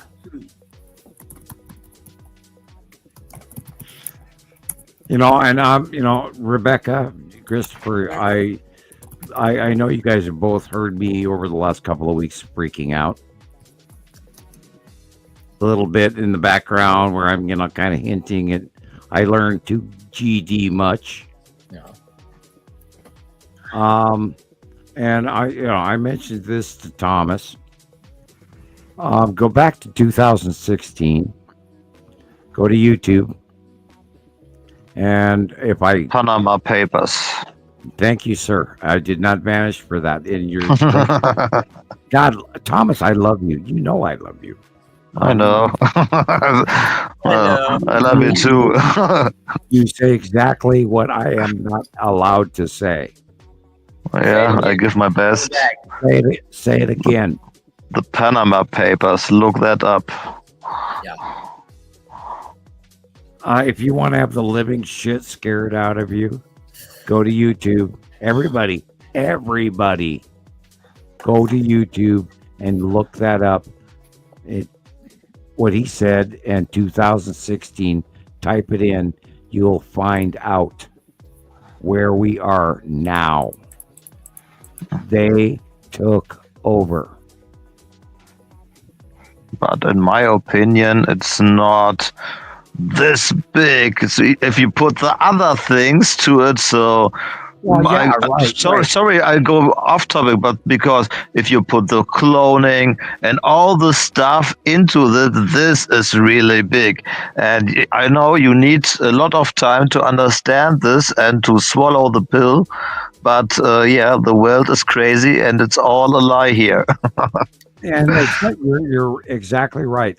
What happened was somebody threw a pound of hamburger into the piranha pool.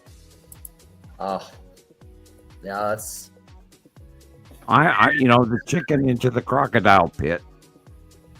This is what is happening right in front of us right now because there's an overlord over the top of all of our governments.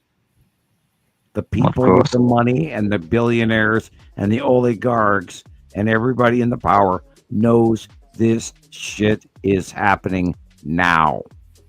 And we are being sequestered. We're being shut down. We're being limited. We're being unsubscribed.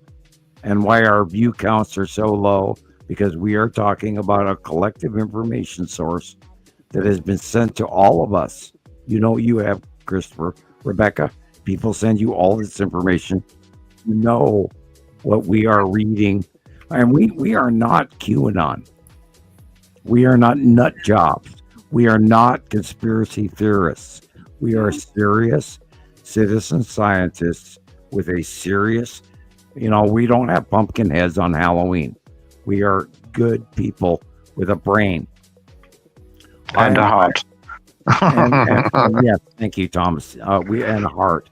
I am not a nut job. I am a sequestered, suppressed scientist. I had to come out. I had to warn you. I spent 15 years bringing my people, my friends, my people I care about together because we're a collective. This is the truth. I dare you to argue with me. Please. Oh my God. I'd love some more debate.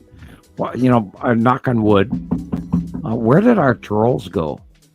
I can find some for you if you want.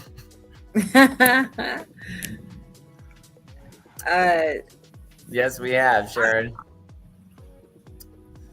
Yeah. I was going to say, I don't really have trouble with trolls that much at all. Well, we did enter. I do know what to say. We entered that period in time, astrologically speaking, where Neptune went into Aries, where we're no longer going to tolerate the bullshit.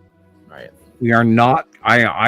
This is why jump into the politics. Oh God, I could go on.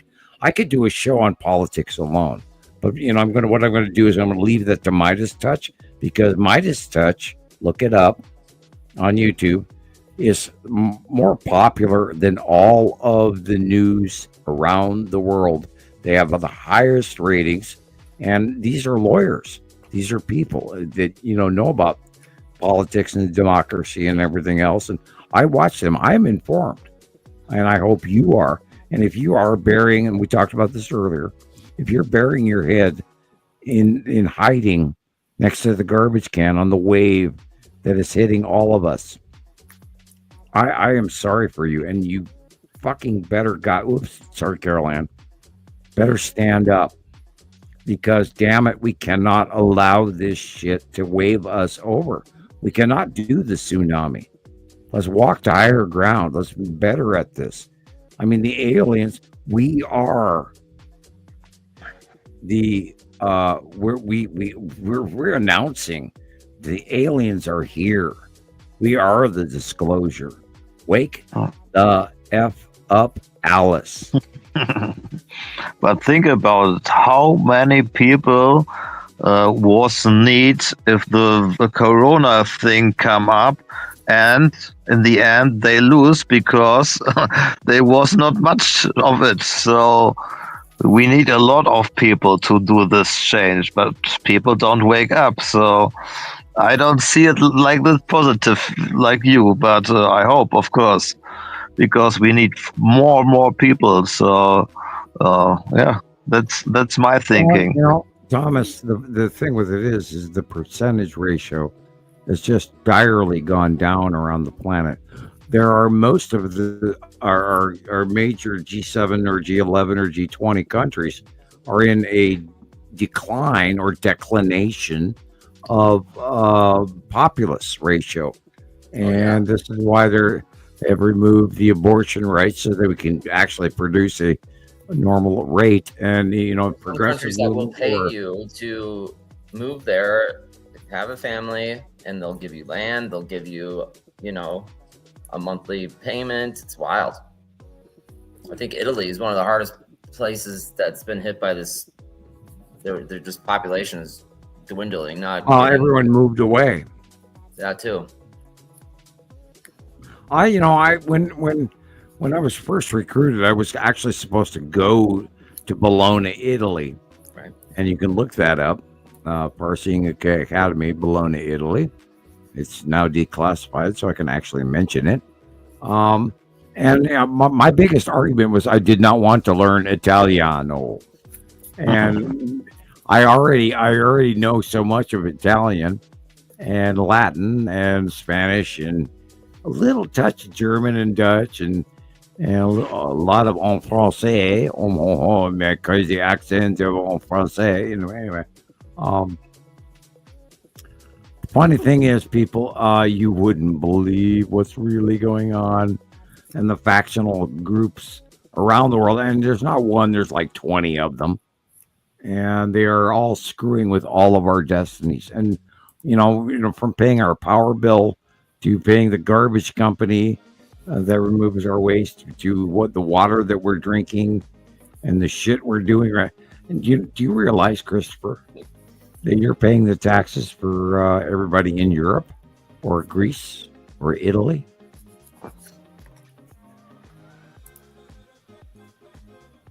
Do you realize Americans have been subsidizing the vacations of Europe for decades? Yeah. The German ones do this too to the other countries. Not as big, but smaller one, I think. So they pay, for example, for a bicycle way in, I don't know, for example, Thailand or something like that. So yeah, money goes everywhere, and the big money goes to the Ukraine war, and people are very sad of this. But it's not my topic. In comparison, what we've handed Ukraine is a small bite compared to what we hand out for the rest of the world, including South Korea or Taiwan, etc., or Malaysia or Japan, or we give subsidies to everybody. out here. And we used to be able to have it a parent, a father, go to work every day, and the wife stay at home, and we raised our children, and we got to go on vacation, and we got to buy a car, and we got to buy a house, and we had dreams and desires. But unfortunately, that's been robbed from us over the last 2 decades. And meanwhile, people in Greece and etc. go on vacation for 3 months. And and that is More all free time. part of that is part of what this current administration is pissed off about. But we rebuilt Europe after the war, including that huge pipeline of gas fuel for jets. You wouldn't believe what's underground between Germany and Spain in pipeline.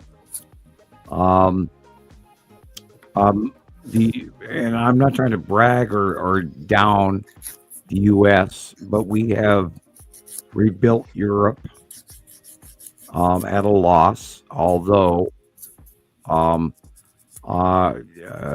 we appreciate our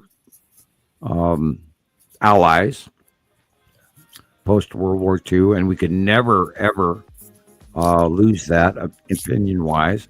Although in the last 90 to 100 days, this current American administration has flushed the toilet on all of that.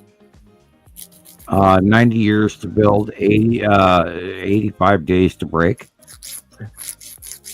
It just seems like we need to put money into our own country more, because And I that know is my city is that looking is partially I agree with you, and the terrible. The roads conservative are opinion. terrible.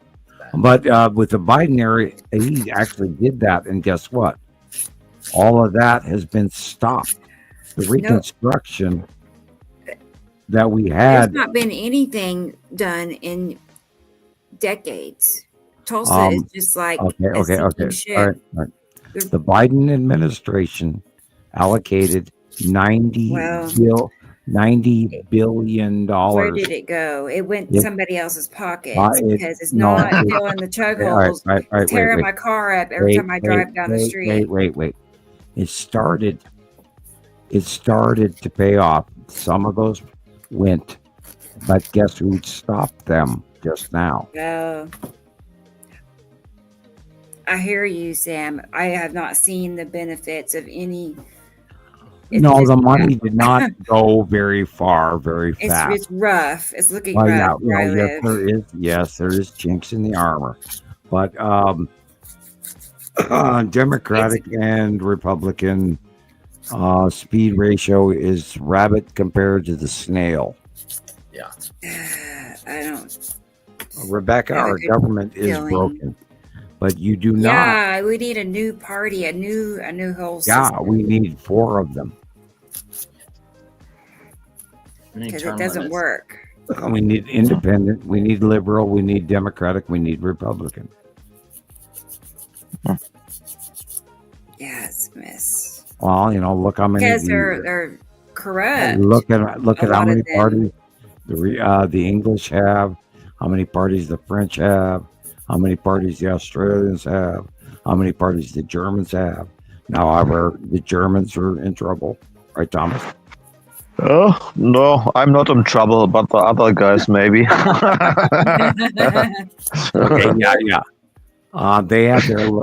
They have their right wing weirdos, yeah, and we all do. We all do. Point is, if you take out of the equation, and this is what's majorly happening. We talk about the middle class, we talk about the upper class. Yes. But when was the last time we talked about the poor? Right. Yeah, but the poor don't have to lose, can't lose so much. So, but I think the times are very difficult in future for the poor ones, because you want to be alive, and Yes, that's in future it will all cost a lot of money, everything, and yes, and the earthquakes and the floods, and that's would be hard times for the people. Well, if we cannot take care of the people around us, okay, let's for an example, the Japanese, they have a program to respect their elders. We have forgotten that. We on Social Security, we pay in all of our lives, we get old, and then all of a sudden we don't get remembered. In society, everybody admires anyone from 18 years old to about 25, and after that we don't exist. I understand, but I think you're also right. But I think also you can't save anyone. Everyone must save himself. But of course, your way is very lovely and thinking for the other people. But I think that's not possible at this time. Well, so, well, we've had programs. Because of the United States and because of our sharing of the food rations around the world to feed the hungry, to feed the people that are starving in other countries, and I that coalition of all of those people together should not be ignored, and we've lost sight of that. Again, I will reiterate Charlie Chaplin, the world's greatest speech. I'm not allowed to post that now. Why? Why can't I post that video? You're on a list. Yes. You're a bad guy. I know. All those big toes I keep stepping on. Yeah. Why can I post a 1929, or Christopher, what was the date on that? What date? World's greatest speech, Charlie Chaplin. Oh God, it's got to be late 20s, early 30s. Let's see. Yeah, so I was thinking that. Yeah, I was thinking 29, 30, or was it 38, 39? Right before World War II, because he was mocking with that video. He was mocking Hitler. Sure, and a lot of his buddies in Hollywood were fascists. Following all that. We had no clue. Oh, we went through the Nazi progressive movement, and it was a scary world. And none of that is recorded in real history. Right. Do you know that in Canada and the United States, also in the late 30s, there was a movement against Jewish people, and Crystal knocked and all of that. Look into what happened in Canada. Look into what happened in the United States, and that's not recorded genetically in history. People, we are there again. There's finger pointing. There's people being deported without cause. They're losing their homes, their lives, and we're at a stage where you have to ask, who's next?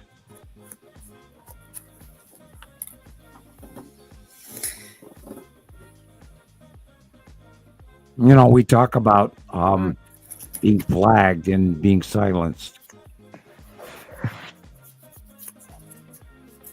But do we talk about what is next? End times. So you don't have time for the others. Like you can stop it. I feel like it's already written. It's already done. We just gotta endure.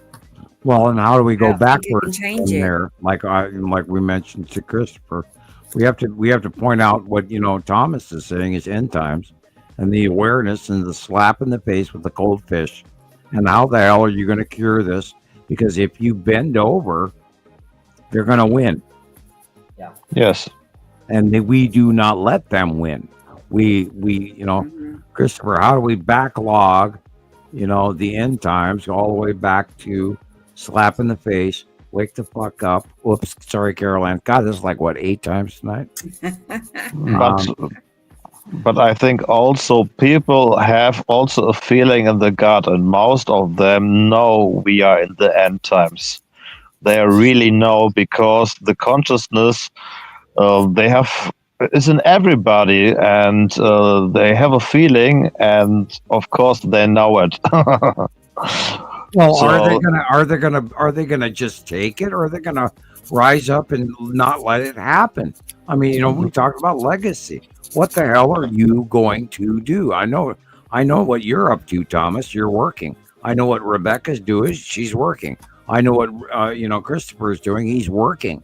What are everybody going to do?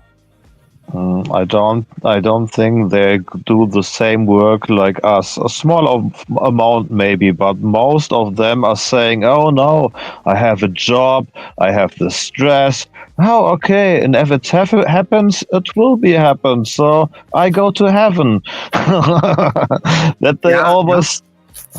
So they think this way, and say, "Oh no, I will go to heaven. So it doesn't matter what's happened here. I trust God, and He will save me."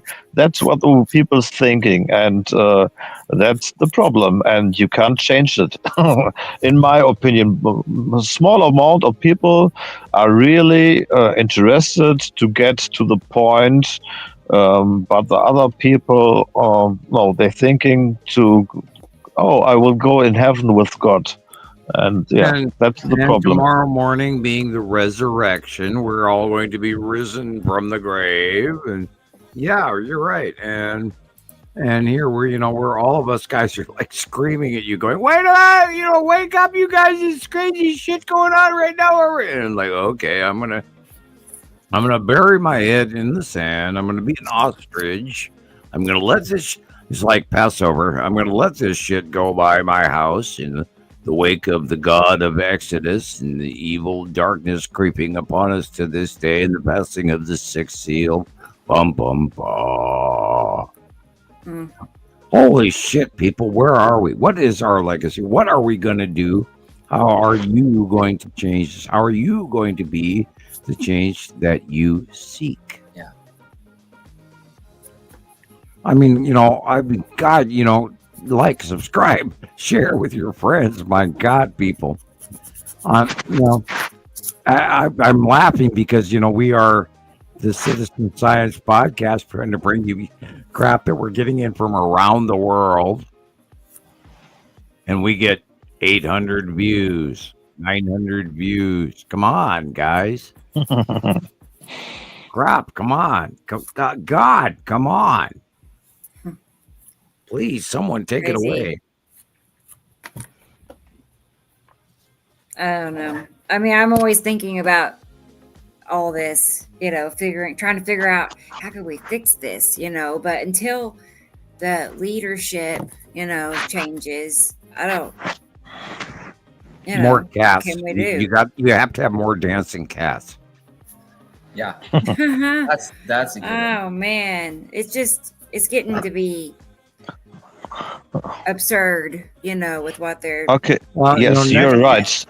Let's do the one chip challenge. Next week I'm gonna I will watch it every time. You want to? Next week I'm going to drag out my Q-tips and do the inner ear challenge and remove inner ear wax for my 9.2 million views. Oh, it's gonna be nasty too. No, sorry, not my topic. No. Okay, I got a better one. Are you ready? Oh, no. Are you sure? Okay, I had nacho. One night I had nachos. The next night I had chili. The next morning, I sat down and laid down a orange Donald Trump. Oh no! From my rump in an orange, smelly clump. Oh look! It's Donald Trump. Stop. Oh God! Gosh. Oh look! There's little Eric and Ivanka. Oh my god. Oh boy. Oh boy. Oh boy. Oh boy. I It is act- 9 I hours actually- and 16 minutes. Yeah, right. Well, guys, if I have a song, and if I had a camera, I would sing that song, and I would probably get 9 million views, 9.2 million views. Look at him. Oh my being god! pushed. And I will remind you, no hamsters were injured in the making of this video. Good. I'm telling you guys, this is why I said dancing cats. The only way that we're going to ever raise our ratings and not be flagged to death is by, talking about bowel movements, earwax removal, or dancing cats. Right. The other day I was watching Dutch volunteer firefighter videos on YouTube, and their biggest joke was they were walking around with their CO2 meters, and the firefighter's standing in the background. He's got the CO2 meter in his pocket, and all of a sudden the thing starts going off. And when it comes to the Dutch, they're always talking about farts. And so, and the guy went, "Oh yeah, you obviously let a fart because the CO2 meter in your pocket is going off." And guess how many views that video got? Oh, several million. Over 285,000. That's a lot. I swear to God, I'm gonna start picking my toenails. Oh. And then mailing pictures, and like maybe I'll get views. I mean, what's it gonna take? Got foot odor? Do you have fungus on your toenails? Yeah, well, here's the answer on YouTube, and I'll get 150,000 views. I like Carol Ann's idea. Which was maybe right here in the comments. Yeah, well, we get donations. Yeah, effort. Right. Effort. Yeah. Carol Ann, and I do apologize. Tonight has been the F-bomb night. I think we did the F-bomb tonight more than any of our 111 shows. Yeah. And yeah. Gillian, we miss you. Yes. She's sick. We are all very frustrated.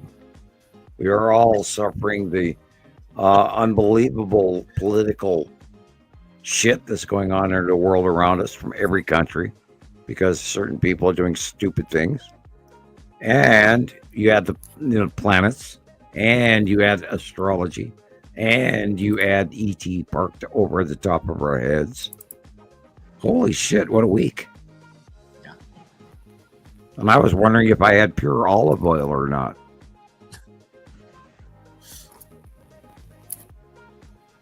Well, if you buy pure olive oil and you put it in your refrigerator, it will turn cloudy. But if it's not pure olive oil, it will stay clear. I mean, when was the last time you bought $30 worth of olive oil in one jar? It's time to buy more olive oil, and I don't have the money. Right. It used to be 10. No, it's crazy. You can't buy two things that match for under $20. I mean, food. Oh God, you guys! This year alone, we are watching. We are in the last 2 years. We've seen food prices double, if not awful. triple. You know what I bought? I mean, No have you bought ketchup lately? Have you bought mayonnaise or Miracle Whip? That's right there with what Thomas, when he says end times, that's one of the end times. Yes. Scenarios. Yes. Please go on, guys. Don't let me talk Days work for alone. a day's food. So I don't know how much money do you all spend, for example, Because for I mean, we one already know day the for flooding food? terms that Over bad $150. leadership, that For one day? Yeah, for two people. What? countries, we won't let it happen. $100? We're gonna carry it out. It's written. Crazy. Okay. Yeah, I easily. pay. People just walk out of the stores with food, Thomas. They'll just walk right out of the front door. You pay $100 for two persons for one day. Yeah, I paid like $6 for a gallon of milk the other day. For one gallon, okay. I pay I think $6 for a complete day. Yeah, no, I think it's like price gouging at this point. Okay, so I don't go to supermarket or something like that, but I think America is also expensive in this. So Germany, I think it's okay, but I don't go to the supermarket. But I think America is very expensive if you want to buy food. I see it in a documentary. So there was an American girl who come to Germany, and she buy all the stuff she get in America. In America, buy the stuff for $25 for breakfast, and in Germany it was about $8 or $9. So America is very expensive. If you go out to eat, you go for breakfast between me and my two daughters. We're looking in a restaurant. We're looking at $65. If I was to cook that at home, the eggs are about $1.50 a piece now. And, one egg. Yeah, we're looking at $10 just for the eggs, and then $5 for the hash browns. Bacon Oh my God. Another $8 to $10 to $12. So you're looking at, for the three of us for a meal, we're looking at easy $35. Now, if I go for the hamburger and the noodles and some kind of a casserole, we're looking at $8 to $10 to $12. Oh, that's crazy. Yeah, really crazy. For example, I pay $1 for 1 liter milk. So if you say $1.50 for one egg, crazy. We are paying $5 to $7 for a gallon of milk. A gallon is how many liters? Well, a liter is 2.2 gallons, isn't it? No, or is it less than a gallon? Like 4 liter. I don't know how many liters are in a gallon. I'm sorry, I did not do well in metric. I know, right? It might be less than a gallon. It might be way more than a gallon. I don't know. 2 liters is smaller than a gallon. Maybe it's 3. Let's see. Liters maybe. A gallon is 3.785 liters. How many? 1 gallon is 3.785 liters. Okay. So we are paying the double price. We are paying $5 to $7 a gallon. Right. So like a half a gallon is like a liter. Okay. So it's the double price. Well, I remember in the 70s when we had marches in protest when milk went over $1. That's awesome. Well, we used to be a farm country, and now the corporations have taken over and wiped out milk production, wiped out cheese production, wiped out chicken, wiped out pork, wiped out all the markets, and there's very few corporations running everything. And by the way, did you know that the FDA, the Food and Drug Administration, has just canceled all the meat inspectors? Oh my gosh! Wow, there goes that. Jeez. Yeah, and Rebecca and I were talking about before the show about cannibalism, and God only knows what we're being sold. Right. Rebecca, what are you looking for? I know. Oh, nothing. I'm just like organizing my little space here. Okay, your turn to talk. Oh, well, that was interesting. Yeah, but I wouldn't put it past them if they were doing really freakish things like that. You know, making people more cannibalistic, because I feel like that's what they are. A lot of them. I mean, they flaunt it. Some of them. Like crazy people outside. They do. Well, you know, I mean, they have these parties and they'll share pictures all over social media of them drinking mock blood, and it's for rage bait, maybe, because it gets people talking, and then you got your energy invested in it, and you're like, can you believe this? But deep down, that's why I suggested you talk. Rebecca is a little less tolerant of some of these things, and she, she's a nice lady in public, but when we're in the green room, oh my God, this woman swears like a sailor. No, I'm only joking. I'm joking. No. Yeah, I can't. Well, Rebecca is a wonderful lady. She's very caring. She does not swear like a sailor, but as a joke. But no, I know. She does have a less tolerant, very aggressive, fervent nature. When she thinks something is wrong, by God, it's wrong. Right. And I admire her for it. And people, God, you guys, I'm a former insider, and the shit that I know that I can't even tell you. And we're here doing this right now. What do you mean? For example, do you mean, for example, that they kill, for example, also children, and for the medicine part, this part you don't mean this, okay? No, but they do I don't this. mean that. Okay, all right. Oh God, here I go. I'm gonna go down to the base. Okay, we talked about the DUMBs. Yep. What if some of the missing people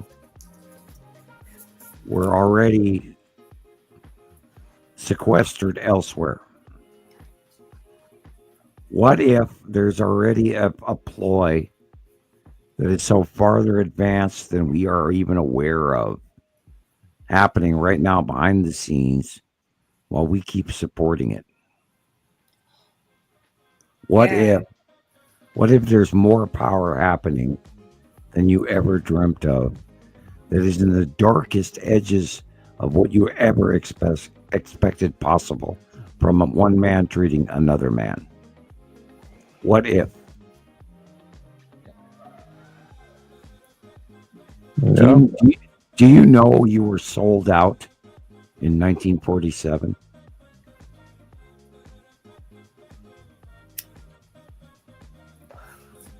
Yeah, I think this was the agreement we talked at the beginning, or isn't it? Yes. We were licensed for abduction. Yeah, and I think it was, I just hear the number, it was 30,000 to 50,000 per year. That's what I hear, but... Yeah, it's higher. We were giving... It's like you come to Montana and you get an elk tag to go hunt an elk in Glacier Park. Welcome to Montana. Would you like an elk license? Okay, and it's the same for us.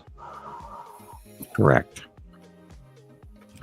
In exchange for technological information, That's we're allowed to abduct a certain number of humans per year, which both sides broke the treaty. Yeah, but the most who do this abduction thing are the Grey, I think. And the Grey are working for the higher races. And the Grey also work for the Anunnaki people, I think. Right. Or? So that's not the Galactic Federation. Correct. You're right. No, but there's many factions working from above, many factions from below. But the point with it is that we were sold out long ago. We are not in control. We have off switches. They are doing shit to us that people should freak out about. And I don't even dare tell you the ramifications of what has been going on. And when I was abducted, they could not control me. And I got information, and I'm supposed to help you guys. I mean, what where do I go from there? Yeah, we talked. I think one time they share our DNA to the whole universe, so they can clone us everywhere, and this is why they're doing this. I think. Correct. Man is also a commodity. Like in Star Wars, the Clone Wars. Bingo. Why do you think the Clone Wars was introduced to us in the middle of the book rather than the beginning of the book? We are the clones. We are subject to strong influence above us before our intellectual free thought eminence. Do you understand that? When someone above us of authority tells us something, we go, "Yes, Commander. Okay, I am following." Yeah. Okay, but we are not the only humans here. How many of you out there have a feeling that you are a clone fighting in a Star Wars or the Last Starfighter? Look that up. It's an old movie from the 80s. Why do you think you were trained in Xbox and PlayStation 2 controllers? They're always the same. Because you know what? Those same controllers are in starships. Why do you think Star Wars and Star Trek have been brought forth by Hollywood? Why do you think it was the most documentary film of all time? So we are still, talking about like The Mandalorian or Yoda. Because the people feel it. That is the truth. Not all of it, but most of it. So that's why they like the films. The Force is the source. Yes. The yes, source of course. is the way. The way is the Bible. The way is the reality of beyond the Bible. The way is what we talk about today. I am here. I am the tsunami in the wave. Christoper, you know this. Tell them. I mean, you said it. I'm keeping my lips shut. Well, when was the last time that I was off center, off the mark? When was the last time I said something that did not make sense? That doesn't happen. I mean, am I accurate? Yeah, you're accurate. I mean, you may make a mistake every now and then, like, it's Saturday. You might say it's Wednesday or something, offbeat, just because people do that. But you're not. Your facts are never. He knows his stuff. Never not accurate. When you speak, there is intention behind what you say, and you mean every word that you say. Period. Rebecca. Yes. You're currently one of the older members, and there are others that have known me for many, many years. And I'm not trying to do this for fame. I'm not trying to make money off this. I am doing this because I am direly concerned for everybody out here. And I try to share all this information. This is why we do a weekly show, even though all of us work really hard for this. I mean, we prepare. We get ready for this days ahead of time. This is so important, people. It's happening right in front of our faces, and the only way that anyone can wake up is if you wake yourself up. Right. You have to realize that you are here for a reason now. You have to share. It's real. It's happening.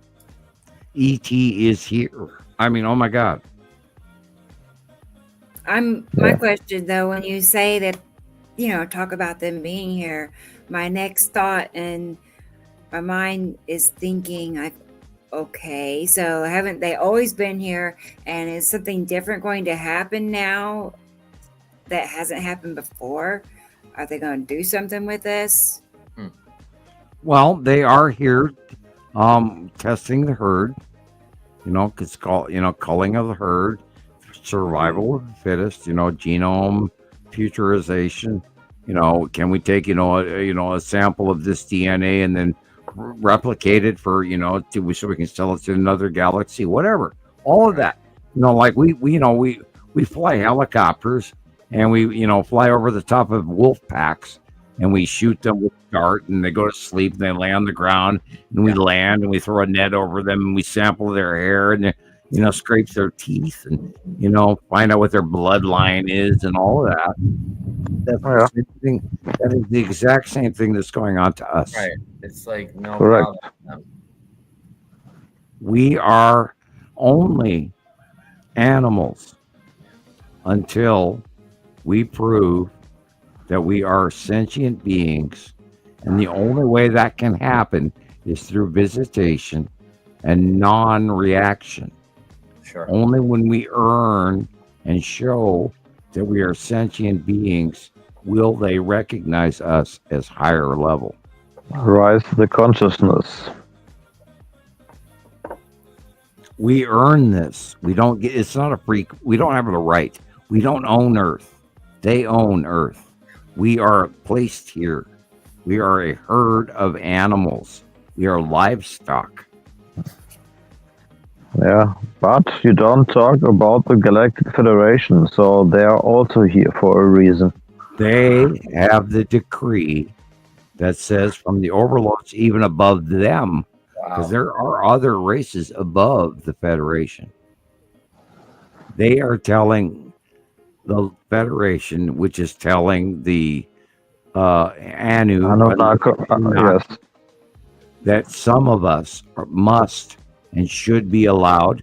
And, this is the Pleiadian ASPCA for humans. Our other higher races are saying, these guys are cool. They're great people. They should be allowed to raise up to the Federation. That's where we are now. Some of us will, some of us won't. This is where we are right now. We're embarking on the earning of our evolution. Right. That's of course the reason Jesus was here, and yes. Right. He was the upgrade, not a religious figure. He was a bloodline. Of course. And this bloodline is still here on Earth, and this bloodline can rise to the stage Sam talked about before. So and it will. It cannot not. It has to. It will. It will. No matter what. No matter what the evil or the dark side or the forces of Darth Vader or whatever, Star Wars, or or the Cube, or they are protected by a higher energy, and that's all. Yes. The pathway will move forward. Because only in time, because time is a circle, only improvements ever work forward. Negative, destructive, paradoxical will not move forward, so it'll restart. People talk about what do they call that?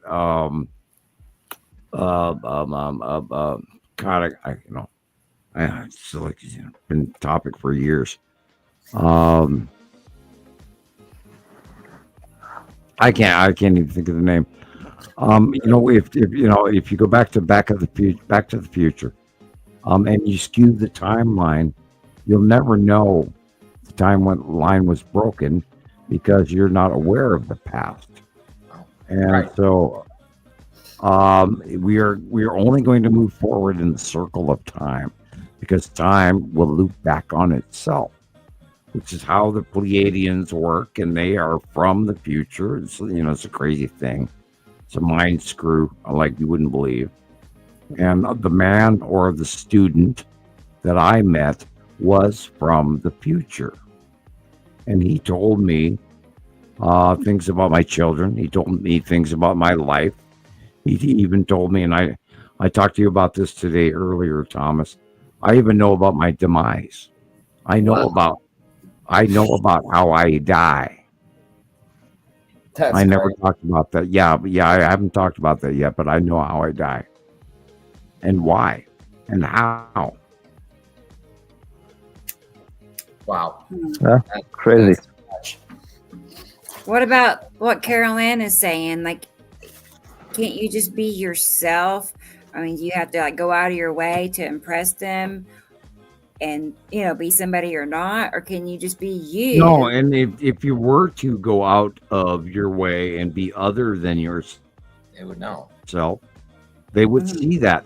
We talked about this earlier, in the psyche valve. They can read you in 4.5 seconds. Right. If you're not yourself, they know that. Right. That's They'll like know God. that you're not gonna. They'll know if you're going to act that way before you act that way. Yeah, you Right. can't lie to them. They know everything of you. They read you. No, mommy, I didn't get into the chocolate. Don't Right, pay you're attention to my brown fingers and lips.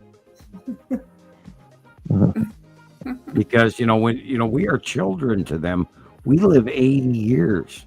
They live 2 to 100,000 years, Wow. or more, or less, or forever. We don't know. I mean, we are children. Our pathways are completely discernible. I look at my friends and I look at everybody around me after my changes, and I see your inner child in seconds. I know Christopher. I know Rebecca. I know Thomas. I know Jesus. I know Gillian. I know all these. I know Alexander. I get a taste. I smell it. I see it. It's changed me. You guys, this is real. This is happening. Yeah, that's source. That is source and my accuracy, because I'm not me. I'm source. I'm not. Yes, of course. I'm not running me. I'm running what it tells me. I know. I know Sam. Yeah, I know you know. I mean, the point with it, we talk about the Texas cube, we talk about the long box cube, we talk about the Saturn, we talk about the asteroids. Who the hell else gave you all of this? Nobody. Yeah, nobody. So you know this stuff, and you are here for that reason, to raise the consciousness of some people and get other people to a higher stage of loving being, or I don't know what the correct word is. So to raise the consciousness of the people, to tell the truth, and that's the way. And I'm not charging $16.99 a month for the secrets in the back Patreon channel, and I will answer more of your questions. Just mail me 20. You can't do this. And you only give a little bit of the answer, so they come back next week after that. Yeah. Be sure to, next week we'll have all the answers. Right. And then I'll spend 45 minutes going, oh, you missed out. No, well, I'm not here making money. I'm here telling. Oh, Christ. I mean, I got stopped in a corner in 1980, and I couldn't tell anybody until 2010. And damn it, when I came out, it was like pulling teeth from a running rhino.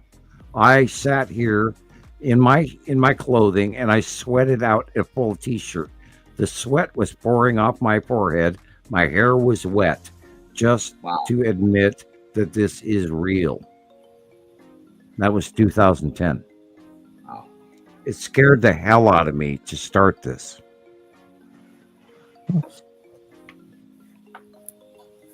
Here we are. That was your way. You have to do this because you was told to do this. So because I was told not to by the U.S. government. No, I don't talk about the U.S. I talked about the Pleiadians. So they told you, hey, you must do this and this, and you do. And you will do this, and no one else can. And this is part of where I started arguing with them. It's like, how can I? I'm just this idiot from Montana. What the hell do I know? Right. And yet, my simplicity, basic knowledge of chemistry and basic math, and what I understood from what I saw before me, which I thought everyone knew, which was amazing. That got me in so much trouble. And here it is 45 years later, and I'm still doing it. Who knew? Who knew? Of course, I just want to say it's very hard to swallow the pill for all the people who don't learn the stuff, who don't know the stuff, and it's make people sad, but you must kick your foot in your own ass and rise your consciousness and doing the best and change your life and enjoy life. So that is the message. So you must do the good way. You must feel your heart and your gut and do these things. And after this, you did it, you feel good, and that's the only way you can do. This is what I want to say. Rebecca, do you remember the guy named Dan that did the YouTube video on us? Yeah. Where we were the biggest, craziest nutball jobs that he'd ever heard of in his scientific evaluation of the understanding of the universe. Okay, Yes. well, let me ask each and every one of you out there, friends or strangers or whatever included, why would I do this for free for 15 years? Anyone? Like the early I know. days? You're looking for the ladies? I don't know. Christopher, I've had offers. I've turned them all down. Yeah. I swam in those waters long ago and walked away from them. Thank you. Oh, thank you. Oh, anyway. The gift was given to you for a reason, and this is why you do it for free. But if you can't do it for money, because if you do it, you will lose your skills. So it's Also with tarot, my wife just passed away here a year ago in July, and even though she was gone for a while, I was very, I never got over her anyway. And the children's mom, and blah, blah, blah. And after that, anyway, that was a whole nother story. But no, we had a long journey to get to where we all are together today. All of us have taken some really insanely intense pathways, including, I'm so worried about Gillian. People, we are not doing this for finances. We're not doing this for fame. We're not doing it for money or glam or, but God, you have to share this information with people out there because it's important. We talk about legacy. I mean, what are you going to do with the knowledge that you have already gained? We are only a few people. What you do with this information is what makes a difference. That's right. We are only the purveyor. We are not here to prove it. Rebecca, we proved it years ago. Ago.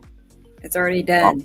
Yeah. It's not a theory. Like you said, we're not guessing. It's already done. It's already proven. You just got to learn it. The new people got to look at it and see what we Yeah, have. we know these planets are here. I mean, my God, last Wednesday, the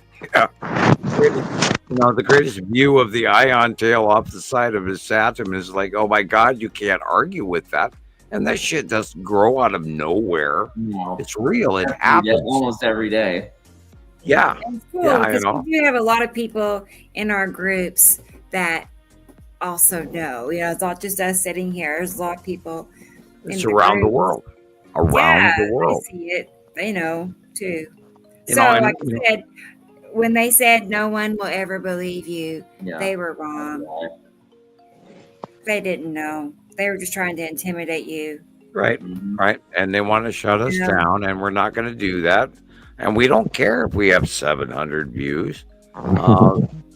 This is all we're laying this in the cloud. Yeah. We're laying all of this information for the future. Yeah. By the way, if you're on the cube or the long box cube right now, and you're waiting for DoorDash, hi out there, welcome to TikTok and YouTube and StreamYard. And I hope you have a great view of the Earth. Nice to see you. We do not represent that which are the goals of our government. And have a nice day. Thank you for listening to our program. I think they know this already. Don't make it an extra for them, so they know all of you. How else did they know what they knew in the mid 80s? How did they tell me what my life would turn out to be, what my children would be, my own demise, and blah blah blah, etc. Yeah, higher races. Yeah, because they're from the future and we are in the past, and yeah, they just go to YouTube and look our asses up, and that's all. Or AI, because AI knows about us, right, Christopher? Yep.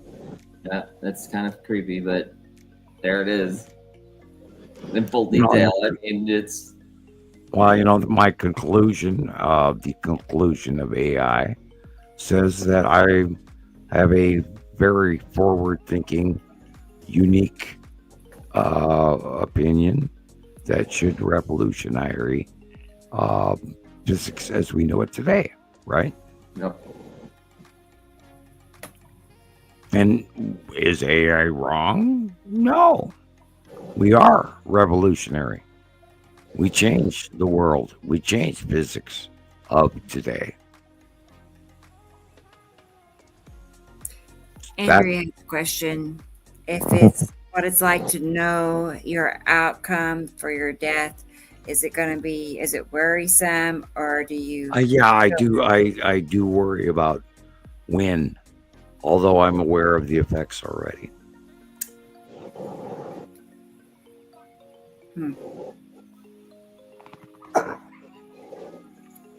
I remember people. I've already been poisoned. Yeah.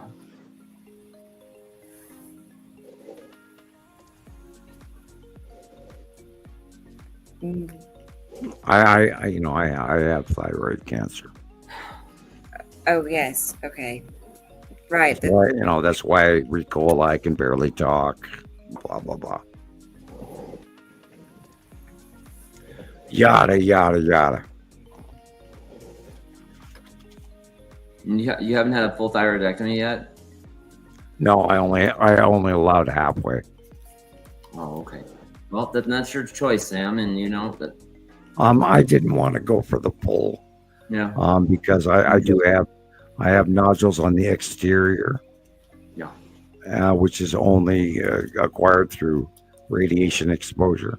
Yeah.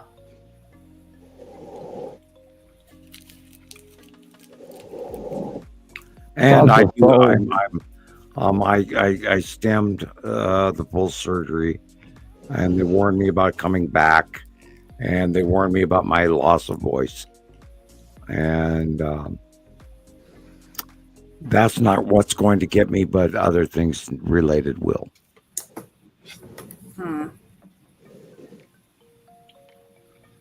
I'm running out of time. But always, I repeat it again, soul can't die, so Of course, it's your life, that's your family, and but you really ever will exist. So, but Well, I'm 64 this year, and I am not done yet. I have more time, and of course, when you get when you get to my age, you're gonna go, stay off my lawn, you young whippersnapper, Mhm. and I've got a bunch of friends that are older than me, and I'm watching them decline in many ways, from mentally to physically, and others spiritually as well. I don't plan on that. By the way, most of you guys are ready to to do the show without me, but that's not going to happen yet. I'm not quitting.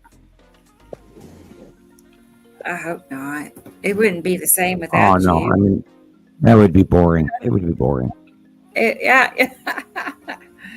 I mean, Yes. somebody's got to bring you guys dad jokes. I mean, Right. Yeah. I think Sharon was asking a question. Sharon, were you asking if it was the government that did the poisoning, or I just wanted to clarify? Fukushima, huh? Yeah, I believe it was Fukushima. I went out into my yard chasing my lawn furniture from a freak storm. And when I came in, and within 20 minutes, my skin was on fire. And I took a shower, and had I not, I would be dead by now. And that was in 2011. Yeah. But I already knew I was going to be affected by things beyond my control in my throat and chest.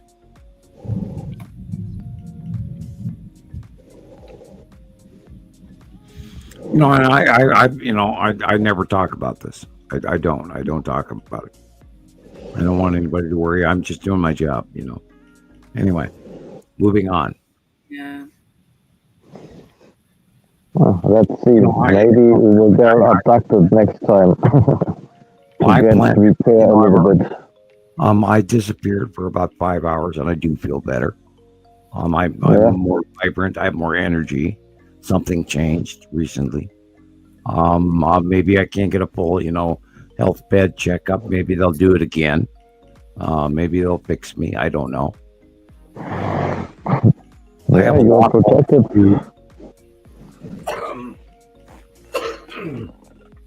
I gave up, even thinking I was in control of this a long time ago, because, after the government let me go, I sort of, went into hiding for a lot of years. And, after 2010, I came out. And so, I have a lot more to do, and I'm not going to quit. I'm not going to think anything negative, because the moment you go into that, then you're going to die inside. And I'm not doing that. I'm going to live forever. The hell with you guys. I'm,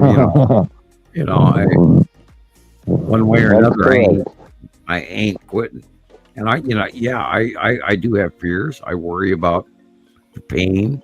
I worry about the fact I can't talk sometimes. That's why I live on Ricola. I worry about the cat hair in my house that I'm allergic to. This too shall pass. And we do our show every week, and we are 111.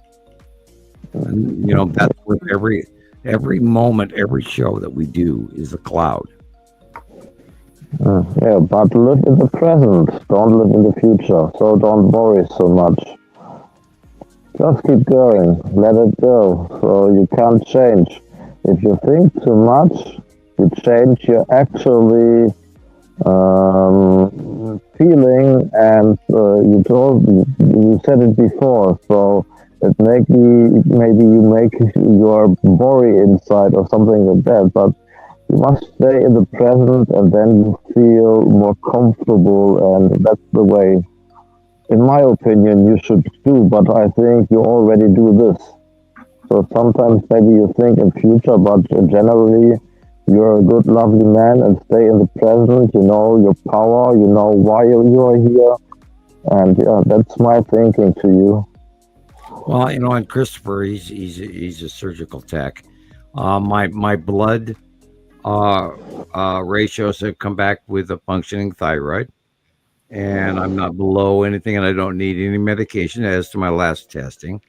However, I do have a stinging from in my thyroid, and I was told to massage it, and I do that. And I also have acid reflux, so sometimes I wonder if in between the two, which is which. And I try to alleviate it and live on Tums sometimes, and other times, it's there. I'm aware of it. After my last thyroid surgery, I was told there's a 50% chance I wouldn't talk again. Yeah. When I woke up from the surgery, because the nerve for the vocal box goes right through the thyroid, and so I've already been anesthetized, and I'm like drifting off into la la land, and then walks the doctor going, "Well, Mr. Hofman, I must warn you, there's a 50% chance you won't ever speak again." I was like, and do your damn job. Better do it right. So, I woke up, and here we are today, and scar and all, and so I'm trying to avoid the rest of the surgery. Okay, yeah. Mm-hmm. I got more to do. I got more to do. I'm not done yet. Typical male response to, Yeah, they can't change me. I mean, hell with the ice and give me the bullhorn. I'm a Viking. Damn it. Exactly. It's like your leg is cut off. You're bleeding everywhere. Just. It's merely a fresh wound. How about you? The black I hate going to the doctor. I hate going to the hospital. I would rather just take my chances on the couch. I saw a poll the other day. Which would you rather do, go to the doctor or the DMV? Oh, that's funny. Well, the last time I got sick, I went to the DMV. Right. And the time before that was the doctor. Oh. Neither, in both cases, were Carol Ann effed.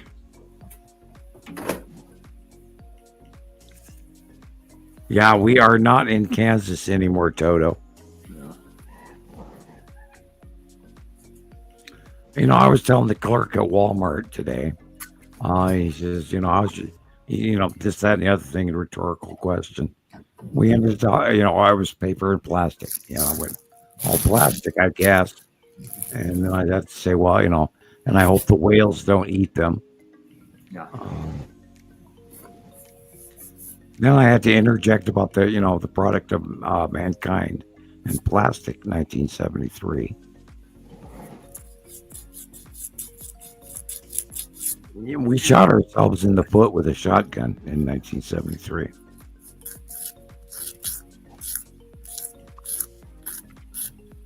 All the plastic floating around out in the ocean. Mm-hmm.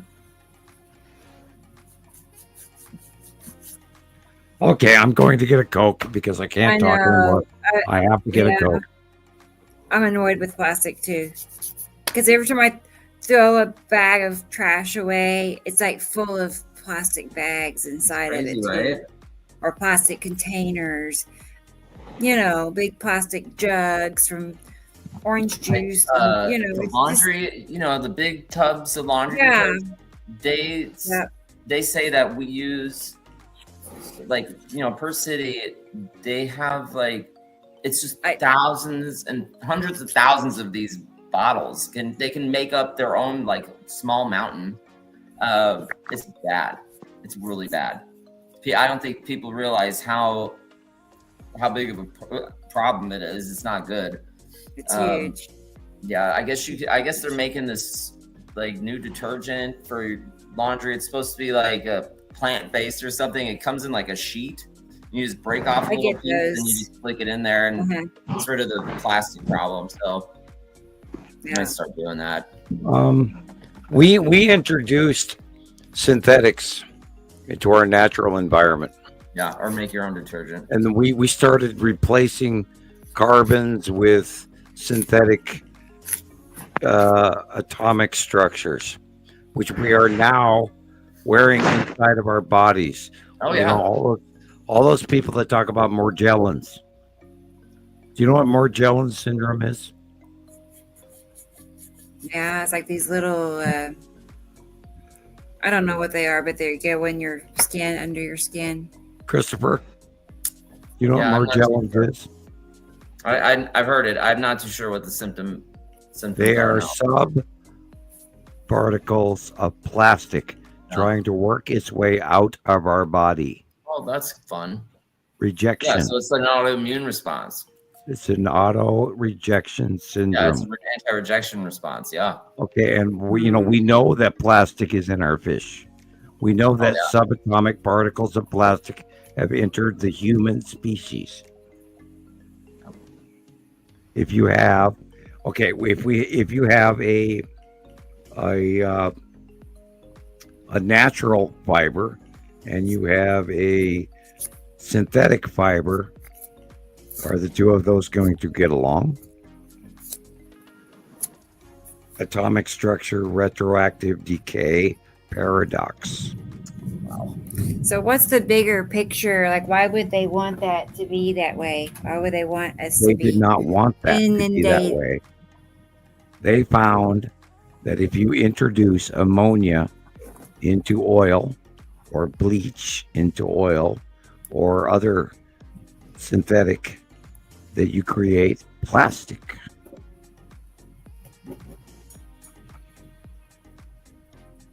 Okay. But somewhere along the line, all the big companies, which is only like 3, that everything comes from, somewhere along the line, they all agreed, yes, let's put everything in plastic. Let's just make plastic. They know plastic is great. Okay. All right. Cheap. They know, and Yeah. anyone that's bought anything in the last decade from China, have you noticed that the plastic decays and breaks after about 3 years? Or if you buy a cheap Chinese snow sled circle, what do they call those things? A cone or whatever. And if you put it in the snow and you sit on it, it breaks. Yeah. That is paradoxical degradation of a synthetic compound. That China is producing plastic that decays rapidly. That is a paradoxical structure of it's synthetic. It's not natural. It's breaking down. Okay, we talk about water. If you have bottled water and you put it in the trunk of your car, and the temperature of the car rises to 110 degrees, and then a week later you grab that bottle of water and you open the cap and you drink that. Do you know what you are putting in your body in that water? Do you know what PCBs are? They are a radioactive degradation of a synthetic compound that will cause a cascade radioactive paradox within your human body genome. A synthetic negative breakdown, radioactive, destructive, subatomic chemistry equation. Never drink plastic bottled water, especially out of your car. Right. It will kill you. Yeah, they literally have a bottle, or like there's a brand, it says death on it. Like, seriously, this is what they're putting in front of us. Georgia guys. But even, I don't know, I haven't heard anybody else mention this, but a few years ago, I started becoming sensitive to things in canned food. Really? Yeah. Interesting. Like, you know how to cure that? I start having pain in my Heavy metals. toes, and then my fingers. Right, it's metals. Like fingertips. You know how you cure that? No. In everything that you cook comes out of a can. Add 1 pinch of garlic. Yeah. I mean, The iron composite will break away the iron composite of the can. okay. Yeah, it's I kid you some not. sort of metal.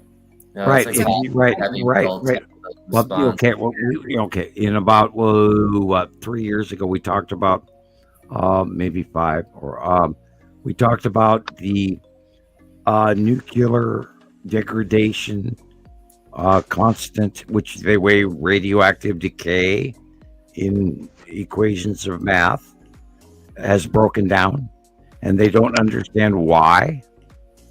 Right. That same that can is also affected by the electrical universe. Wow.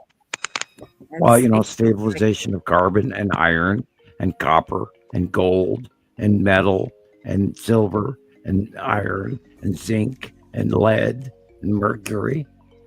All of those scores in the positive realm are being affected by the negative realm in the balancing and the offset of the crossing of the sun and the planets, and all of those equations of radioactive degradation rules have now changed.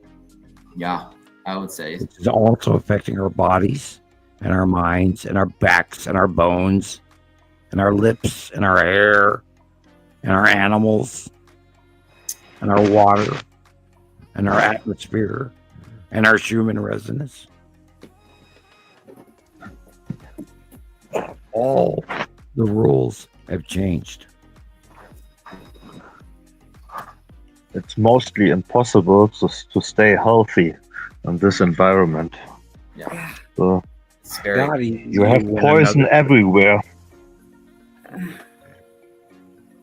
And the trick That is is for right. us to use the acceleration of the ascension of 2010 and the addition of the sun to link up to the 24th chromosome that we are missing.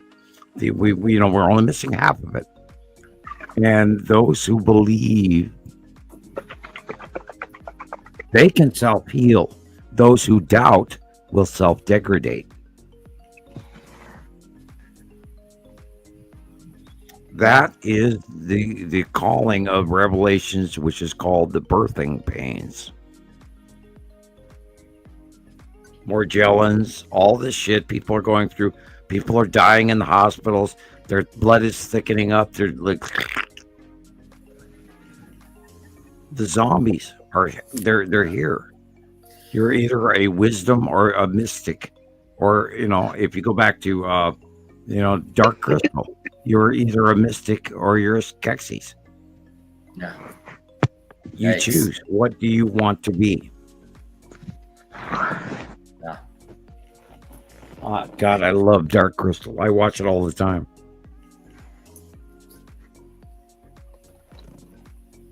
The Jim Henson movie, right? Yeah. Muppets, yeah.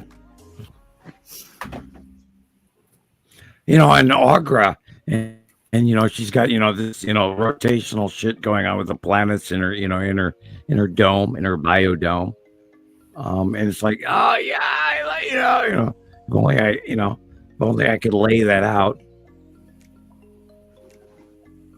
That's what's going on in my head. I'm like, wow, Dark Crystal.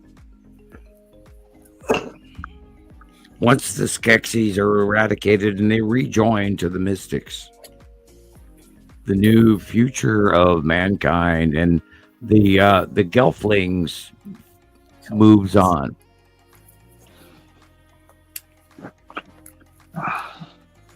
YouTube, Jim Henson's Dark Crystal. Look it up. We are right there right now. We were watching Star Wars. 2 sons. We're watching this shit happen right freaking now. Guys, wake the hell up. I've been screaming this for a decade, 15 years. What? I mean, yo, man, I tell you, man, like, we have some really good joints, man. We can talk about it, man. Oh, I mean, come on, shit, come on. I mean, hippie, I'm a little hippie from the 70s, hippie, trippy. Oh, yeah, whatever. I mean, Christ, people, listen. And, Andrea and Sandy, I Sandy too.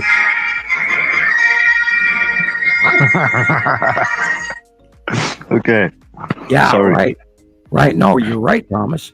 You're very right. We are the Jedi. We listen to the Force. We listen to the source. Yoda has been teaching us. We can raise the X-wing out of the swamp. We do Yes. not try. We do. Of course, so people need to change, for example, their lives. For example, don't watch the whole fucking day TV. Go and meditate, go and do grounding or anything else. So you can change your body and your thoughts and all of that. But you just you need to want this. So if you don't want this, you can't get this. And it's also easier than we've also been led to believe. It can happen. It's so simple. You have to accept the simplicity of it. Rebecca, when you first started this, you thought it was hard. And when you let go, what happened? I mean, it was hard, yeah, because I didn't want to be wrong. You know what I mean? So, but then I finally started believing myself and trusting myself, and it got better, and then I realized, hey, it wasn't so bad. It was right, and then Christoper, what happened? Yeah, but it was scary at first. What happened when you stopped doubting what you saw and you joined? I mean, you were like one of the fastest students we've ever had, which is why you're here today. What happened when you saw what scared you became real? What happened? Yeah, I kept doubting myself. I kept doubting what I was seeing, but then my eyes are telling me one thing, but somewhere inside kept telling me this can't be this can't be possible. This isn't real. This isn't real. This can't be. And then finally, no one could ever believe this. Right, and then you just get to the point where it's like, where are these thoughts coming from? Why do I keep thinking that?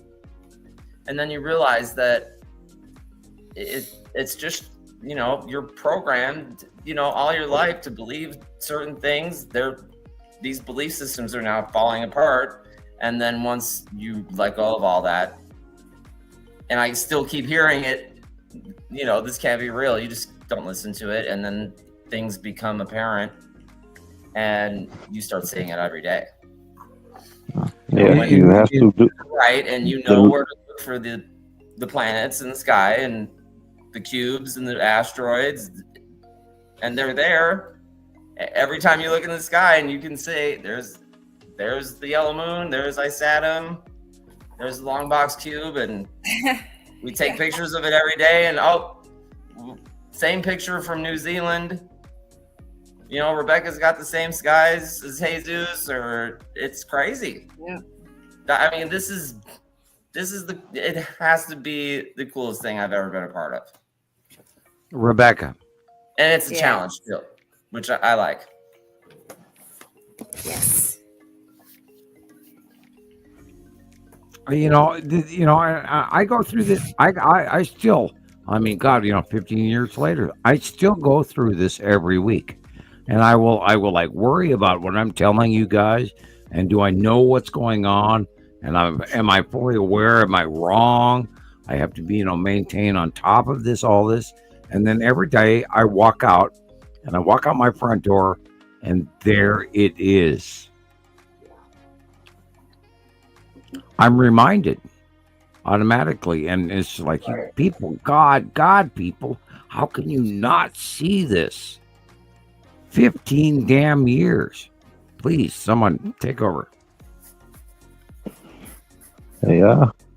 So I think you don't need your eyes to see them, so because you feel them in the bed. Yeah. I have dreams about it all the time. Like I dream about, I don't know, it's weird. I can't explain it. I know that I'm dreaming about the planets, but I'm like there, but I'm not like I'm always dreaming about green skies now. It's so weird. Yeah. Sounds cool. I guess I'm always waking up, freaking out. God, I had such a bad dream last week. Of course, I can't remember. I wrote it down, a little bit of it, but I mean, I wake up in the middle of the night, like freaked out. I can't go back to sleep. Okay. So you don't remember every dream so you had. Well, he also is fortunate because, Jackie tolerates him because she's also going through this as well, but she's not as public as he is. Right. Because she likes to hide a little bit more. She's a little worried, which is okay, and I respect her for it. And she, all she has to do is a cameo hand wave. Anyway, right. Joe. She had great captures this week, and she, is posting them, and it's like, there it is, and guys, we cannot, this shit doesn't grow on trees, and you can't make the skies do what is repeatedly happening every day, and watch the storm that's going to come into tomorrow from Oklahoma and Texas and Arkansas and going all the way up to Illinois, Indiana, Michigan, etc. And it's going to be huge. And this is not a normal weather pattern; it's an above weather pattern. But look, I think ask in the comments if anybody don't believe this, and I think you don't get the answer that anybody, yes, I don't believe. All the people, they are here and listen, believe in this. So you don't get people here in this stream who don't believe. So I don't understand why you say it every time, because here the people only listen who believe and who already know this shit. So you're correct, because guess what? Has anybody looked at the time clock? We are at 10 hours, 24 minutes, and 19 seconds. We have been talking for 10 hours. If they don't believe by now, they are long gone. Yeah. Okay, but I also want to say, if you do it only the beginning, 45 minutes or any time, people are here who are interested and who know this, and I think nobody will join here, maybe from TikTok, only check, hey, okay, and bye. But the people who are here on YouTube, they believe this, and I don't see anybody who ever say in the comments, oh no, I don't believe this. I don't recognize anybody. So yeah, they're rare. Yeah. But no, not rare. They don't exist here. Someone explained to me how we got to 10 hours. I don't know. It went by way fast today. Just 7. It was just 7. Yeah, that was like 3 hours ago. What the hell Like happened? 7. Where did we go? Who did this? Did I talk for They're 3 speeding hours? time up. Yeah. We're on fast forward. I looked every time at the clock, so if I look out of my window, it's now very hell. We have 9:30. My God, did I have a mental health That's moment? crazy. That is crazy. What the hell happened with the last 3 It hours? was 10 o'clock when we started for him, and now it's The morning. last It's time I time looked at for- the clock, it was 7 hours. Now we are I at 10 know. hours and 25, 58, 59, 10 hours, 26 minutes. How the hell did we get here? Hi, guys. Thank God you're still here. Oh, We we got here with the cool topics and the deep talkings. Yeah. So I am reminded of the Beatles, where they say, "I get by with a little help from my friends."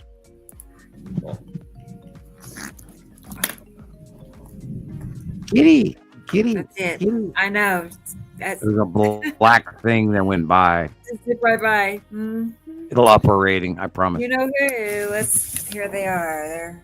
Can you see so them? today, Christopher, don't go outside. Always stay here and listen. Kittens, wake up! Hide the camera. Oh, Space Kitty. There. Skywatcher You can see them. mittens Yeah, there they are. and her bro. They like hanging out with me at my desk. So I made it was just a windowsill and he kept falling off. So I extended the bed, moved the TV over, and I got a cookie sheet over here that's made it bigger. And there it is. Rebecca, you need to put the the TV behind you again, like you right there. Yeah. Yeah. I Over know. to your, You know to what your right happened, Sam? shoulder. I lost my remote. my remote. Uh And I can't, oh. the internet is not connected to it. Hey, Somehow I cannot dial your remote on the phone. Sorry. I gotta get another one so I can. Well, remember the other day we had to find your phone. I had to call. I had to Yeah. call Rebecca It has to before be the here. show so she could find her phone. I had to call a couple of times, but anyway, Couldn't yeah, find my people.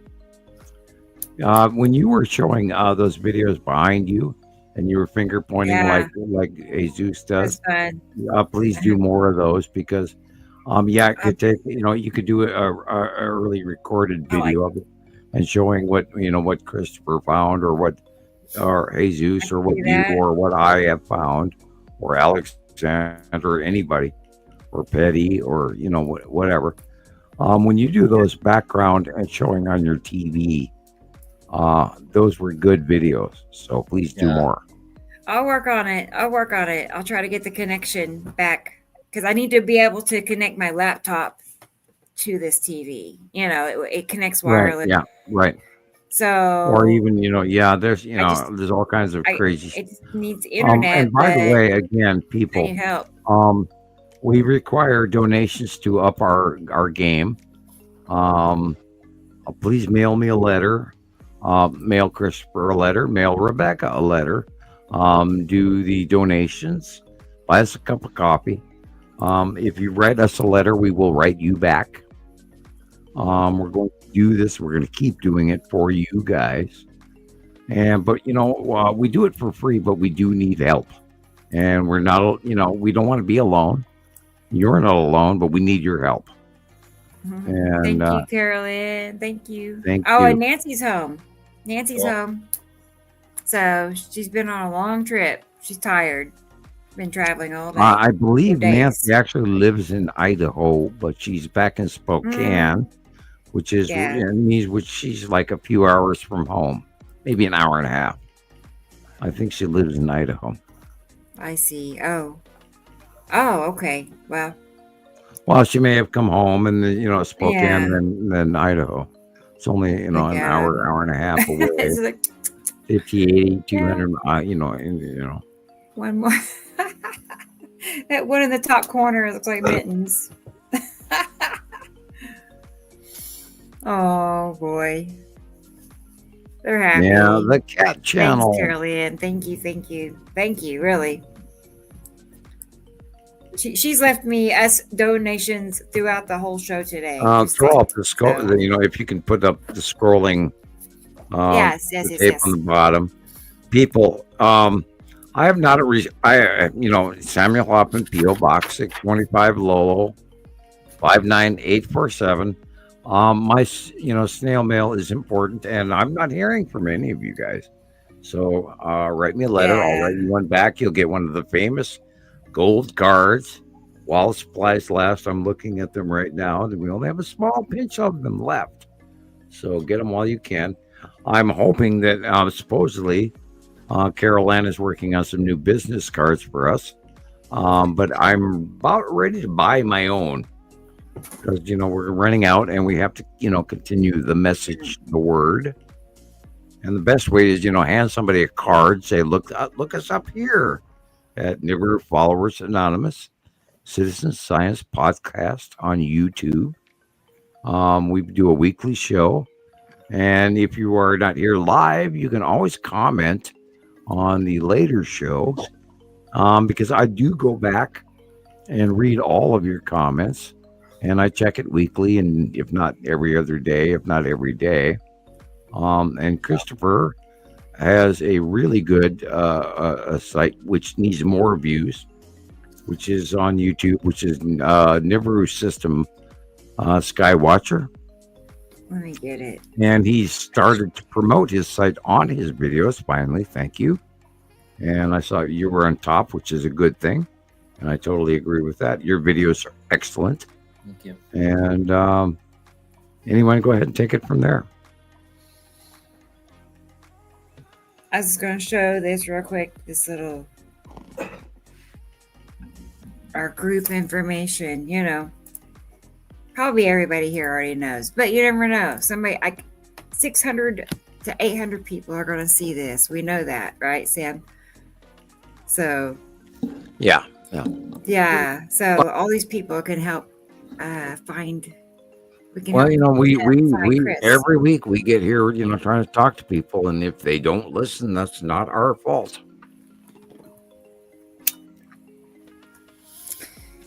Of course, it's going to be difficult.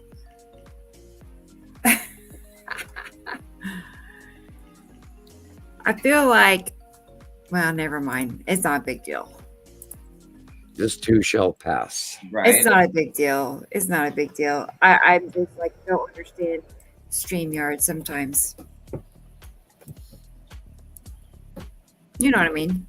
Like me having to leave the whole show and then come back in so I can get to my pictures to get them to refresh. Frankly, I think that's part of your Wi-Fi in your house. I don't know. Well, if you're, I don't know. That's not the. You're running StreamYard. You're running your phone. Other guys are It using. could be. Taylor has 2 phones. My youngest son has a phone and a computer. Right. It still is not that many. Sam has 4 phones and 2 computers at times. Well, we've noticed when you're running the show and you start looking things up on your phone, then you start to skip out. Yeah. That's sad if that's the case, because that's my problem too. That's why you see my picture and my pulsing little circle. I don't have enough upload speed to run my microphone and my camera at the same time. It's supposed to be 2025. I know. I live in the Stone Age in Montana. Yeah, you're right. It's just not progressing. It's not progressing. In my hermit cave, I spend $175 a month for. I feel like we're, held back, being held back. Well, I know we are held back. There's no other way. They open my mail. Come on. That's crazy. Yeah. Every package I've gotten in the last 5 years has been opened.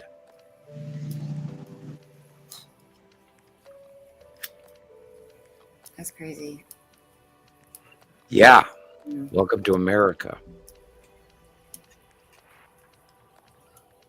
I haven't really noticed anything like that, but I do notice sometimes some things people send me take an extraordinarily long time. Because they're checking your mail. Extra. It's usually from Jerry. Anytime Jerry sends me something, it'll take a month. Right. One time I had to report it to the post office. It was so long. Frankly, I think you're on, because you talk to me, I think you're probably on the list. You're flagged. Yeah. I know we are flagged. I mailed Christoper a package that was supposed to take 3 days.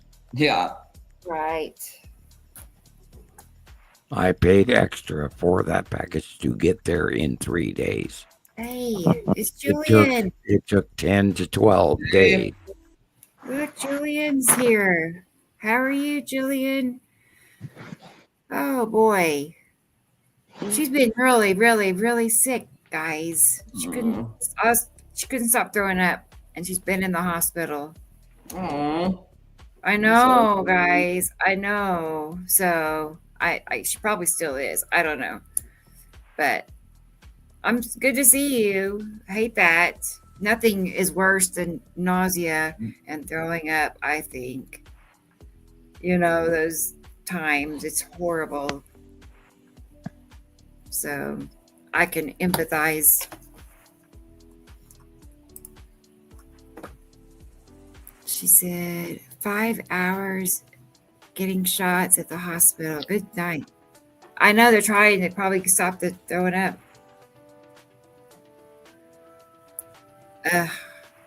I'm ready for you to go home and see your babies. You know, it's the first thing I thought of is what about her kitty cats and her doggies? Yeah. Well, let me know how you are. And what time is it? She is 6 hours ahead of me. It's like Thomas. So it's like what, 9:30? Or am I turned around? It's like 1:30. Yeah, it's like 7:30, I think, for her. In the morning. Yeah. Yes. Yeah. In Germany, it's 8:30. Okay, so you're 7 hours. Okay. Yeah. Sandy, 9:30. Where's that at? Who's 9:30? Not you. I'm so. I was like, am I tripping? I don't even know what time it is myself. I'm like, is it time to go to bed? Is it time to get up? Is it? The sun's coming up, baby. Oh, we did an extra day shift already. We're at 10 hours, not 8, Dennis. We did the full, routine. Yeah, 2:39 for Carol Ann in the morning. 7:30 for Dennis. Good morning. Yeah, Eastern time is 6 hours. Okay, well, Eastern would be 2:39 right now. Like Eastern Standard. Hey, Maria. Oh, there she's saying hi to Jillian. Yeah. And it's like 11:30 p.m. for her. She's still in the yesterday, and we're still. Good. That's not so bad. I'm already in tomorrow, and you're an hour before that. I'm so confused. Anyway, yeah. I know. It's 1:40 for me. Right. I'm usually up till like 3 anyway. Yeah, I hear that. You do these late night things talking to people all the time. It started a few months ago, several months ago. I just started. I liked, you know what? Because it finally, like, everybody goes to bed and the house is quiet and the cats are all asleep and I don't have distractions hardly at all. And I can just, zone out. But during the day, it's like I'm constantly pulled in like all these directions. Yep. Everything. Cleaning, cooking, laundry, cats, errands, So anyway, I stay up all night and then I sleep till like 8:30. I don't sleep but maybe 5 hours. And it starts all over again. Like everybody. But yeah. Well, when you have a cell phone, people, can get hold of you easier. That's true. You're kind of always on call. It can be that way. Are you going, Maria? You telling me good night? If so, good night. Hugs back to Alaska. And I know Jillian. Oh my gosh. Yeah. Hospital beds. Yeah, really.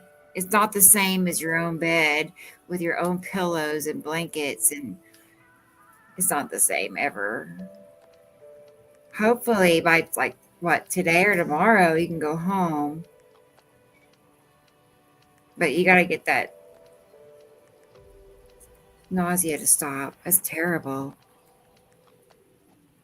I don't think they're totally sure what it is. Like, it could be migraine related or something else. Yep, 7:42 in the morning. Well, good morning. I know, Maria. Can you believe it? It's not like, she's never missed a show. I could not think of one, really. Maybe one for work, or I don't even think that. Anyway.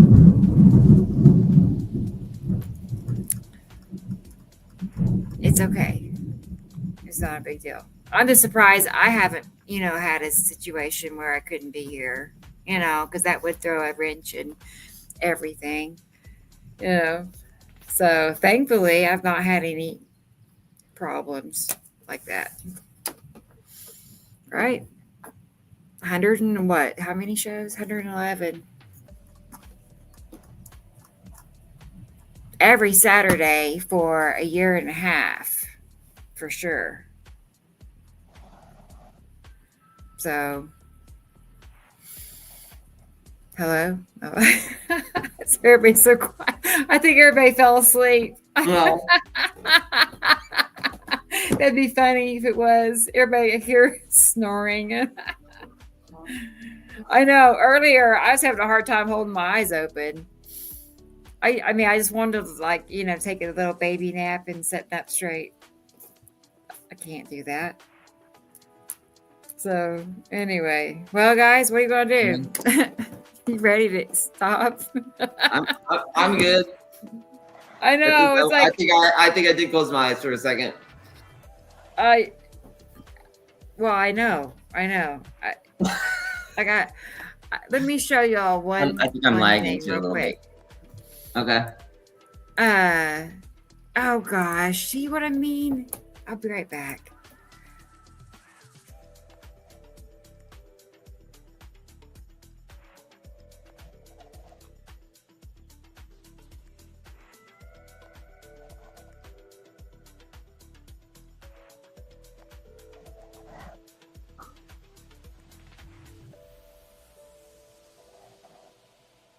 Okay. So nobody's hearing me. I was on mute. No. Oh my gosh, Sam! I was like, I was talking to Christoper, going, why isn't he reacting? Like his Beavis and Butthead, and he was like, yeah. You guys have to go to Christoper's channel, see his shorts. You have to go to Rebecca's channel, see her shorts. The work people that these people are doing for you every week. You guys are my heroes. I mean, I actually look for, we start the show and everybody goes, oh, it's time for the show. But I do this all week long going, oh, Rebecca made 2 videos. Oh, Christoper made 2 videos. Yay, and people, we've got to get to this, and you got to give these guys some views and start watching their channel, subscribe, like, recheck. If you're a subscriber, recheck your status because they're removing us. People, God, we 10 hours. How the hell did we get to 10 hours 44 minutes ago? we're almost to the record. The record's like 11 something. It's like we can break that. It was on our 1 year store show. This is what Sharon, she made these for us, Sam. Oh my God. Where do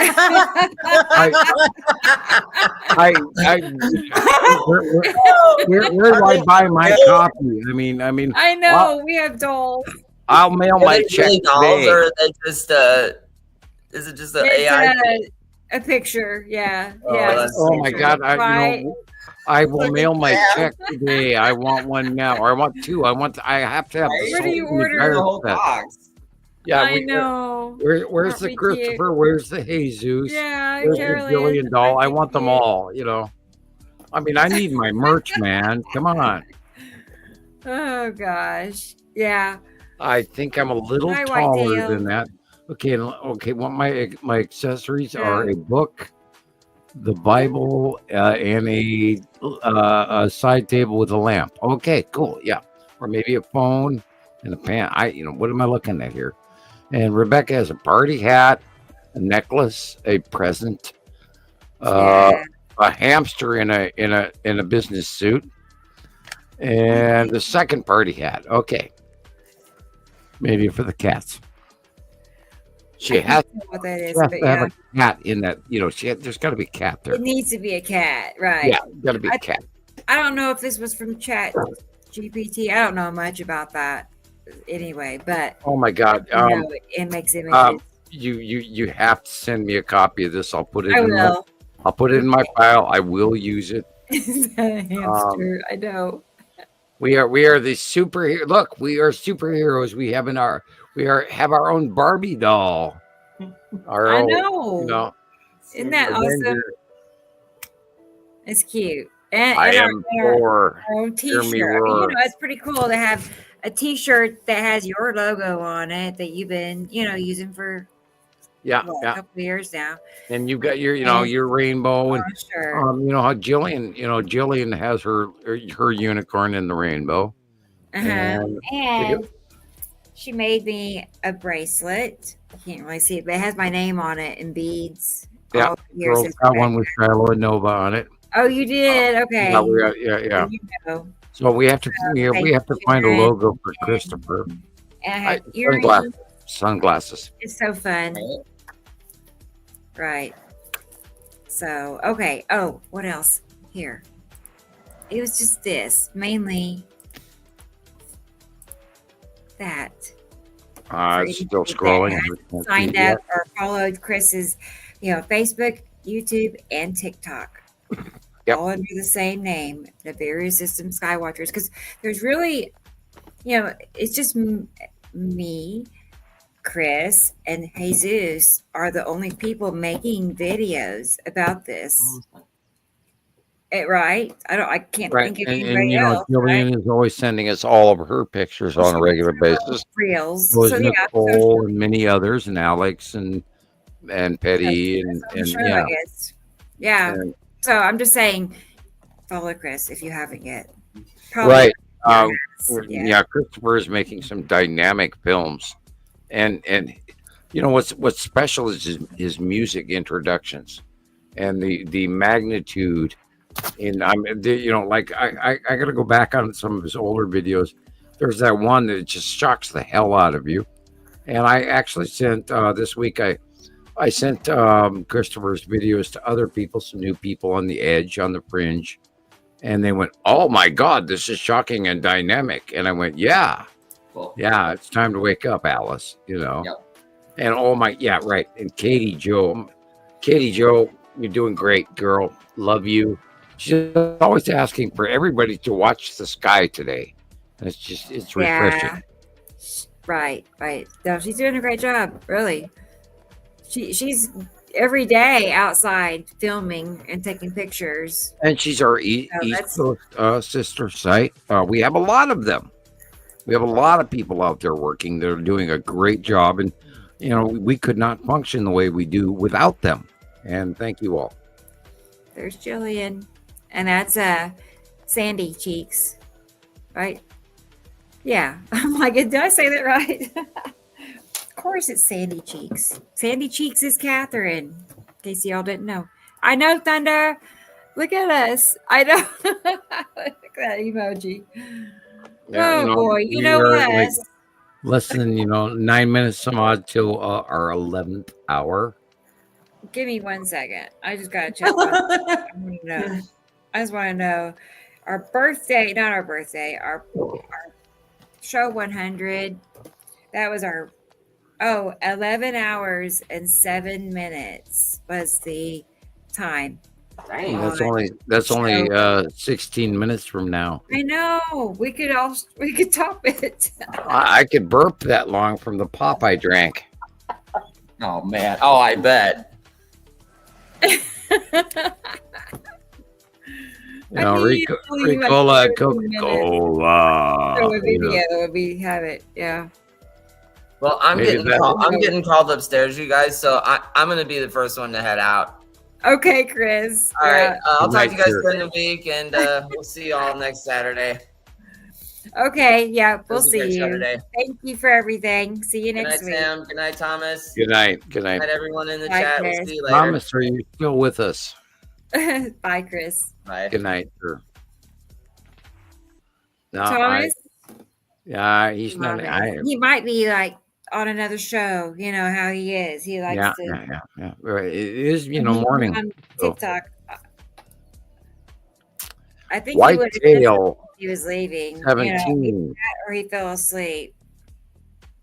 I was just gonna see if he was on somebody's live. Whitetail, the moon goes through transition. Some days you don't see that, other days you do. It's been moving around a lot. We just went through a full moon. We have a solar coronal hole moving around, so we're going to see some very interesting earthquake activity along with our moon. It is there. It goes through cycles. Don't worry about it. It's not. It's tidal locked to our planet, so it's not going anywhere.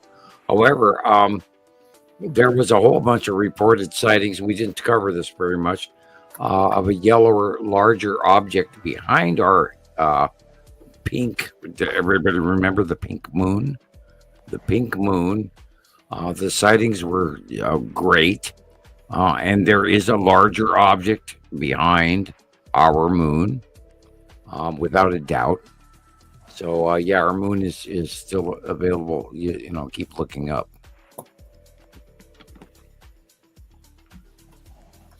Yeah, I think we lost Thomas.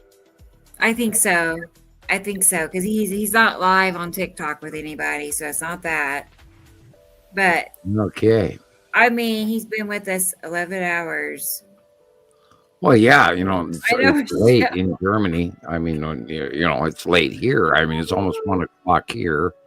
So it's like 1:54 a.m. where you are. It's 12:54 a.m. for me.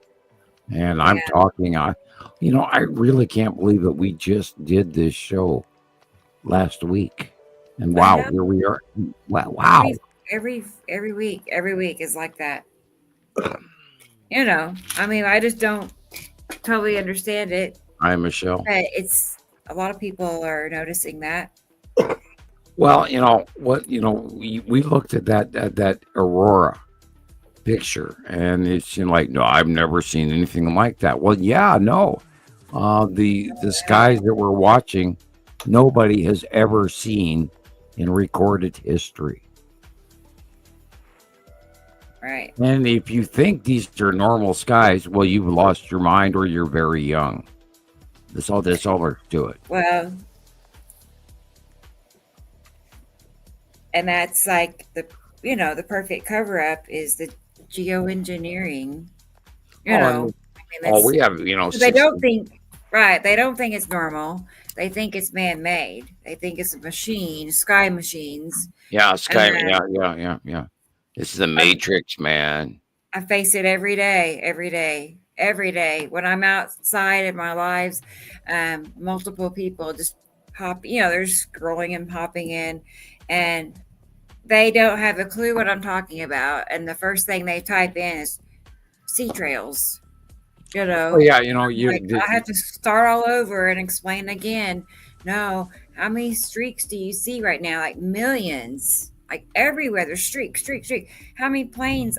I keep count, and there's like 10 asteroids are coming in. 10 planes people. over. And every day.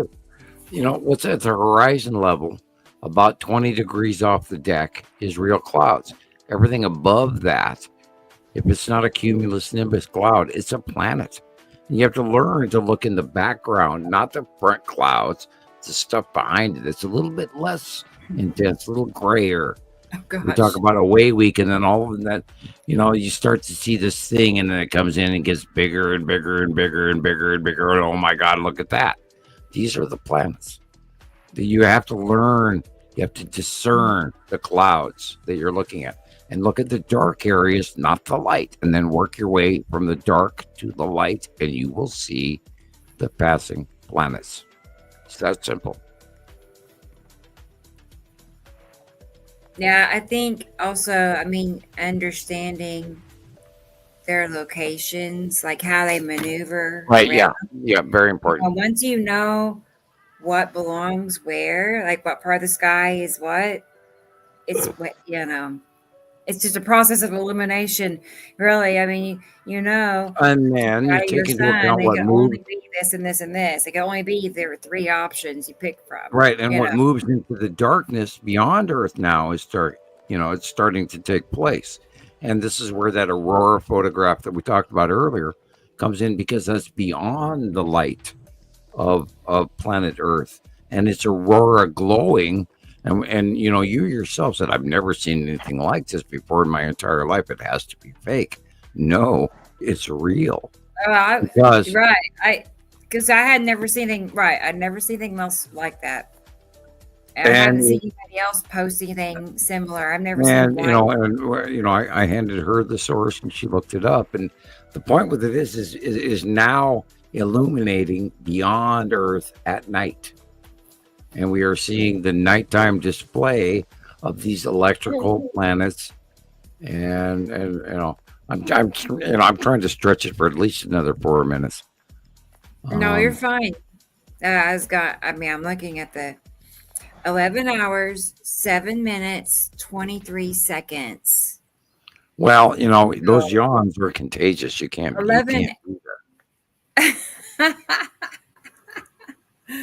Oh boy, it's been one of them days. Yeah, I got up at 3:00 in the morning and then took a nap around 11. That's a bunch. And I woke up right before the show, and I was like a zombie. And like here we are, well over in overtime on this shift for this week. And here we are. Hi, people out there. Welcome to our binary solar system crazy train. That's cool, Whitetail. That's cool. I bet you do have a bunch of. I'm like that as well. I have so many videos. So many. I just saved on my phone or Google Photos, but oh God, I have laid off the pizza, Thunder. If I eat pizza all the time, I get indigestion. I do not drink Coca-Cola unless I'm on the show. That way I can keep talking. I'm in the middle. I just started my 3rd. I'm going to pay for that. I'm going to burp the moment I go off the show. Look up, I'm not even going to go there. I was going to do the fart joke, but anyway, go ahead. I'm good. Yeah. I'm going to stick it out. We're too close to just like. Well, that would be 8 minutes from now. Yes. That's nothing. So what do you want to talk about for 8 minutes to beat our record? I know. What did we not look at? Have anything to show you? Yeah, I did send you some videos today. Yes, they were a couple minutes long. It was like 3 minutes. The ones from Kyle or whatever that guy's name was. Yeah, it's short. Let's do that. Those are discharges off the elite asteroid. You sent me like 3. You're doing it again. I know. It's contagious. Chris, wait. That's the ISS. Okay. I just gotta acknowledge Christopher and his donation of $49.99. Wow, Christopher! Wow, thank you. Where'd that come from? I know. I'm stunned. I am just stunned. I would never. Not that I. Thank you so much. Really, really, really, really. I am blown away. Aren't you, Sam? Yeah, I know. I'm surprised. Right. I know. Well, what'd good. you do? Find gold? He did. Look at it. Thank you, Chris. Wow, that's just amazing. Really, what a surprise. Yes. Well, good. Okay, I'm gonna get everybody's comments shown. Wow. We went 11 hours and 1 minute already. Okay, we're Ready about there. for a Wow. new record. Okay, you're awesome, Christopher. Wow, we were just talking, and here this is. Wow. And the funny thing, I haven't even seen the cat all night. Okay, I'll go back to that now. Wow, thank you very much. That's huge. That is Earth. What did they show us before?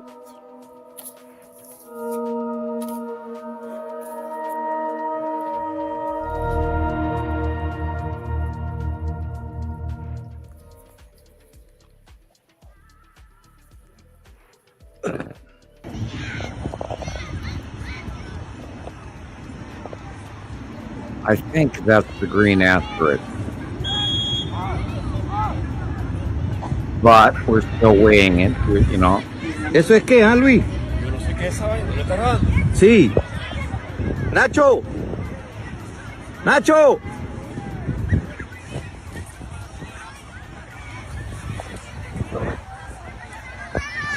Some could call this the rocket trail. Ah, no, parece que, porque yo veo una luz más arriba, ¿no? Pero es que está despejado. ¿Un dron?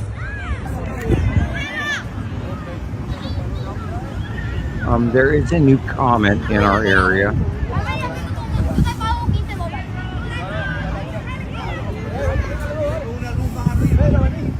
Dron, ¿no? Dron.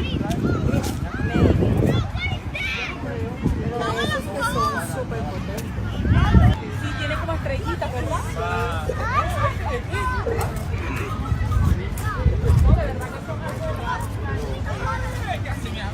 That looks like an asteroid, but we have a new comet, which is called C2025F-2.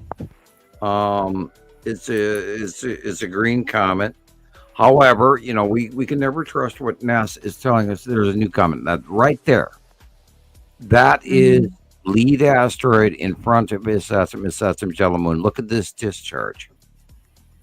Oh, I can't. It's so short. It's only like 4 seconds long. There's another one after that, I believe. Oh, if so. Oh, wow. There you go. Oh, wow. That is, you see the shape? Lead asteroid in front of Saturn Jello Moon. Look where the lighting is coming from. Cool. This is what's coming, people. You know, Saturn Jello Moon and lead asteroid are going to very close Earth past discharge. This is next week. This is next month. This is this summer. This is going to be scary. It's getting ready. It's showing us. It's teaching us this shit is coming. We saw that, you know, in the Earth, the tornado reports last week, the week before, and I went, look. There it is. There it is.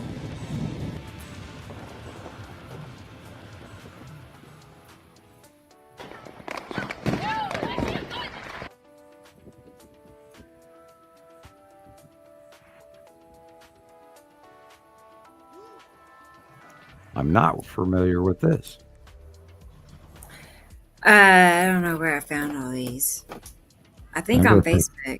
If it's purple lightning, it's way high up. Not normal. By the way, purple lightning started in 2010.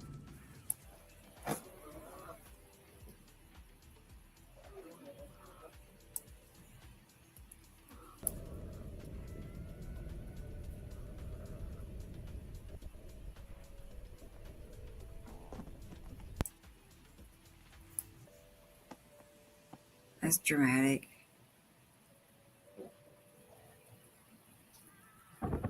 Whoa! Watch me! I don't know where these black spaces came from. That's weird. Okay.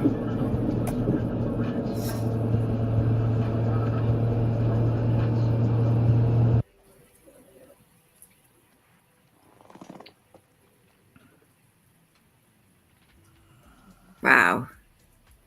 What is that? Is that like asteroids? That's planet.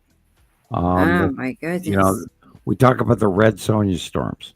That's a red Sonja effect. That's the discharge between the planet and Earth and trying to keep it away. Yeah. They repel. They don't crash. They repel. And we have about, let's see, 30 seconds or 40, 50. We could be, we're going to be we got it right. Hang on.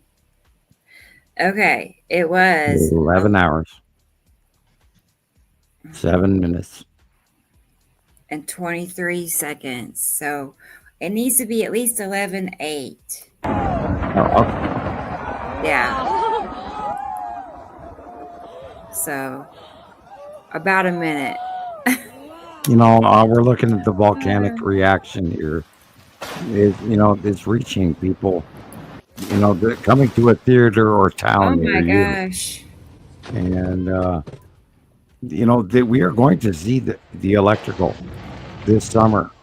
This is going to happen even worse. We're going to see a far worse storm. Well, tomorrow, watch what happens from Texas to, let's say,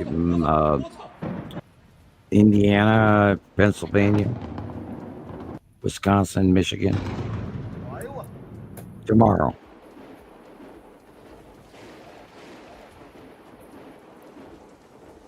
Very high electrical tomorrow. Done that. Oh boy. Yesterday in Nebraska and Iowa, or was it Ohio? Iowa. They had emergency storm, and they had Godzilla hail. So I can't wait till those reports come in.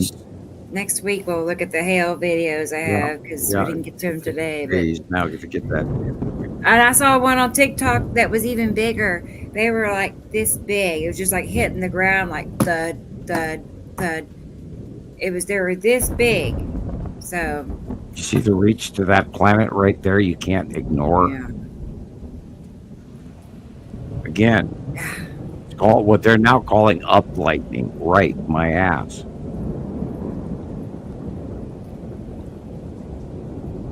Something about volcanoes and planets I noticed though. It's like they always the breakup of the rock eruptions. releases all of the electrical, and it reaches up to the nearby planet. It's bleed off.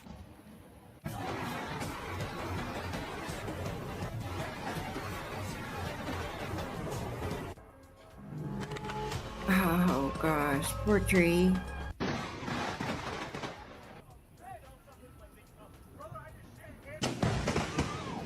Yeah, tell me that's normal. No. That's scary. And again, look how fast they covered up all the tornadoes last week. Gone. Not in the news. No. Very little. I didn't even know about some of it. And yesterday in Nebraska and Iowa, they had a mega storm and didn't make the news. Did you say tornadoes? And They had super tornadoes and super hail and super lightning, super wind, and that is tomorrow. Also in Arkansas, all the way up until, Indiana, Illinois, Pennsylvania, Michigan. Watch, go look it up. we did Okay, it. we are at 11:10. Thomas is still here. He's snoring, but you know what? Oh, I'm ready Yeah. to. He I'm toughed ready it to out. start snoring. So he's celebrating with us in Dreamland. There you go. Yeah, he does fall asleep. As old people. It's okay. He's right. I didn't think he'd stay on the whole show, so I'm impressed. Okay, well, people, we will see you next It's week. fun, guys. Same bat time, same bat channel. We've now beaten our new record. That's right. I forgot to celebrate. I'm like We did it. Yeah, we did. 11. This 11 on the 111 show. on the 111 show. And it's 11. We gotta quit now. Bye. Yeah, bye. Bye, Sam. I know we're at 11:11 right now. We should quit. Yes, let's quit. Yeah. Okay, so it'll be marked that way. Yeah, a little snore in the background. Good night, everybody. We'll talk to you very soon. Thank you, I everybody. can barely talk anymore, so we I know we it's made it. time. And got don't 30 forget, seconds good night, left. S. Ricolette. Good night. Yes. Okay. Well, we'll see you all next week.